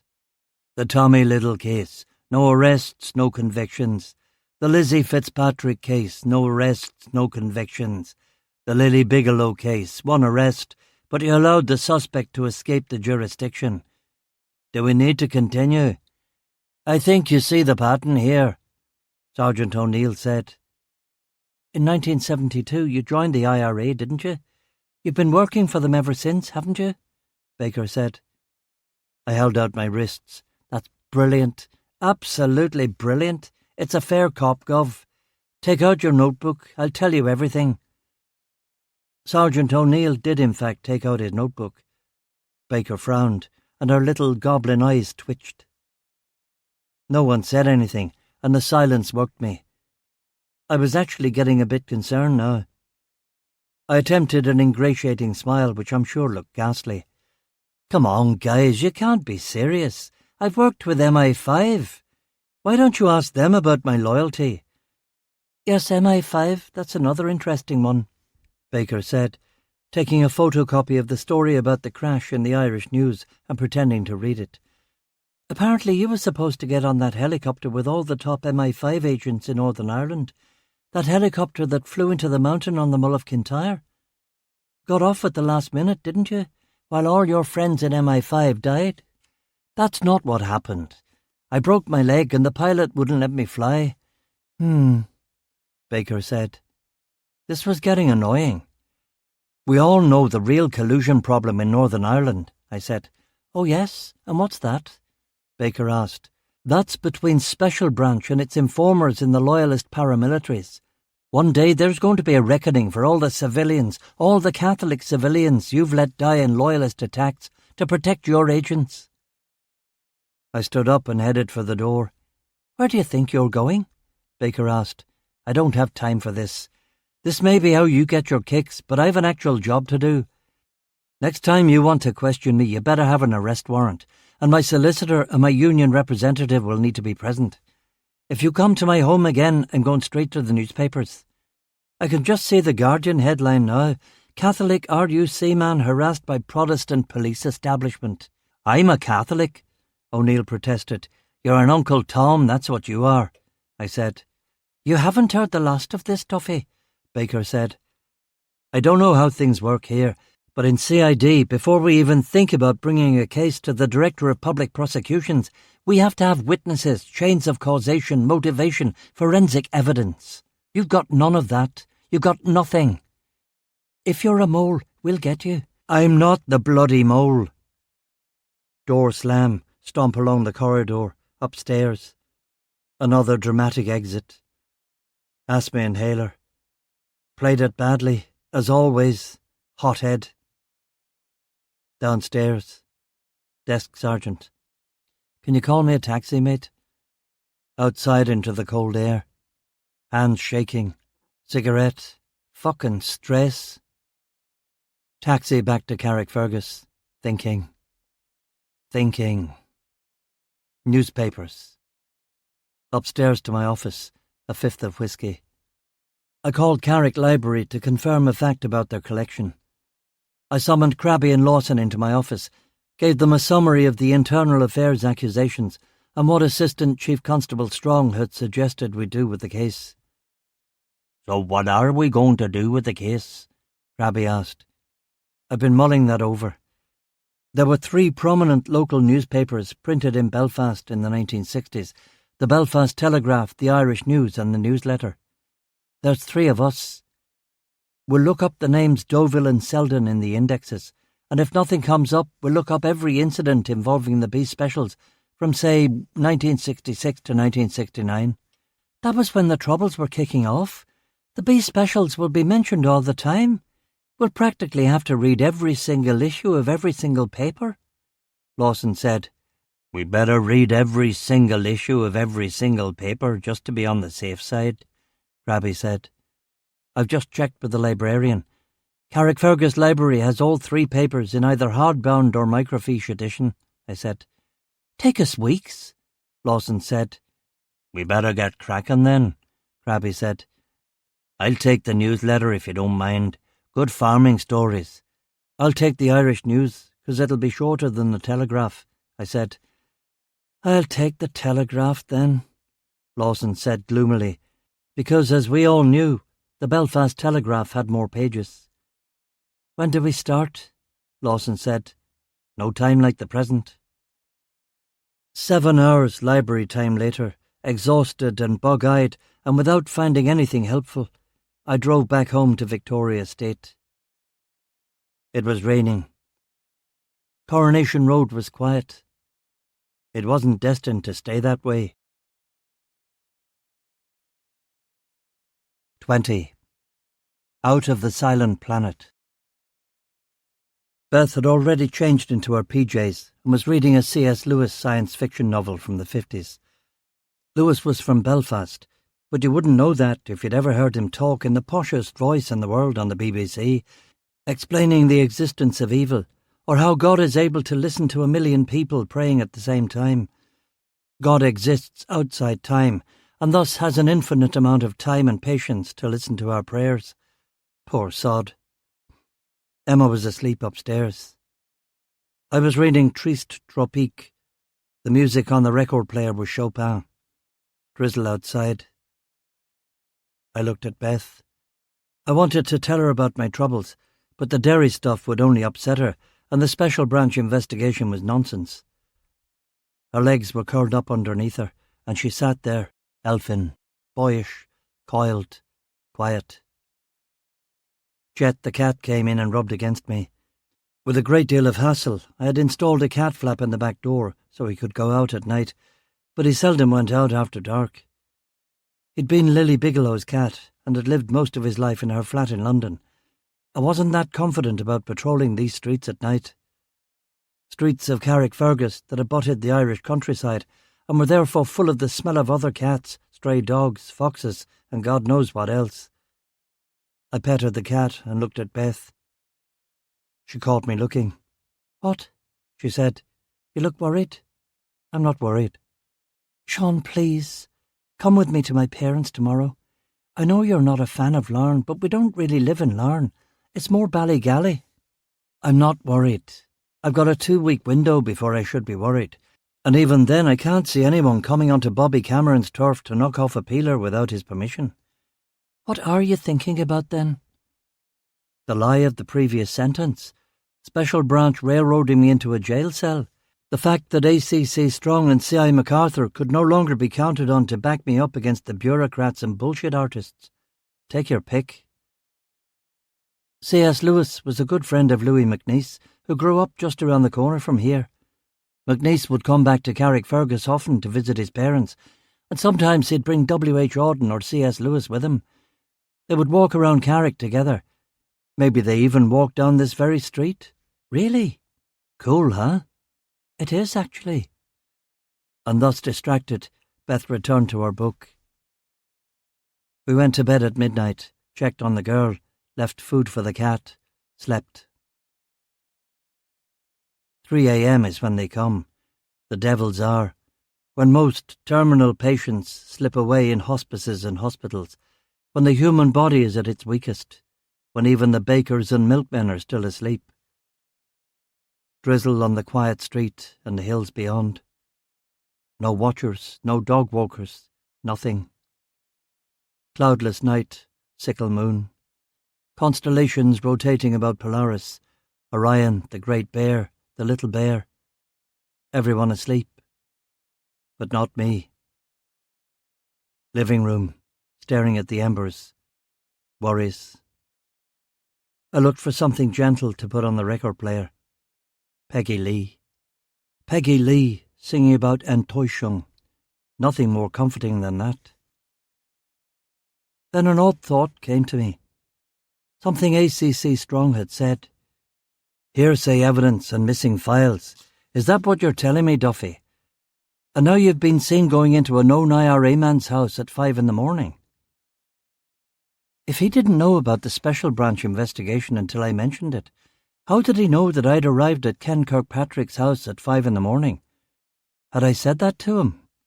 I didn't think so. Was it possible that Strong was my secret persecutor? Had he set special branch on me? Is that how it worked in the upper levels of the RUC? You prove your ability to command by being prepared to sacrifice your own men? What motivation could he have for doing that?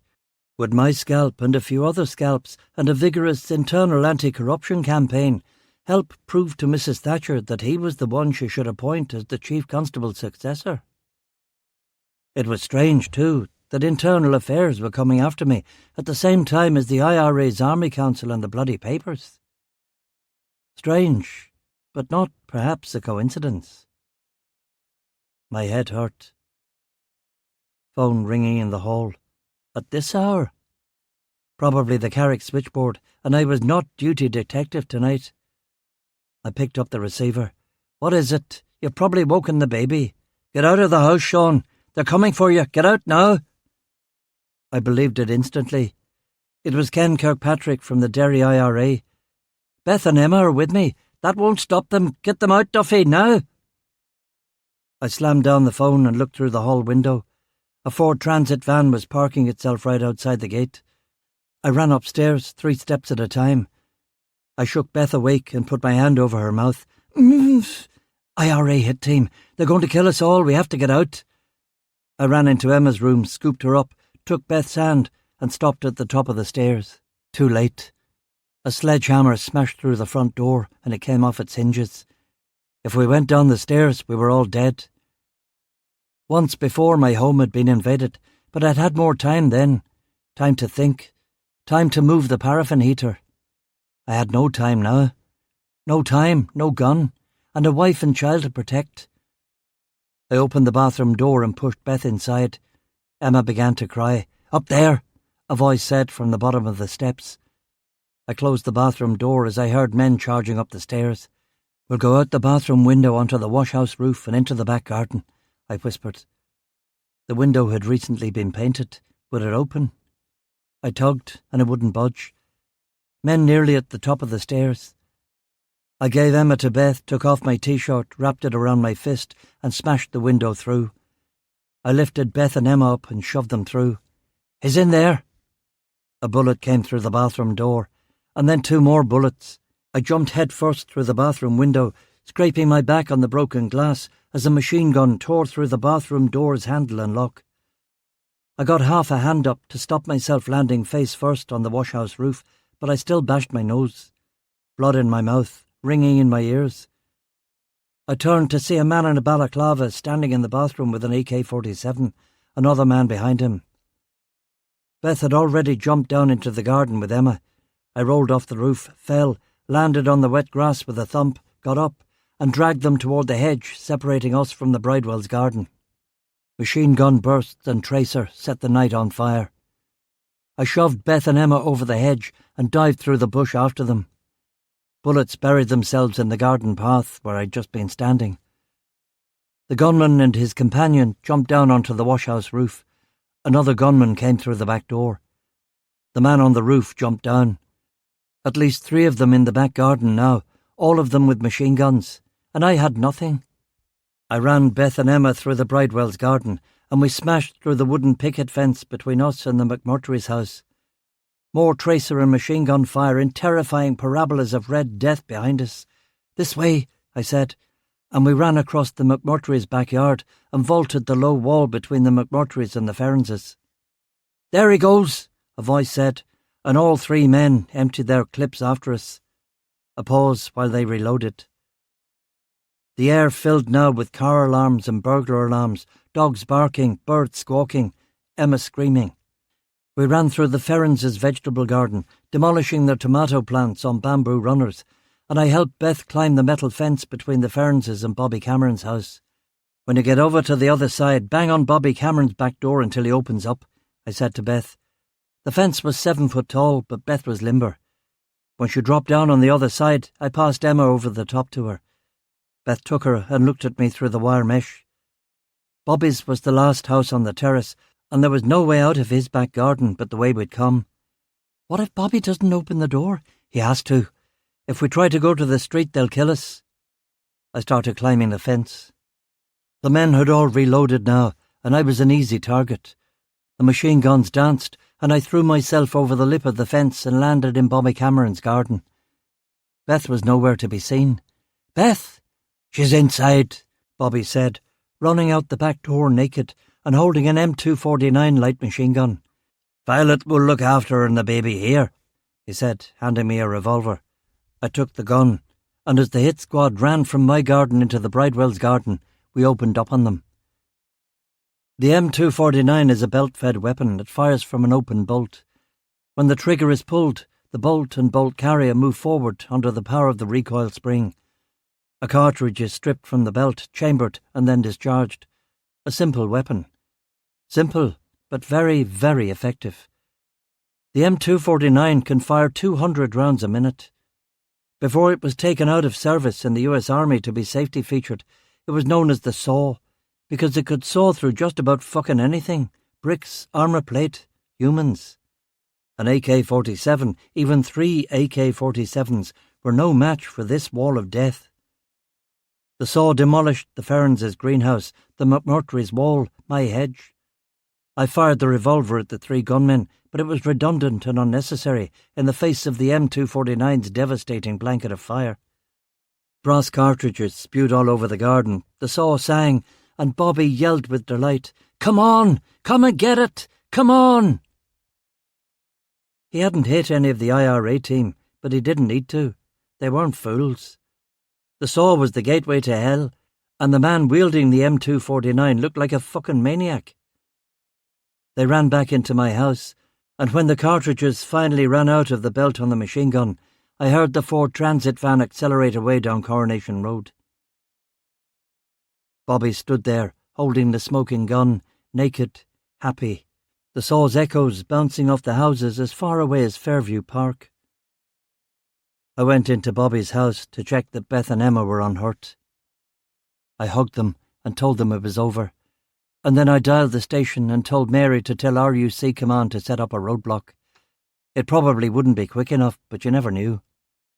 Back to the girls. Emma and Beth were terrified but unharmed.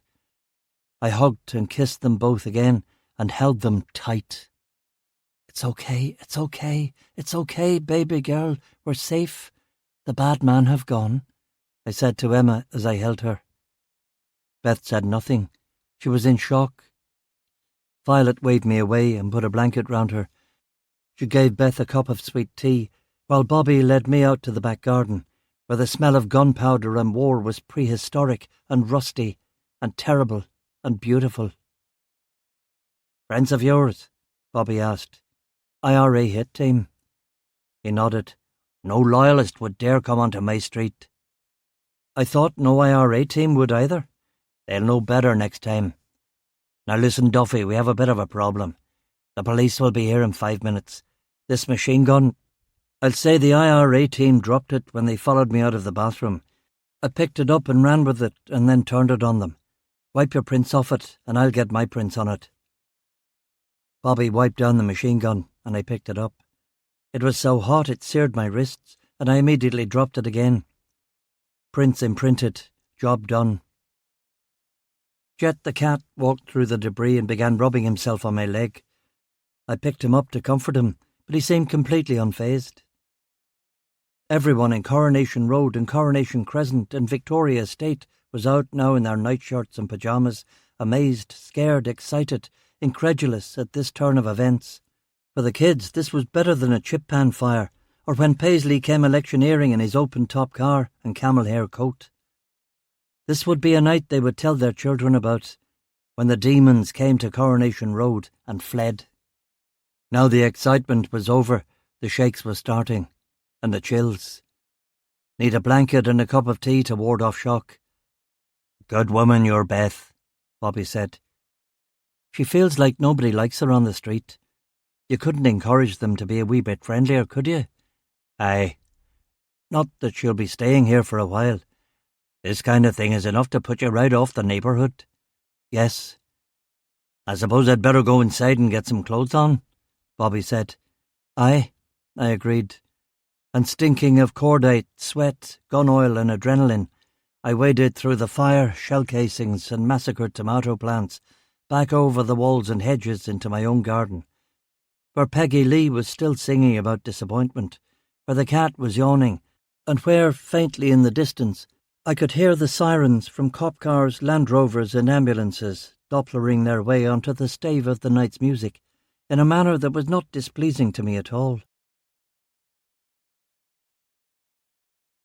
21. Aftermath.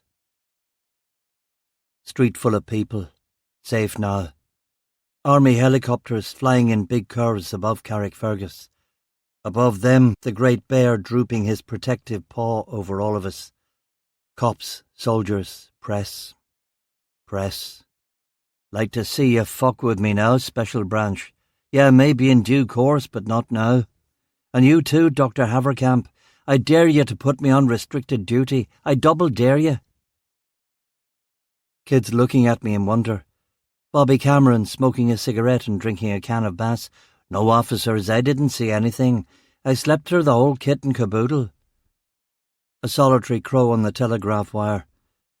A solitary crow with a knowing, sleeked black eye. Cut to Larne next morning, saying goodbye to Beth and Emma, safe now in her father's house. How long will we have to be here, Sean? Not long, I feel it. Things are coming to a head. Cut to Carrick RUC, my office. A report that the getaway Ford Transit had been found burned out in Eden Village next to the skid marks of an Audio Quattro. Cut to Carrick RUC, Chief Inspector MacArthur's office. Chief Inspector MacArthur reading the story about me surviving a gun attack on my home in the Belfast Telegraph. And it's also in 3 of the London papers. 3 of them, Sean. Maybe they'll give you the Queen's Police Medal. I already got one of those. Maybe they'll give you the George Cross. Maybe they'll give me the Victoria Cross. Oh no, they can't do that. You have to be in the army or the... Cut to Coronation Road. The workmen installing the iron front door and bulletproof windows at number 113.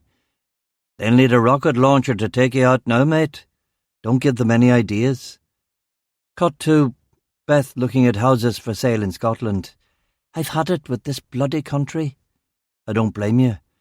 Cut to Oney's pub. Crabby, Lawson and me at the table upstairs, overlooking the loch and the marine gardens and the castle. 3 Guinnesses in front of us, 3 whiskey chasers already gone. We'd done good work in this pub. Case conferences, strategy, working out our plans. The papers think this was a random attack on a Catholic peeler, and that's good. I don't want the Army Council to know that I know that this was personal. But why personal? Crabby asked. It's because of this case. Something about Selden and Deauville in the B specials. Ken Kirkpatrick hinted I was close to something. But you say Selden is only a mid-level player. Intel says he's only a mid-level player, Lawson said. Exactly. That's what makes it so bloody weird. The Army Council isn't going to risk an operation in Carrickfergus because I got on the nerves of Harry fucking Selden. So what do we do? Crabby asked. Only 2 things we can do. 1, drop the case and let it be known that we are dropping the case. Or 2, keep digging through the newspapers and following up on the other leads until we find out what the connection is. I'm not going to make you guys go with me here. If I'm in jeopardy, you're in jeopardy. I'll take a majority vote. Lawson was the first with his hand in the air.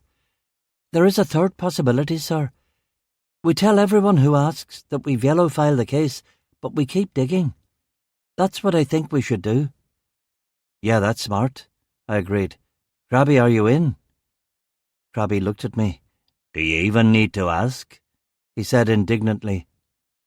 Cut to Carrick Library, reading through old newspapers. Cut to my office, following up on the other leads. Cut to Beth's parents' house in Larne. Any other girl would have gone to pieces. Hospital time, shock, PTSD. But as I said, hidden depths, bottom, holding it together for now, for the sake of Emma and me. How are you doing, sweetie? I feel like we're in the bottled city of Candor. The what? Your knowledge of Superman is as bad as your knowledge of Philip K. Dick. Her tough-blown features looking at me, right through me. Elizabeth of the waves, Elizabeth of the holding it together. I kissed her. She tasted of red wine and tears. No wonder for either. Where are your folks in this great pile? They're in the front room with Emma. Who's upstairs? Nobody. Come on. Sean, no, we can't. Your car's running. We ran up to the bedroom. 10 minutes was enough. You want the best sex in the world, ever? Have 3 men in balaclavas fire Kalashnikovs at you and your girlfriend and miss. And fucking miss. Cut to Carrick Library. Long days, long nights. And then Lawson staggering toward me from the microfiche machine. He had a box of film and a photocopy in his hands. He looked terrified. "I found it," he said in an awed whisper. "It was here all along." Here all along, like an unexploded bomb from 1968. You can kill a man and disappear his wife and disappear the files, but you can't unmake what happened. History knows, and Morrigan knows, and death knows. "What is it?" I asked. "We can't discuss it here. I photocopied the story and put the microfilm back in the box." You certainly win the Tinfoil Hat Award. OK then, if we can't talk here, we'll go to my office. "We can't go to your office, sir. We'll have to go to Oni's or somewhere neutral like that." What are you talking about? "We can't go anywhere near a police station." "Oh shit," I said. "Oh shit indeed," Lawson replied. 22. Whatever happened to the Likely Lads? It was 1968. That Vundaya, when bliss was it in that dawn to be alive, and to be young was very heaven. The kids had had enough of their parents' wars and their parents' rules, and most of all their parents' music. Paris was erupting, London was erupting, San Francisco was erupting, and even dear old Stone Age Belfast was erupting. After 50 years of discrimination over jobs and housing, Catholics had taken a leaf out of Martin Luther King's playbook and begun demonstrating for equal treatment in the state of Northern Ireland. Demonstrations had led to riots and counter-demonstrations from the likes of Ian Paisley and his rabble. Violence descended like a black cloak over Ulster, and 20 years later it was still here. In 1968, one of those little acts of violence was the shooting of a couple who had rammed a police checkpoint. A police checkpoint manned by auxiliaries, by the B Specials, who had shot at them with their .303 Lee Enfield rifles left over from the war. The story itself barely got a mention, and the coroner's inquest, a hasty month later, only gleaned a couple of paragraphs and 2 sad little black and white snaps of a boy and a girl. The young couple were Maria McKean, 17, and Patrick Devlin, 19, driving Patrick's father's Morris Minor. It was the same week a dozen other people had died. The overburdened coroner was brief and to the point. The young couple were going to the Grand Opera House for a show. They were late, but that was no reason to charge through a police checkpoint, especially in these troubled times. The police had no choice but to assume they were terrorists fleeing justice. A tragic case indeed, but no criminal charges were necessary. The 3 B Specials manning the checkpoint were Francis Deauville, Harry Selden, and, wait for it, one John Strong, who later transferred to the RUC and began rising up the ranks. Rising up the ranks to Assistant Chief Constable. John Strong. Read the name, but don't even say it out loud. "What does this mean?" Crabby asked in a whisper.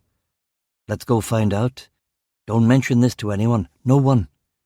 If anyone asks what we're working on, tell them that post office robbery from 1968. What's that thing you're always saying about paranoia, Sean? Not me, William Burroughs. A paranoid man is a man who knows a little about what's going on." That was it, Crabby said. "Don't trust Whitey, and Whitey is fucking everywhere." We walked out of Oni's and went to the station to research the case. There was no case. No criminal charges, nothing in the files.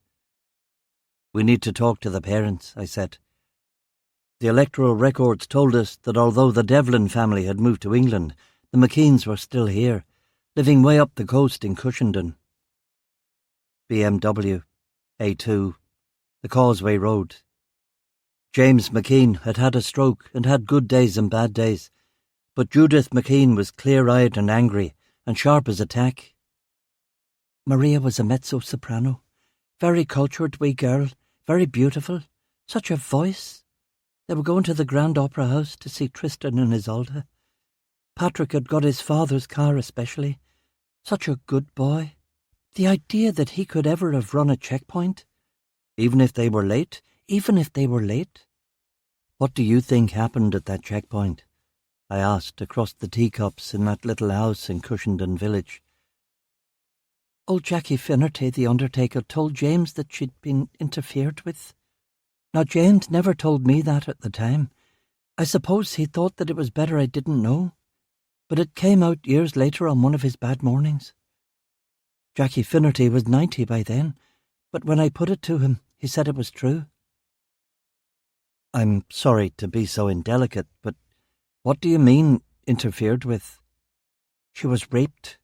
Raped by those 3B specials is my belief. I looked at Crabby and Lawson. Both of them would normally be scribbling in their notebooks, but notebooks can be seized by Special Branch and by your station chief. I'm sorry to press the point, but how do you know it wasn't Patrick who did it? Patrick wasn't that sort of boy. Patrick was a very shy, very good boy. And it wouldn't make sense, would it? He rapes her and then she goes on with him to the opera house. Definitely rape, not just ordinary sex. Jackie Finnerty is dead now, but he saw a lot of bodies in his time, and he said rape. He said you always know. Why didn't you go to the coroner with this story? My husband James did go to the coroner, but the coroner said that she'd probably had sex with Patrick, and did he really want his daughter's reputation dragged through the mud? And that was that. James wasn't a fighter, and I didn't know at the time. Judith McKean looked at us, and we looked at her. Her strong dark eyes and her thick grey hair and her strong bony hands. Are yous'ns looking into this? She asked. We are, I said. The police investigating the police?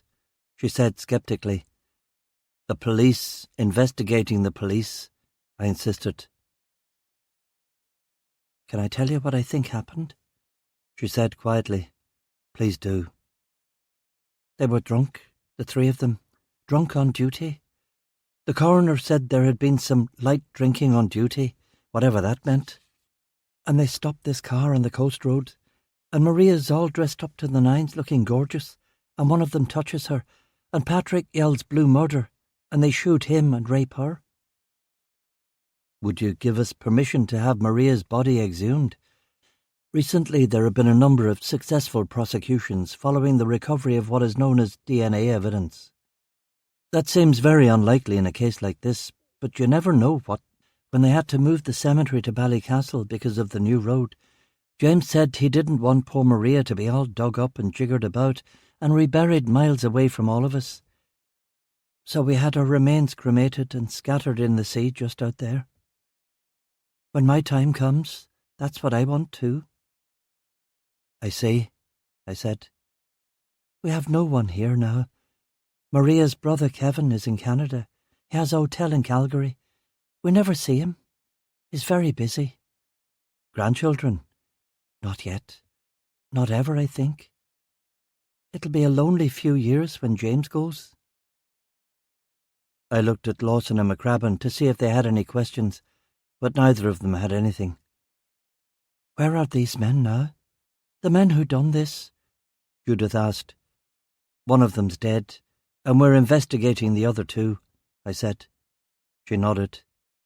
You'll do your best, I can see that. All three of you, she said. Now I'd better go see to James.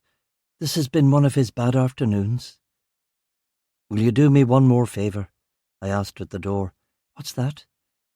If anyone asks you about this conversation, I'd prefer if you didn't say anything about it, I said. They've got you afeard, these men, have they? She could see it in my eyes, so there was no point in denying it. There is an element of risk in this investigation, so it's probably best if we keep it quiet until we're sure of the facts, I said. We drove back to Carrickfergus RUC along the coast road to give us plenty of time to talk. Thoughts, gentlemen, I said. Lawson leapt right in. They were drunk, like Mrs. McKean said. They were probably patting her down or grabbing her arse or something. The boy goes for them and they shoot him. In for a penny, in for a pound, rape the girl and then kill her. And then what? I said. They concoct their story. Everybody believes it. They get off. Lawson said. That's not what he means. He means how has this led to Deauville's death? Crabby said. Any thoughts? Do you have a hypothesis, sir? Lawson asked. I looked at both of them. I believe I do have a working hypothesis that fits with the information we have available. I didn't say anything and continued to drive along the road. Well, go on then, sir, Lawson said. Unfortunately, I have zero evidence for any part of my hypothesis.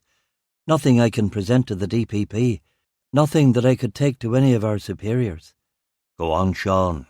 You have to tell us what you're thinking. I pulled over to the side of the road, and we walked to a pub in the picturesque village of Waterfoot in the Glens of Antrim. Quite a dissonance between the story percolating in my brain and the beauty of the surroundings. A pint, a cigarette, a think. I made sure we got a table outside in the empty beer garden, where our only listeners were the cows staring at us over the stone wall. They didn't plan on rape, not at first. The rape comes near the end. They've been drinking, but they don't consider themselves to be bad men. 3 concerned citizens working as reserve policemen, salt-of-the-earth types, 2 prods and a Catholic, just like the 3 of us. Very different from the 3 of us, McCrabbin said, with as grave a voice as I've ever heard him use. Young couples stop at the checkpoint, impatient to get going. Cops are being overbearing and a little lascivious, just light banter. Maybe the girl gives the policeman lip, maybe the boy. They take the boy out, rough him up. One thing leads to another. The girl goes for them. They point the rifles at the boy, and one of them has the bright idea to teach the wee lassie a lesson. She won't talk, and if she does, no one will believe her. Teach her a lesson and let them go. This is Ulster. Whatever you say nothing. They take turns, and she's screaming, and the shy boy finally cracks, tries to take down one of them. But it's no go, and they shoot him. And then they feel they have no choice, and they have to shoot her. And then it's a pact in blood between the 3 of them, Deauville, Selden, and our good friend and Lord Protector, Assistant Chief Constable Strong. I took a sip of my Guinness and continued. The years go by. The B Specials are disbanded. Strong joins the RUC proper, but Selden and Deauville take very different paths. Deauville goes to England and drifts into a life of petty and not-so-petty crime. Selden moves back to Derry, and when Bloody Sunday happens, like every other Catholic man in the city, he attempts to join the IRA. They take him in.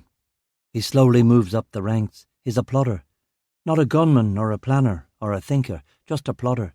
He'll never go anywhere. But then he has an idea. What about his old friend John Strong, who he's heard has joined the RUC? What's he up to these days? And he finds out that John Strong has made quite a career for himself. He's going places. And he arranges a not-so-accidental meeting with John Strong. And he tells Strong that all this beautiful life you've made will end if I tell people what really happened to Maria McKean and Patrick Devlin back in 1968. Crabby filled his pipe. I don't like where you're taking this, Sean, he said. And at first Selden just asks for a few bits of information here and there, maybe a tip-off or 2 about an upcoming raid. And maybe it even goes 2 ways. Maybe Strong gets information from the IRA as he moves up the ranks, and the IRA High Command realise that they have a very important operational asset indeed. Both men help each other. Both careers blossom.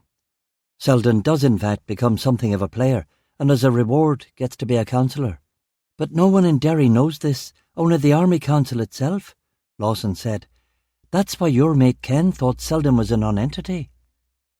I looked at Crabby, and he knew it was possible, maybe even probable. There was an IRA mole, and that mole was John Strong. An assistant chief constable who belongs to the IRA, Lawson said, gasping over his drink. An assistant chief constable may be chief constable in waiting, who is their creature to his very boots. What a coup that would be. And everything's just peachy for a few years, but then Deauville returns from England with a new wife and a new game, Lawson said. And he spots his old friend John Strong in Carrick.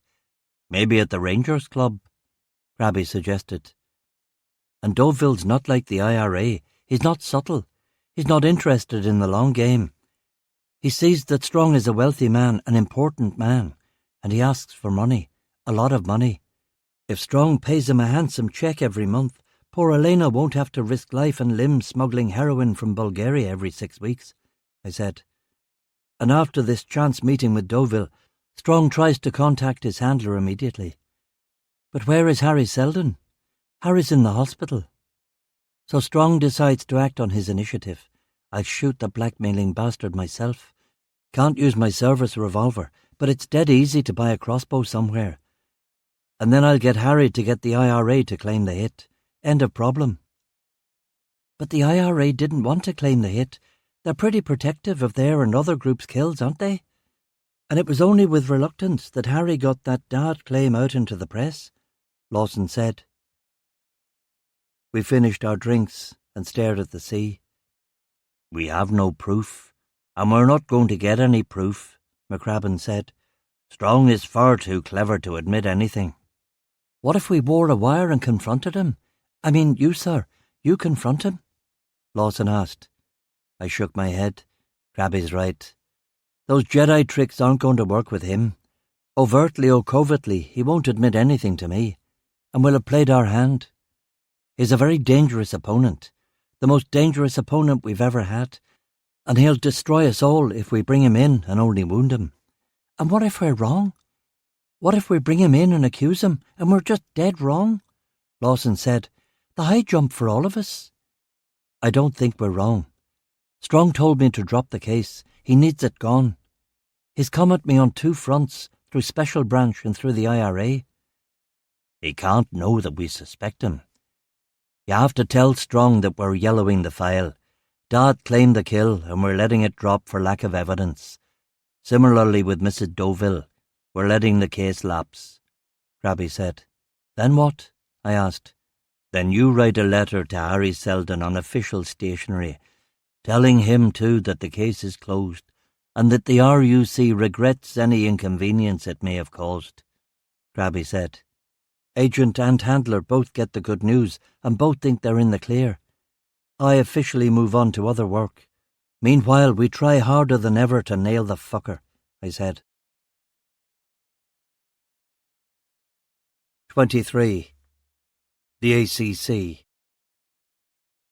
First things first. Letter off to Selden. Full-throated apology. Regret any inconvenience. Blah, blah, bloody blah. Then wait for the other shoe to drop. 2 days later, the phone rang in my office. Hello? Duffy, it's John Strong. Sir, I wasn't expecting to hear. It's a pleasure to talk to you, son. I don't want to embarrass you, but you're quite the hero now, after what happened to you at your home. ACC Strong said. From zero to hero, isn't that the expression, sir? Now, Duffy, don't be facetious.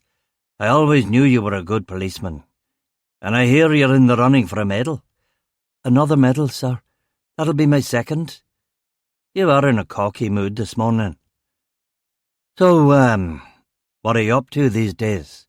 Nothing much, sir. A post office robbery from a few years ago that we can't seem to crack. Whatever happened to that case you were working on with the French name? Oh, the Deauville case. You were right, sir. There was no juice to it. Dad murdered the poor chap, and we've no eyewitnesses or forensic evidence of any kind, so we're dropping it. Moving it to the yellow file. Moving on to other business. I think that's probably for the best, don't you? Yes, sir. I'm sorry to have let you down, sir. It's yet another homicide case that goes unsolved, sir, and it won't do my reputation any good for bringing Dad or IRA men to justice, but... No need to finish that sentence, Duffy. You're doing the right thing. And there's some of us up here that know you're a good policeman. Special Branch still causing you problems? They're still investigating me, I think, sir. I'll see what I can do to get them off your back. Thank you, sir. I'll get you a drink next time you're down the police club. I won't get there as often as I'd like now, not with all my new responsibilities. Of course, sir. Bye, Duffy. Good to see you've decided to become a company man again. Yes, sir. Straight and narrow for me from now on. Sir, I'd like to get you a wee something for all your help, though. You're a Rangers man rather than Celtic, am I right? Of course, he said, laughing, but you don't have to get me anything. I'll find something nice, sir. Tickets to an Old Firm game or something like that. You don't have to do anything, Duffy. Just keep your nose clean. Bye, Inspector. Bye, sir. He hung up. A Rangers fan who goes to the Rangers Club and is seen there by Francis Deauville. Yeah, that would work. The IRA Council would get the message from 2 different sources now. Their mole was safe. Yeah, don't worry, lads. Duffy's not as smart as he thinks he is, and he's safely neutered. A 3rd Army Council-sanctioned attack on Sean Duffy seemed an unlikely possibility. Time for Duffy and crew to get working. We told the Chief Inspector we were running down leads on the PO robbery and started doing legwork. We took Selden and Strong's photographs to the crossbow shops, but no one remembered either man. At the Rangers Club, the barman liked the look of Strong as the tall man in the flat cap, but wasn't completely convinced it was him. And wasn't completely convinced was not something you could take to court. We tried to look up the coroner on the McKean-Devlin deaths, but that old, complacent, lying bastard had died 10 years previously. We ran the missing persons reports on Mrs. Deauville, but there was no give there either. We discreetly accessed John Strong's personnel file, but all that was in there was a hagiographical ascent to glory. We looked into the possibility of exhuming Patrick Devlin and examining the wounds on his body, but the family wasn't in the country anymore, and an exhumation was not something you could keep quiet about. And even if we did pull up poor old Patrick Devlin from his final resting place, only a pistol shot in the back of the head could possibly be strong enough probative value to indict a high-ranking policeman. Every other gunshot wound could be turned by a good lawyer into the kind of wound you get in a melee from running a roadblock. Attempt to take down Strong with evidence like that, and we'd be blowing up all our careers and putting our lives in jeopardy. The exhumation of Patrick Devlin would have to be a last, desperate roll of the dice. We did finally find Harry Selden's stolen car, burnt out and forensically dead in a wreckers yard in East Belfast. No help at all on that score. Days like this, nights like this. The troubles simmered in the background. An entire generation scarred by the brutal murders of the 2 corporals and the 3 IRA funeral mourners on live TV. Throw in the punishment shootings and the firebombings and the attacks on cops and soldiers. Old news now. Most of that stuff wouldn't make page 1 of the Irish papers and wouldn't get mentioned at all in the British ones. My old gaffer and one of John Strong's mentors, Superintendent Bertie Hare, died of coronary heart disease. Dress uniform for his funeral in the rain at Victoria Cemetery. ACC Strong didn't show up. Busy man. A Church of Ireland priest telling the men gathered round the grave that he was confident in the resurrection of the flesh. I was glad someone was confident. Fortunately, we had a few real minor cases that allowed us to hide the big case, a shoplifting gang, joyriders, coal thieves. March advanced into April. Beth grew more and more agitated at her parents' house, more and more depressed about living in Ulster at all. That house Dad's building for us feels like it's a prison. Then we won't move in there. But Northern Ireland feels like a prison. Ulster is existential prison. I've had those thoughts, many times. They do my exact master's course at Glasgow University. It's better, actually. They have teachers there who let you do comic books as well as contemporary fiction. Glasgow University? Sounds good. I'd transfer my work done. I could finish the whole thing in under a year. I'd lost one girlfriend to a Scottish uni. Could I lose 2? That's the way history goes, says Nietzsche. Wash and repeat, until all feeling is gone and everything fades into nothing. Wash and repeat.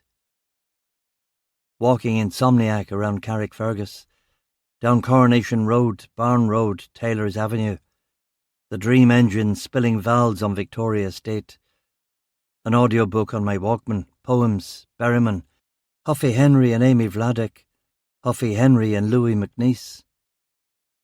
Other lines from other poems. The blots on the page are so black they cannot be covered with shamrock. The falcon cannot hear the falconer. And this from the opera the dead couple in 1968 did not get to see. Frisch fährt der Wind der Heimat zu, mein irisch Kind. Wo weilest du? Where indeed? He was out there, like a spider at the centre of a web. A dangerous opponent. One mistake, one false move, and me and Lawson and Crabby were all going to go down. How can you mess with a man who has the IRA and the police on his team? Even a clown like Dalziel assumes a new light. You're an idiot, Kenny, a complete fucking idiot, but at least you're not a traitor. 24. Driving music. Belfast does weather well, especially rain. One night I grabbed the lockpick kit, the Glock and the raincoat, and walked down the path of 113 Coronation Road in a downpour from Ezekiel 38. Lightning danced around the occult chimney at Kilroot and the yellow cranes above the dry dock at the shipyard. Thunder boomed across the loch. I looked under the BMW for Mercury tilt-switch bombs, but the brave boys who planned such things were all abed tonight. It was late, stupid o'clock. I drove up Coronation Road and turned right on Victoria Road. The estate was deserted. The beamer purred down Victoria Road, past the graveyard and the butcher's, past Lawson's house and the supermarket.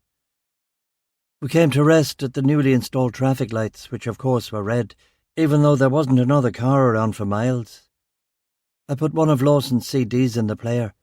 It wasn't the LA rap one that he and all the kids at the station and even John Peel were calling a classic. It was a band called the Butthole Surfers from Texas. I looked at the CD case while the light stayed red. The album was called Hairway to Stephen. The light went green and I turned right. The BMW wanted to stretch itself. Up the Marine Highway heading for the city. Belfast, beautiful in its brokenness. All cities will look like this in the far future, ruined and fractured, walled and utilitarian. This is Earth's only city, a Belfast that vibrates in the present and the past and in the days to come. Burned out cars, bomb sites, wet horses tied to girders, dead televisions in the rubble. Like the man said, the dead man in the forest outside Derry with his strange map and his interesting opinions. We were once creatures of the savannah, whose lives were mapped by the journeys of the great migrating herds across the Rift Valley. We can't live like this, stationary, on top of one another. It's bad for our mental health. It was so windy the cranes were swaying at the shipyard and the army helicopters had been grounded. Good night for a smash and grab raid somewhere with the choppers down and the police huddled in their barracks. Remember that if Special Branch forces me to resign and I'm looking for a career change.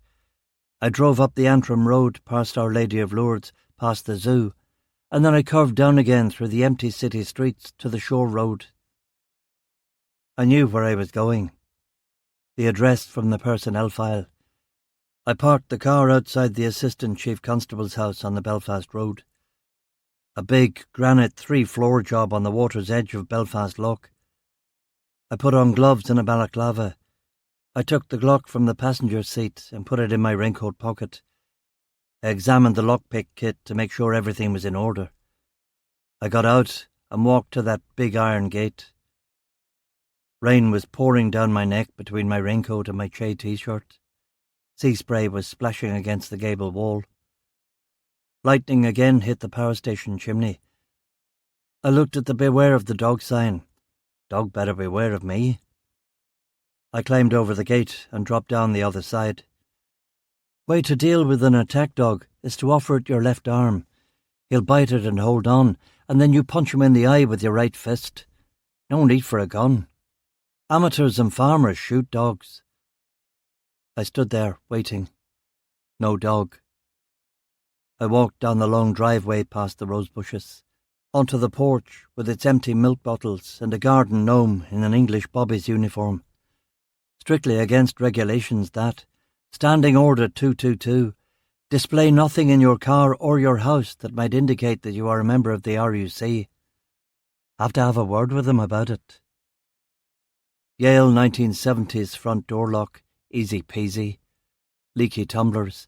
Pick it with a screwdriver if I needed to. Lock pick kitted anyway. Tension wrench in bottom of lock, pick in top. Feel for the tumbler, turn. Hey presto, the door is open. Safety chain behind the door.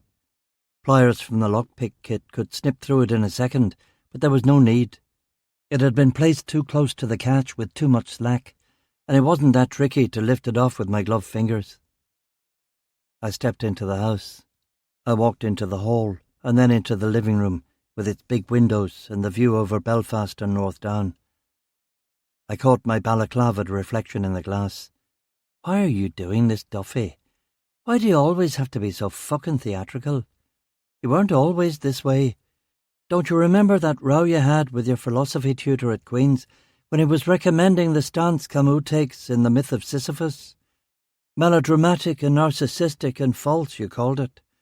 You were right then. You're wrong now. I mean, just look at you.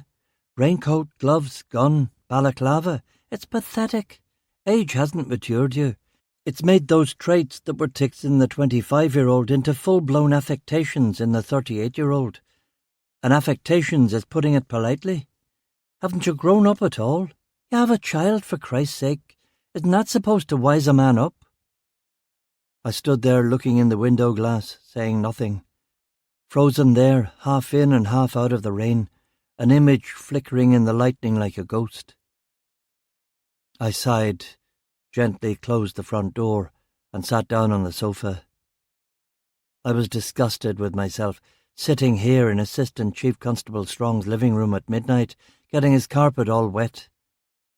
A bold move would be to put something on his stereo, something loud, Beethoven if he had any. He comes down in his dressing room bleary-eyed, holding his service revolver in front of him, and I'm sitting there on the sofa waiting for him, like a stone-cold motherfucker. I take off the balaclava, and he sees it's me. "It's all right, Margaret," he says to the wife, and then comes over to the stereo and turns it off. "What's the meaning of this, Duffy?" he says. And I stand up, and I tell him that I know what he's done. I let it all out. You had me lifted in Derry. You gave me up to the IRA, your own man, to protect your arse. Yeah, something like that. I put my head in my hands and sighed. I looked at the Glock in my right hand. I got up and, still dripping, walked over to the stereo, rifled through the CDs. There wasn't any Beethoven anyway. No classical music at all, in fact. A black Alsatian walked into the living room from the kitchen. He wasn't expecting to see me, and after a moment's shock, came over and sniffed my hand. I took the glove off to let him better get the measure of me. An intruder who deserved to get bit, or a friend of the family. He must have smelt cop, because he licked my wrist and lay down on the living room rug. I rubbed his belly, and he liked that. It was time to go now, time to flee. But Dozy Duffy didn't go. Dozy Duffy found himself walking upstairs. He opened the door at the top of the stairs, which was a bathroom. Another door, which was a child's bedroom, with a 15-year-old boy sleeping in a race car bed that was nearly too small for him. Another bedroom was a spare room, and another bedroom was the master bedroom. Moonlight was illuminating the face of Assistant Chief Constable Strong and the long red hair of Mrs. Assistant Chief Constable Strong, whom I'd met once at the police club in Kilroot. Look at you two lying there. You don't know how close you are to death, how close that boy is to losing a father. I'm boiling with fury. I'm an avenging angel for my own daughter, who but for a stroke of luck would be fatherless. And Maria McKean and Patrick Devlin and all the others you have betrayed. Look at you, a killer by proxy, a coward. I have come for you, Strong. I shook my head again. No. Theatrical, ridiculous. I closed the door, walked back onto the landing and down the stairs. I patted the dog and went out into the rain. I carefully closed the front door behind me. There was no way to put the safety chain back on the hook, but chances were they wouldn't notice that, or they'd think they'd forgotten to do it, or they'd think it was elves. The dog was watching me through the frosted glass part of the door. It began to bark. Of course. I ran down the path, climbed the gate, quickest ever look under the beamer, and got in and drove. I was a good bit away when I saw the bedroom light come on in the rearview mirror. That was a close one. I accelerated up the A2 and kept accelerating as the dual carriageway became the M5. I drove into Belfast, but the city was deserted. I don't know what I was expecting or hoping for. An ambush, a riot. None of those things. Back out of the city along the shore road to Carrickfergus, the North Road, and finally up to Knocker Mountain. It always comes back to here. I got out of the beamer and walked around the monument and watched the lightning stab great red electric forks over the glacial valley. Some strikes as far away as the Galloway Hills in Scotland. The rain poured down onto me, and I was not baptized, and I was not cleansed, and my anger did not abate. But a thought was growing, a plan, a way of getting the bastard, a way of getting all of them. What was the thing that they feared the most? Blackmail. Blackmail had started this ball rolling. Yeah, it would be theatrical, and I'd just renounced theatrics in that big speech to myself, but fuck it. Foolish consistency, hobgoblin, all that jazz. I grinned and took a hit on my asthma inhaler. I got back in the BMW, stuck in NWA's Fuck the Police, and for the final time in this case, I drove to Derry. 25. The Offer. I parked the beamer 2 roads over and checked the street for special branch observation teams. Last thing I needed was internal affairs dicking with me now. No vans, no Volkswagen campers, no idiots sleeping in cars. Harry Selden couldn't believe it when he came downstairs to wonder why his stereo had suddenly come on, and he saw me standing there listening to Willie Nelson live in his living room. He was wearing a navy blue dressing gown and slippers, and holding an ancient-looking shotgun that would probably take us both out if he squeezed the trigger. "What the hell?" "Put the gun down, Harry. I'm unarmed and I've important things to discuss with you. Do it now, before I'm forced to tell you my Willie Nelson joke."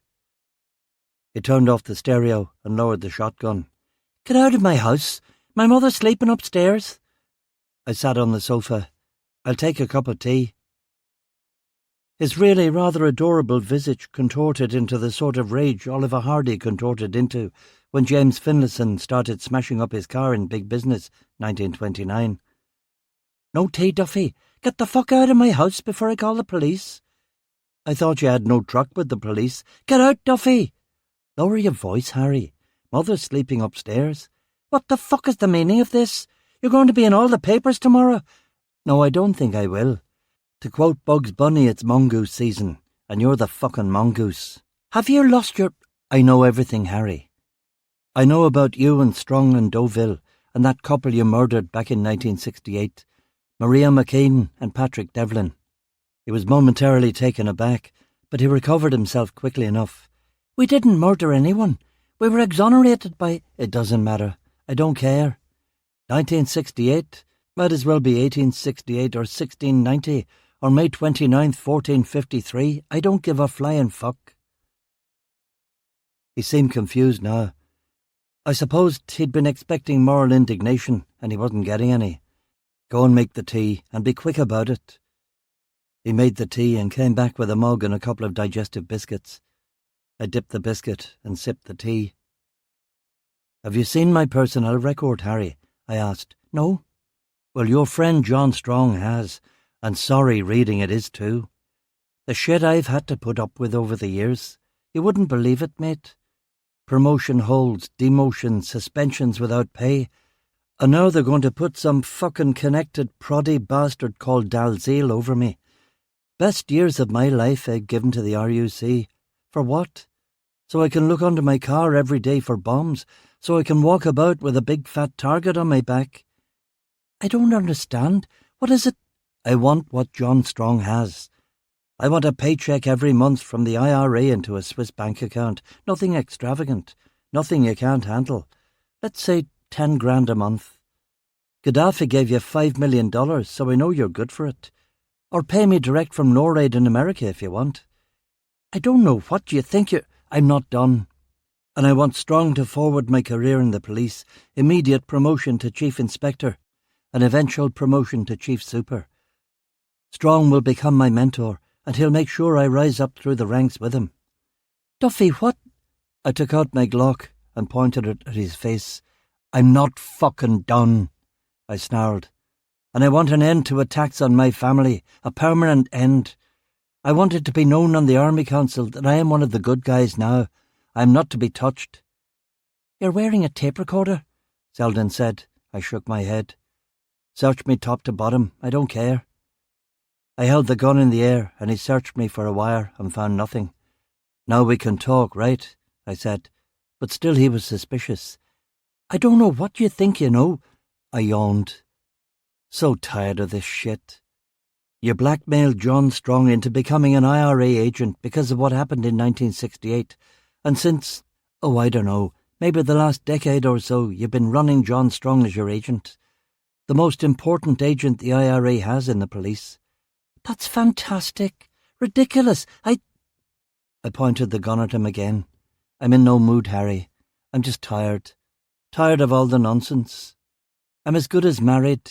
I have a wee girl who you tried to kill. You'll pay me until I hit my 20 years in the police in 1994, and then I'll retire with the rank of Detective Chief Superintendent and maybe an MBE, and I'll move to Spain and live on my pension, and on the considerably higher sum you've put in the Swiss bank account. I finished the tea. Hopefully there wasn't rat poison in it.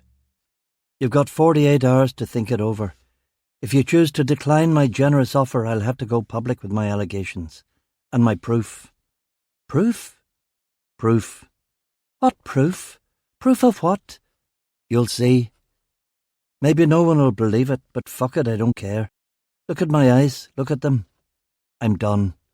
Done with all this bullshit. So what if I pull the temple down about our heads? I'm fucking exhausted by all of you.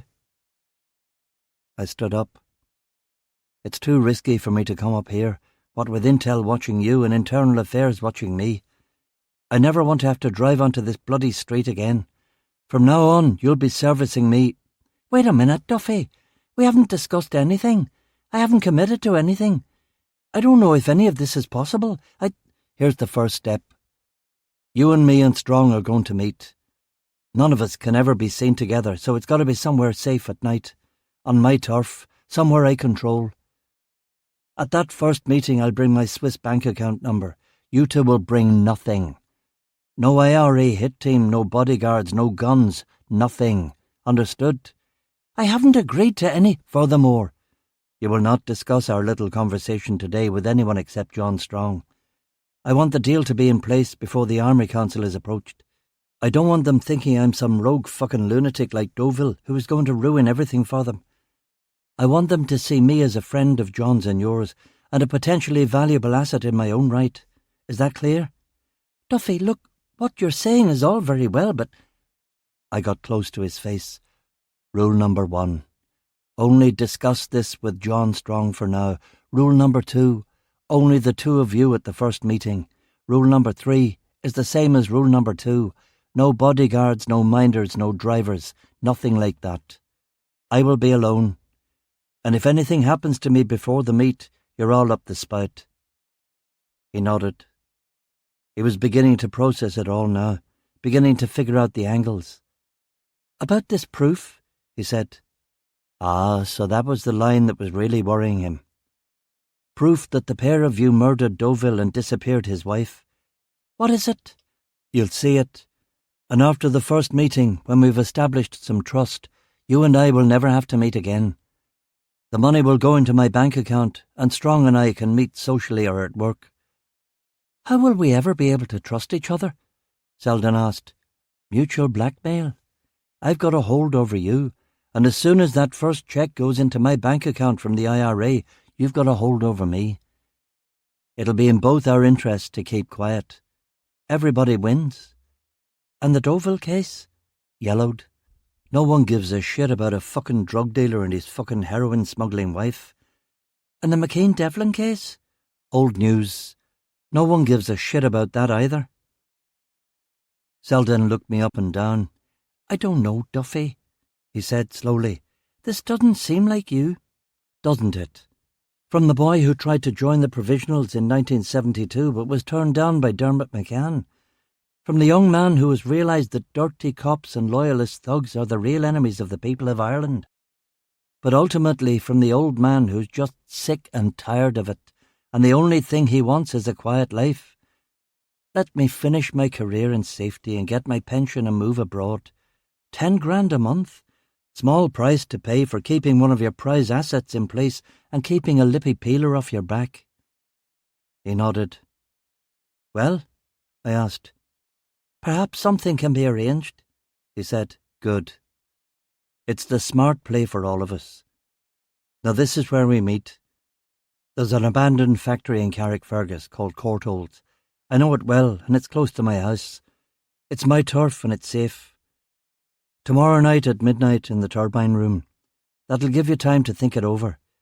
If you're not there by 12:05, there's no deal, and fuck it, I'll go to the press. Yes, I know Strong will try to bring me down, and probably he will bring me down, but no one will ever really trust that fucker again, and they'll be watching him like a hawk. Tomorrow night, midnight, Courtaulds factory, Carrickfergus, Selden said, still not completely convinced. No guns, no surprises, just you and Strong. I'll bring my bank account number and my proof of your complicity and we'll take it from there, I said. I'll talk to him. I laughed. He's not going to be happy. We've had many such difficult conversations, Selden said. I'll bet you have. This is the beginning of a beautiful friendship, I said, and offered him my hand. He shook it tentatively. I walked to the front door and turned. No tricks. I am not a problem. A problem is something that can't be solved with money. I can be solved with money. Okay? Okay. I drove out of Derry just as the sun was coming out of the bit of the Atlantic Ocean that embraces the coast of western Scotland. On a whim, I drove east to Tor Head and followed the trail to the top of the promontory. From here it looked like I could see the whole world. With no one around for miles and miles, I allowed myself a clenched fist cheer. Just one. They were only half in the bag. I followed the A2 back to Carrickfergus, driving right past Judith McKean's house in Cushenden, back to Coronation Road, fed the cat and went to sleep on the living room sofa. No one came to kill me in the night, and if they were going to come, it would have been last night. Probably. Hit the bricks, look under Beamer, Crabby and Lawson in my office. I told them what I'd done, and then I told them the plan. Strong and Selden have to come to see what this proof is. They'll be expecting me to come alone, but I won't be alone. They'll check that I'm not wearing a wire before we talk, and I won't be wearing a wire either. But Lawson, you'll be there in the corner with the boom mic and the high-gain antenna hooked up to the tape recorder. Almost as good as a wire. And you'll get them to incriminate themselves, Crabby said. I'll try to. And what if it's a double cross and they bring a couple of gunmen with them? Crabby asked. You know that factory. We can see for miles round there. If we don't like what's coming, we can get out of there. But anyway, you'll be there with the Heckler & Koch MP5, as will Lawson and me. I suddenly realised I'd been getting ahead of myself. That's if you lads are in. I should have... Of course we're in, sir, Lawson said matter-of-factly. Crabby nodded vigorously. Oh, aye, we're in. Do you think there's anyone else we can trust, though, for backup? I doubt it, I said. What do you think? We'd have to lie to them. As soon as we mention that we're trying to trap ACC Strong, well, alarm bells will be ringing. And if we lie to them and Strong shows up, confusion to say the least. In-house, Lawson said. The three of us. We'll take him down. 26. The Factory. The abandoned factory was a movie trailer from an entropic future when all the world would look like this, from a time without the means to repair corrugation or combustion engines or vacuum tubes, from a planet of rust and candle power. Guano coated the walls, mildewed garbage lay in heaps. Strange machinery littered a floor which, with its layer of leaves, soil and broken glass, was reminiscent of the dark understory of a rainforest. Yeah, I know. Circles. That's why I'm getting out. I wasn't joking about retirement, but I have a slightly different plan, one that won't involve me selling my soul to the paramilitaries. Crabby signalling me with his torch. The torch on and off and on and off, to tell us that a car was coming. A momentary ellipse, a fragment of a second, but enough to move us from prologue into body. This was it. I was confident. I had prepared the ground, walked the terrain. I had sent home the aged night watchman, telling him that there was a police operation underway. I had gotten the best bulletproof vests and Heckler & Koch MP5s from the armoury. I had taken Crabby and Lawson to the UDR base in Woodburn and gotten 2 hours range time shooting the MP5s.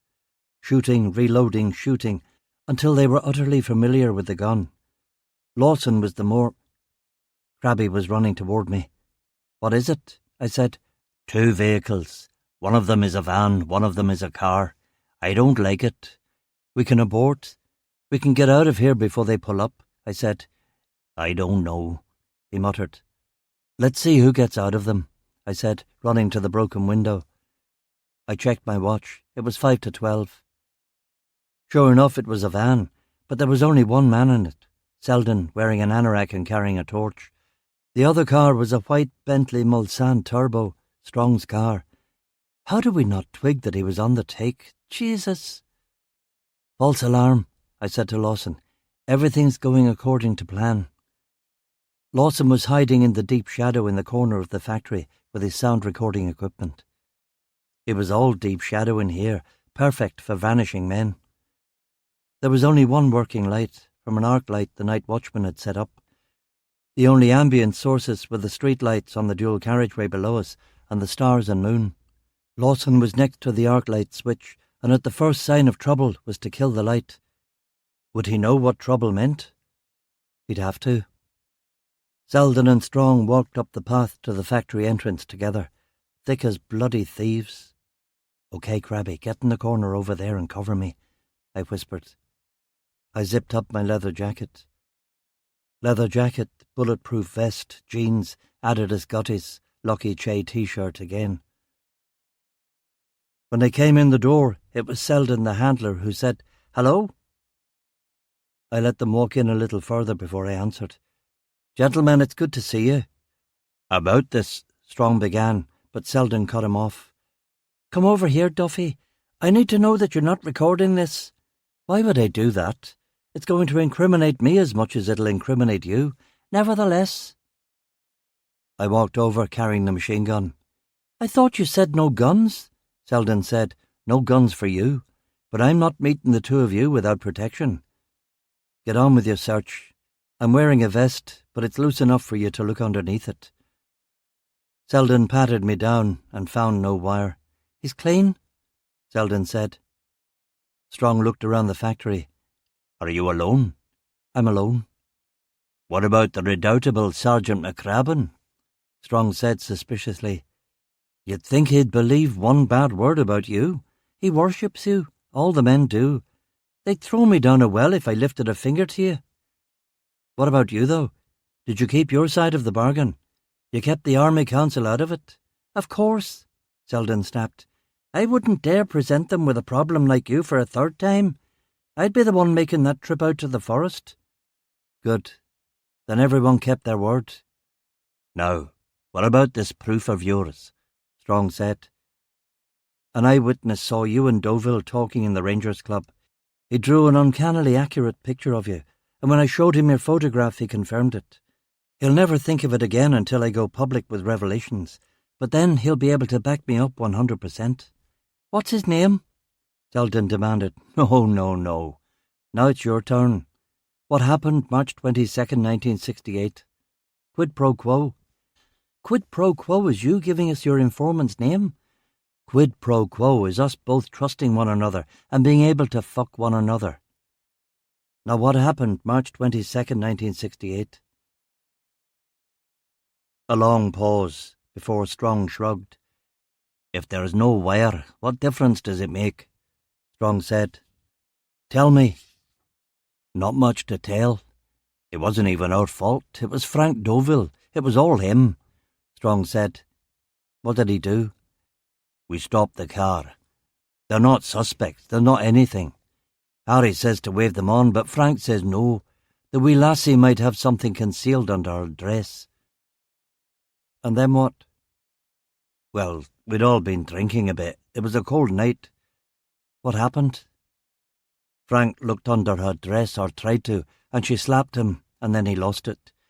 He dragged her out of the car, and then the boy comes running round, and he's on top of Frank. What happened? I asked. Frank threw the boy off and swung his rifle round and shot him. The bullet went through his heart, killed him on the spot. The whole thing was an accident, Selden said. I shook my head. No, it wasn't an accident. The girl was raped. Frank's blood was up. He was furious. We couldn't stop him, Selden said. Couldn't, or didn't want to? I asked. Strong shone his torch in my face. How do you know all this? I'm a detective. I find shit out. Okay, now you know what happened. What's the name of this eyewitness?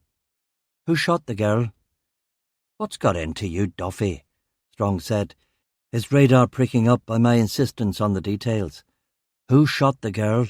I asked again. Frank insisted that we all shoot her.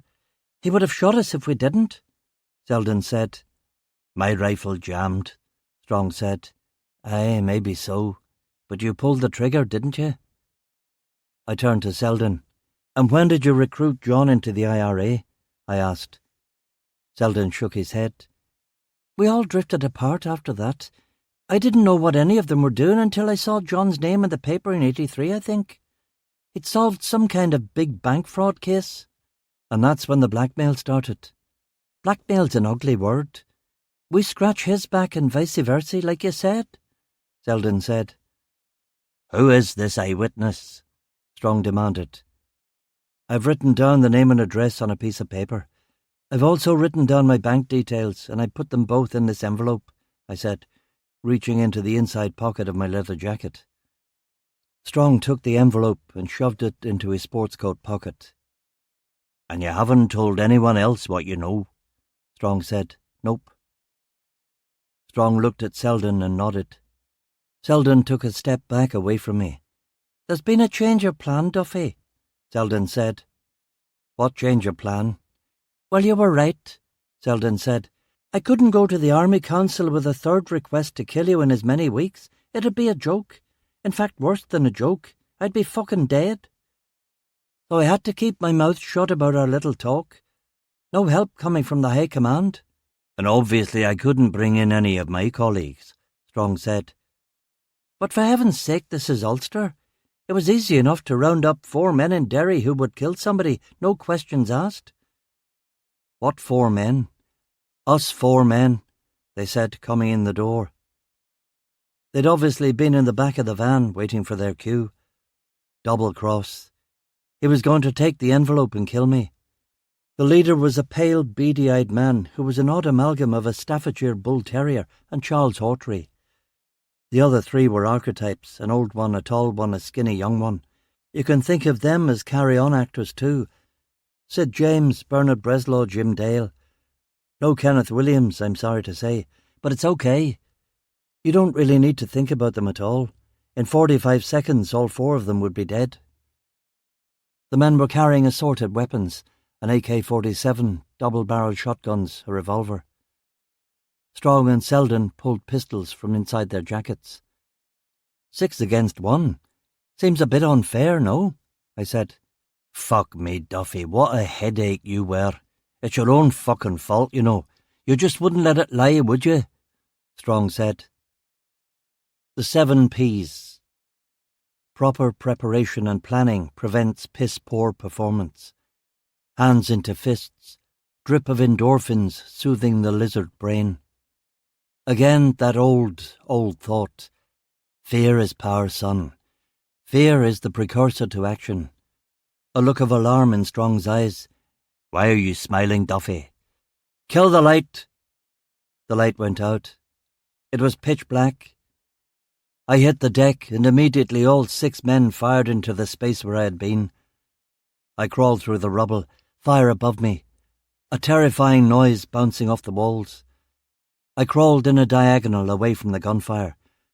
The shotgun men shot both their barrels immediately. The AK man went through his clip in a few seconds. The men with pistols fired intermittently into the darkness. Ping, ping, ping all around me. Jesus! I kept crawling through glass and muck and oil. Something hot screamed past my face. Return fire, for fuck's sake! Were they dead? Oh fuck, had I killed them too? 2 muted flames shooting toward the gunmen. Crabby was behind a turbine in one corner. Lawson was behind a cast iron door in another. Both of them had suppressors on their MP5s, not just for the noise, but to screen the muzzle flash. Return fire! I screamed unnecessarily. They knew what they were doing, and they had targets to shoot at. The dusty yellow flames from the barrels of the men shooting at me. Crabby fired. Lawson fired. Turning round and lying on the ground in sniper mode, I fired. The range time paid off. Range time always pays off. 3 men went down. We all shot again, and 2 more men went down, and 1 made a bolt for the back door. Lights! The lights came on, and I got to my feet and pointed the MP5 at the vacuum where the baddies had been standing. Jim Dale, Hawtrey, Breslaw and James were all dead. Selden was bleeding out from a hole in his chest the size of an orange. Is everyone okay? I screamed. Not a scratch, Lawson said. Crabby? Silence. Crabby! I think I was hit. I sprinted over to him. Where were you hit? I'm fine. Go after Strong, Sean. He's getting away. Crabby said. Are you okay? I'm all right. It was just a scratch. Go after Strong. Lawson came over to the pair of us. Run with me to the car, I said, and we ran through the factory. Did you get everything on tape, son? I asked.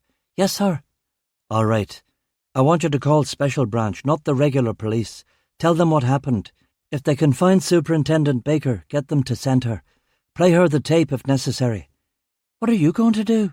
I'm going to try to catch Strong before he does anything stupid. 27. Running for the border. I dashed out to the BMW. Strong was getting away in his Bentley Turbo, making for Belfast. Your family's back that way! I yelled after him, but he was gone. He wasn't going back to be with his wife and kids while the cops closed in. He was trying to get away. The 1988-89 Bentley Mulsanne was a mean piece of equipment. 400 brake horsepower, twin-turbo 6.75-litre V8, top speed of 140 miles per hour. I got in the Beamer without looking underneath it for bombs. Here we go, I said, and drove out of the factory and onto the on-ramp for the dual carriageway. At this time of night there was almost no traffic. Perfect. Just me and him. The Bentley was a mile ahead now. He was making for the M5, heading for the city, and a million ways to escape after that. Yeah, that Bentley Turbo was some car, all right. Look at it go. I laughed. I was driving the BMW 535i Sport with a 5-speed Getrag manual transmission. I knew the specs off by heart.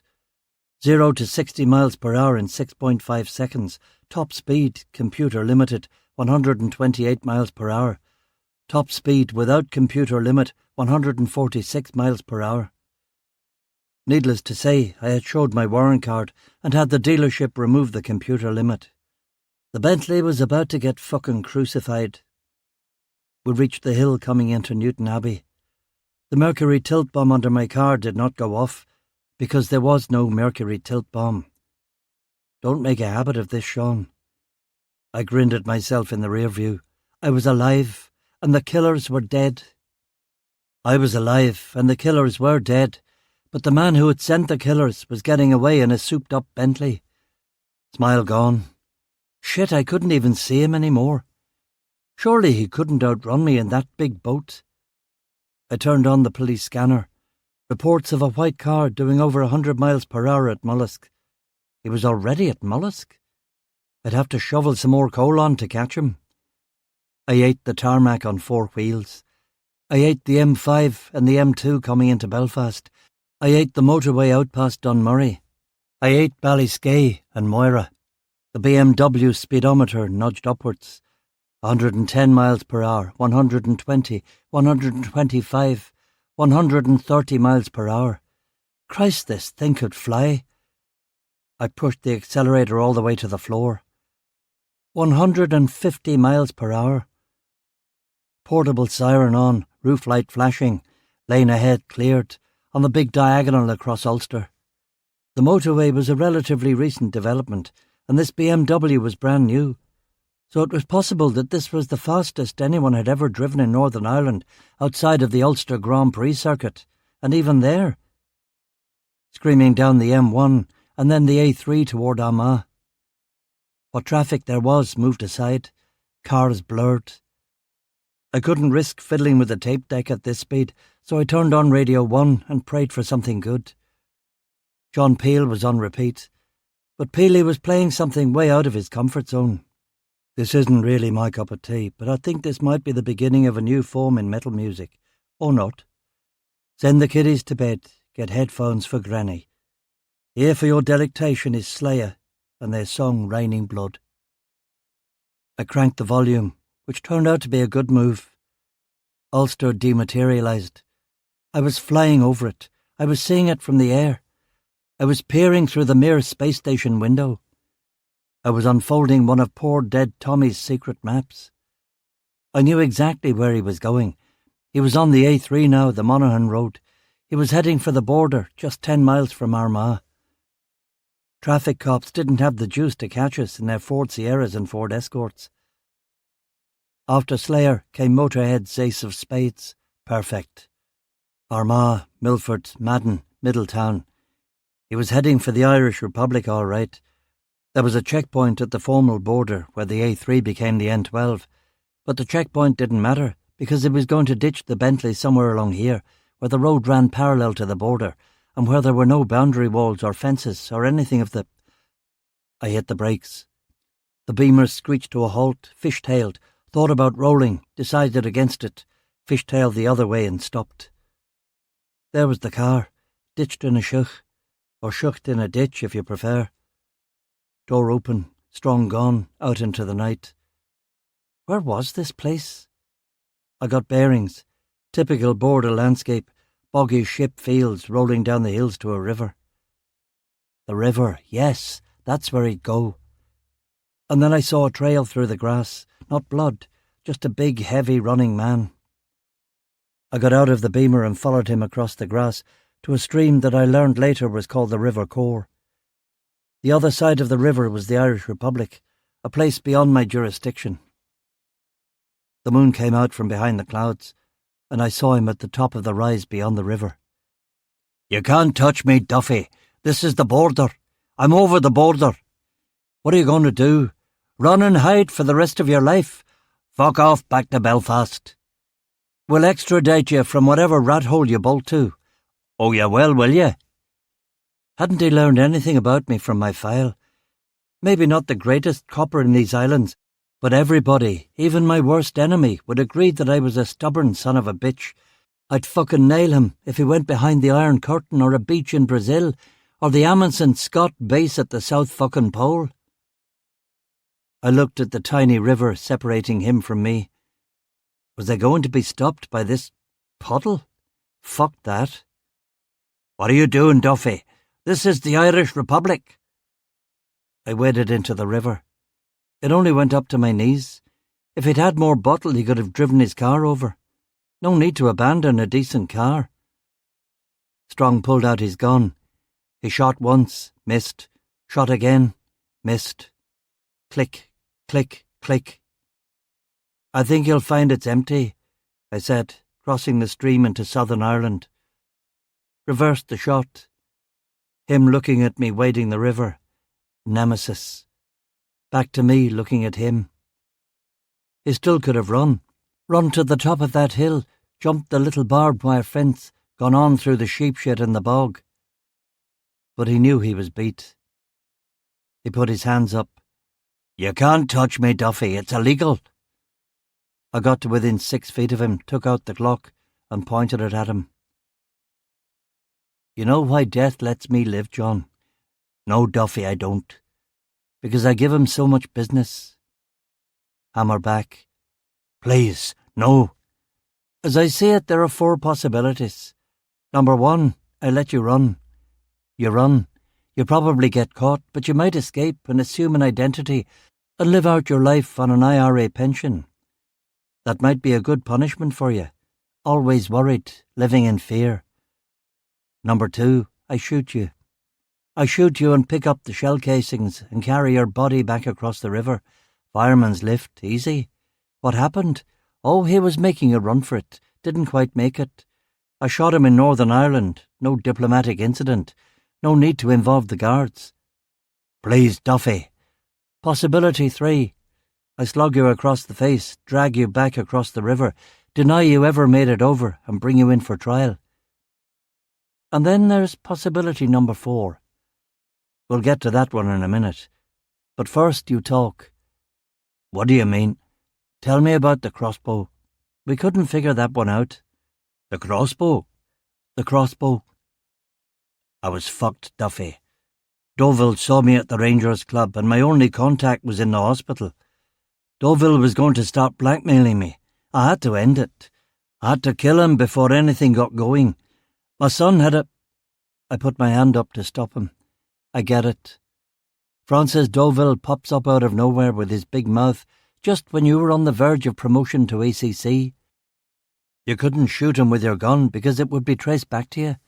You couldn't get the IRA to get you a stolen gun because your IRA contact was in the hospital gravely ill. But your son had a crossbow.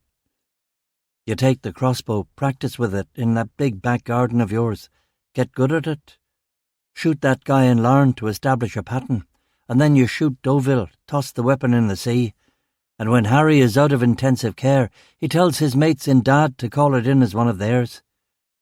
You see, Duffy, I'm not done strong. Never interrupt Columbo when he's doing his final fucking speech." But Dad refused to admit to the killing, lest it start a turf war. So Harry got that story printed in Republican News, which was good enough for us. The car. I should have paid more attention to the car. You couldn't follow Deauville and shoot some tosser in Larne in your big fucking Bentley. So you took the train to Derry and borrowed your mate Harry's car, and squared it with him when he got out of the hospital. Am I right? He nodded. You've solved it. You've figured it out, as you always do, Sean. Who bought the crossbow? We showed your photograph at the archery shops. My wife bought it for Teddy. Your wife? Should have thought of that. Still keeping the gun on him, I sat down on the grass and took my leather jacket off and opened the Velcro on the bulletproof vest. That's better. Sweating like a bastard in that thing. Who were those men with you? Strong asked. Lawson and McCrabbin. I knew it. I told Harry that you'd tell them, that the whole thing was a set-up. But Harry was sceptical about your psychic ability. He took the envelope out of his jacket pocket. It's a piece of blank paper in here, isn't it? I nodded. Tell me about Mrs. Deauville, I said. Oh, I had nothing to do with that. Harry was out of the hospital then. He took care of all that. Took care of it how? I didn't ask. Took care of it how? I asked, and waggled the gun in his direction for emphasis. Killed her. Abducted her from the bus station in Antrim, he said. Why'd you do it, John? She knew too much. I don't mean that. Why did you do all of it? Work for the IRA, betray your friends, the police, everything? I had to do it. Harry was blackmailing me. It would have been the end of everything, and it wasn't so much. They never wanted so much. It's like the red telephone, isn't it? The red telephone between the Kremlin and the White House. A line of communication. That's what I told myself. We have a mole in their upper echelons, and they have moles in ours. We keep each other honest. So you were doing the police a favour? In a way, yes. Besides all this, what's the point? You know. You're a Catholic. You know. It's all a sham. What's that line? On the dunes and headlands sinks the fire. You know the rest, smart boy like you. What idiot can refuse quoting memorised poetry? On dune and headland sinks the fire. All our pomp of yesterday is one with Nineveh and Tyre. Is that what you mean? That's the one, Duffy, Strong said, sitting down on the grass. That's the reason you sold us out? Apart from the money and the fear, and you as the red telephone. You've had those thoughts too, Duffy. We've all had the same conversations. What's the point to any of this? I took off my vest and let it drop next to Strong. Aye, I've had those thoughts. You ever watch that Carl Sagan bloke on TV? I've seen him. Civilizations rise and fall, and rise and fall, and eventually the sun goes out and the earth dies, and then all the suns go out and all the civilizations die, and eventually entropy maximizes. The second law of thermodynamics wins, and there's nothing in the universe. No light, no atoms, nothing.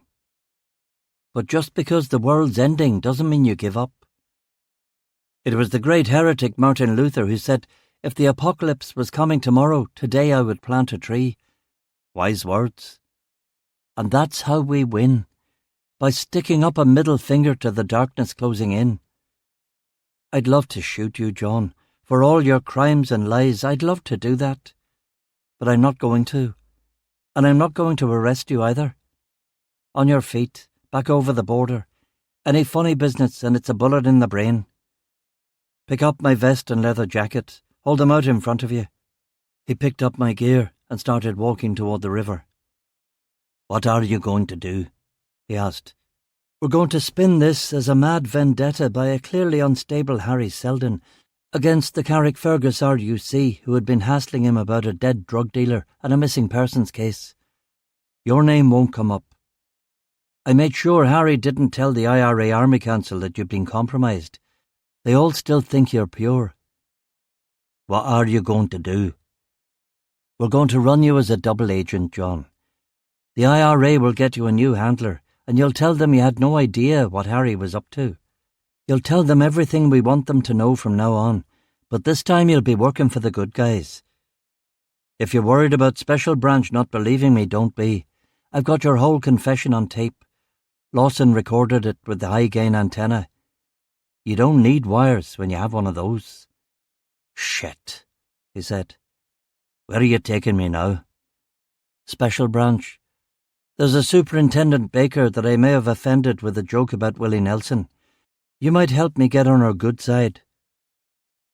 Strong looked down. I'm sorry about all this, he said. I had no compassion for him at all. You will be, mate. You will be. We walked back across the River Core, and I handcuffed him at the car and put him in the back of the Beamer. We'll get your car out of the shuck and fixed and back to your house. Appearances will be everything here. You didn't know what Harry was up to, and you were home the entire evening. Savvy? Savvy. I patted the BMW's roof and drove north. The radio crackled back into life when I got within range. Inspector Duffy! Inspector Duffy! Inspector Duffy! This is Duffy. What's up, Lawson? Oh, sir, it's Sergeant McCrabbin, sir. He's dying. 28. Detective Sergeant John Crabby McCrabbin. The Royal Victoria Hospital. Casualty. John McCrabbin in emergency surgery for an AK-47 slug in his stomach. Lost a lot of blood in the ambulance. Should have been with him. Should have been there with him instead of chasing down a traitor. Screech of brakes as the BMW pulled into the ambulance bay. You can't park that here, a policeman said. I showed my warrant card. Inspector Sean Duffy, RUC. If that man in the back of the car gets out, I've told him you'll shoot him, so you'll have to shoot him. He's very dangerous. Yes, sir. Inside the hospital. Doctors and nurses in the trauma wards. A busy night for the RVH. Lawson saw me at the reception desk. Sir, he said. He'd been crying. How is he? Lawson shook his head. I'm so sorry, sir. I didn't realise how badly he was hurt. I was checking the bodies and waiting for special branch like you said. I didn't realise Sergeant McCrabbin was unconscious until Superintendent Baker showed up and I went looking for him. How was he in the ambulance? Lawson sniffed. Hemorrhaging. He's lost so much blood. I don't think... The men in the ambulance said he wasn't... Oh, God. I turned to the nurse at the desk. Where's John McCrabbin? He's in the OR. Where is that? I demanded. Sir, you can't go in there. It's a sterile environment. You'll have to wait here. I waited. And waited. Helen and the boys arrived. I hugged Helen. I hugged the boys. Beth and Emma arrived. Beth was in tears. Oh, my God, Sean. We paced the corridor. Waited. Lawson talking to me at the Coke machine. I didn't realise he was hit, sir. I didn't know he was down. He told you to go. I thought it was just a scratch. Shh. It's going to be okay. How can a bullet kill John McCrabbin? It would be like a bullet trying to kill a fucking oak tree. Beth, Emma and I played with Crabby's boys. We got Helen a cup of tea. Seizing a moment when the kids were quiet, I went to the Catholic chapel and had a heart-to-heart with the Virgin. Yeah, I know, I fucking know, okay? But this will be the last time. Just this last time, and I won't ask any more, I said. 29. The Chief Constable. If you really have to get shot, Belfast is one of the best places to do it. After 20 years of the Troubles and after thousands of assassination attempts and punishment shootings, Belfast has trained many of the best gunshot trauma surgeons in the world. After 4 hours, Crabby was discharged from the OR and given into the hands of some of the best nurses in the world. The head surgeon talked to Helen. She hugged him and turned to us. They think he's going to pull through? Tears. The complete waterworks from all of us. From the OR to the recovery ward. There was Crabby, bandaged, sedated, plugged in.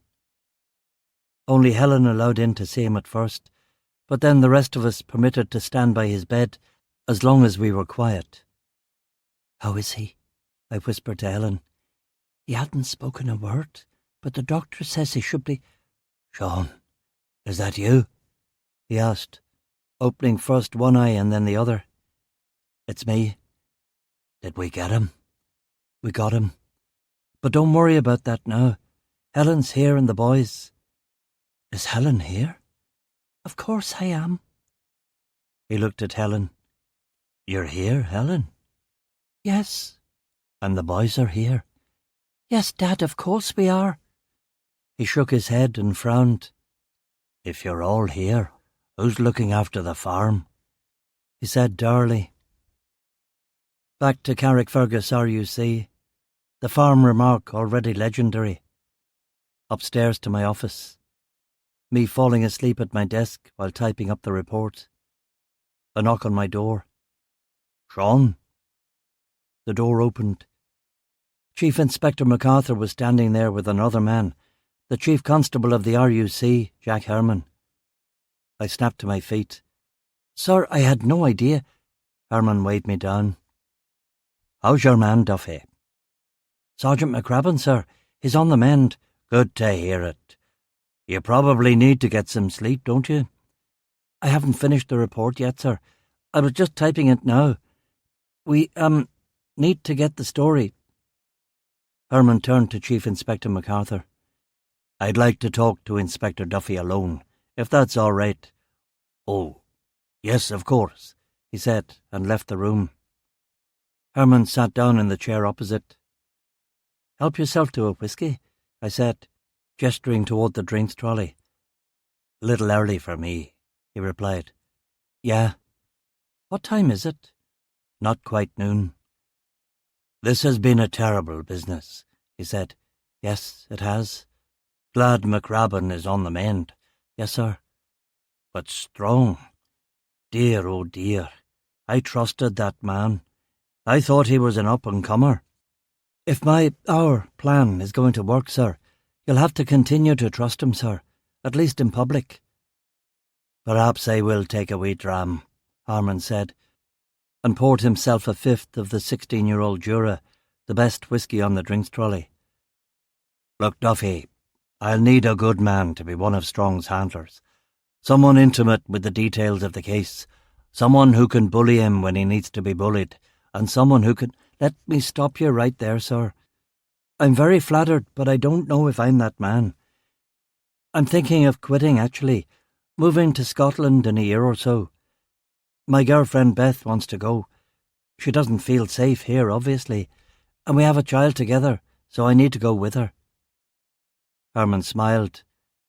I read about your girlfriend Beth on that attack on your house. A remarkable young lady, it seems. Oh, you wouldn't think it to look at her, but she's a toughie, I said. Herman stood up. Scotland's not so very far away, he said. In fact, if I'm not mistaken, that's it there. That blue line on the horizon. Yes, sir, I believe it is, I said, and couldn't stop a massive yawn. We might be able to arrange something for you, even if you lived over there. The part-time reserve, perhaps.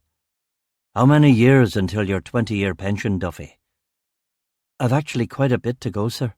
1994 will be my 20 years, and you can't accumulate pension years in the part-time reserve. Herman frowned and looked into his whisky glass. Exceptions can be made. Exceptions are made all the time in special circumstances. And for McRabbin, too. He's thinking of retiring as well. For John McRabbin, a good man, yes. For him too. I thought about what other concessions I could ask for.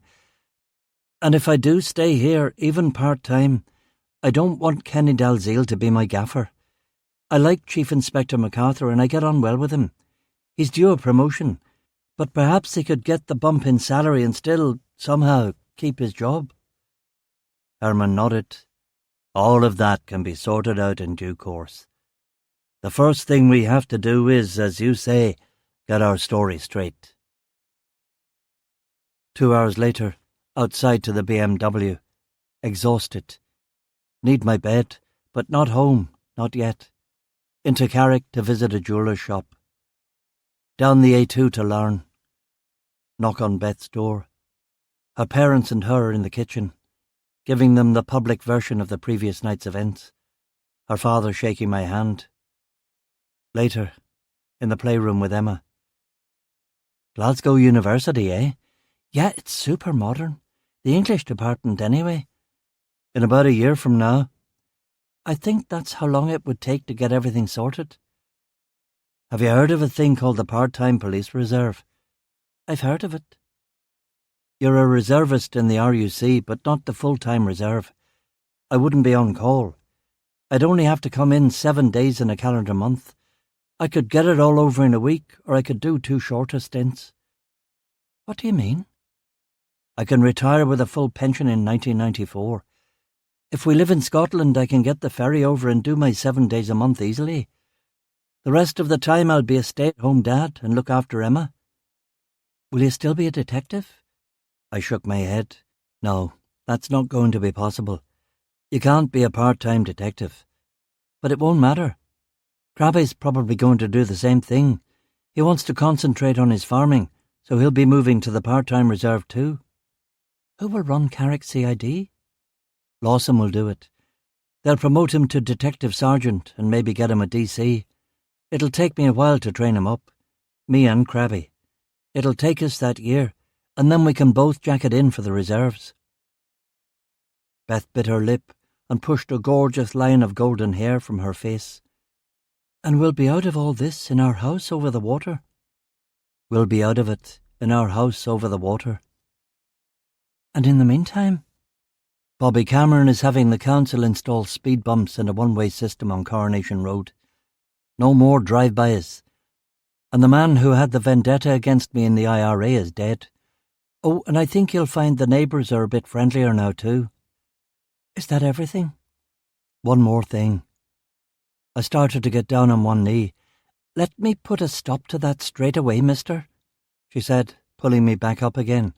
Don't you want to? No. But your dad? Yeah, he'll be annoyed, won't he? She said happily. Can you cope with us just living in sin, you big Catholic weirdo? I can cope with it, I said. She grabbed the ring box. At least let me take a look at it to see if you're a cheapo as well as a weirdo. Nope, not a cheapo. Very impressive. You want to try it on? No, I don't. Shall I return it?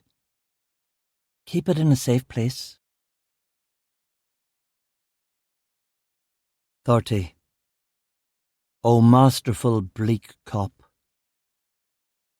A cafe just outside of Newry in the shadow of the Mourne Mountains. Thunder rumbling in from the Irish Sea, rain lashing the windows. It's early. The cafe is deserted, but for a couple of long-distance lorry drivers wolfing down Ulster fries and mugs of tea. I've got my back to the door, a cup of coffee and the Times cryptic crossword. 14 down. The rich and powerful fear you, O masterful bleak cop. What can they mean by that? The cafe door opens and a big heavy-set man in a raincoat and a flat cap barges in. For a second he looks like trouble and I reach for the revolver in the pocket of my leather jacket. Some weather, the man says, takes a table on the opposite side of the cafe and orders bacon and eggs. I watch him for a minute, but he's soon lost in the football pages of the Sun. I leave the revolver alone and go back to the cryptic crossword. I still can't get the clue. My brain isn't working this early in the morning. The door opens again and Assistant Chief Constable Strong comes in, looking harassed and afraid. His tie is askew and he hasn't brushed his hair. He's buttoned his anorak with the wrong buttons. This will never do. I wave at him and he comes over to the table and sits down opposite me. Fix your coat and run a hand through your hair, I tell him. I can't do this, Duffy, he wails. I grab his knee under the table and squeeze it hard. Lower your voice and calm down, I tell him. I can't do this, he whispers. The bored, sarky, pretty waitress comes over. What can I get yous? He'll have the same as me, toast and coffee, I tell her. Marmalade or jam? I look at Strong. He'll take the marmalade, love, I tell her. I can't do this, Duffy. If they find the wire, I'm a dead man, Strong says when the waitress is gone. Today is his first meeting with 2 members of the IRA Army Council in a pub in Newry. He's wearing a mic and a tape recorder, both of which are in his no doubt very sweaty underpants. MI5 are watching his every move, but I'm the last person he wanted to see before driving the last part of the journey in his Bentley. I'm his handler. He thinks if he can convince me he's not ready, I'll call the operation off. But I won't do that. I would never do that. One slip, one really thorough pat-down search, and Elena Deauville and Maria McKean will get the justice they deserve. They're not going to search you. They trust you. And if they do search you, they'll never grab your bollocks. They're far too shy for that, I tell him. I can't do this, Sean. You can do it. It's what you've been doing for years. Except now you're going to be telling them what we want them to know. When the coffee comes, I slip him an aspirin. This is a Valium. It will calm you down and give you confidence and make you more alert. I lie. He believes me and swallows the pill. I spend the next 10 minutes talking him down from the ledge. He doesn't touch his toast. I look at my watch. It's time to go. Follow me to the loo in a minute and I'll check your gear. He follows me into the bathroom and I fix his tie and check the mic and the tape recorder. It's all fine. Back to the table. I make him take another sip of the coffee. Just do exactly what we told you and everything will be okay, I tell him. He gets to his feet and nods. He walks out of the cafe as if he's on his way to an execution, which in truth he might be. I return to the cryptic crossword. The rich and powerful fear you, O masterful bleak cop, I say to myself. Oh, masterful bleak cop is a weird thing to say. It must be an anagram of something, maybe a... Peter Falk as Columbo, I say, and fill in the clue. The final remaining clues tumble in pretty easily. When I've paid the bill and gone back outside, the rain has ceased, but a cold wind is blowing in from the sea, and the mountains are caught in its bitter grip. The southern rim of the sky is thinning from grey to black. The rush hour is over, and the road is quiet, and in the dense, empty silence you can hear the alarms of wood pigeons and the cries of hawks. I walk to the Beamer, look underneath it, and get inside. A spook called Wilson taps on the passenger side window. I unlock the car and let him in. Did you gentle his condition, Duffy? He's as good as he's going to get, I tell him. If he doesn't have a heart attack, he might be quite a useful little asset. Wilson says with satisfaction. We'll see. You'll take it from here then, will you? I will take it from here. I'll be off then. Safe home. Up along the motorway and into Carrickfergus. I drive to number 113 Coronation Road, where there is a giant for sale sign on a board in the front yard. I go inside, where Beth and Emma and Jet the cat are waiting. Beth is poring over the forms for Glasgow University, where her potential supervisor has said that it would be fine for her to study Frank Miller's Batman as a response to Henry Miller's air-conditioned nightmare. Oh, I got sent some estate listings today. What do you think of this place? Beth asks, handing me an estate agent's brochure. It's for a house overlooking the sea in Portpatrick, Scotland, she says. I look at the house, with its falling gables and ivy-covered windows and overgrown garden and path down to the water. It's practically a ruin, but the location is terribly romantic. It'll be perfect. Let's go take a look at it. 31. Silencio. Blue. Big sideways swathes of blue, a universe of blue.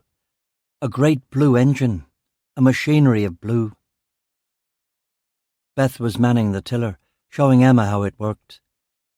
I was up front in all that blue.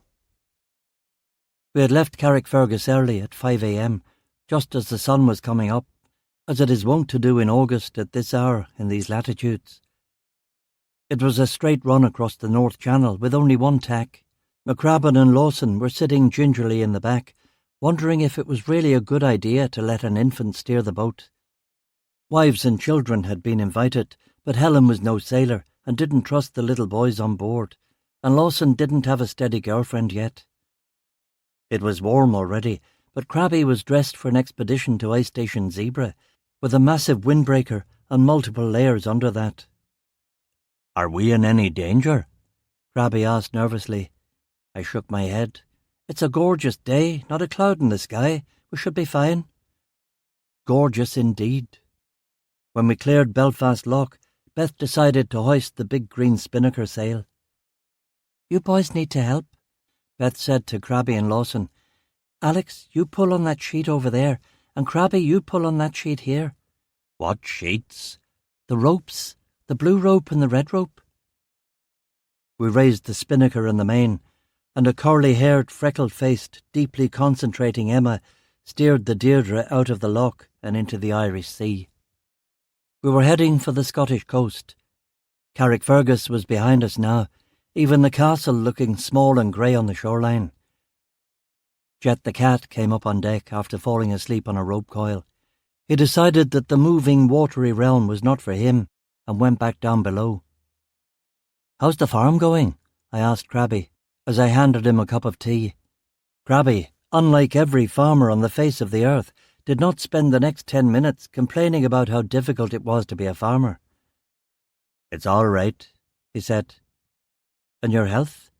Mustn't grumble, he said. Does he ever grumble?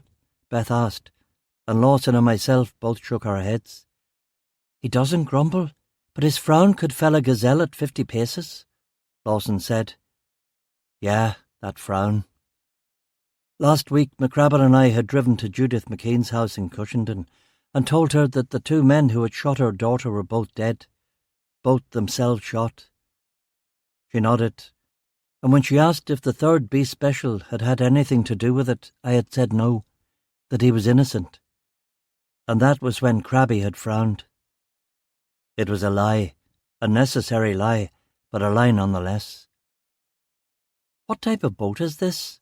Lawson asked.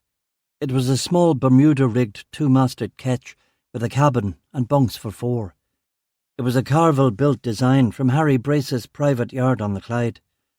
The planking was teak, which was extremely rare for a Scottish yard, 1947 or possibly 1948, although the man who'd sold it to Beth claimed it was from the 60s because he thought, wrongly, that its venerable age would decrease its value. It was only 32 foot long, but the design was such that it looked much roomier when you were down below. It was a beautiful-looking craft, with its sleek hull, weathered teak decks and brass fittings. By far the standout craft in any marina filled with 1980s white fiberglass monohulled cruisers and ugly speedboats. It's a ketch, Beth and I said together. 2.5 hours later, we dropped the sails and motored into Port Patrick Harbour. I threw a stern line to a helpful kid on the shore, and he tied us up to a cleat, while I jumped onto the pontoon and ran a line forward. Port Patrick couldn't compare with Oban or Port Ellen or Tobermory, but it was a lovely little place nonetheless, and I could see that the lads were delighted by the whole experience of getting up early and sailing over to Scotland for lunch. We ate at a fish restaurant and found the house for sale on a cliff just outside of town. It had once been a lovely 3-bedroom, but that once was probably about 1910.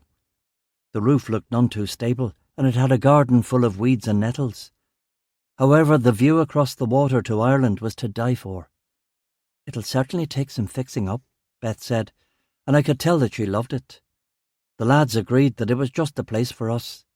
I put in an offer there and then, and the estate agent told us that the current owners would almost certainly take it. After thoroughly exploring our house, we took Emma to a park back in town. "There's Kilroot Power Station there across the sea. It's hard to believe that we live so close.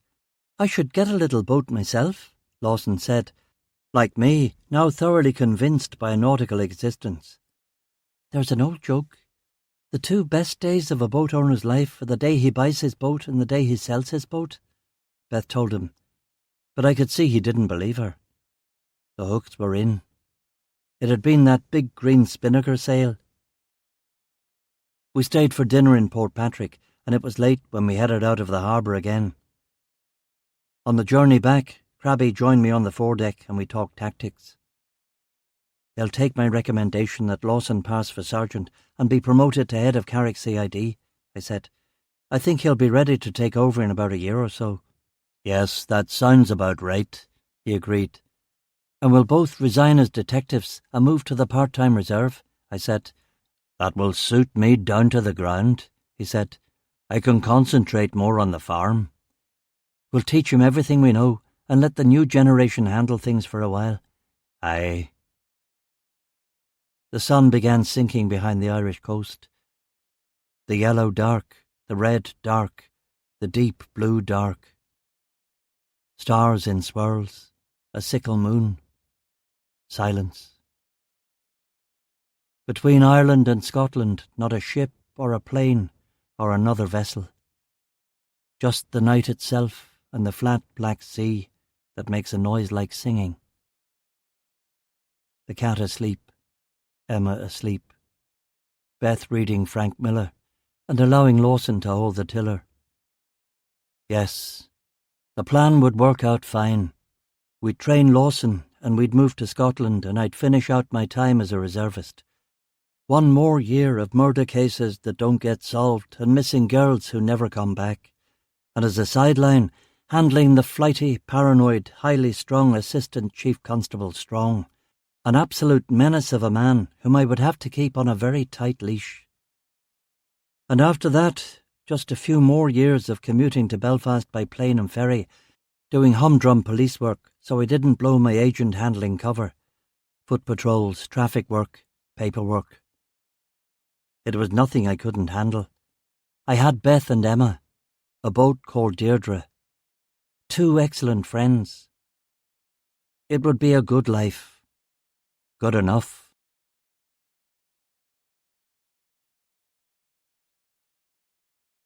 This concludes the reading of Police at the Station and They Don't Look Friendly, a Detective Sean Duffy novel by Adrian McKinty. Copyright 2017 by Adrian McKinty. This book was read by Gerard Doyle. This unabridged recording was published by arrangement with Creative Book Services and was produced in 2017 by Blackstone Audio Inc., which holds the copyright. Neither this recording nor any portion of it may be reproduced or used for any purpose without prior written authorization from Blackstone Audio Inc. If you would like to obtain a monthly update telling you about new releases, call 1-800-SAY-BOOK. That's 1-800-729-2665.